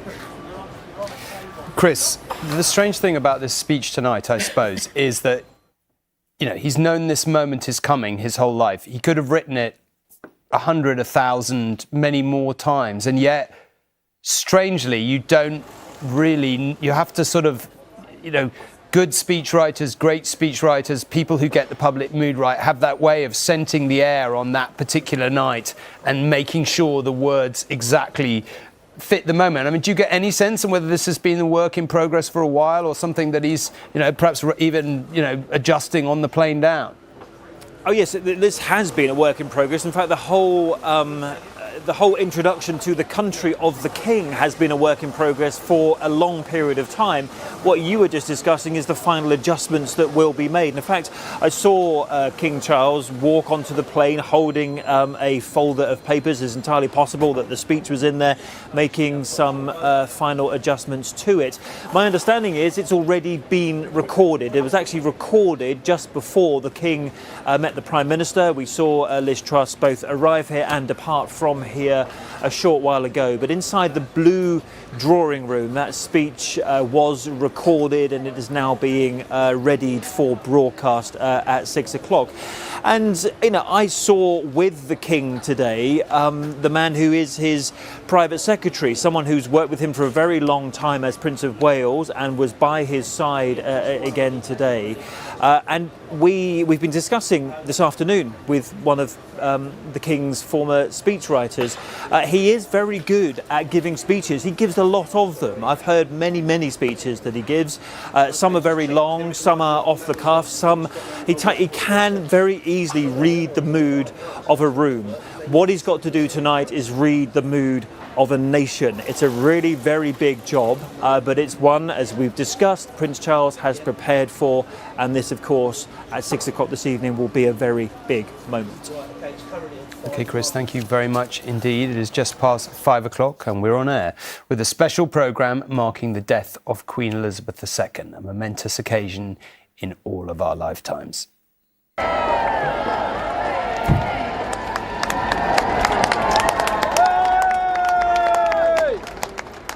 The new King, Charles III, has been meeting well-wishers at Buckingham Palace as he returned to London for the first time as the new monarch. Crowds of people who travelled from all over the country to pay their respects to the Queen and to welcome the new King.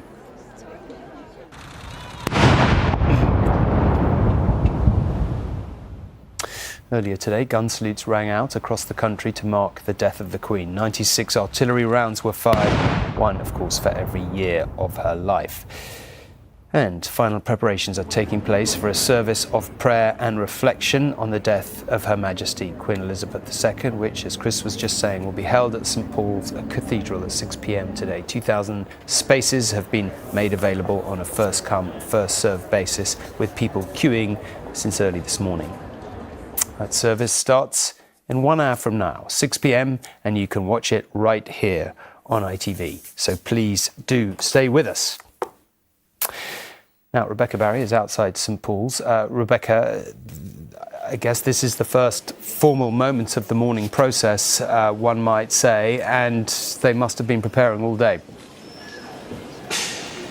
Yeah, they have been, and we've been watching as some of those 2,000 members of the public gradually make their way into the cathedral for this evening's service. And I'm actually joined by someone who will be going in there very shortly, Judith Weir, who was until recently Master of the Queen's Music, now obviously Master of the King's Music. You will have worked closely with Her Majesty.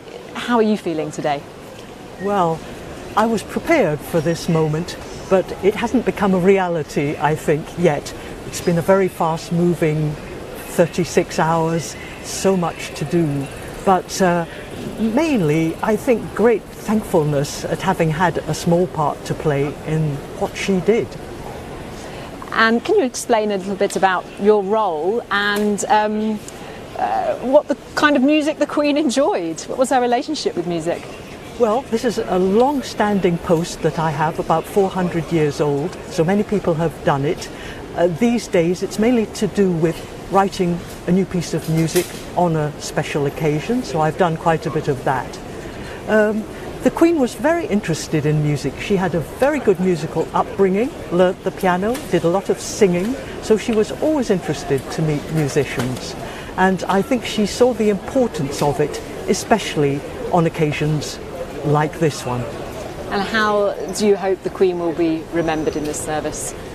Well, I'm glad to say that the music to be performed and sung today will be very much the kind of thing the Queen loved. Some traditional Anglican music. I believe we'll even have a bit of bagpipe music, which she was particularly supportive of. So I think it is actually a very comfortable, peaceful way to remember a very long life. You'll be among the congregation.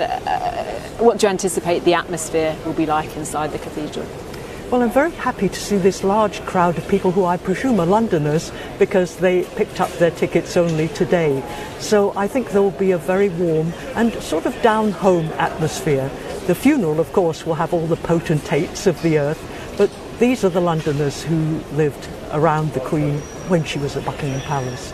And I'm sure in the coming days and weeks we might learn more about your role in events to come.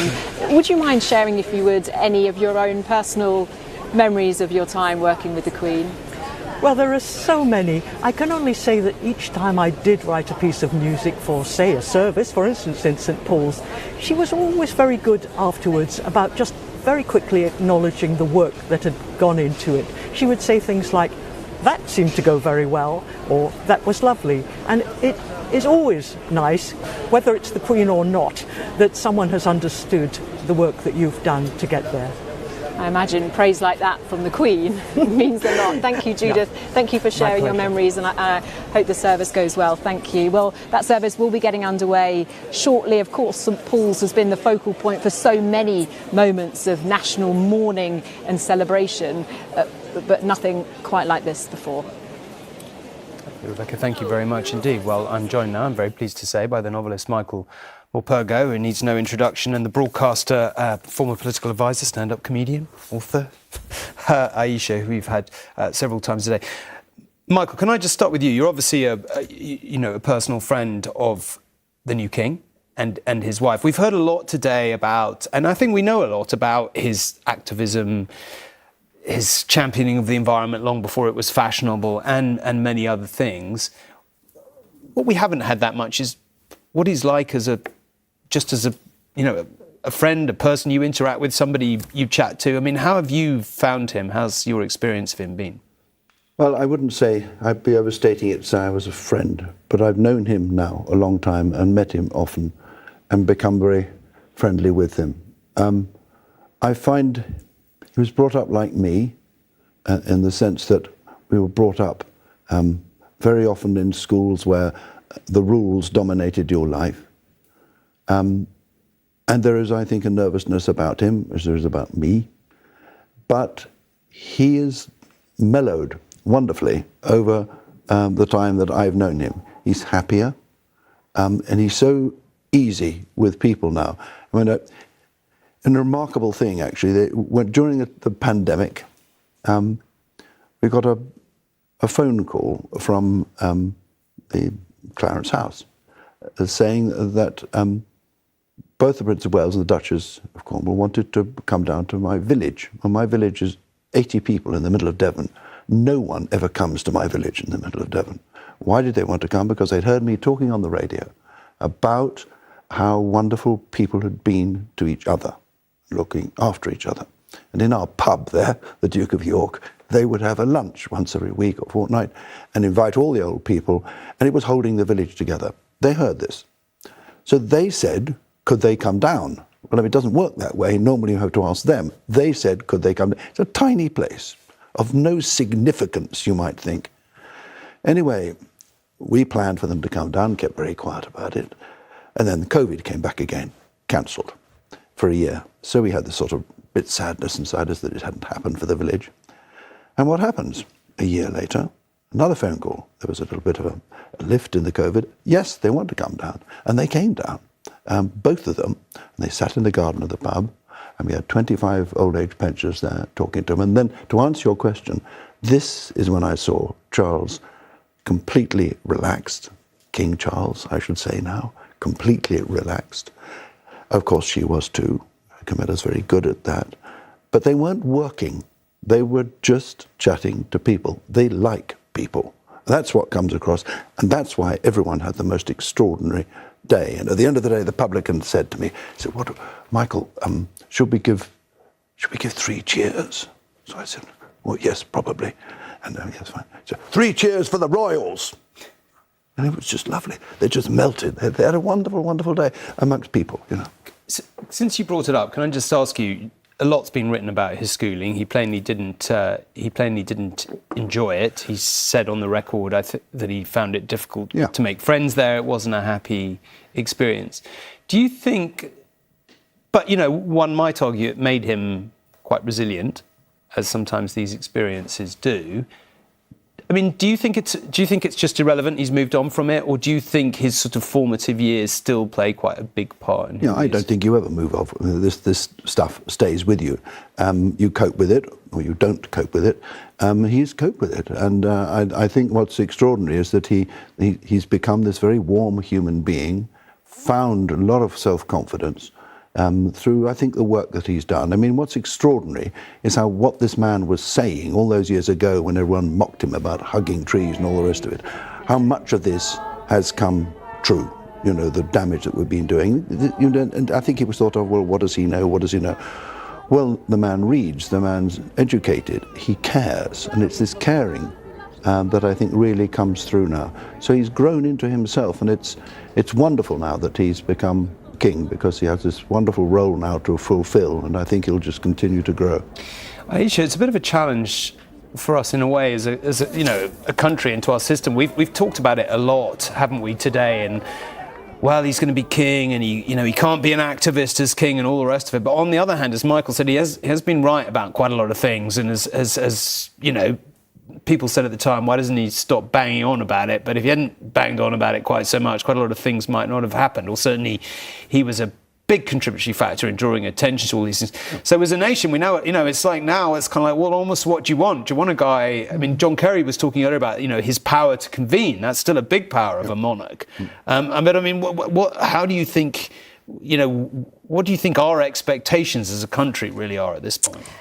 Well, this has been something that I've been dwelling on, and I do think it's going to be fascinating to see how he does navigate this very unique role that he has. And he has been right on a lot of things. And I think the fact that he's come to the throne in his 70s, he's clearly a very intelligent man. He's clearly a very thoughtful person as well. I remember doing some interviews around COP26, and he, of course, went to COP26. And actually, a lot of people said that was a really good thing that he was going, because he has got this respected role as somebody who's been, you know, at the forefront of discussion discussing climate change. I suppose the difficulty that he will have is that we know we're living in very, very polarised political times where, there's a sort of footballification of politics, and lots of things bleed very quickly into these culture wars that we see as well. So I think he will have to think quite carefully about how he navigates these issues. We know from allegedly leaked conversations that he is a man who has strong views on the world, but of course that will be difficult for him to communicate. I suspect his audiences with Prime Minister Truss and whoever may follow her, I suspect that will be the time at which he will voice his views, and they're not just random views, because he thinks a lot, he thinks deeply about these issues. Tell you what, if you spend your life as a political journalist, as you will keenly appreciate, those audiences are torture. Like, a really important meeting that nobody leaks about. It's appalling.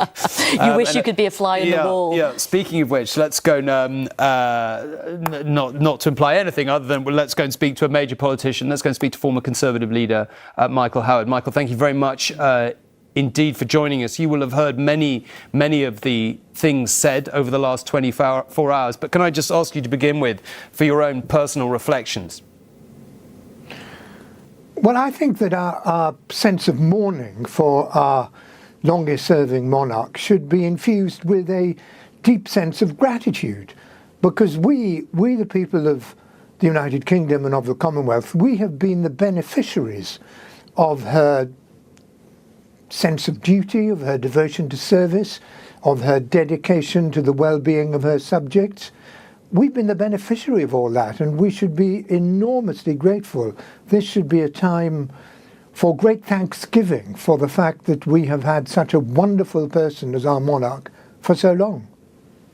Can I just ask you a slightly complex question in a way? When you look at American politics and the pressure that the American democratic system has come under in the last few years in various ways, and you look at our political system, our democracy, very different. Obviously, the Westminster parliamentary model, very different.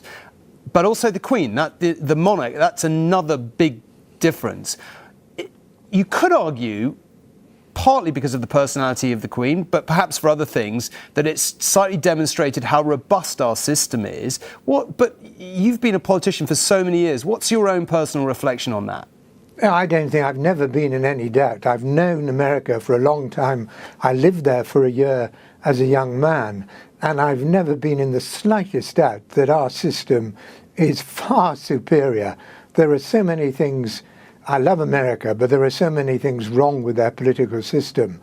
The fact that you have this division of responsibility between the president and the Congress, the fact that you have primary elections which tend to favour extreme positions, the fact that you have paid television advertising, which means that candidates for office in the United States have to raise millions and millions of dollars in order to run. I was in politics for a long time. I'm still in the House of Lords. I never had to raise a significant sum of money for myself. I had to raise money for the party. But that's a different thing. In America, if you want to run in a primary, you have to raise huge amounts of money for yourself. So there are many differences between the two systems, and I have absolutely no doubt that ours is far superior. Now, many people, if asked to design a system, probably wouldn't come up with ours, hereditary monarchy, House of Lords, and yet a lot of people would argue it works. You might, I think, argue it works. But why precisely does it work so well in your view? I think very largely because of our traditions. Our system has evolved. It has changed over time. There have been changes. We had the great change to a constitutional monarchy. We've had changes in the power of the House of Lords, changes in the composition of the House of Lords. So there have been changes, but we have deep traditions, and our changes are gradual and they evolve. And I think it's our sense of tradition, which means that certain habits become ingrained, which is our greatest strength. Just one very brief question about the new King Charles, if I might. There's been a lot of discussion about how he's going to handle the transition from Prince of Wales, where certainly he argued there's a degree of latitude to the king, where you've got this quite precise constitutional role. I mean, do you have any doubts about that transition? Any worries at all? Not at all. I'm very confident that His Majesty, King Charles III, fully understands the difference between the position of Prince of Wales and the position of King, fully understands and respects the lines which exist between party politics and all the controversy that involves, and the role of a constitutional monarch. I have absolutely no doubt that he will respect those boundaries, and I have every confidence that he will make an excellent king. Michael Howard, Lord Howard, thank you very much indeed for joining us. Thank you. Well, in the next hour, the service of prayer and reflection will start at St Paul's in remembrance of the Queen, with 2,000 members of the public gathering to remember Her Majesty. It is the first opportunity to come together as a nation and reflect on her life as we all begin life without the Queen. Let's first hear the reflections from her own family on the life she lived.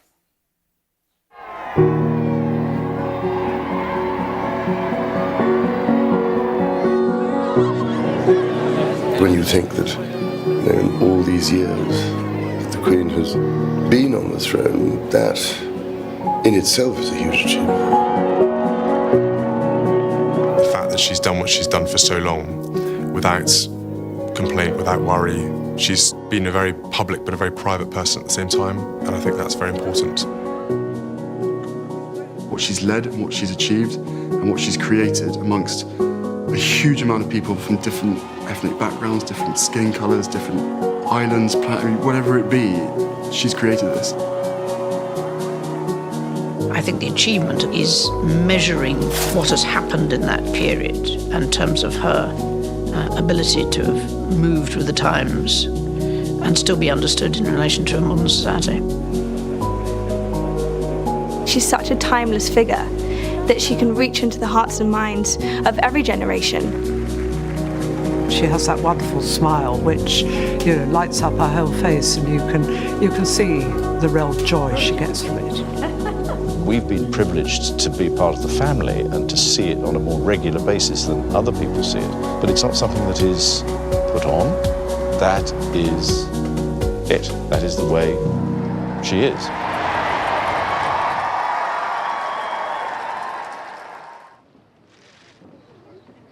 You've got this 25-year-old person who is devastated at the loss of her father. Truly, what was it like when you have to go through something like that?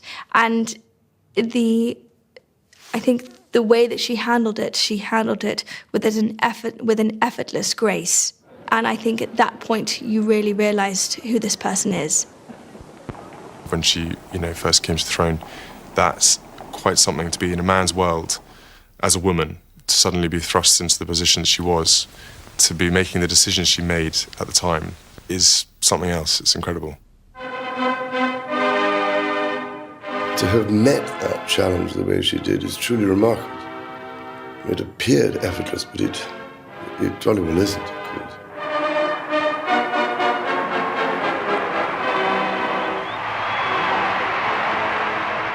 Mummy is probably the way that we would refer to her.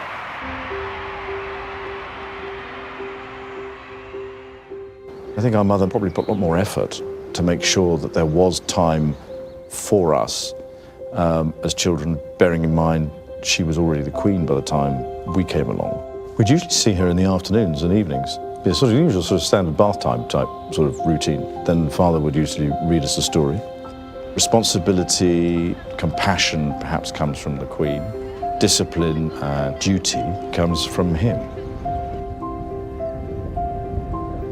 I tend to remember the holidays. And both my parents always, fantastic about giving that time during those holidays. They very much made that time, despite the lives that they both led. They were able to really make the holidays really very special. Well, I think we were very lucky as a family to be able to do so much together. And that's not always easy to achieve. And especially if you're not around as much as you would like to be. She's an extremely caring grandmother to me as well, so she very much looks at all her family as being close to her, and she loves everyone as much as the next, and doesn't want to single out anyone, doesn't want to put anyone else down. She's very fair. She's so interested in all of us. It's lovely. Granny would take us raspberry picking, and we'd have the raspberry jam that we'd pick that day on the table for tea. She just adores having all of us around her.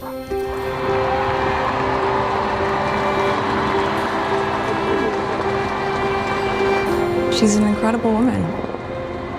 To be able to meet her through his lens, not just with his honor and respect for her as the monarch, but the love that he has for her as his grandmother. When I met her, I had such a deep understanding and, of course, incredible respect for being able to have that time with her. She's been very generous and not sort of being forceful at all in any of her views, but I feel she's been there sort of a gentle guidance really for me. The fact she took the time to make sure that I was happy and looked after shows just how caring she is, really. It's her quiet guidance. It's sometimes never seen, but it's always there. And I think that has allowed me personally to explore, understand, slightly carve my own path. So I greatly appreciate and value that protection almost. To manage all those elements of your life, from the family as well as to the work, as well as to the sort of the national importance of her role, it's extraordinary. She put up with all of us. That's quite an achievement.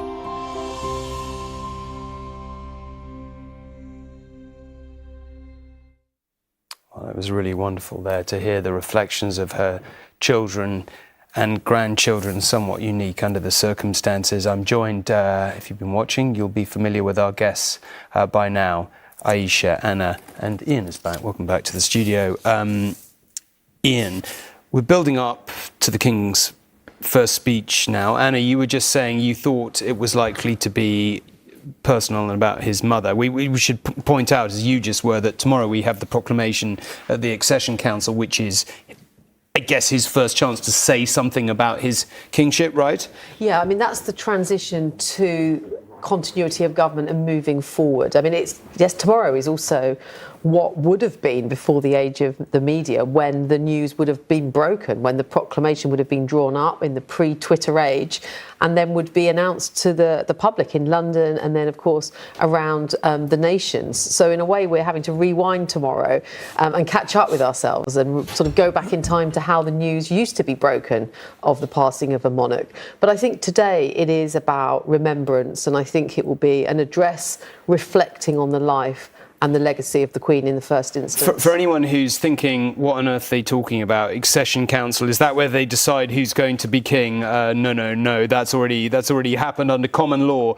Explain to us the historical. I mean, it was basically about everyone, all the people who might rebel being in the room and them saying, no, it's all right, we support the new king. Yes, it was all roughly the Anglo-Saxon chiefs deciding who was going to lead them. Yeah. But it is a coming together of actually potentially so many people, hundreds. There's about 800 Privy Councillors, former Prime Ministers, former cabinet members. Anybody who's got a right honourable before their name is potentially entitled to be there.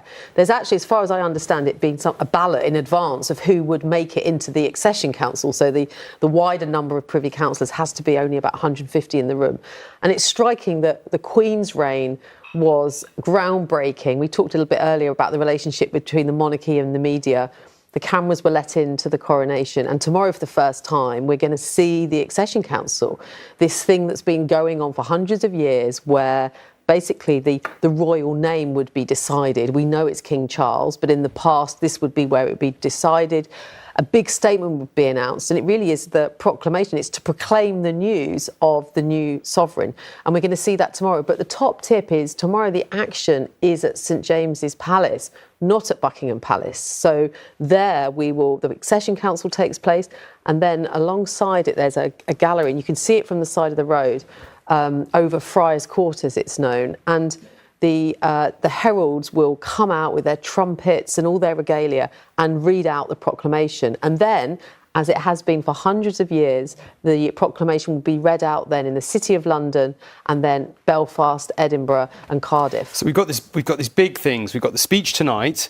We've got the proclamation tomorrow, which may be his first chance to say something about his kingship. But before, I just want to clear up one niche point that may seem very niche, and you'll have to excuse me. But we went through, as a country, this extraordinary revolution in the 1640s and 1650s. We tried a king, we tried a republic, we decided it didn't work, we restored the monarchy, and yet common law still determines today that one monarch immediately follows another. Is that simply because the Act of Oblivion just basically wiped the Republic from the map in terms of constitutional law? Is it as pretty simple much? Yeah. It's the king. The Queen is dead. Long live the king. That is the common law. It's the continuity. Yeah. So absolutely, and we are quite uncomfortable as a nation about even the reality that we were a republic at one point. Well, we never talk about it, that's for sure. We compare it with the French Revolution, which happened 100 years later and was no more dramatic, indeed. really. And so uncomfortable were we that there was a suggestion that Charles wouldn't take the name King Charles because, of course, his predecessors, in particular Charles I, met a very bloody end. Quite literally, England, way ahead of the other European monarchies in America, decided to overthrow the monarch in the most bloody way. They killed Charles I at the Guildhall. He was executed in London. And so there was a sense, does Charles really want to have the name Charles? But a new era, of course, now. Aisha, I mean, this is a long way back, but in one sense, it does seem to me relevant in that, and I may be over-interpreting this, but you slightly get the sense that as a nation, one of the reasons why you get the sense we will stick with monarchy come thick or thin is even we may not know that much about it. We tried a republic once, we didn't like it, we're not really willing to have the conversation again. I mean, do you think there's still an element of that hundreds of years later? I think there's definitely sort of a hangover from that, and most people don't know the ins and outs, but they are cognizant of the fact that something was tried, something went very, very wrong, and we decided to go back to the status quo. And I think as a country, in our DNA, we like the idea of evolution. We are frightened of the idea of revolution and ripping things up too much. And I'm sure many listeners might now be shouting at the telly saying, well, we have made big changes recently to Britain. But I think the idea listeners of shouting at the telly? No. Never. Can you imagine it? Can you imagine it? But I do think, now is not the time, but there will be conversations that will be had as we leave the Elizabethan era, we move into a new era. There will be conversations that people want to have about the role of the monarchy, the prevalence of the economy, particularly as we enter this really difficult economic crisis as well. We have a changing demographic as well. We have to have a discussion about how younger people feel about this institution, the monarchy. But I think on the whole, the idea of ripping up the system that we have, I think that will feel frightening to people. It's only worth discussing all this because we go through this moment tomorrow, which is a reminder of our origins. We've talked quite a lot about the speech tonight, and if you're listening to this, do stay with us because it's not far away now, coming up at 6 p.m, our first chance to hear from our new king. You've suggested that, probably he'll be talking primarily about his mother, paying tribute to her. He's certainly not going to be talking about himself very much, or indeed his kingship. But tomorrow we've got this proclamation. It may be the first chance for him to say something about, like everything else, he's been thinking about that a long time, right? Yes, but I'm not sure he will say too much tomorrow. Yeah. I think that's a formality that he'll go through, and I think personally he will probably try to demonstrate what sort of king he is by being it, rather than laying it out, in words. Tonight, yes, I think it will very much be about his mother. I think it'll be substantial. I don't think it'll be a short speech, and it'll be heartfelt, and the aim, I would imagine, is to reflect what people are feeling at the moment, which of course he is feeling as well. He's lost his mother, but he has also lost a queen, and that relationship was an interesting one, I always thought, because she was his mother, but she was also his queen, and there was always that deference there, and so he too has lost an icon, and we saw Prince William on that film there. I would suggest both of them have lost a mentor as well, particularly William. We were sort of alluding towards republicanism, if only in referring back to the periods when we were, having a revolution and ultimately not liking it very much. But, republicanism, I think even Republicans would acknowledge, has been pretty much nowhere the last decades. What do you put that? I mean, is that down to, as Aisha said, us preferring evolution?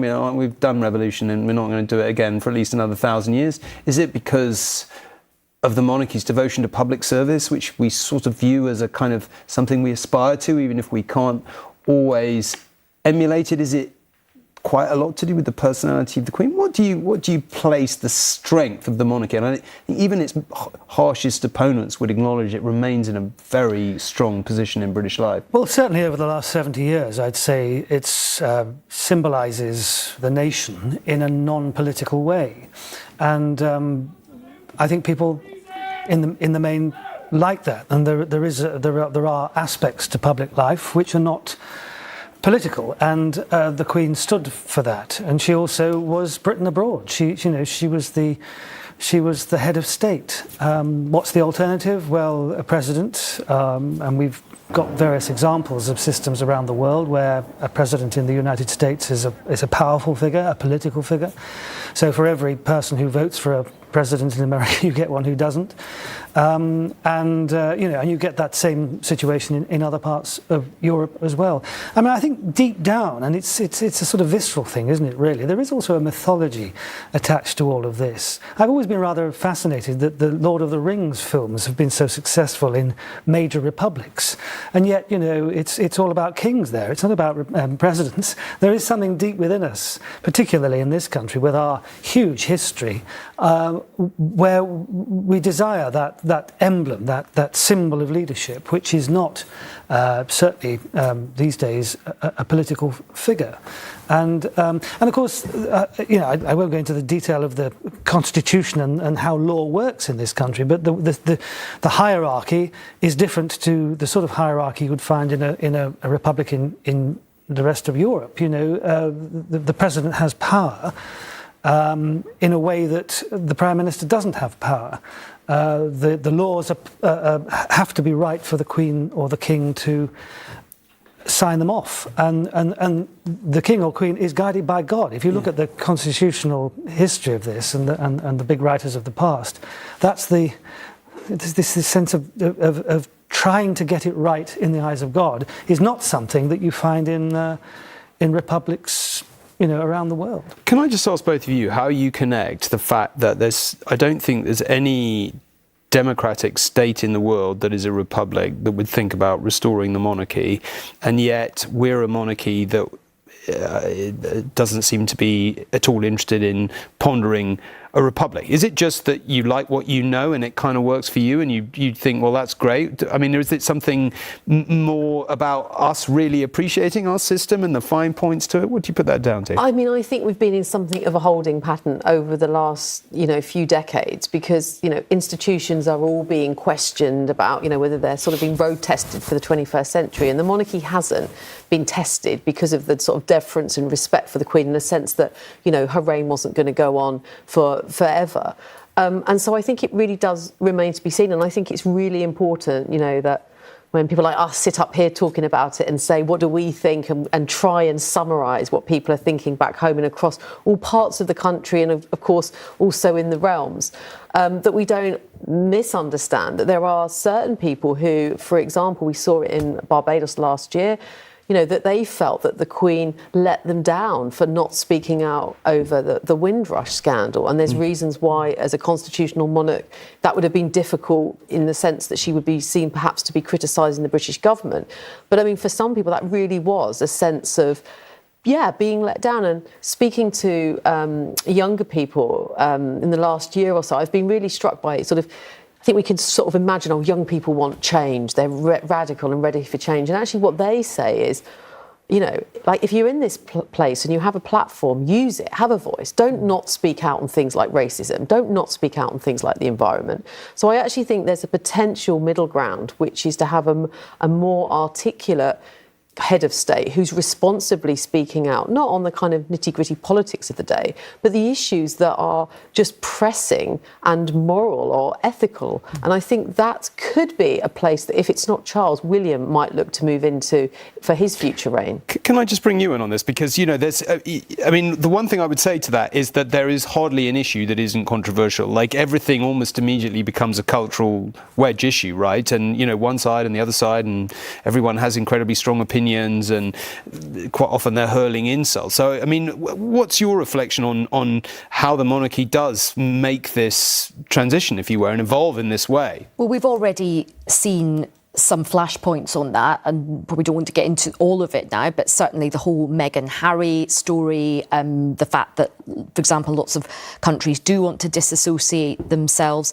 There is a feeling that there is tension around the concept and the love of the monarchy. I think a lot of people, including ardent monarchists or Republicans, because of their respect and admiration for the Queen, because she was such a unique figure, there has been a sort of ceasefire on this, and now this moment has come upon us. I do agree with Anna that I think there will be really, really difficult waters for the monarchy to navigate, and for King Charles. I think he's alive to it. I definitely think Prince William is. But there are big issues. For example, recently, just look at race. Race is a very, very fractious issue at the moment. We're having big conversations about the empire, about what that means, about reflecting on our history, the good, but also the bad as well. And there are going to be very, very difficult things for them to navigate. Prince Charles, well, when he was Prince Charles, he recently guest edited the 40th anniversary of the famous black newspaper, The Voice. Now, that was, I think, a very good gesture, but it reacted, there was a lot of hostility to him doing that as well, because of the royal family's connection with the empire and the Windrush scandal, as Anna alluded to. So, don't forget, we are going into very choppy waters at the moment. We have the economic crisis, we have a lot of social tension, there's a lot of division in society. And I think that is something that King Charles will be very alive to, and he will have to navigate it carefully. The issue for him is, you asked me this earlier, what are our expectations of him? I think there will be some people watching this who say he should zip it. The minute he moves from being a prince to a king, his opinions don't matter in the public realm. But there'll be other people who basically agree with what Anna said, which says, actually, if you have a platform, you should do good with it. You should try and use your position to bring people together. But that may be seen as being political. OK, there's a lot of interesting things there, including the whole question of empire and history, and whether this conversation is really actually only just beginning. I think a lot of people have heard enough, want to shut it down, and there's many others who think, right, well, we've just got started.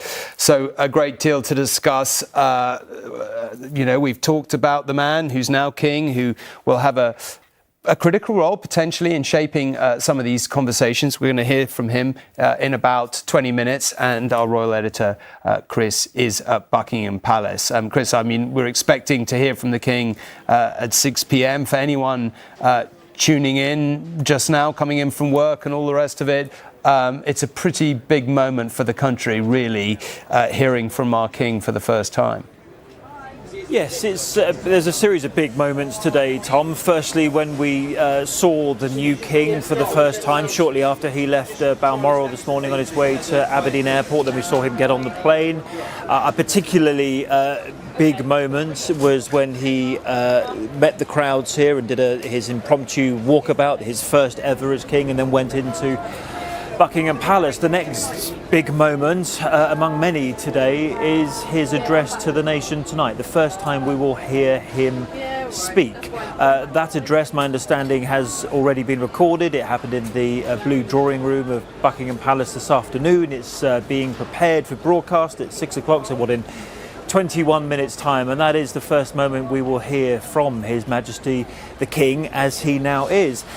And there's this twin track that he'll have to navigate during that speech. The tributes to his mother. He knows the affection with which she was held right across the country, but as we've been hearing, right across the world. I'm reminded of Justin Trudeau's emotional tribute yesterday. I think about what you were talking to John Kerry about earlier.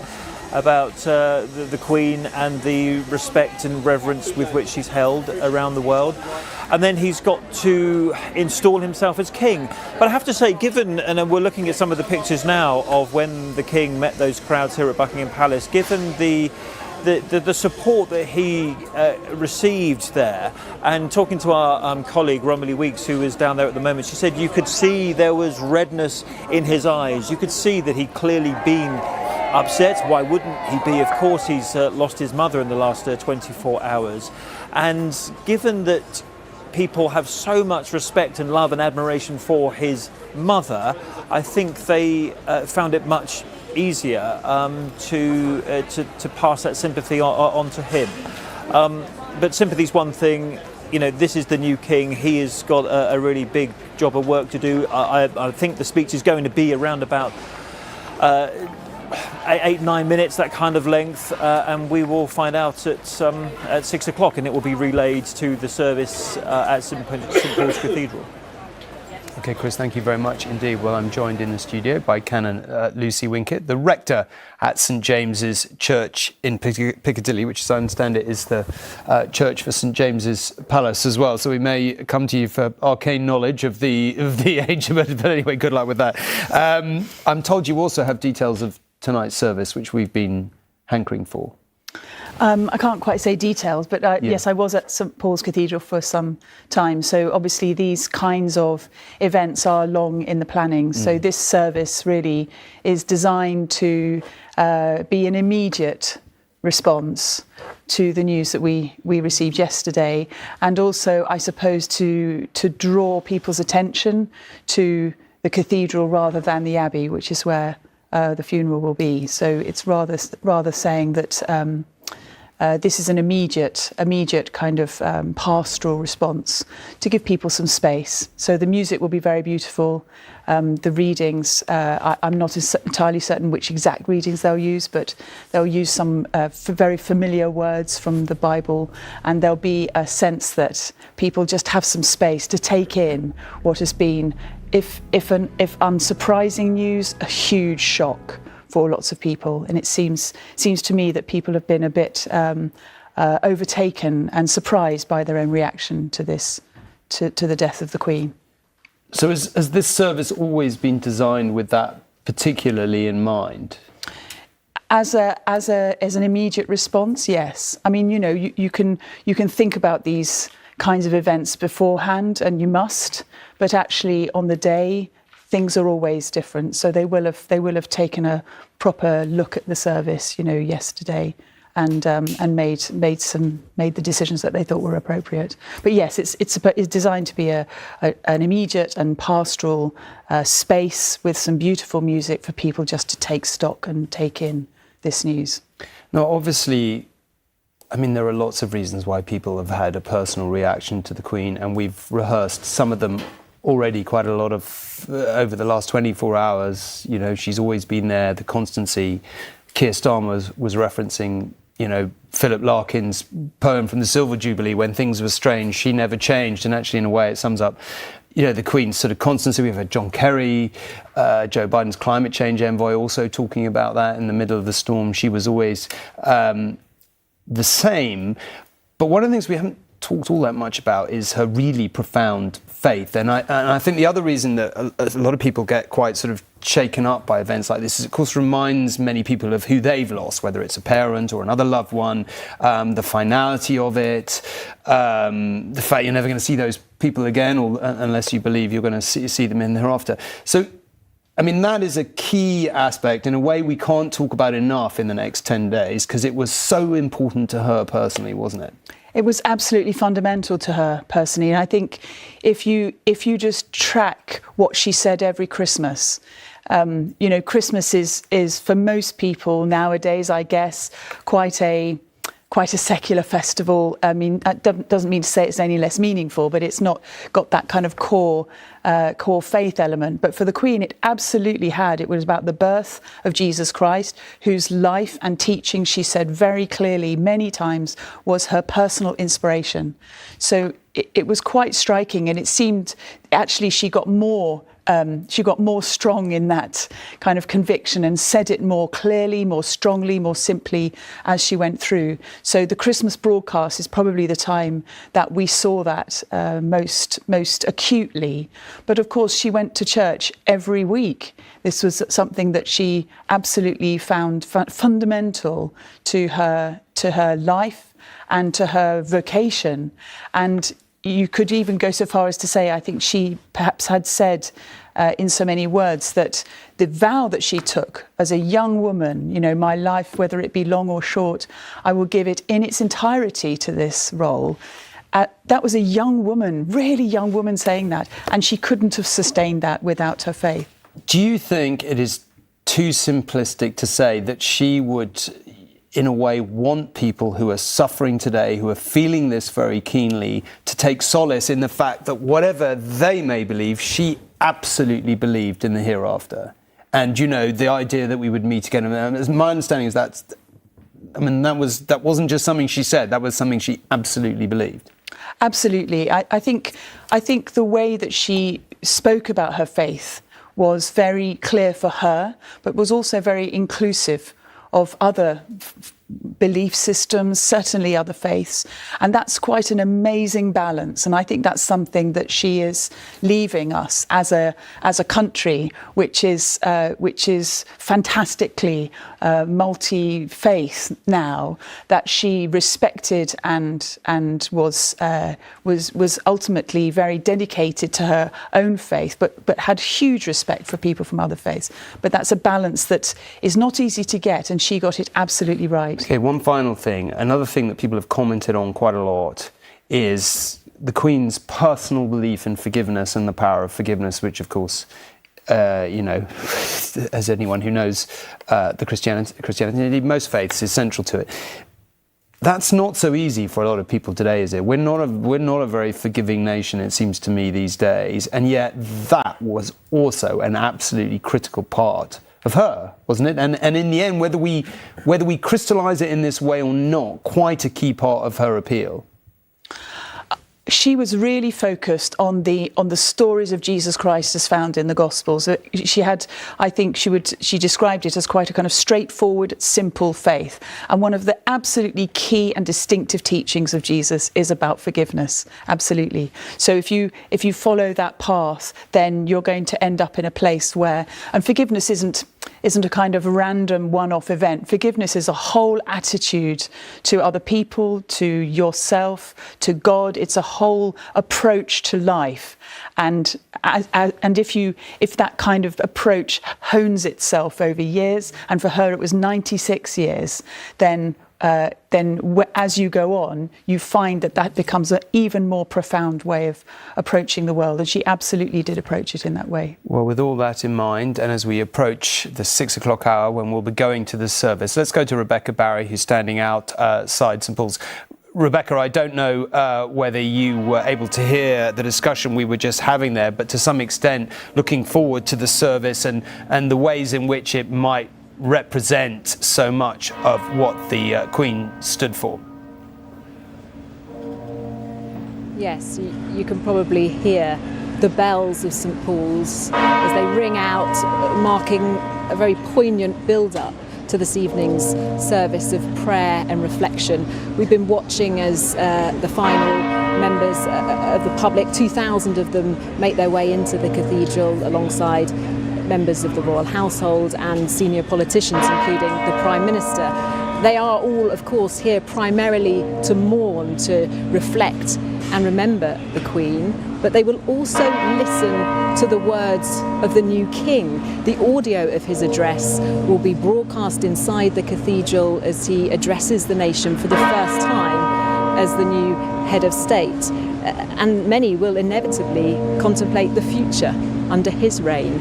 There will be a reading by the Prime Minister, no doubt a surreal moment for Liz Truss, who only met the Queen at Balmoral a few days ago. There'll be a blessing by the Archbishop of Canterbury, and the Dean of the Cathedral, who's leading the service, told me earlier just how important it is that this was open to members of the public. I've spoken to people here today from the UK, but also from Italy, South Africa, India.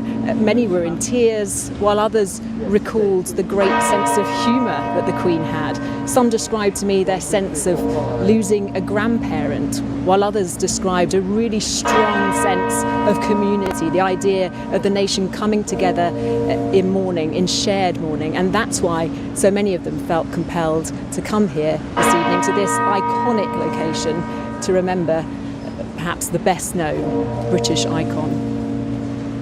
Okay, Rebecca, with the bells ringing and many people outside waiting, thank you very much indeed. I guess that's something we're going to have to get used to in the days ahead. Many people in the streets wanting to share in this moment. We've discussed it a little over the course of today, but obviously one of the things we expect to see as we move, as the coffin moves from Scotland down to London and then lies in state from the middle of next week. We have quite a number of days, 5 days until the funeral, when we expect a great number of people to want to line up and pay their respects. And I think the expectation is the country will pretty much come to a halt as we contemplate what that moment means for all of us, some of which we've been talking about here today. We've got a few minutes left, some sort of 5 minutes left until we go to the service. We can see people gathering there. I think we've all been discussing how this service perhaps is a moment, maybe the first moment really, for people to pause and reflect and think about all this. Ian, we've talked so much about this today, haven't we? But can I just ask you, as we move into this service, to reflect on precisely why you think people have been responding as they have today and are likely to go? How much of it is history? How much of it is the Queen herself? How much of it is the kind of sense of losing something? Is it all of the above? What do you think is driving people at this point? Well, the Queen has been around for longer than, I think, more or less everyone. My father's 87. He doesn't remember any other Queen other than her. So it's a big moment in the nation's history. She's always been there. And, of course, in more recent years, it seems to me that a lot of the institutions have wobbled. There's been a lot of uncertainty. The country has not necessarily felt completely unified. It's pulling away from itself at times. She has been that one figure who has unified everything. She has been the emblem of the United Kingdom. And so, I think it's a very deep thing that we've lost something. It's not just the loss of a person that I think a lot of people were very fond of. We've lost a powerful symbol, which, no matter how hard he might try, I don't think our new king can ever quite repeat that particular aspect of the monarchy, because she's been here for so long. Anna, we often say journalists write the first draft of history, not particularly well, I'm sure you would say. If you were writing the first draft of this history, what would you have uppermost in your mind? I mean, I think over the last, few days, or no, we're not even at 24 hours when the news has been announced, but the echoes of the past and, the precedents of monarchs dying and monarchs succeeding. And, over the next few days, there's going to be so many moments for history lessons, for us all to understand something about our country, whether we like the monarchy or not. We need to understand it, and we haven't had to for 70 years. But I mean, I think right now, and I think Canon Lucy's words were, really profound. I mean, to understand the Queen, and right now this is actually about marking this moment. We've been talking about the future, and we've been talking about, the challenges for King Charles. But now I think it is right and appropriate that we focus on the Queen as a person. And yes, she was 96, and it's not a tragedy for a 96-year-old to die surrounded by her family, of course, but what she signifies and what it triggers, for want of a better word, in other people who have experienced so much loss over the last few years. And I think it's also important to remember that the Queen curated to a sense the next few days. She was very aware of how these days would evolve, and I think it's really important that this moment was there. As Canon Lucy said, actually first and foremost for the comfort of the Queen's people, aware that there would be this gap, this sense of loss. And that wasn't about her. I think the very fact that we're having this tonight is, again, a legacy, a moment where the Queen engineered a sense of tending to her flock, tending to her people, even in death. And so I think right now it's about her, her final kind of act, really, and providing a space for people to come together and reflect. Aisha, we've talked a lot. Lucy was just talking there. We were talking together about forgiveness as a key. I mean, I don't actually think that gets any reflection that forgiveness was a really key part of the Queen's makeup, and maybe even if we didn't ponder it, one of the reasons why people responded to her as we did. I think it's fair to say we've become a not particularly forgiving nation. You know, and there is a degree, you talked about division, you know, hostility. I think we probably would all agree the political temperature has gone up, the style of political discourse has gone down. How much hope would you have when you look at moments like this, we're all gathered together, people reflecting on this, that it might actually change us? I mean, you know, you look back at these other massive moments, 97, for example, very different, huge national moment. I don't think it changed us really. Do you have any hope that this might cool things down, make us a bit more forgiving, make us? I'm sure that's what the Queen would want, right? She'd want us all to be looking at each other and trying to find common ground and not trying to find division.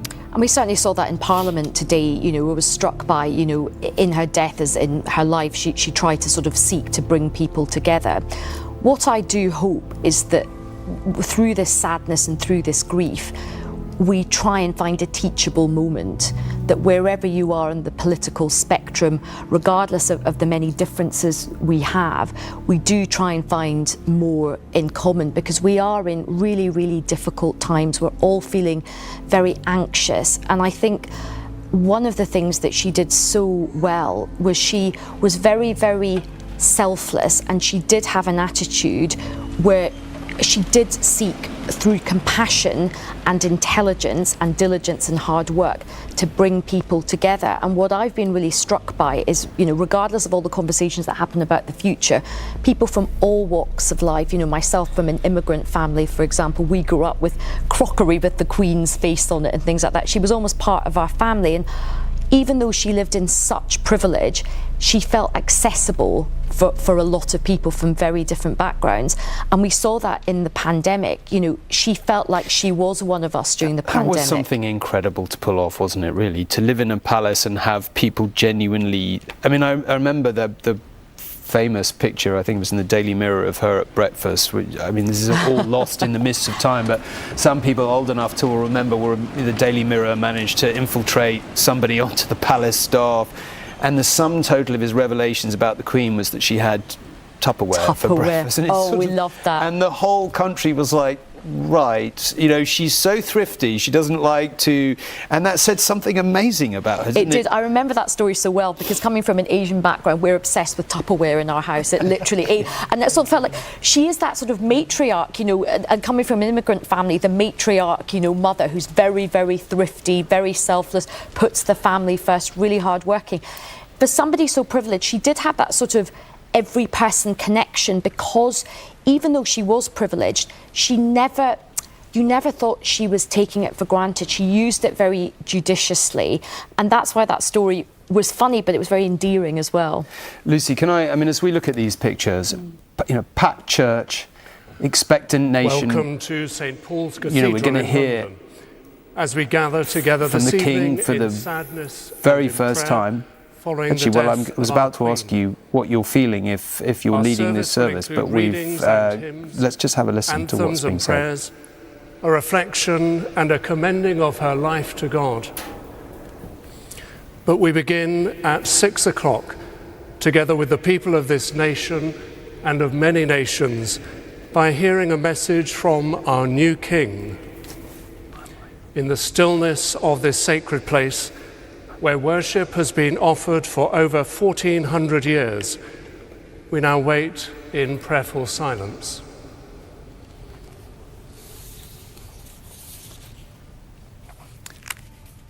Well, we are 30 seconds away now from when we expect the new King, Charles III, to address us for the first time. This service, as we've been hearing, is designed to be a moment for us all to take a pause, to reflect after a few hours when I think we've all felt the emotional impact of what has happened. So we're going to be silent for a while and listen to the service and to our new King.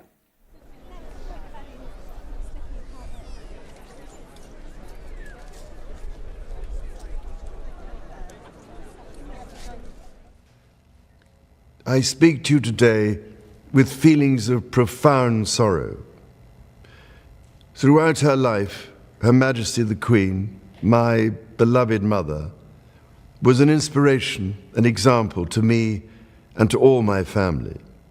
And we owe her the most heartfelt debt any family could owe to their mother, for her love, affection, guidance, understanding, and example. Queen Elizabeth was a life well lived, a promise with destiny kept, and she is mourned most deeply in her passing. That promise of lifelong service I renew to you all today. Alongside the personal grief that all my family are feeling, we also share with so many of you in the United Kingdom, in all the countries where the Queen was head of state, in the Commonwealth and across the world, a deep sense of gratitude for the more than 70 years in which my mother, as Queen, served the people of so many nations. In 1947, on her 21st birthday, she pledged in a broadcast from Cape Town to the Commonwealth to devote her life, whether it be short or long, to the service of her peoples. That was more than a promise. It was a profound personal commitment which defined her whole life. She made sacrifices for duty. Her dedication and devotion as sovereign never wavered, through times of change and progress, through times of joy and celebration, and through times of sadness and loss.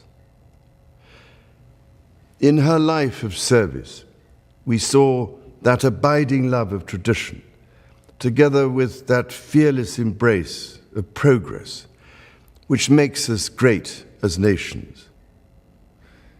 The affection, admiration, and respect she inspired became the hallmark of her reign. And as every member of my family can testify, she combined these qualities with warmth, humor, and an unerring ability always to see the best in people. I pay tribute to my mother's memory, and I honor her life of service. I know that her death brings great sadness to so many of you, and I share that sense of loss beyond measure with you all.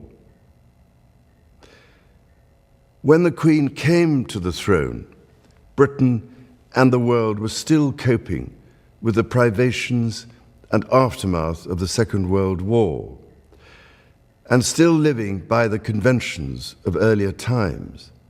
In the course of the last 70 years, we have seen our society become one of many cultures and many faiths.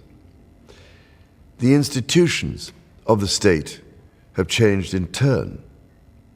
But through all changes and challenges, our nation and the wider family of realms, of whose talents, traditions, and achievements I am so inexpressibly proud, have prospered and flourished. Our values have remained and must remain constant.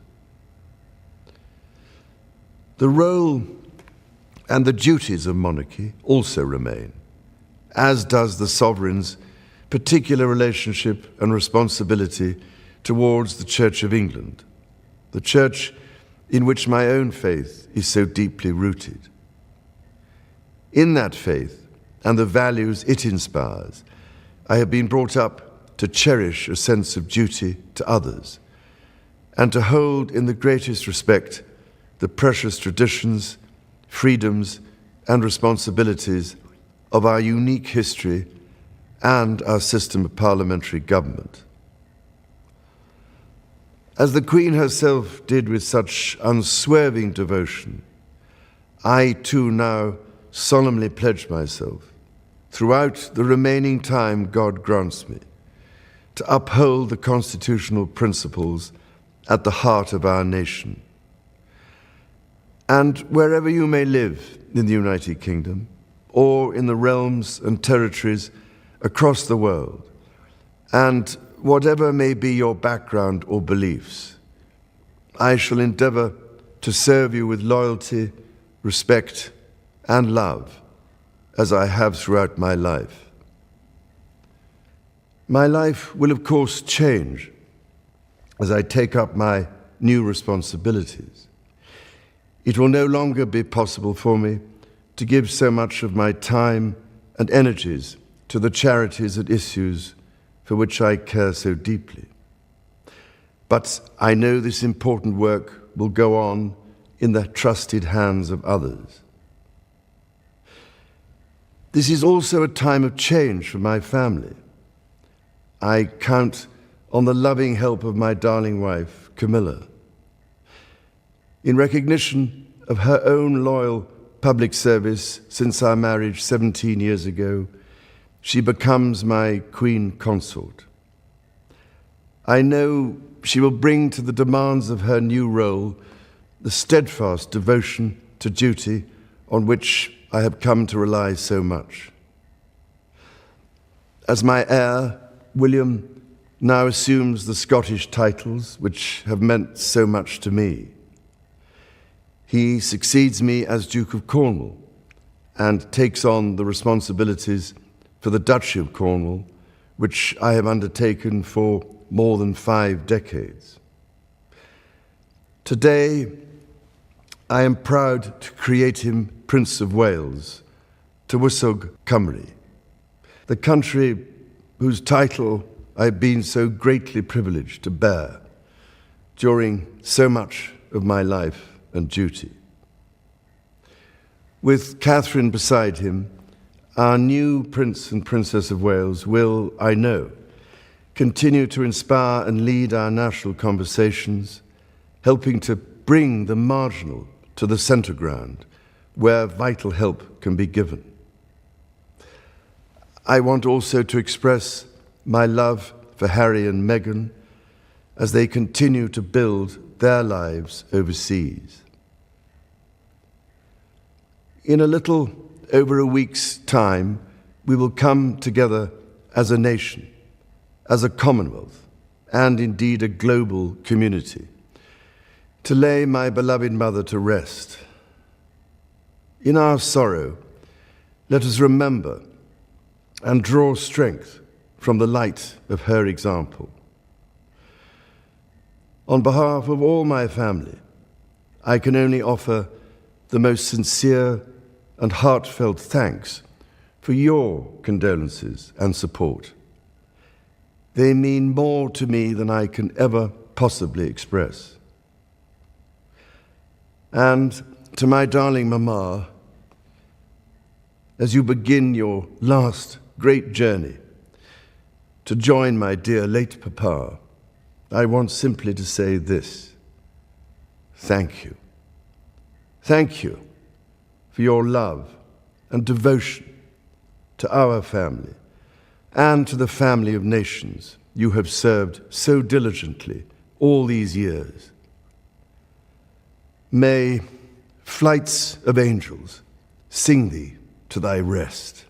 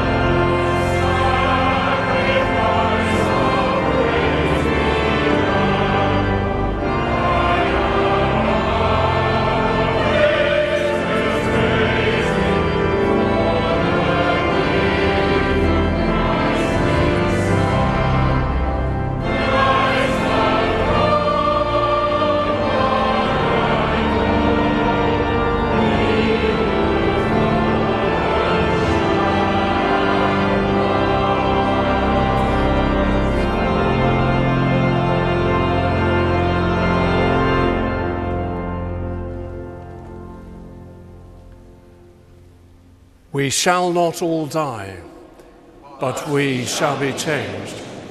The trumpet shall sound, and the dead will rise immortal, and we shall be changed. The perishable must be clothed with the imperishable, and the mortal must be clothed with immortality. We shall not all die, but we shall be changed. With proud thanksgiving, we gather in this cathedral today to mourn the death of our Sovereign Lady, Queen Elizabeth II. We remember her long life spent in the service of this country and of her Commonwealth realms around the world. We give thanks for a life of devotion to God, her Creator, Redeemer, and Sustainer, and of devotion to all her people. As we call to mind the promise made at her coronation that all her judgments should be guided by law, justice, and mercy, we rejoice in her steady acceptance of this vocation. We celebrate her love for her family, her commitment to duty, and her calling to create unity and concord at the heart of the Commonwealth. We pray for the royal family as they mourn their loss. We pray too for our most gracious Sovereign Lord, the King, that placing all his trust in God, he too may rule over us in peace with justice and compassion. So let us pray.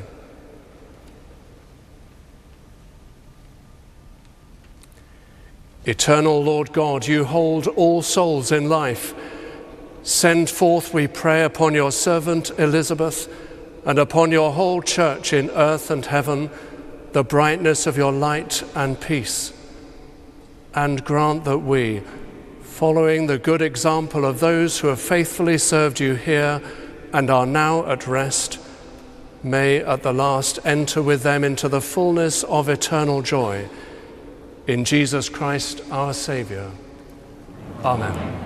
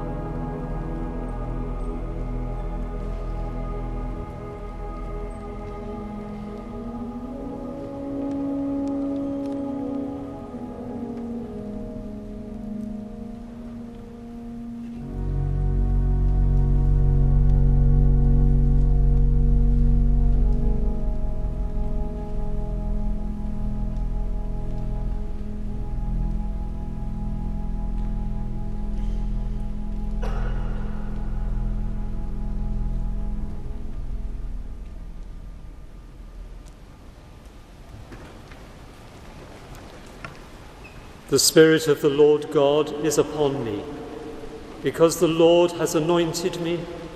He has sent me to bring good news to the oppressed, to bind up the brokenhearted, to proclaim liberty to the captives and release to the prisoners, to proclaim the year of the Lord's favour and the day of vengeance of our God, to comfort all who mourn, to provide for those who mourn in Zion, to give them a garland instead of ashes, the oil of gladness instead of mourning, the mantle of praise instead of a faint spirit.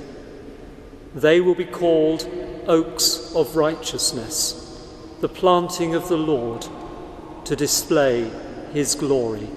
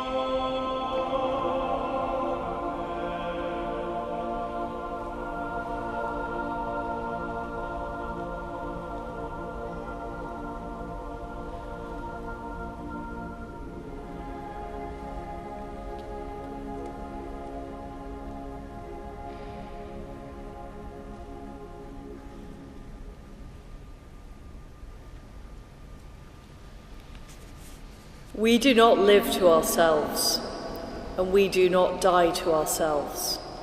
If we live to the Lord, and if we die to the Lord. So then, whether we live or whether we die, we are the Lord's. For to this end Christ died and lived again, so that he might be Lord of both the dead and the living. Why do you pass judgment on your brother or sister? Or you, why do you despise your brother or sister? For we will all stand before the judgment seat of God. For it is written, "As I live, says the Lord, every knee shall bow to me, and every tongue shall give praise to God." So then, each of us will be accountable to God.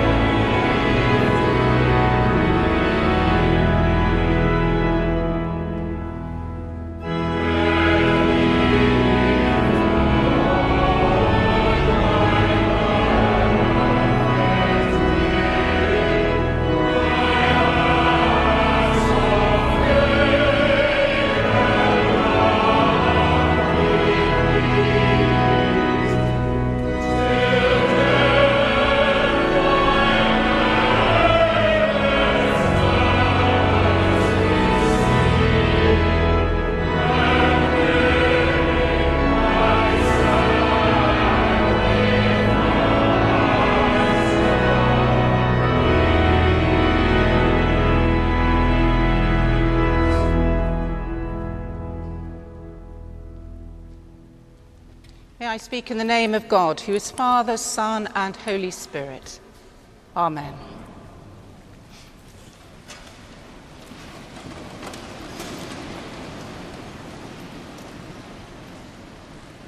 A life lived in the service of others is a rare jewel. It is a jewel that Her late Majesty the Queen wore as a crown.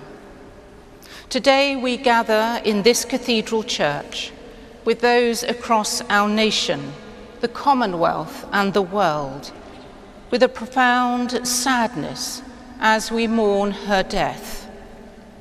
In doing so, we mark and celebrate the life of an extraordinary which was dedicated to others. During her coronation at Westminster Abbey, almost 70 years ago, the young Queen was anointed before God. With sesame and olive oil, containing orange flowers, roses, jasmine, cinnamon and musk, her life was set apart for the service of others. This act of anointing was so sacred that she was hidden from view and covered by a golden canopy, a rare moment of privacy in a life to be lived in full view of millions. Her Majesty's sense of vocation and calling was not something she could pick up and put down again. It was deeply embedded in her understanding of herself. In the spirit of our reading from St. Paul's letters to the Romans, she did not live to herself, nor has she died to herself. Most of us have not known life without the Queen. When she ascended to the throne, the world and the country were both very different places. For 7 decades, Her Majesty remained a remarkable constant in the lives of millions, a symbol of unity, strength, forbearance and resilience. She has been this nation's unerring heartbeat through times of progress, joy and celebration, as well as in much darker and more difficult seasons. In a message released on Ascension Day, she wrote, "In this special year, as I dedicate anew to your service, I hope we will be reminded of the power of togetherness and the convening strength of family, friendship, and good neighbourliness. As we mourn her loss, give thanks for her life, and reorientate ourselves as individuals and a nation to life without Her Majesty. May her words remind us of the power and strength to be found in coming together.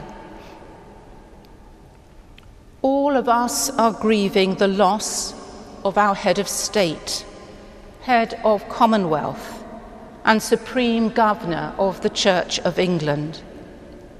But the royal family are grieving the loss of a mother, a grandmother, a great-grandmother. How we learn to live with the death of a loved one differs for each one of us, but we must all find a way to grieve.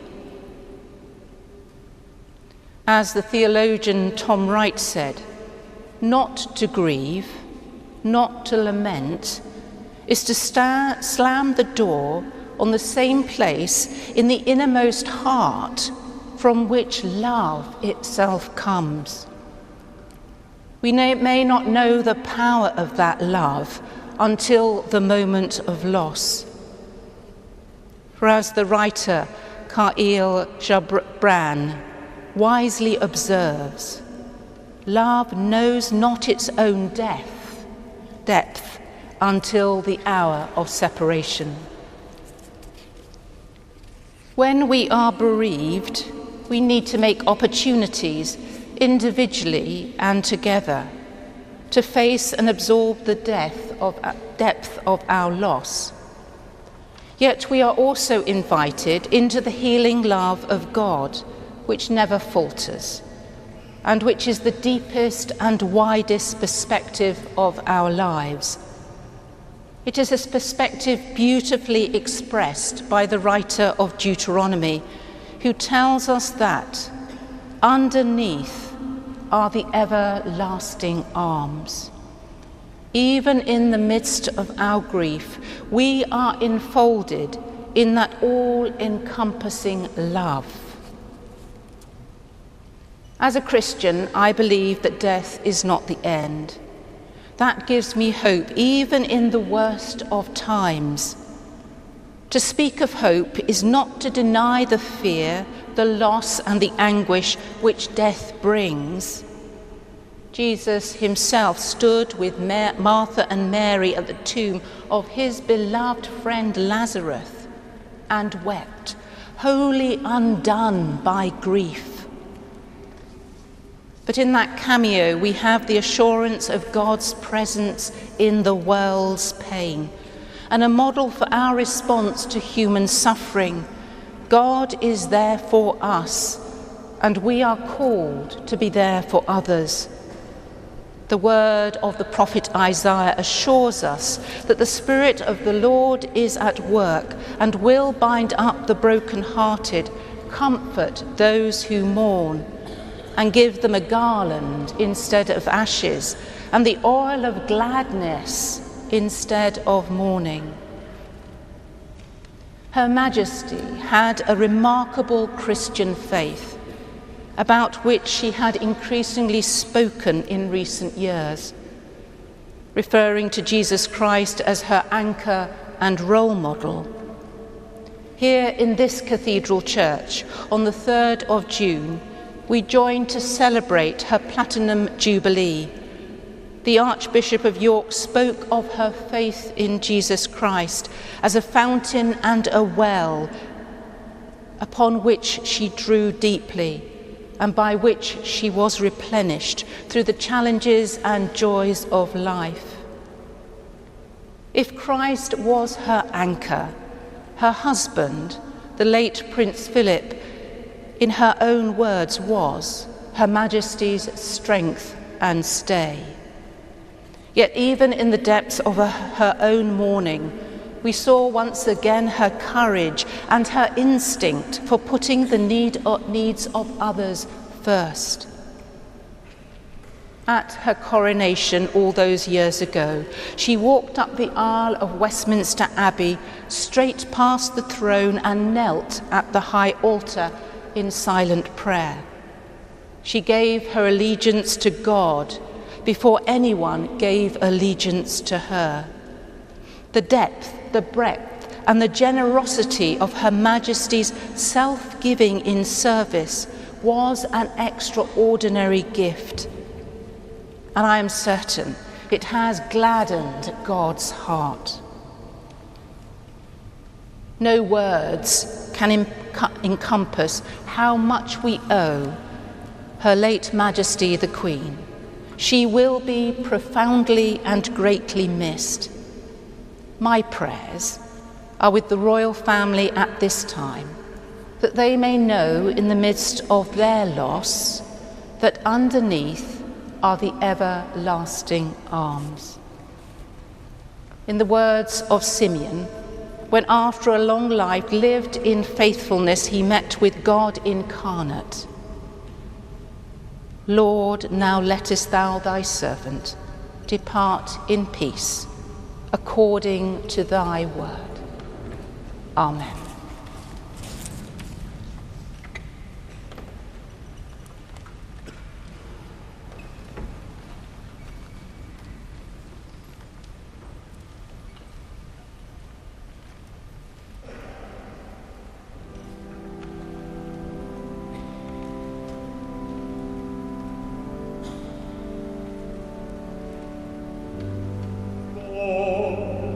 Now lettest thou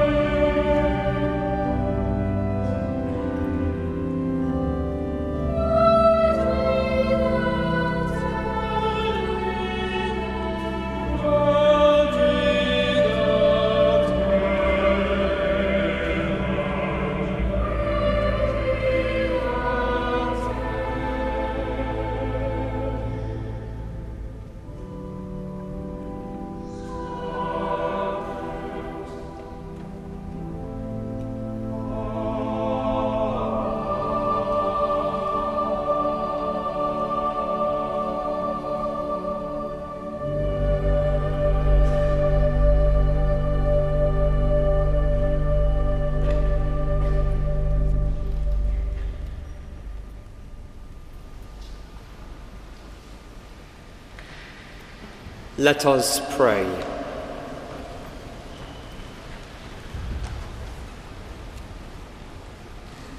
God of our journey, you have called us to follow in the way of Christ, even to death. By the victory of the cross, lead your faithful servant, Elizabeth, through death to resurrection, where Christ has gone before. Lord, in your mercy. Saving God, you have promised your salvation to all who trust in you. Bring her with all your saints to your eternal presence. Lord, in your mercy, hear our prayer. Ever-living God, you have promised new life to all who are found in Christ. Clothe her with the life of Christ, whom not even death could hold. Lord, in your mercy. Eternal God, all our days depend on you, for you are the giver of all good gifts. Grant us with her the life of your eternal joy and peace. Lord, in your mercy, hear our prayer. Trusting in the compassion of God, let us pray with confidence, as our Saviour has taught us. Our Father, who art in heaven, hallowed be thy name. Thy kingdom come, thy will be done, on earth as it is in heaven. Give us this day our daily bread, and forgive us our trespasses, as we forgive those who trespass against us. And lead us not into temptation, but deliver us from evil. For thine is the kingdom, the power, and the glory, forever and ever. Amen.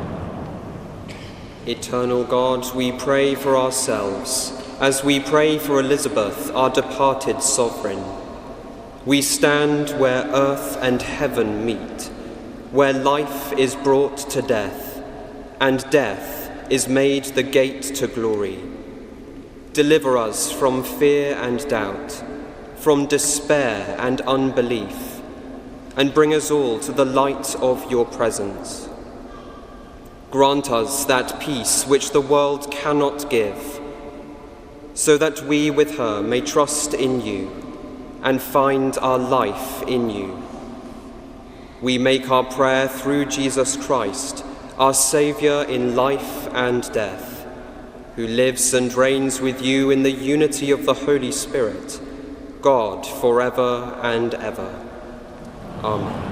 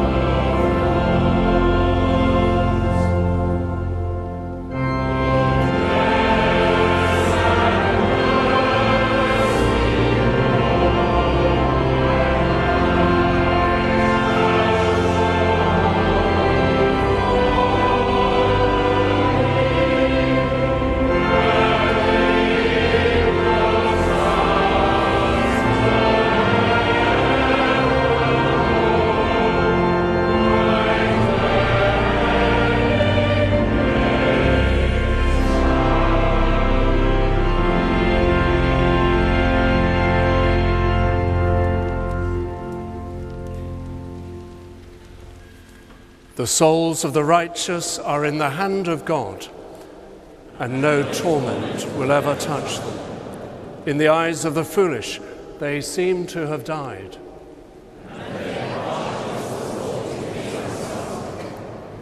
But they are at peace. Their hope is full of immortality.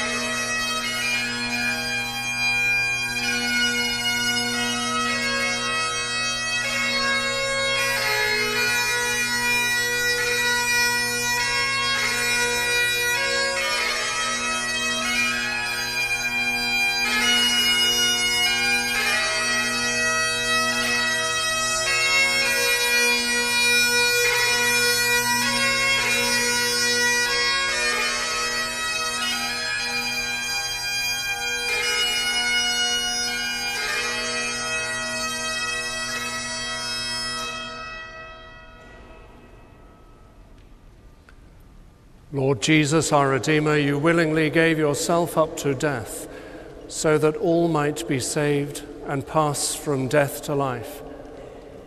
By dying, you unlocked the gates of life for all those who believe in you.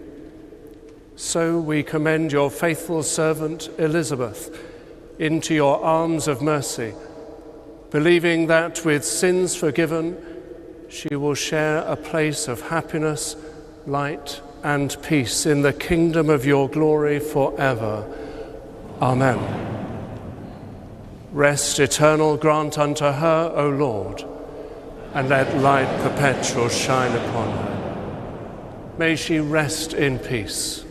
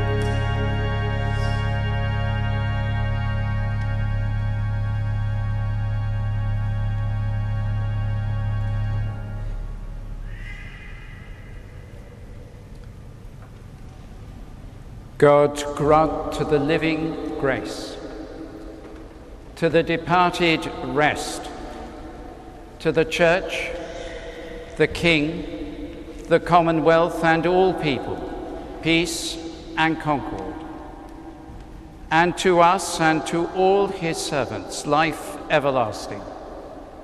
And the blessing of God Almighty, the Father, the Son, and the Holy Spirit be amongst you and remain with you always.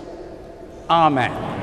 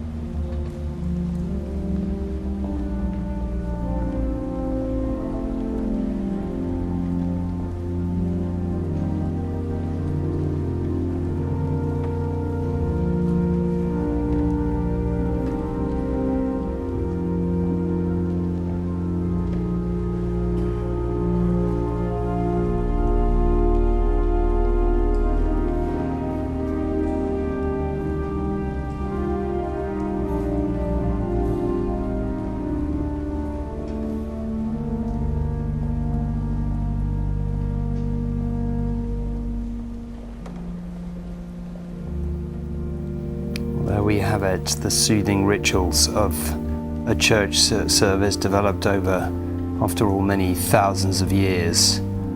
So much about that service, really, that one could talk about the peace of it, the quiet of it, the remarkable speech, a great deal to discuss about it, of our new king, King Charles III. And at the very end, as we came to a close, the national anthem, the first time we've heard it officially, with the Queen replaced by the King. If you were watching at home, I suspect, certainly in the studio here, and I would imagine for a lot of people in the congregation there, quite an adjustment, maybe as much as anything else, bringing it home that the Queen is no longer with us, and just the sheer adjustment you felt as each verse was sung. The congregation were having to make that adjustment themselves.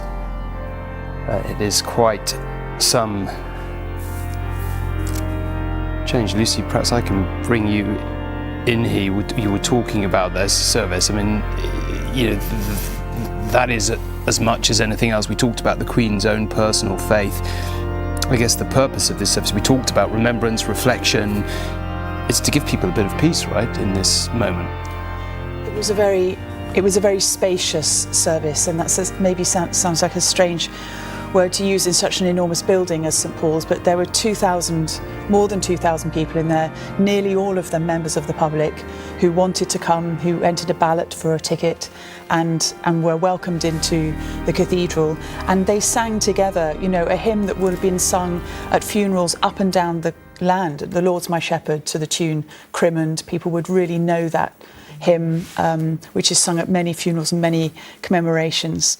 But then the sight of that lone piper walking the length of St Paul's, that's a long walk, and he just walked east into the distance, playing just as a single piper. I thought that was really an astonishing moment. Well, you will have been watching. That was the service of commemoration for Queen Elizabeth II from St Paul's Cathedral, the first major ceremonial event at the start of this period of national mourning. We will have many more. We will reflect on it here in the studio at the moment. But before that, we saw a televised address from King Charles III. My life will, of course, change as I take up my new responsibilities. It will no longer be possible for me to give so much of my time and energies to the charities and issues for which I care so deeply. But I know this important work will go on in the trusted hands of others. This is also a time of change for my family. I count on the loving help of my darling wife, Camilla. In recognition of her own loyal public service since our marriage 17 years ago, she becomes my Queen Consort. I know she will bring to the demands of her new role the steadfast devotion to duty on which I have come to rely so much. As my heir, William now assumes the Scottish titles which have meant so much to me. He succeeds me as Duke of Cornwall and takes on the responsibilities for the Duchy of Cornwall, which I have undertaken for more than 5 decades. Today, I am proud to create him Prince of Wales, Tywysog Cymru, the country whose title I have been so greatly privileged to bear during so much of my life and duty. With Catherine beside him, our new Prince and Princess of Wales will, I know, continue to inspire and lead our national conversations, helping to bring the marginal to the centre ground where vital help can be given. I want also to express my love for Harry and Meghan as they continue to build their lives overseas. Our new King, Charles III, giving his first speech to us there. Well, let's go to our royal editor, Chris Shipp, who's at Buckingham Palace. Chris, we've talked a lot about that speech today. There was a lot in it, some pretty impressive rhetorical flourishes, it has to be said, for those who listen to a lot of speeches, as we do. You know, we referred to his mother, a promise with destiny kept, a very memorable phrase. But what did you make of it in the round? Oh, well, you know, Tom, so much to talk about in that speech, the first address from King Charles III, and I really thought it did match the magnitude of the occasion, and we were wondering all afternoon quite how much time they've spent on this speech in the previous weeks, months and years. Well, the answer to that is a lot of time. Let's start with a bit of symbolism, and there's so much about the royal family is about symbols. He was in the blue drawing room of Buckingham Palace. There was a vase next to him with sweet peas in it, one of the Queen's favourite flowers. The vase had corgis at the bottom of it, and it was a vase which the Queen kept in the audience room. Let's pick out some of the main points of the speech then in terms of the content. Immediately making his son and heir, the Prince Prince of Wales. Now, don't forget, Prince Charles himself had to wait a very long time for that to happen. It didn't happen for him until 1969, but we're seeing things happen with much greater speed. And as of 6 p.m. tonight, Prince William and Kate will now be known as the Prince and Princess of Wales. And in fact, we've had some guidance from a source in Kensington Palace who have told us that the Princess of Wales is aware of the significance of that title, clearly a reference to the mother-in-law that she never met, Princess Diana. Then he speaks about the support he's got from his Queen Consort. He mentions Harry and Meghan. He pledges, as his mother did in 1947, to serve the whole of her life. He pledges in a different way throughout the remaining time God grant to me. And then there were some touching references, wasn't there, to his mother. My dear Mama, he called her on her last great journey to join my dear Papa. I mean, Tom, we could talk about this speech and dissect it. I'm sure it will be dissected over the coming days. But my conclusion is a speech that really did rise to the occasion. Solemnity, looking back, but also looking forward to the new reign of King Charles III. Chris, thank you very much. And a bit of a reminder there, actually, of just how much it grieves both the brothers never to have been able to introduce their wives or indeed their children to their mother. And we're seeing that reflected in the response there from Kensington Palace. I mean, we could speak about this speech for an hour. We haven't got an hour, sadly. But Anna, can I just ask you for your reflections on it? Yeah, I mean, it will be a speech analysed for days and indeed years. I mean, it will be the first draft again of history. We saw historians, I think for me, I mean, rather crudely perhaps, but it was his pitch to the nation for the job. He was basically showing he understood the role, he understood the importance of upholding constitutional principles, and he showed why he was up for it and why he was suitable. And he showed and he acknowledged that he would have to give some things up, speaking up on issues that were important to him. And so, yeah, it was quite a direct personal pitch, showing he was suitable, addressing perhaps some of the sense that maybe he wasn't, that he had spoken out too much in the past. Did he understand that he couldn't do that anymore? I think he showed that he did understand that and he wouldn't. And within that too, I think there was a sense of real royal dignity and majesty, actually. I think it was pitch perfect, actually, and, you know, it was a speech that's been long in the planning, but I think he delivered it with authenticity and power, and I think it was, with the gestures towards his members of his family, I think it was pretty spot on. Ian, I mean, you know, it was, I think, as a professional speech, I mean, it had memorable phrases, it had things that will be quoted in the years to come. But just interesting, in fact, that he referenced his wife. I mean, not surprising, but interesting, and his sons. I mean, he made sure that he touched all the bases, right? He did cover all of the bases, and he topped and tailed it with a powerful affirmation of his love for his own mother and a recognition of the duty that she'd shown this country all her life. I thought that was very powerful. I think it was incredibly moving that he mentioned both of his sons and their wives.